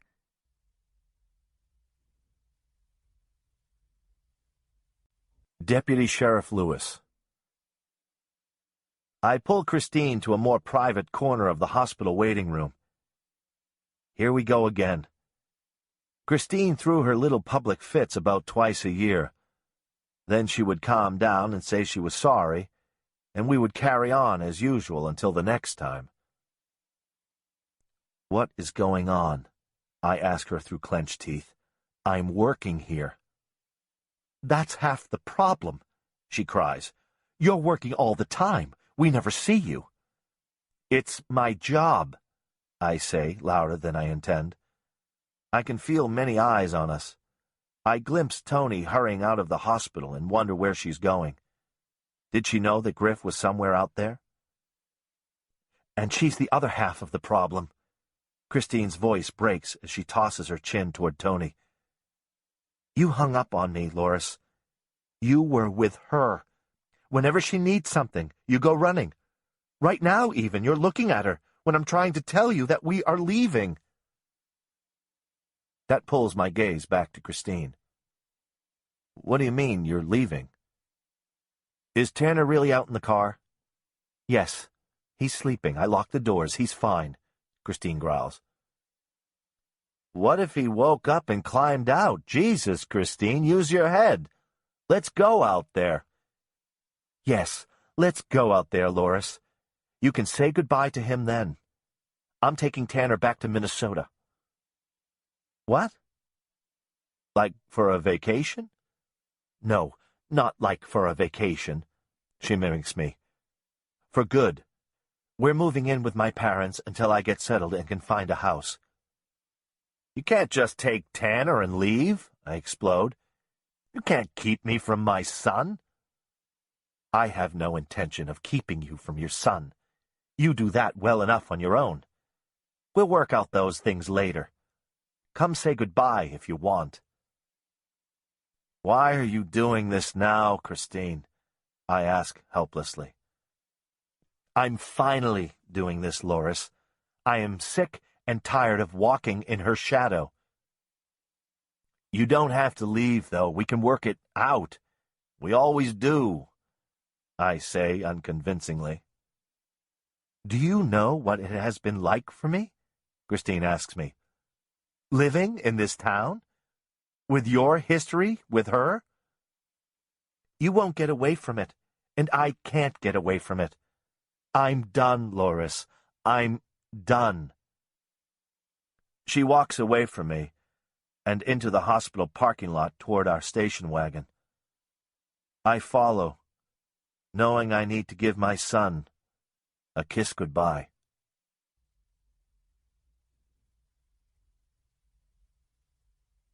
Martin. As I creep from my car, which I have parked well down the road, I can see a police officer sitting in a squad car. He's a reservist, a man from my own church. The interior light from the car casts shadows on his face. He's sipping from a coffee cup, reading. I steal past him unnoticed and move to the back of the Clark home to wait. I settle behind a small copse of what my father would have called junk trees, thin, craggy things with trunks no bigger than my wrist. The night is still warm, but a soft breeze tinged with a bit of northern air has cooled things considerably. In fact, I'm quite comfortable. Under any other circumstances I would be apt to doze off, but the weight of the gun in my lap is a hard enough reminder of why I'm here. In the daylight hours I would be easily seen, but in the dark of night I've become an extension of the Clarks' backyard. At least, that is my hope. I have a good view of Antonia's and Griff's vehicles, both parked in the driveway near the back door. From my vantage point, I also see into the Clarks' kitchen. The house is black. If the reservist discovers me, I can just say that I thought I saw a prowler and I came to investigate. A weak excuse, I know. I am also waiting for my good sense to return, but as of yet, it hasn't. I'm a logical man. I know that it makes no sense for me to be stalking my child's kidnapper and abuser by hiding outside his home with a gun. I'm waiting for my good judgment to return to me, that I will suddenly realize that this is not how college-educated, reasonable men behave. But for the moment, it doesn't matter that I am the head of the economics department at St. Julianus, nor does it matter that for the past 57 years I've been firmly ensconced in the conviction that capital punishment is inherently wrong. Anger rests in my belly like a buzzing colony of bees, scraping at my skin from the inside out. So I wait, and I do not have to be patient for long. From where I sit, I see a figure emerge from the woods, broad, but moving in a stilted, uncoordinated manner. Should I go forward, confront the skulking being? Should I slink away, back to my mother-in-law's, place Fielda's father's gun back into its velvet-lined box, and hide it behind dusty old treasures? I paused too long for any of those scenarios to be an option. Because just as I am going to make the choice, a choice that would surely change my life forever, a car appears, and pulls in right behind the other two vehicles, and out steps Antonia Clark. The shadow that came from the woods suddenly stops, then quickly retreats. Antonia steps from the car and moves to the front of the house. I hear soft murmurs of a conversation, and then silence. I sit for what seems an eternity, listening to my own heart pounding, watching, my eyes darting from the woods to the house, back and forth, waiting. I startle as the light above the back door comes on. The door opens and I see Antonia step out into the backyard, a bag on her shoulder. In her hands, a green pillow and a stuffed animal. I watch as she squints into the darkness and then walks to the area where hours earlier the state crime unit was so intent. I expect Tony to turn and leave, but she doesn't. She begins to walk toward the woods. In that moment, another choice is offered to me, one that unequivocally will change several lives forever. What will I choose? To warn Antonia, or to sit in silence?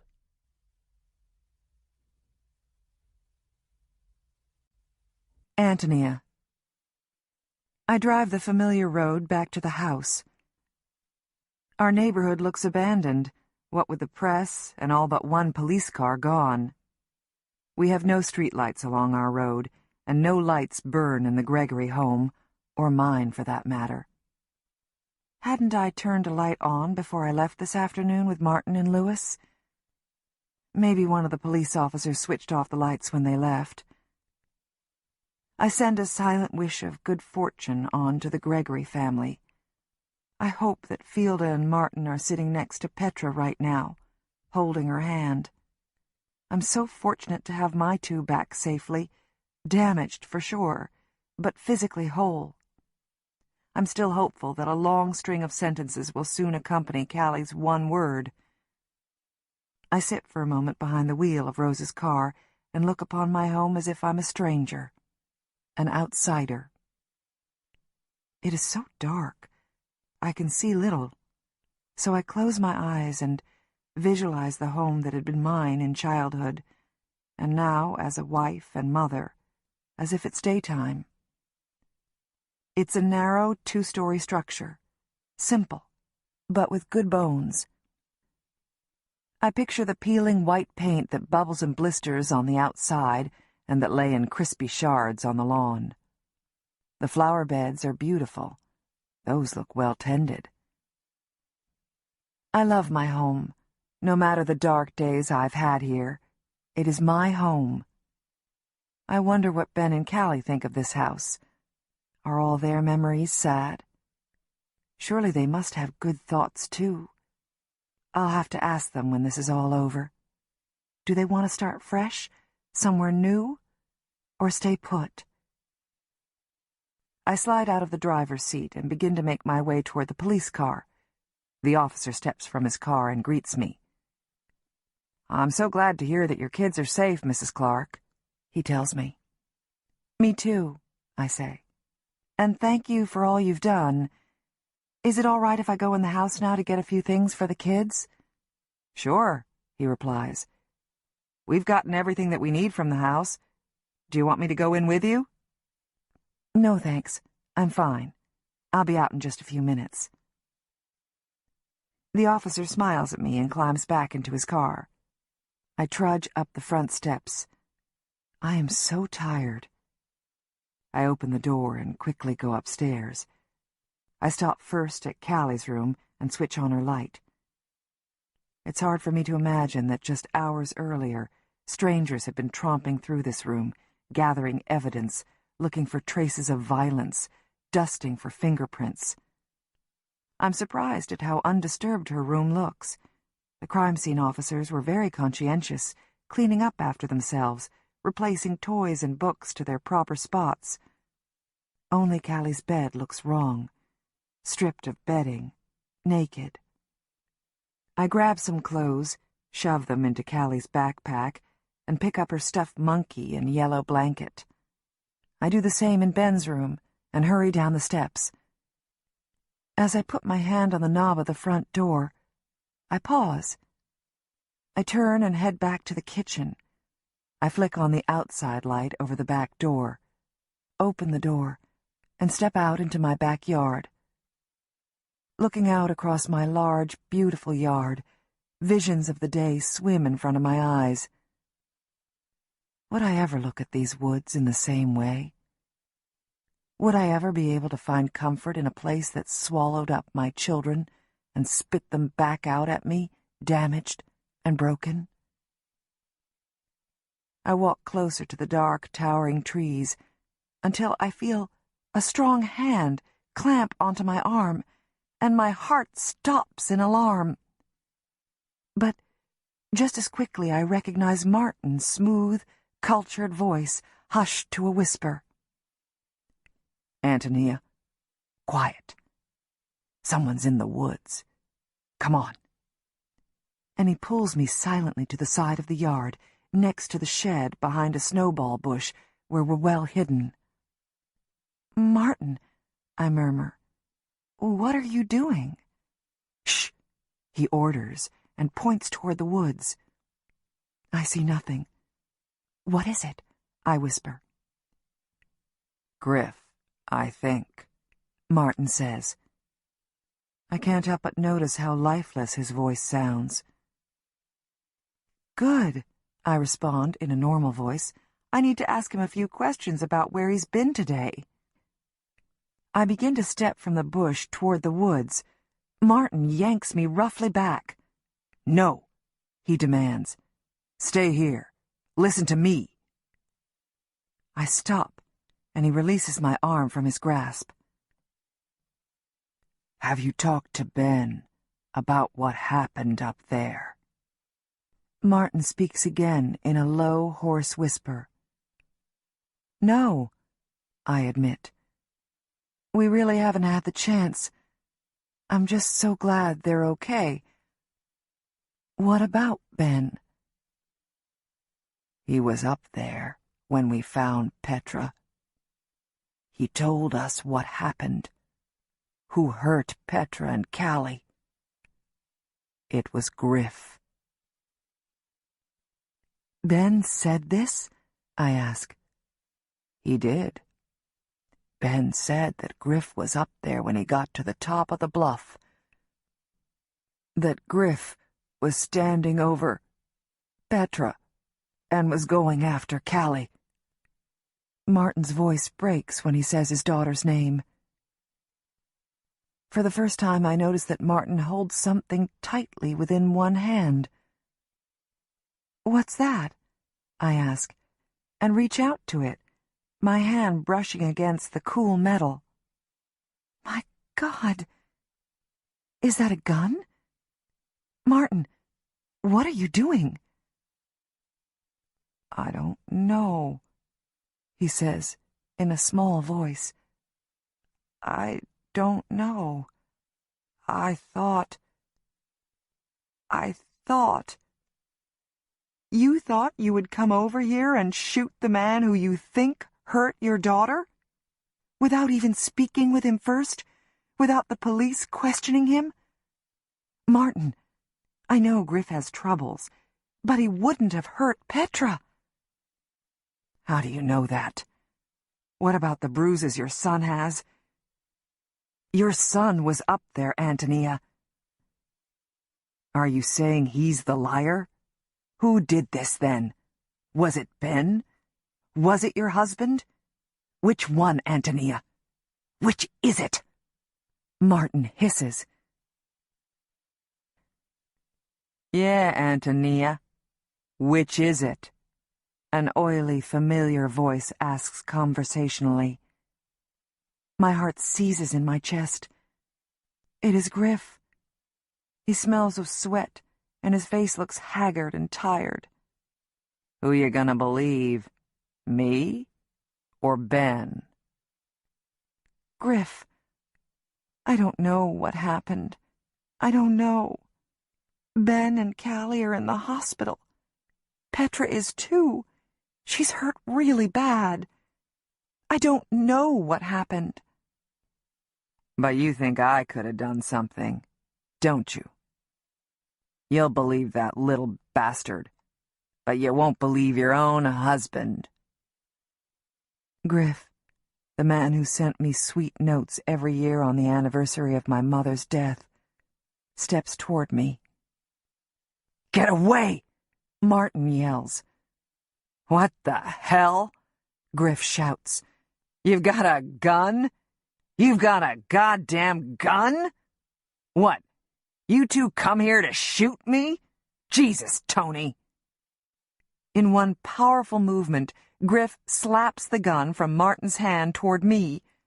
I scream as the gun goes off with a loud blast, and I cover my face as the bullet explodes into the ground, sending up chunks of dry dirt. Both Griff and Martin scramble for the gun, but Griff is faster and reaches it first. With one hand he picks the revolver off the ground and swings it with a sickening thud against Martin's skull. He crumples immediately to the ground, clutching his head. Griff, don't! I scream. Please don't! I cry as I kneel down by Martin. He was gonna shoot me, Griff says in a dazed voice. You were here to shoot me. No, I didn't know he was here. I didn't know, I sob. I was here to get some pajamas for Calli, to get her monkey. I point to the sock monkey on the ground. It's smiling up at us. Griff has the gun aimed shakily at me, but he glances down at the toy, and then at Martin's now motionless form. I don't believe you. His hands continue to tremble, whether from nerves or lack of drink, I don't know. Please, let's talk about it. Please, I beg. Tell me what happened, Griff. Tell me. Where was that police officer, I wonder, looking through the darkness for him? I didn't do it. His voice is full of emotion. I know it looks like I did, but I didn't. I didn't hurt that girl. But why were you up there? Why were you in the woods with Calli? I don't know. It was stupid. I took her into the woods. We got lost. And then Calli was gone, and Petra was there, all bloody. And Ben, Jesus, Ben, he kept coming at me, and I hit him. God, and her underwear. I feel as if I'd been socked in the stomach. My husband had taken Calli into the forest. He had hurt Ben and Petra. Poor little Petra. I force the bile that has crept into my throat back down. God, my head hurts. He presses his fingers to his eyes, and in that instant, I run. I duck behind the shed and run for the woods. If I could just get to the woods, then I could hide. I know these woods. I keep expecting gunfire, but none comes.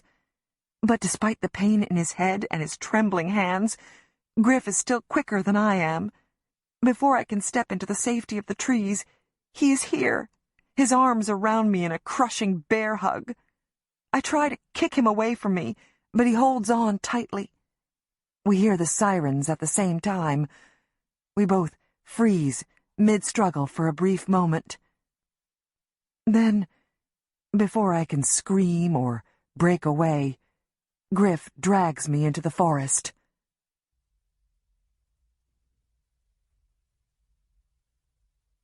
Deputy Sheriff Lewis. I watch as Christine pulls away from the hospital parking lot, and I momentarily consider chasing after her. jumping in the car with her and Tanner and driving off to Minnesota.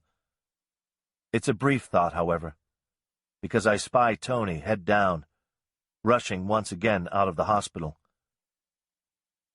I begin to go toward her, but notice Fitzgerald and the other agents observing me through the tall windows that line the front of the hospital.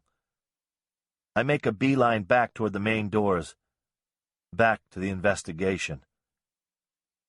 Fitzgerald is waiting as the automatic doors open, and cold air from the air-conditioned main lobby once again strikes me in the face. My uniform is dirty from my trek through the woods. I stink of sweat, and am perspiring heavily again after my heated conversation with Christine. She won't let us talk to the girl, or the boy for that matter, Fitzgerald says as I walk to a vending machine to buy a bottle of water. Who won't? I ask, slugging the whole bottle back in one gulp. Antonia Clark, Fitzgerald replies. She says Calli isn't up to talking now, and she doesn't want Ben talking to us either. I think she's hiding something. What would she be hiding? I ask as I thread more change into the machine, this time choosing a soda full of caffeine and sugar. It's going to be a long night. I think she knows something about her husband. I don't buy that she didn't know he didn't go on that fishing trip today. Maybe she's covering for him, the agent named Temperley says. That's bullshit, I say, looking him in the eyes. Have you even talked to Tony Clark? Have you even had one conversation with her that makes you believe this?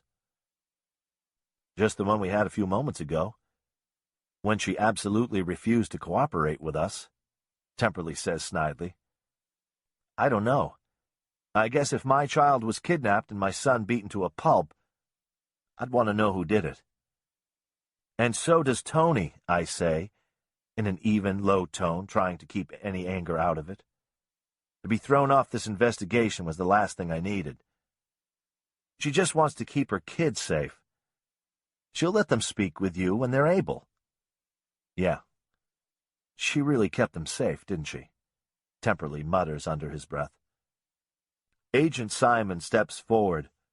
A good thing, because Temperley is pissing me off. Let's talk to the doctor. See how long he thinks it will be before Calli will be able to speak with us. Then we can go from there. Where was Tony off to, anyway? I ask the three agents. They all shrug and look at one another. Her crazy husband is out there, and you just let her leave? I ask in disbelief. The agents raise their eyebrows at each other. Let's go find the doctor, Simon says. As we walk past the receptionist's desk, the clerk calls out, Can one of you speak with Fielder Gregory? She's on the phone, very upset about her husband. I got it, Fitzgerald says before I can grab the phone. I step as close to him as I can, hoping to hear what is happening with Martin. Fitzgerald listens for several moments before he tells Fielder that he will get back to her shortly. Jesus Christ, Fitzgerald mumbles. What's next? We all look at him expectantly. It appears that Martin Gregory is now the next person to go missing out of our two little families. What do you mean? I had Jorgens take him home. He told me that Martin said he and Fielder were heading over to Iowa City together to see Petra. Gregory never went with them. Fielder drove to Iowa City with her mother and Mary Ellen McIntyre, Fitzgerald explains. Jenna McIntyre's mother? Temperley asks. Yes, let me finish, Fitzgerald says impatiently. Petra needs surgery, and Mrs. Gregory doesn't want to consent to the operation until she speaks with her husband. But she can't find him. She tried at home, at the police station, here at the hospital, friends, family, everywhere with no luck. Then Mary Ellen McIntyre piped up that she might have an idea where Martin Gregory is. I wait for a moment for Fitzgerald to continue. Then it clicks. Jesus. He went looking for Griff, I whisper. Yeah, he did. Mrs. McIntyre said she and Martin had a brief conversation, and that he alluded to the fact that he was going after whoever had done this to his little girl, Fitzgerald says grimly. As far as we know, Griff Clark is still up in those woods. Would Martin go back in there at this time of night? Agent Simon asks, looking to me. If I know Griff Clark like I think I do, he's probably taken off for good. Right after he gets a few drinks into himself. A horrible thought skitters across my brain, and I turn to the receptionist. Can you tell me where Calli Clark's doctor is?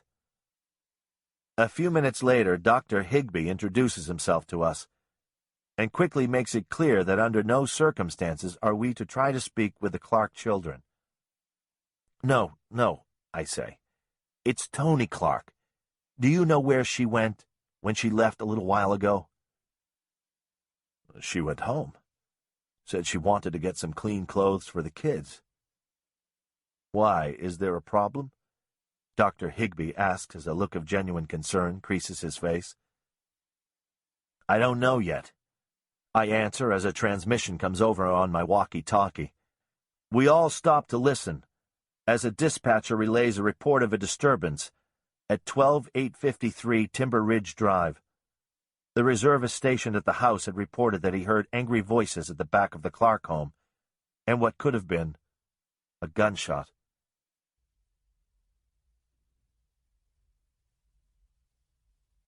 Ben. Rose has come back with a tray full of food. Pudding, jello, soup, ginger ale. All soft food, she says, so I won't hurt my face chewing. I have to smile at that. She's a nice old lady. She leaves me alone so I can eat. She says she'll be sitting out in the waiting area if we need her. Says she knows I probably don't want some strange lady sitting in our room watching us. She's right. I just want to lie in bed, eat my mushy food, and watch TV. Calli, you're still sleeping. I keep looking over at you, wishing you'd wake up. Because even though I don't want Rose sitting in here with me, I'm still pretty lonely, and it seems like it's just taking Mom forever to get back here. Your nurse stopped in a few times to check on you, taking your pulse, checking your IV, feeling your forehead. I try not to think of Dad. I'm beginning to feel a little bit guilty about what happened up on the bluff. But what was I supposed to think, with Petra all hurt and you looking so scared? I don't think that I can ever look him in the eyes again after what happened. I hope Mom understands. I couldn't even tell her that Dad was the one to break my nose. But I think she knows, deep down. I remember, Calli, before you stopped talking, you'd lie at the end of my bed, waiting for when I'd come home from school. Every day, I knew that you'd be up there. I didn't mind so much. You always left my stuff alone. You did like to play with my rock collection, but you couldn't hurt a rock collection, could you? I'd open up my bedroom door and you'd be sitting there sorting out the rocks. You'd have a pile of black ones, of shiny metallic-looking ones, of pink feldspar, and of yellowish calcite. You didn't call them by their scientific names, though. You had your own names for each one. This is magic cat's eye, you'd say about my black obsidian. Or you'd hold up my shiny quartz. This is ice rock. If you bury it in the backyard, everything will turn to ice. Sometimes I thought you'd never shut up. And now that you haven't talked for so long, I can hardly believe that you ever will again. I miss it now.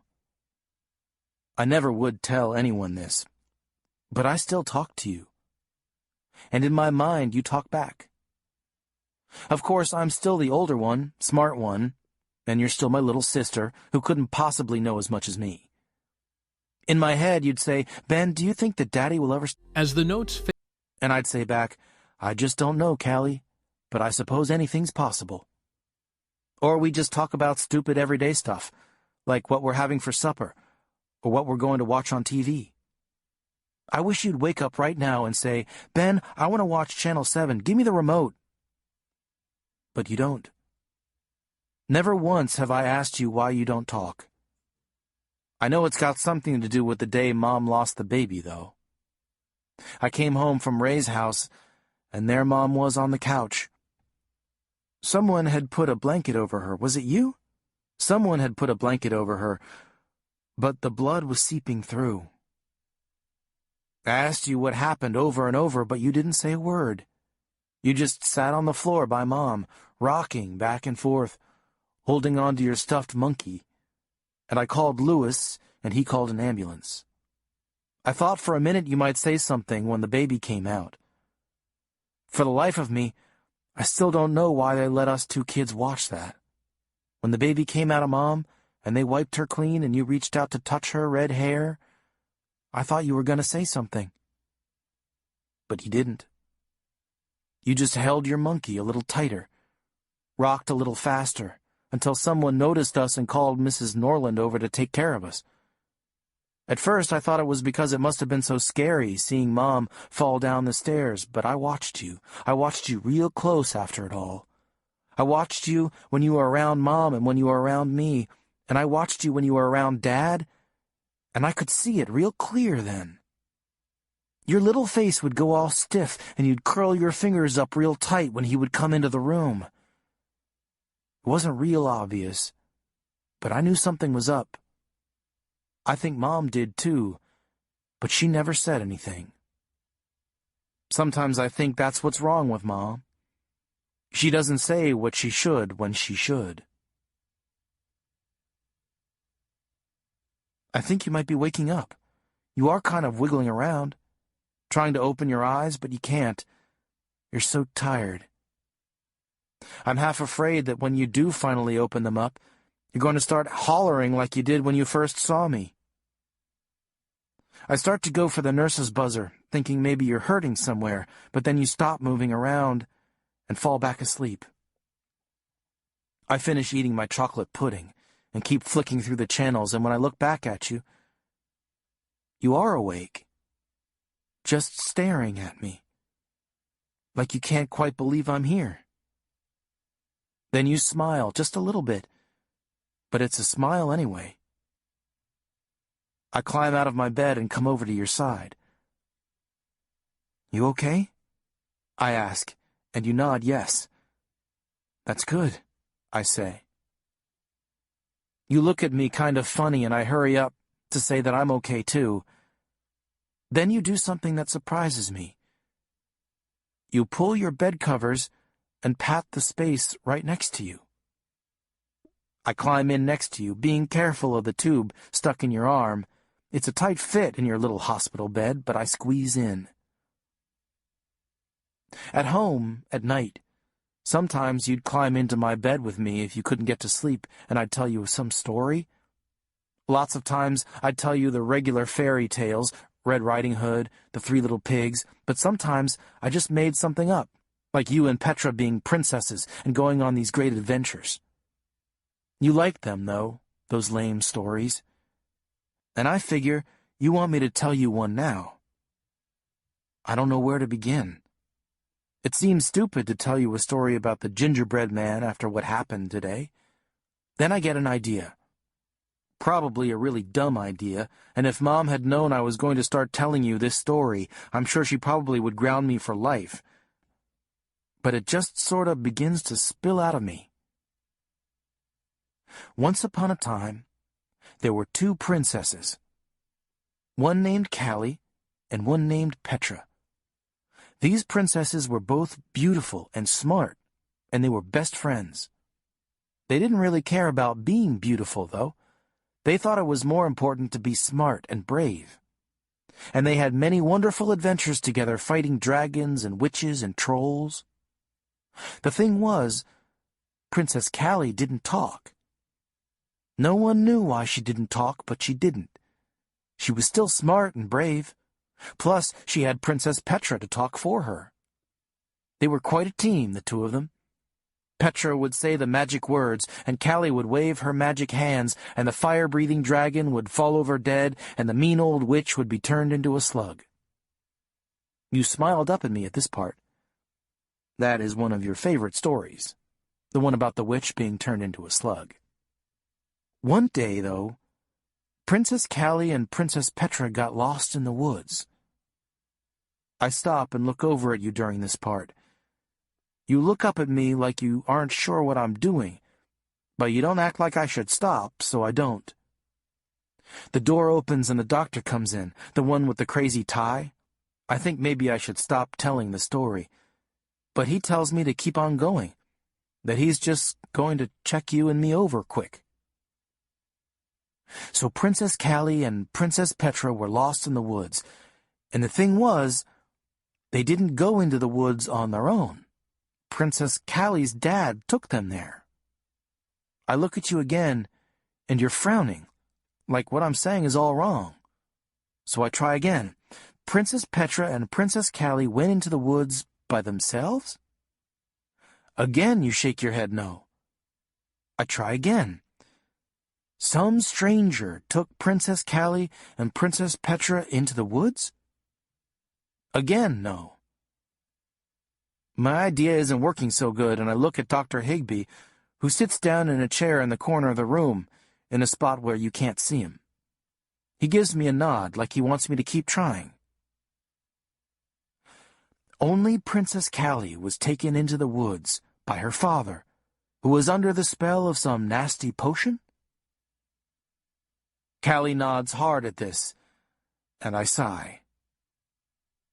Now I'm getting somewhere.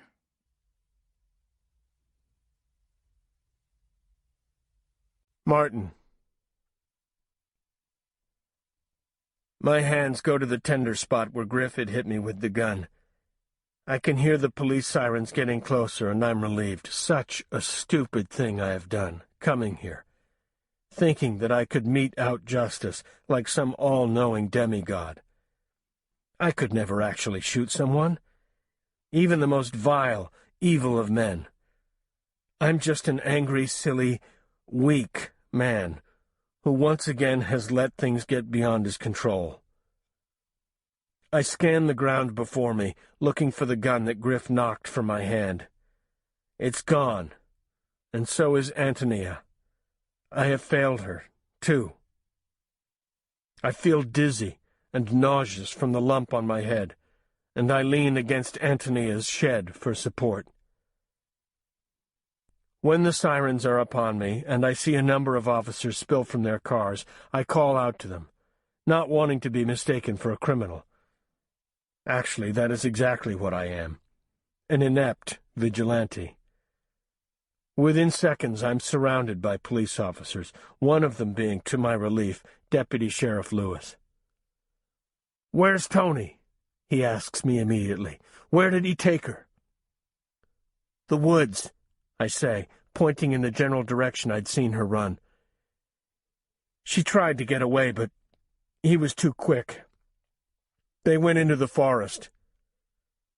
Without another word, Deputy Lewis is gone, and behind him a gaggle of officers follows him, including Agent Fitzgerald. A woman in a blue suit, much too formal for the situation, I absurdly think, steadies me by holding my arm. A man takes my other arm, and they gently settle me to the ground. "An ambulance is on the way," the woman assures me. "Are you Martin Gregory?" she asks. "I am," I say weakly, still holding my throbbing head. "Let me see." She shines her penlight on my head and winces at what must have been an awful gash. Her companion fishes a handkerchief from his suit jacket and presses it into my hand. "I'm Agent Simon, and this is Agent Temperley. We're assisting in the investigation of your daughter's abduction. Can you tell us what happened?" "I made a mistake. I made a big mistake," I say, feeling very sleepy. This must have been how Petra felt, I thought, with the gash that I had seen on her head. I'm in pain. This is certain. I have an incredible urge to just sleep. But what Petra has to be going through is so much worse. "What happened?" the woman asks me again. I sit for a long time saying nothing, not sure of the way to tell them, to share my ridiculous story of selfishness. Finally, Agent Simon rescues me by saying, "What happened to Antonia Clark?" This I can answer. Her husband took her into the woods. Again, I point in the direction that I saw Antonia run. "Did he have any weapons? There were reports of gunfire," the agent named Temperley asks. "A gun," I say, knowing now that I couldn't postpone the inevitable. "I think he picked up the gun from the ground and took Antonia into the woods." Blood has seeped through the handkerchief that Temperley handed to me. I fold it, trying to find a clean spot to hold against my head. "What gun from the ground?" Agent Simon asks, I think already knowing the answer. "My gun. I came here with a gun," I admit. Then Antonia arrived, and I couldn't let her go in the woods where he was. Not after what he did to my daughter, so I warned her. We hid. And he found us. "Did you threaten him with the gun?" Agent Temperley asks. No, but I was holding it. That was threatening enough, I think. He knocked it from my hand and it went off into the ground. I show them the damaged ground where the bullet had impacted. He hit me with the gun, and Antonia tried to run away. He caught her and pulled her into the woods. They couldn't have gone far. It's not loaded, though, the gun. I only had one bullet, and that one was used. "It's not loaded," Simon says, her voice oddly grave. "That's a good thing." I look at her in confusion. "It's a good thing if you're Antonia Clark. It isn't a good thing for Griff Clark and the officer who may shoot him because they both think the gun is loaded." Agent Simon turns to her partner. He nods and he walks away, I am sure to try to contact the officers who have dashed into the forest. "You know, coming out here was not a smart thing to do, don't you, Mr. Gregory?" I nod miserably and wince at the movement. My eyelids grow heavier. Sleep is what I crave. "Your wife has been searching desperately for you." Immediately my sleepiness vanishes. "Petra," I gasp. "Is Petra okay?" I try to stand, but my quick movement sends a wave of pain and dizziness through me, and I sit hard upon the ground. "Hey, stay put. You need a doctor. I don't know exactly what is happening with your daughter, but your wife needs to speak with you. We'll get you to a phone as soon as possible, Mr. Gregory, I promise." Once again, the piercing sound of a siren fills my ears. An ambulance. For me, I suppose. Hopefully, just for me, and not Antonia. Surprising myself, I think, hopefully not for Griff Clark, either.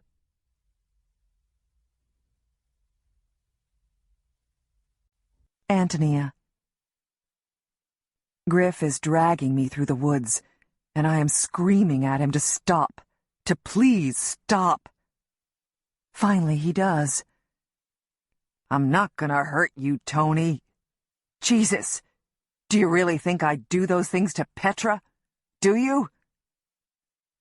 He looks so pathetic and sad that I almost feel sorry for him. I've known Griff long enough for me to know how to handle him. I reach out to him with my other hand, slowly, no sudden movements, and gently remove a leaf that is stuck in his hair. "No, Griff. I don't think you would have done anything to hurt Petra. I'm just trying to understand what happened." I let my hand rest on his shoulder. In one hand, he still holds the gun. With the other, he holds tightly to my upper arm, and I think I know where Calli got her bruises. He drops his head onto my shoulder and coughs out a dry sob. "Calli was up early this morning. We went for a walk in the woods, and got lost. We got separated. I bite back a response to Griff's obvious omission of important details, like why Calli was only wearing her nightgown and no shoes on this walk, and why he hadn't left a note telling us where they were.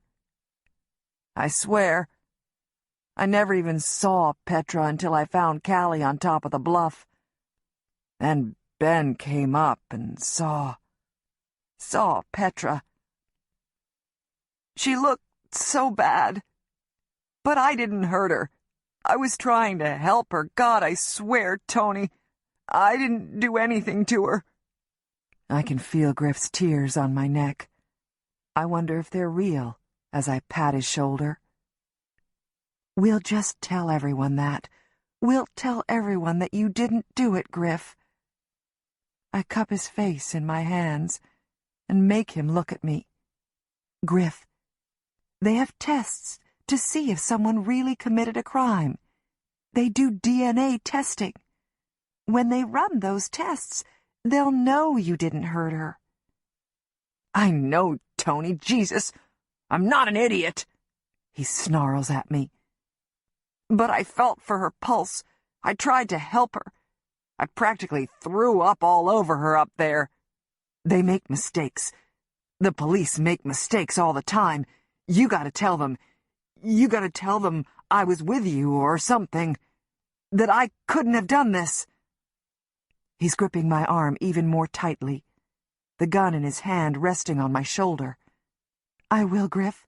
I'll tell them. Don't worry, I believe you. I say convincingly. I'll tell them you were with me, that you went up there to look for the kids and Ben made a mistake. Don't worry. Griff looks relieved, and he lets go of my arm. Thank you. Thank you, Tony. You won't be sorry. I'll stop drinking. It'll be good now. I promise. I know I've made some bad mistakes, but it'll be better now. He smiles at me, gratefully. Do you remember what it was like before? It'll be like that again. Like when Ben was little. It was good then, wasn't it? I'll quit the pipeline, get something here in town.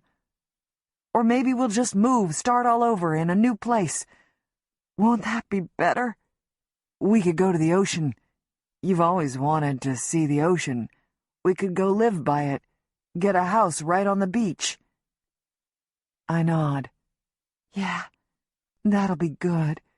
It'll be good. I'm surprised that he remembers this about me. Come on. Let's go back now. We'll talk to the police. They'll understand. I don't know. Griff hesitates. I think that I might have hurt Martin. I hit him pretty hard. God, I shouldn't have hit him so hard. What were you going to do? He had a gun, remember? You were scared. You were protecting yourself. Come on, let's go home. They'll be looking for us. It'll be better if we go to them, Griff. Please, let's go. The kids need us. I don't know. Griff frets. Let's keep going. You know the woods better than anyone. Let's keep going. Then when things calm down, we'll go get the kids. Keep running? I ask. But why? I told you I'd cover for you. It's okay. We need to get to Calli and Ben. Please, Griff. I beg. You're always taking their side. Jesus, Tony, just do this one thing for me, please. Then we'll get the kids. We can get to Maxwell by morning if we can get over to Highway 18 in the next few hours. Then we'll make sure the coast is clear and go get the kids. Griff, Calli's feet are all bandaged up. She's not going to be able to travel for a while. And Ben's got some broken ribs. We can't just start dragging them around the countryside. Then we'll come back for them in a week or so, when they're doing better. Tony, come on! They'll be coming in here soon, after us. He sounds desperate. You go on without me, then. I'll tell the police everything. How you were with me, how you didn't do anything but take Calli for a walk this morning. I'll tell them that you just want them to know the truth before you come home. They'll understand that. I'm sure they have arrangements like that all the time. You go on to Maxwell. I'll make sure the kids are okay, then meet up with you soon. You're lying, Griff says in a wounded voice, grabbing my arm again. No, I'm not. I'm not, I assure him. Jesus, you're lying to me. His face twists in grief, and he begins to drag me deeper into the forest. Griff, you're hurting me. Please stop. Please. I try to pull away from him, but he waves the gun in my direction. You're coming with me. We'll get to Maxwell, then we'll get the kids. I begin to cry, noisily, and brace my feet against the dry earth. He easily tows me along behind him like a child's pull-string toy. Shut up, he orders. I can't stop my sobbing. My cries come forth in loud, broken-hearted jags. Shut up, he bellows. God damn it, Tony. They're gonna hear you. Shut up. Panic has overtaken me, and I can't catch my breath. I begin hyperventilating. My fingers are tingly, and I have a strange, numb sensation around my mouth. I look up at Griff helplessly. I can't breathe, I try to tell him. But all that comes out is a hiss of breath as I try to gulp in more air. Shut up! Shut up, Tony! They'll hear you! He grips me by the shoulders and thrusts me up against a tree, my head striking the rough bark. Shut up! Shut up! If you don't be quiet, you will never see Calli and Ben again. Do you hear me? They'll find us. I will not go to jail for something I didn't do. Shut up! Please, I whisper, catching enough breath to speak. Please, let me go. He leans in close to me, puts his lips close to my ear, and murmurs, If you say one more goddamn word, I will shut your mouth for good. Now, shut up. I go still, not because of his threat, but because I had encountered this very same scene in a different time and a different place, as an outsider looking in, but the same nevertheless. Poor Calli, I thought. Poor little 4-year-old Calli, watching her mother fall down a flight of stairs. His screams of, shut up, causing Calli to cringe, not able to stop crying. I remember lying on the couch, covered in a blanket, watching Griff screaming at his little 4-year-old daughter. I remember Griff bending down to whisper into Calli's ear. Something. And for 4 years, she has only spoken one word. One lonely word. Oh, God, I gasp in his ear. It was you. It was you.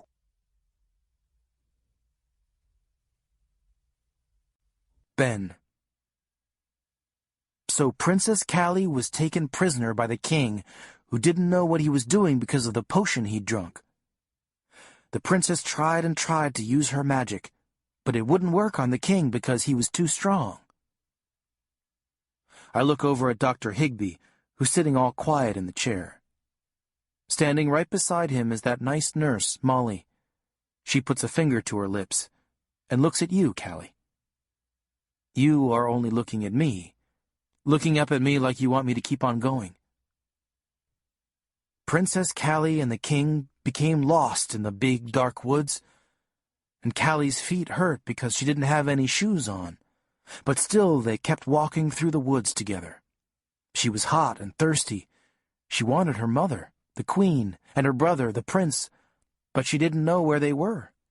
She couldn't figure out why they weren't coming for her. She thought maybe they forgot about her. But they didn't. They spent all day trying to find her. Her brother looked and looked, and the soldiers of the kingdom started to look for her, too. And finally, her brother found her, on top of the bluff with the king and her friend Petra. Only Princess Petra was hurt real bad. The king had done a really bad thing, and hurt her so bad that now Petra was the one who wasn't able to talk. I feel Calli go all stiff next to me, and I look down at her. Isn't that how it goes, Calli? Isn't that how it went? I ask her. She sits, stock still, her face serious as if she's thinking real hard. Slowly, she shakes her head from side to side. I see Dr. Higbee lean forward in his chair. What happened, Calli? I ask her. You finish the story. I can't. I wasn't there. Not for all of it. You finish the story.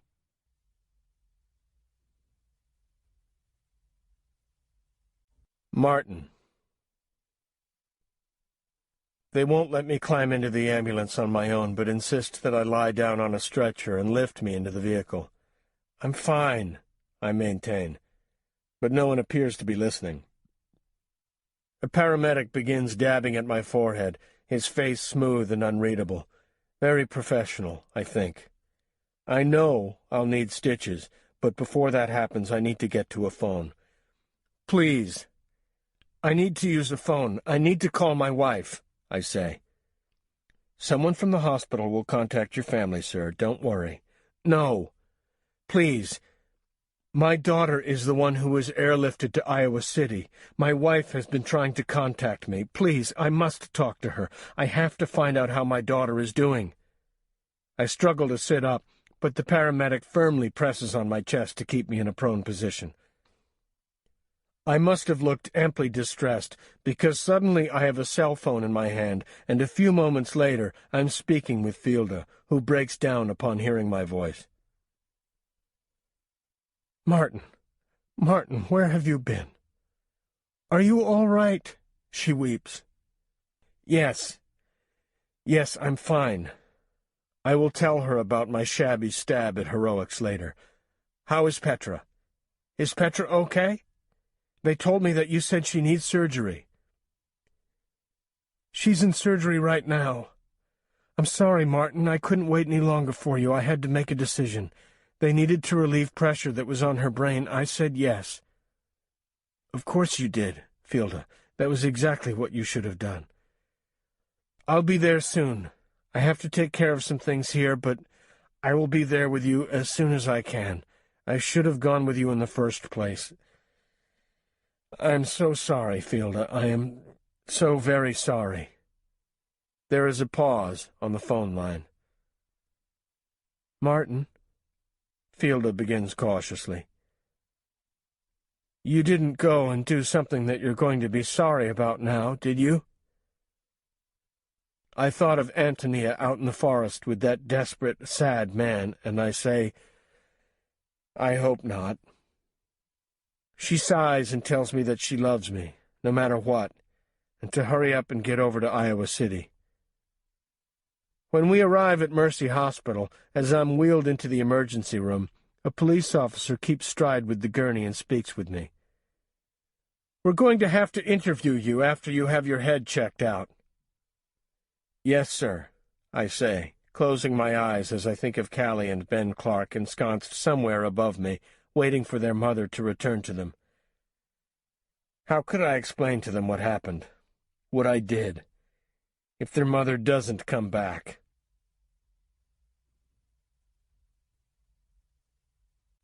Deputy Sheriff Lewis. Fitzgerald and I crashed through the brush, trying to move silently but failing miserably. It's black as tar. The quarter moon and the stars are swallowed up by the night, and do little to light our way. Jesus, Fitzgerald curses. We'll never find them in here. We will. Griff doesn't know his way around in here, but Tony does. She'll make sure they stay on a path. God, I hope so, he mutters. I lead Fitzgerald through the brush slowly, cautiously. I don't want to stumble upon Griff and Tony and cause him to panic. Shortly we come to a thinning of the trees, where the forest intersects with the path, and we both look out onto the trail, squinting into the darkness. Nothing. We creep as quietly as we can up the path. Occasionally, Fitzgerald or I step on a twig, and the snap of wood causes us to stop and tensely look around. I'm ashamed to realize that Fitzgerald is in better shape than I am, and I have to work hard in order to keep in front of him. After several minutes of hiking, I'm only aware of my own breathing, and Fitzgerald stops me by yanking on my sleeve. "Listen," he orders. Gradually the voices become clear to me, one male, one female, one angry, and one full of anguish. It's them. I nod to Fitzgerald to let him know that I hear it too, and we proceed slowly, silently. We need to observe Tony and Griff without their knowledge, get a good handle on their position, and verify that Griff has a weapon. I move down the path in small increments, making sure that Fitzgerald is always in my sight, stopping every few steps to listen. It isn't long before I hear Griff screeching, "Shut up! Shut up!" and hear Tony's frantic cries. I inch down the path, forcing myself forward in deliberate, slow movements, not wanting to give up my presence prematurely. The sliver of moon illuminates Griff pinning Tony to a tree, his mouth against her ear. If I hadn't seen a gun in Griff's hand, I would have thought it was simply two people in an embrace. That, and the fact that Tony's sorrowful weeping assaults my ears. Farther on down the trail I spy Fitzgerald edging forward, gun drawn. I, too, pull my gun from its holster and step behind a tree. Fitzgerald yells, "Police! Put the gun down!" They don't appear to hear him. "Oh, God! It was you! It was you!" Tony howls. "No! No, I didn't do it!" Griff whines. "I didn't hurt that girl." He presses his hand against Tony's throat, and I crouch and take aim. He is too close to her. "No," Tony wails, her words difficult to understand. "Calli. Calli. It's because of you she doesn't talk." "Drop the gun, Griff," I shout. Griff pauses for a minute, as if acknowledging our presence. "What are you talking about?" "Shut up," Griff tells her, confusion in his voice. "I thought it was because of what she saw when I lost the baby. I thought it was my fault. But it was you. You whispered something to her. What did you say? What did you say?" Tony's words muddle together, and the ferocity of them make Griff step back. Again, I take aim. "Shut up, Tony. You don't know what you're talking about." Griff is trying to keep his voice low. I can see his body shake with rage. Or DT. He begins to weep himself.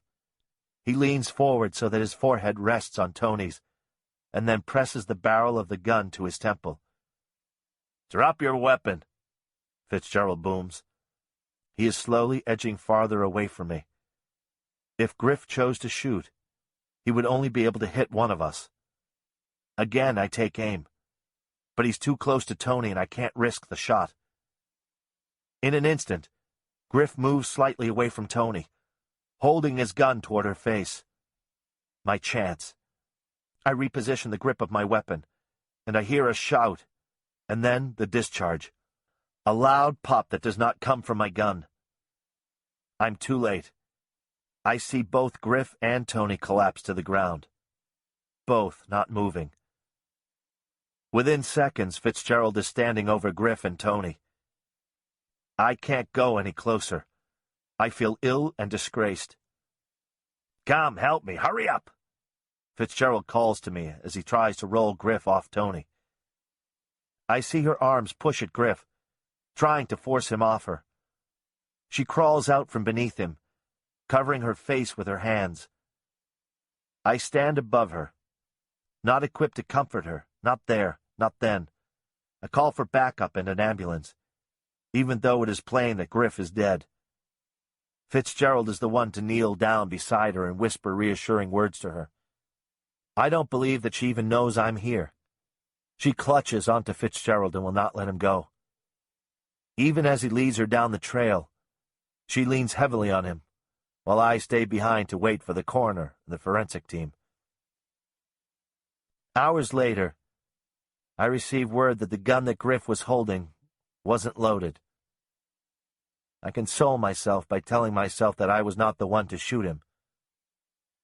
Given the chance, though, I would have. Gladly.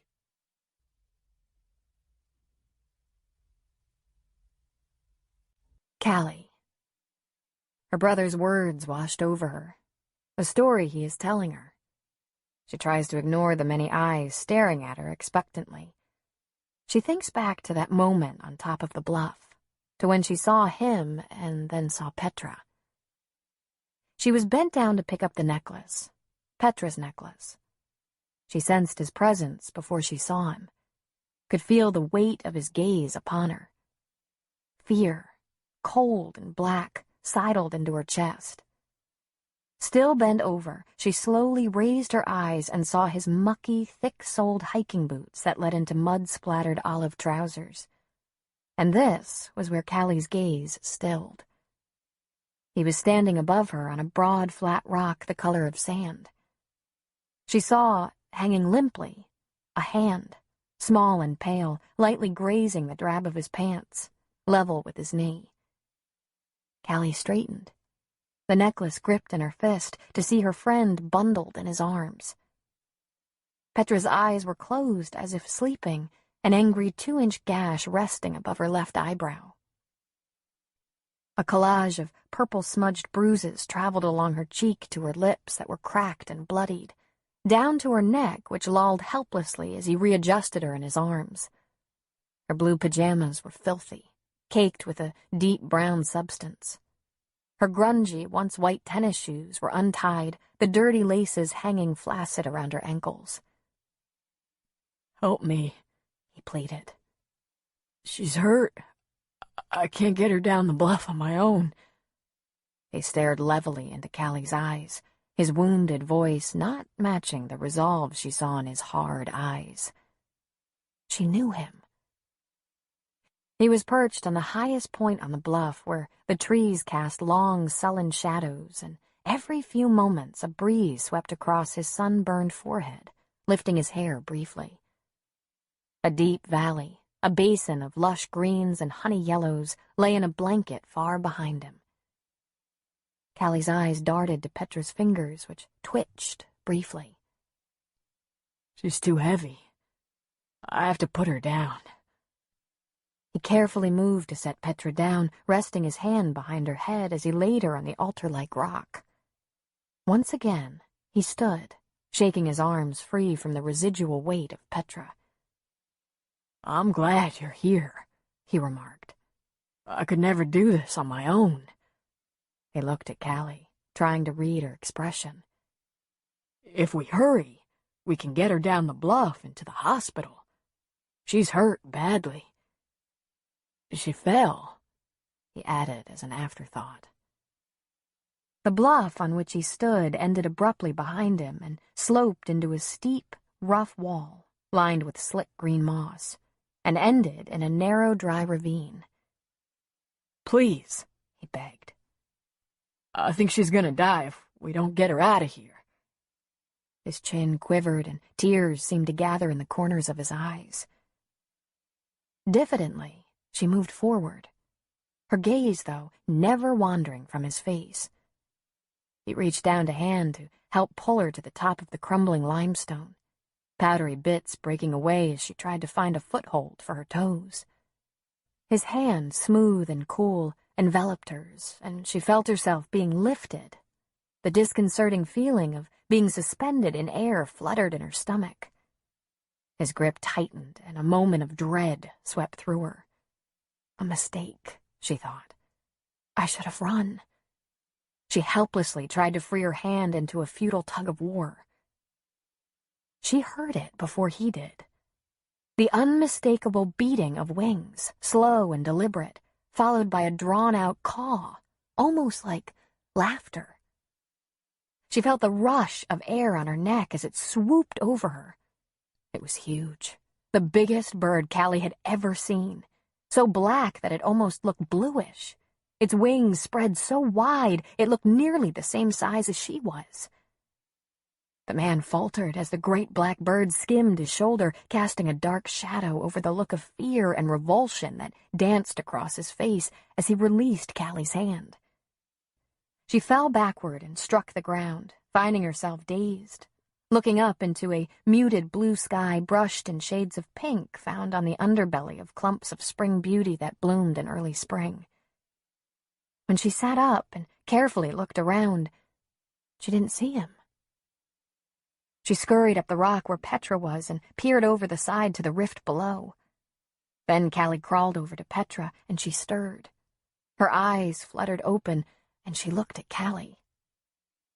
"Mommy," Petra moaned. Calli placed a dirty hand on Petra's forehead, nodded to her, and patted her arm.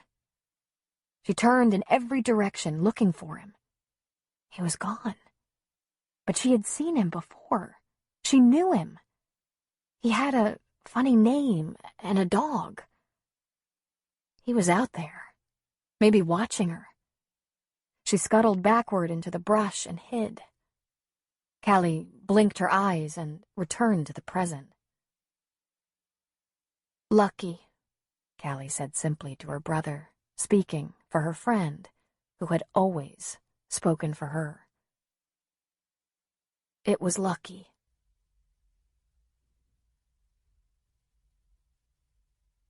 Ben. Well, Calli, you did it. You finished the story. And I know that wasn't an easy thing for you to do. I'm surprised that it wasn't Dad, but that student of Mr. Gregory who ended up taking Petra into the woods and doing all those bad things to her. I wonder if Dad will ever forgive me for blaming him. But he looked so guilty, and he did drag you out into the woods. I don't know how I'm going to face him. I mean, I walloped him pretty good for a 12-year-old. Mom isn't back yet with our stuff, and I'm just plain tired. But there's no sleeping for us tonight. What with the police coming in and asking you to tell the story over and over again. You do it, though. You retell that story over and over, and they keep asking you over and over again if this Lucky guy did anything to you, but you say no, it was Petra. He hurt Petra. Finally, Rose comes in and tells the police officers to beat it, that we both need a good night's sleep. We aren't sleeping, though, are we? We've decided to wait up for Mom. But she hasn't come to us. Not yet, anyway. You're so excited to show her that you can talk again. You just ramble on and on. I think just to hear your own voice, to listen to what it sounds like after so many years. It surprises me, too, the way you sound. Older, of course, but I don't know. You sound smarter. No, that isn't it. Wiser, I guess. You sound wise. And I guess you are. I ask you if you think that Dad'll ever forgive me for thinking what I did about him and for hitting him. You say, no. So softly I almost can't hear you, but I do. No, you say. But don't be sorry. He wasn't himself up there. You stop talking for a second and then change your mind. He was himself up there. But still, don't be sorry. You saved us. I have to smile at that. You thinking that I saved you and Petra? And maybe I did. I guess I'll never know. It's nice, sitting here with you. We don't know what's coming next with Dad, but I figure it'll all turn out okay. What do you want to watch, Calli? I ask you. And you answer me. Just like it should go.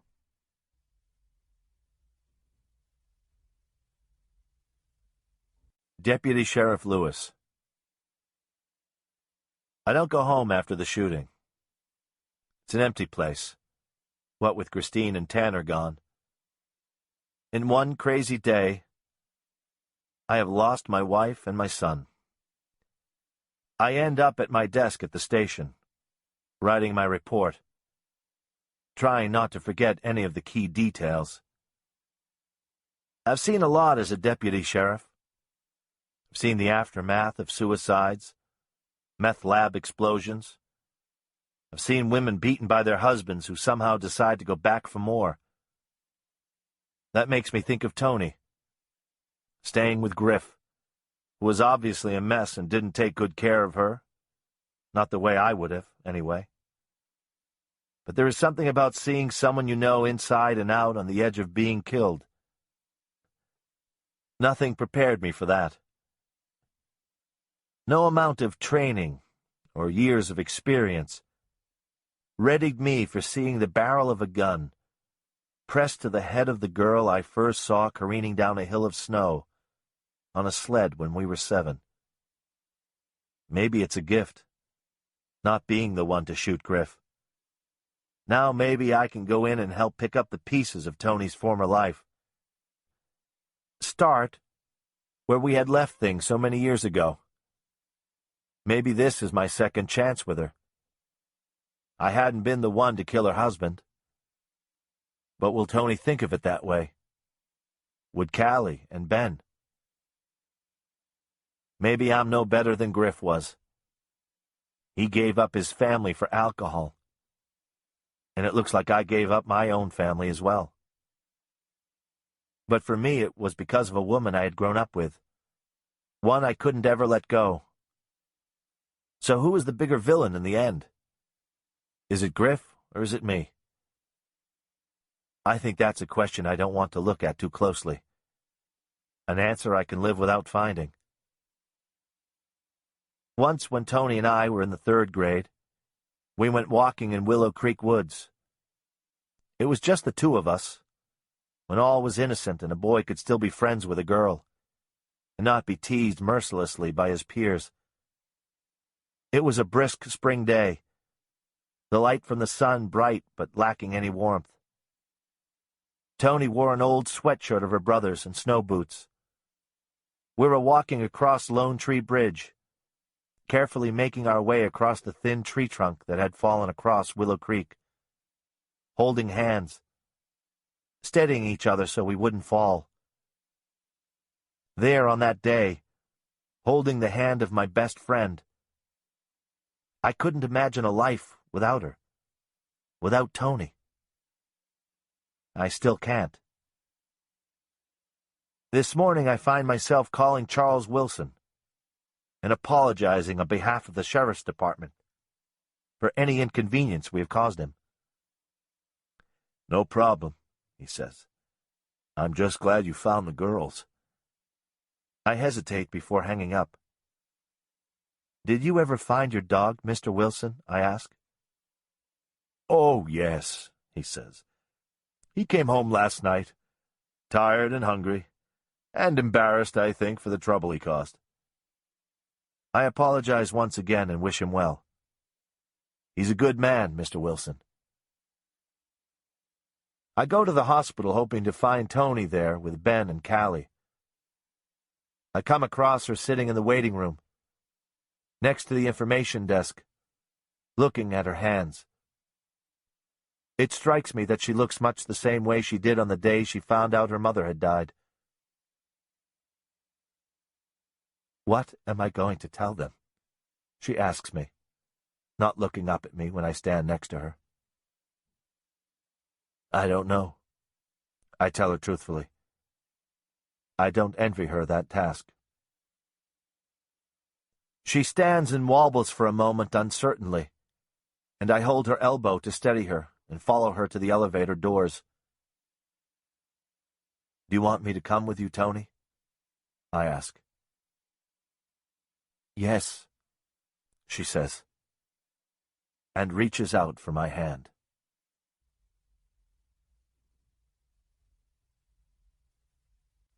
Antonia. Lewis helps me tell the children that Griff is dead. These are the hardest words that I have ever had to say. Your father has died. It's strange, though. They don't ask how. They don't ask why. Ben and Calli just accept the fact. No tears, no anger, just acceptance. Not for the first time. I wonder what in the world have I done to these poor children. I think that perhaps they're just numb. It has been a confusing, painful 2 days on many counts. One more piece of horrific news probably weighs the same as all the other pieces of bad news that are being piled on them. Do I cry over Griff's death?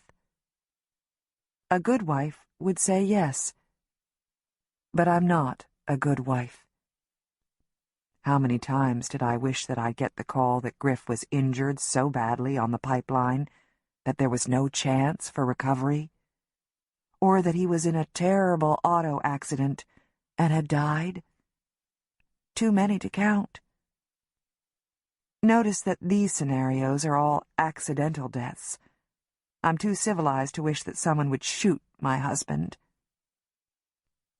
But do I feel relief? Yes. I felt relief when his body slumped against mine. Shot.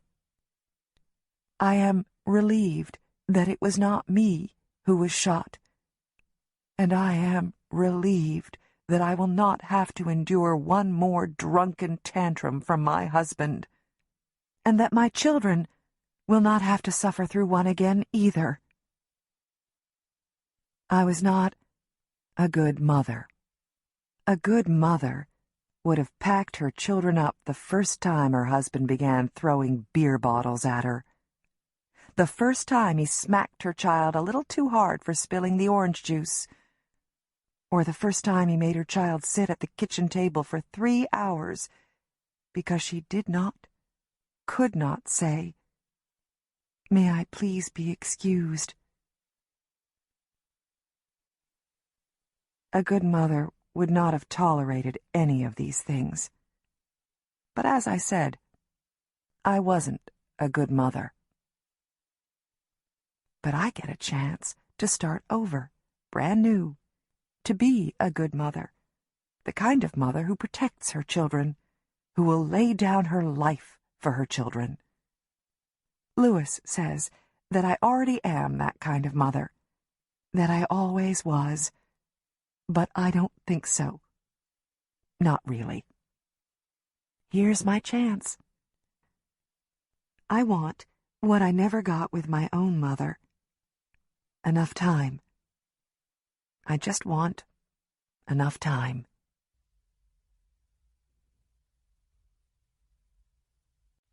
Martin. It takes 11 stitches to sew up the damage that Griff Clark did to my head when he hit me with the gun. As a result, I've got a concussion and have to spend the night in the hospital away from Petra and Fielda. This morning my head aches terribly. But I know that my daughter is in so much more pain, and I'm quickly preparing to leave, to make the trip to the hospital in Iowa City to be with my girls. Just as I finish tying my shoes, Antonia Clark comes into my hospital room. She sits on the edge of a chair while I wait for the doctor to sign my discharge papers. I should be coming to see you, I say, apologetically. How are Calli and Ben doing? I ask. They're going to be fine, she tells me. How is Petra? She's out of surgery. She's still asleep, but it appears the surgeon was able to relieve some of the pressure on her brain from the injury. We sit in silence for some time until I'm finally able to choke out the words that need to be said. I'm sorry, Antonia. I'm so sorry I came to your home with a gun. I truly believed that Griff had something to do with what happened to Petra. That is no excuse, I know, but I'm sorry. It's because of me that he's dead.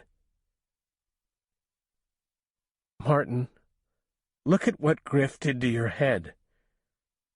Look what he did to Calli. Drunk. He took her from her home at 4 a.m. without shoes and dragged her through the woods so he could take her to who he thought was her real father. He ended up getting them lost, beat up his son, and held a gun to my head. Griff wasn't all that great of a guy, Martin. No, I say cautiously. But I'm sorry that he died. I'm sorry your family has to go through another bad thing. We'll be okay. We've got each other, and that's what's important, right? I nod. Do you have a ride to Iowa City? You're not going to drive, are you? Your head must still be hurting. Lewis said that he would drive me to the hospital, I tell her. He told me they caught the man who did this, Antonia says. Yes. I believe he's somewhere in this hospital, I reply. You're not going to go after him, are you? No. I learned my lesson the first time. And besides, it sounds like Lucky managed to hurt himself all on his own by falling down the bluff. I remember him. I met him at your house that one time with his dog, Antonia says gently. Yes. I thought I knew him well, I respond. She reaches out and touches my arm. It's not your fault, she says kindly. That will be the question that I ask myself for a very long time. If a father cannot keep his child safe, who can? You're a wonderful father, Martin. I've seen the way you are with Petra. Fielda chose you well. I wish I would have made such a wise choice myself. If you had chosen differently, you wouldn't have the children you have, I remind her. She smiles. I do have great kids. We both do. Now go to Petra. When she wakes up, she'll want to see her father standing there. You two can compare stitches. I laugh. I've not done that in such a long time. It feels good. It feels like things one day could go back to normal. I stand, shakily, my head still aching, and go off in search of my doctor. I'm leaving. I need to get to my daughter and my wife.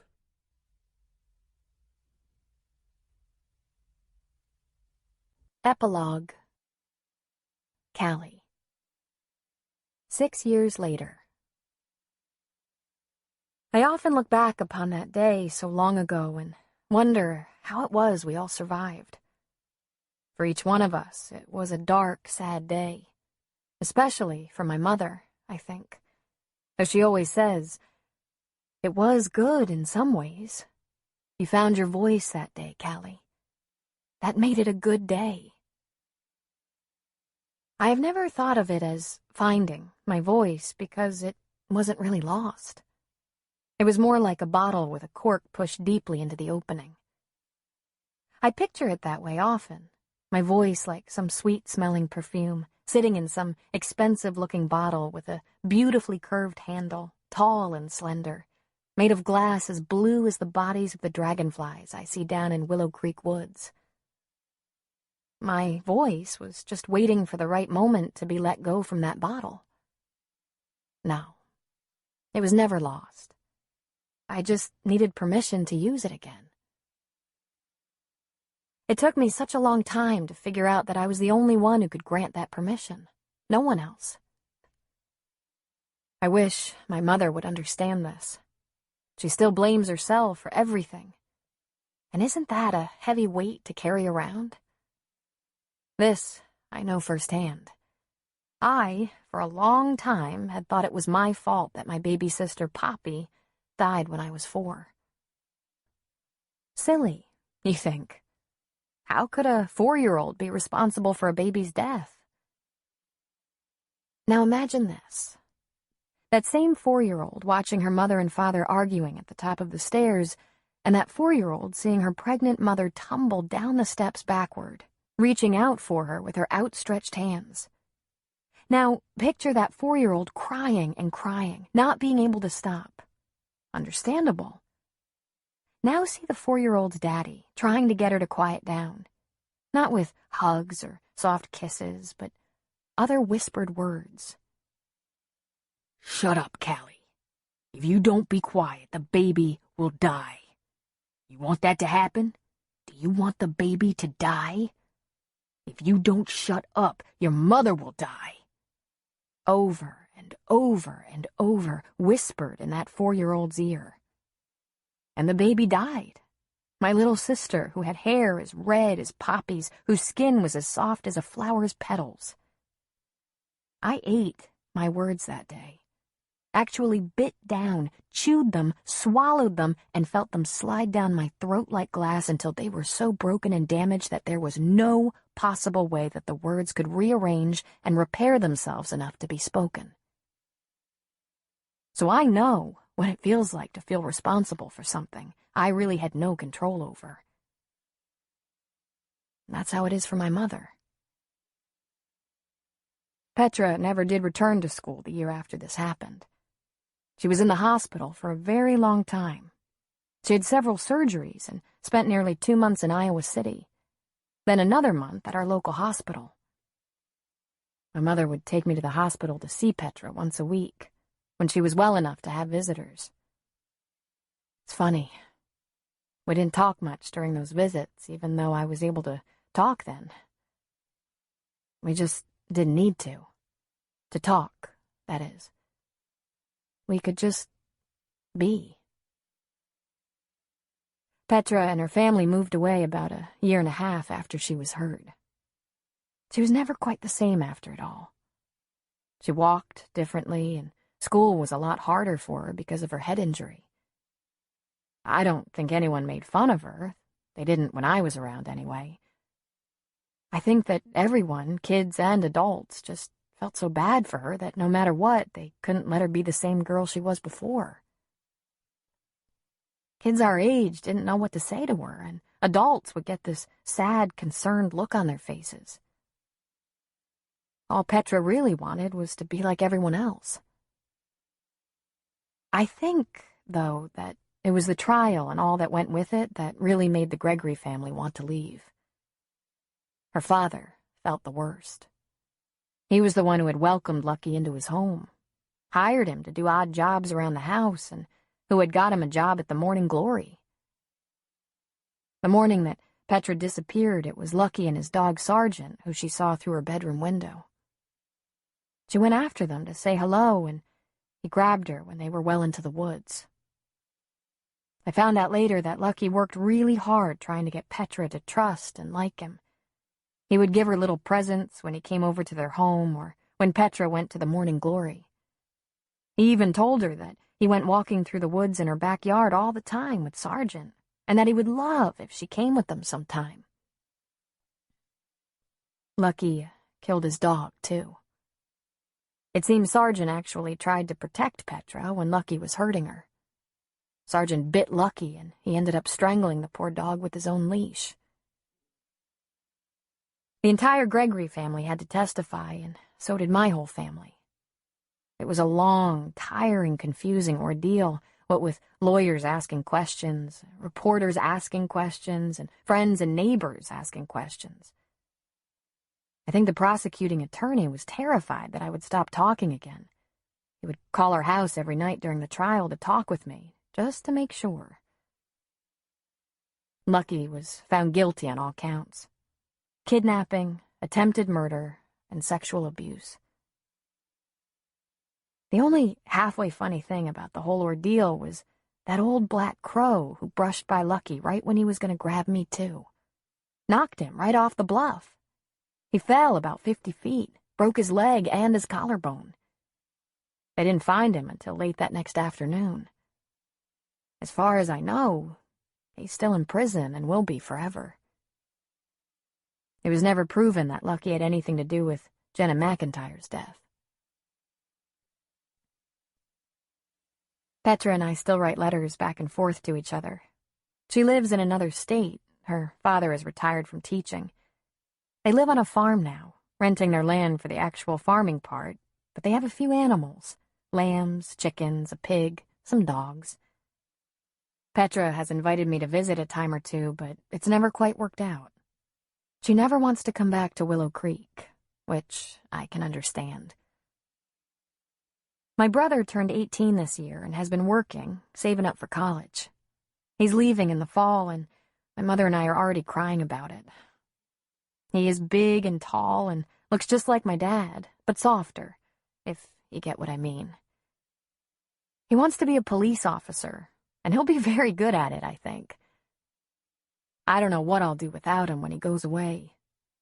I know many of my friends can't wait for their brothers or sisters to leave, but it's different with Ben and me. It makes me just so sad to think of him leaving that I can't. Lewis is still a deputy sheriff, but my mom and Ben think he should run for sheriff next year, when the old sheriff finally retires. Lewis comes over for dinner a lot and went to all of Ben's football games throughout high school. Ben and Lewis are very close, and I'm sure this is why Ben is going to become a police officer. I wonder at times if my mother and Lewis will end up together. I know he got divorced a while back, and I think it's about time my mom had some fun for herself. I asked her the other day why she and Lewis didn't just get married. It's so obvious that they love one another. Her face went all sad, and she said it was complicated. So I let it go. At least for now. She still has these horrible nightmares, my mother does. I can hear her yelling from her bedroom, and more than once I've seen her peeking into our rooms, checking on me, checking on Ben. Lewis's 10-year-old son, Tanner, comes to Willow Creek most weekends and on some holidays. His ex-wife ended up moving to Cedar Rapids, about an hour from here. Tanner is a funny little guy, quiet with serious eyes. Lewis is crazy about the kid and gets all sad and depressed when he has to take him back to Cedar Rapids. I still don't talk much, and that scares my mother. I can go for days and not say anything. I won't ignore anyone or refuse to answer, but I just go quiet. Sometimes my mom will get this very worried look on her face that lets me know she's afraid I've gone mute again. When I see that, I make a point to talk to her. It makes her feel better anyway. My mom got herself a job at the hospital as an aide, working on the skilled care floor. She works with old people, changing their sheets, helping them eat, giving them baths, helping the nurses. Not the most glamorous of jobs, she says. But she's always coming home telling us stories about who did what and who said what. She complains about the grouchy, persnickety ones, but actually, I think those are her favorites. I have a picture of my dad that I keep in my treasure box. It's faded and curled around the edges, but it's my favorite picture of him ever. It was taken before I was born, before Ben was even born. My dad is sitting in his favorite chair, and he has the biggest smile on his face. His face looks young, and it's as pale as milk, except for the freckles that are on his nose. He looks healthy, and his eyes are a bright green. They don't have that yellowish color to them that he had later. He's wearing a faded pair of jeans and a Willow Creek Wolverines football jersey. But best of all, the very best of all, is what he's holding in his hand. It isn't a beer bottle, but a can of pop, and he's holding it out toward the camera like he's toasting whoever is snapping the picture. Cheers, he seems to be saying. Cheers. I don't hate my dad. I think I did for a while, but not anymore. I don't hate him, but I certainly don't miss him either.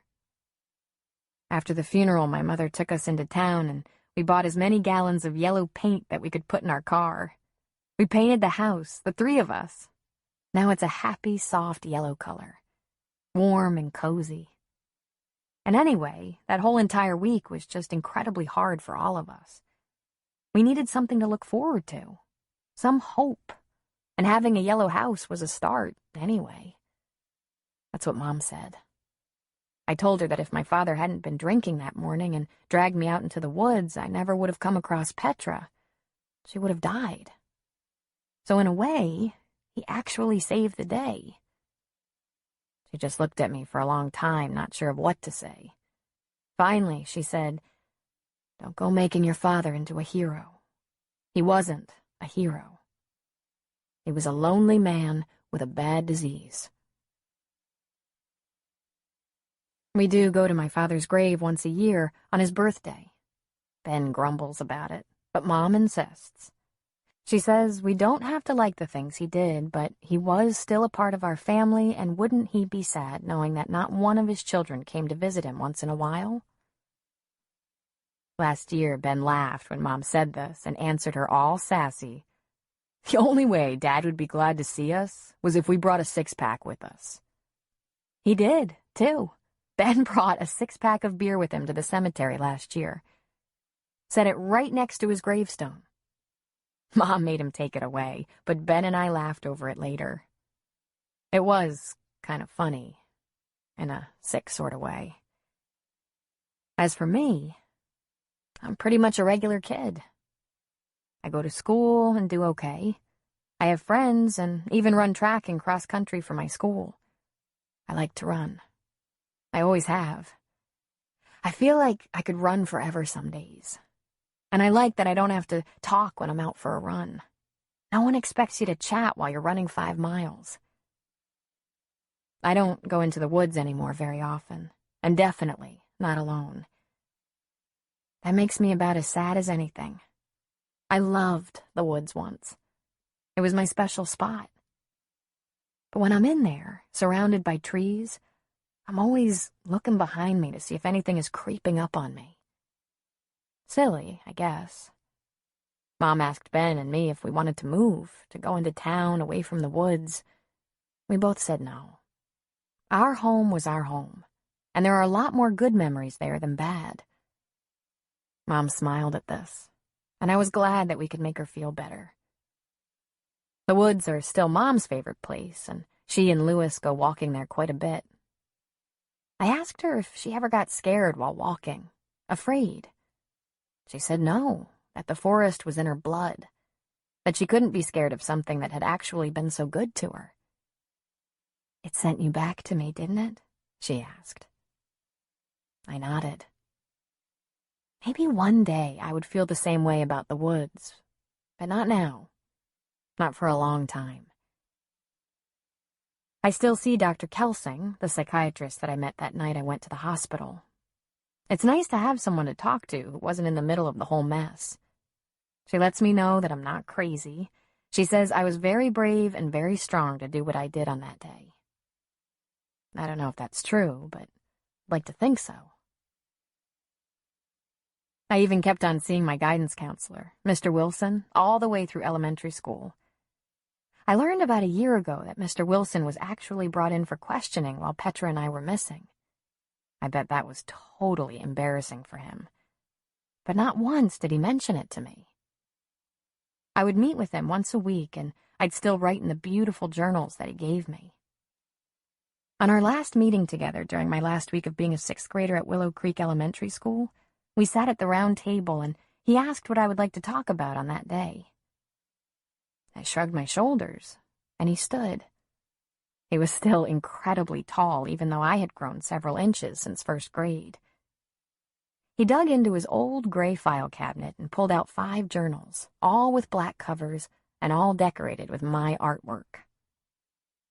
I told him then about the dream I had when I fell asleep out in the woods the day my dad had taken me. The one where I was flying through the air and everyone was grabbing at me, trying to get me to come down. I told him that he was in my dream holding my journal in his hands, pointing at something. I told him I wondered what he was pointing at.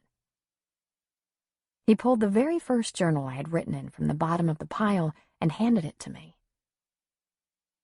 "Let's look for it and see if we can find out what it was," he said. For the next half hour, I looked through that journal, the one that said Calli's Talking Journal on the front and was decorated with a dragonfly. I flipped through pages, laughing about my terrible spelling and my stick figure pictures. But then I found it. The entry I was sure Mr. Wilson was pointing to in my dream. There were no words on the page, just a picture that I had drawn of my family. My mom was drawn really big right in the center of the page. She had on a dress and high heels, which was kind of funny because my mom never wore dresses or high heels. Her hair was drawn in a huge bouffant style, and she had a smile on her face. My brother was standing right next to my mom, drawn just as big. His hair was colored fire engine red, and his freckles were red dots across his circle-shaped nose. He held a football in his hands. At first glance, one might think that the picture of Ben was actually my father, but it wasn't. My father was in the picture drawn a little smaller and set back from the rest of us. He was smiling, just like everyone else in my picture, but in his hand was a can of what was clearly beer. The brand name of the beer was written in fancy blue letters, just like it is on the real can. But the drawings of those 3 weren't what caught my eye that day in Mr. Wilson's office. It wasn't even the drawing of me, dressed in pink, my hair pulled back in a ponytail. No. It was what I drew sitting on a table next to me in the picture. A beautiful blue perfume bottle with its lid set on the ground right next to it. And rising out of the bottle were these tiny musical notes. Whole notes, quarter notes, and half notes flying right up into the air around my stick figure head. "This is the picture," I told Mr. Wilson, jabbing my finger at the page. "This is what you were showing me in my dream. My voice." "Of course it was, Calli," he said. "Of course it was. You had it with you the entire time."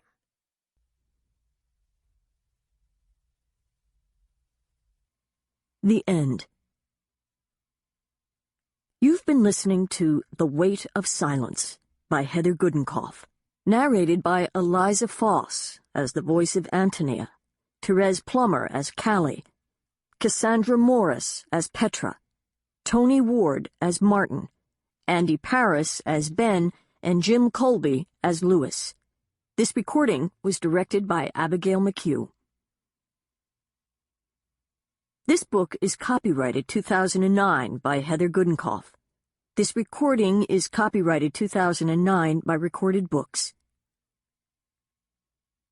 If you've enjoyed this book and this performance, Recorded Books recommends Songs of the Humpback Whale, a novel in 5 voices, by Jodi Picoult, narrated by actors from the Recorded Books Repertory Company. Jodi Picoult's powerful novel portrays an emotionally charged marriage that changes course in one explosive moment. For years, Jane Jones has lived in the shadow of her husband, renowned San Diego oceanographer Oliver Jones. But during an escalating argument, Jane turns on him with alarming volatility.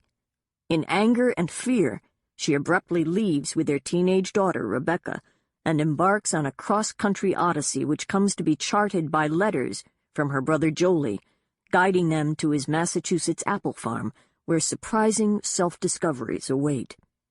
When Oliver, an expert at tracking humpback whales across vast oceans, searches for his wife across a vast continent, he finds a new way to see the world, his family, and himself. Through her eyes.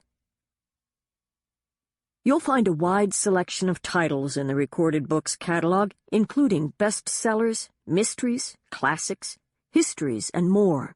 Call us toll-free or log on to recordedbooks.com to learn about our latest releases and special offers, order another recorded book, or to read author interviews and narrator profiles. Don't forget to ask about easy 30-day rentals by mail. And thank you for being a Recorded Books reader.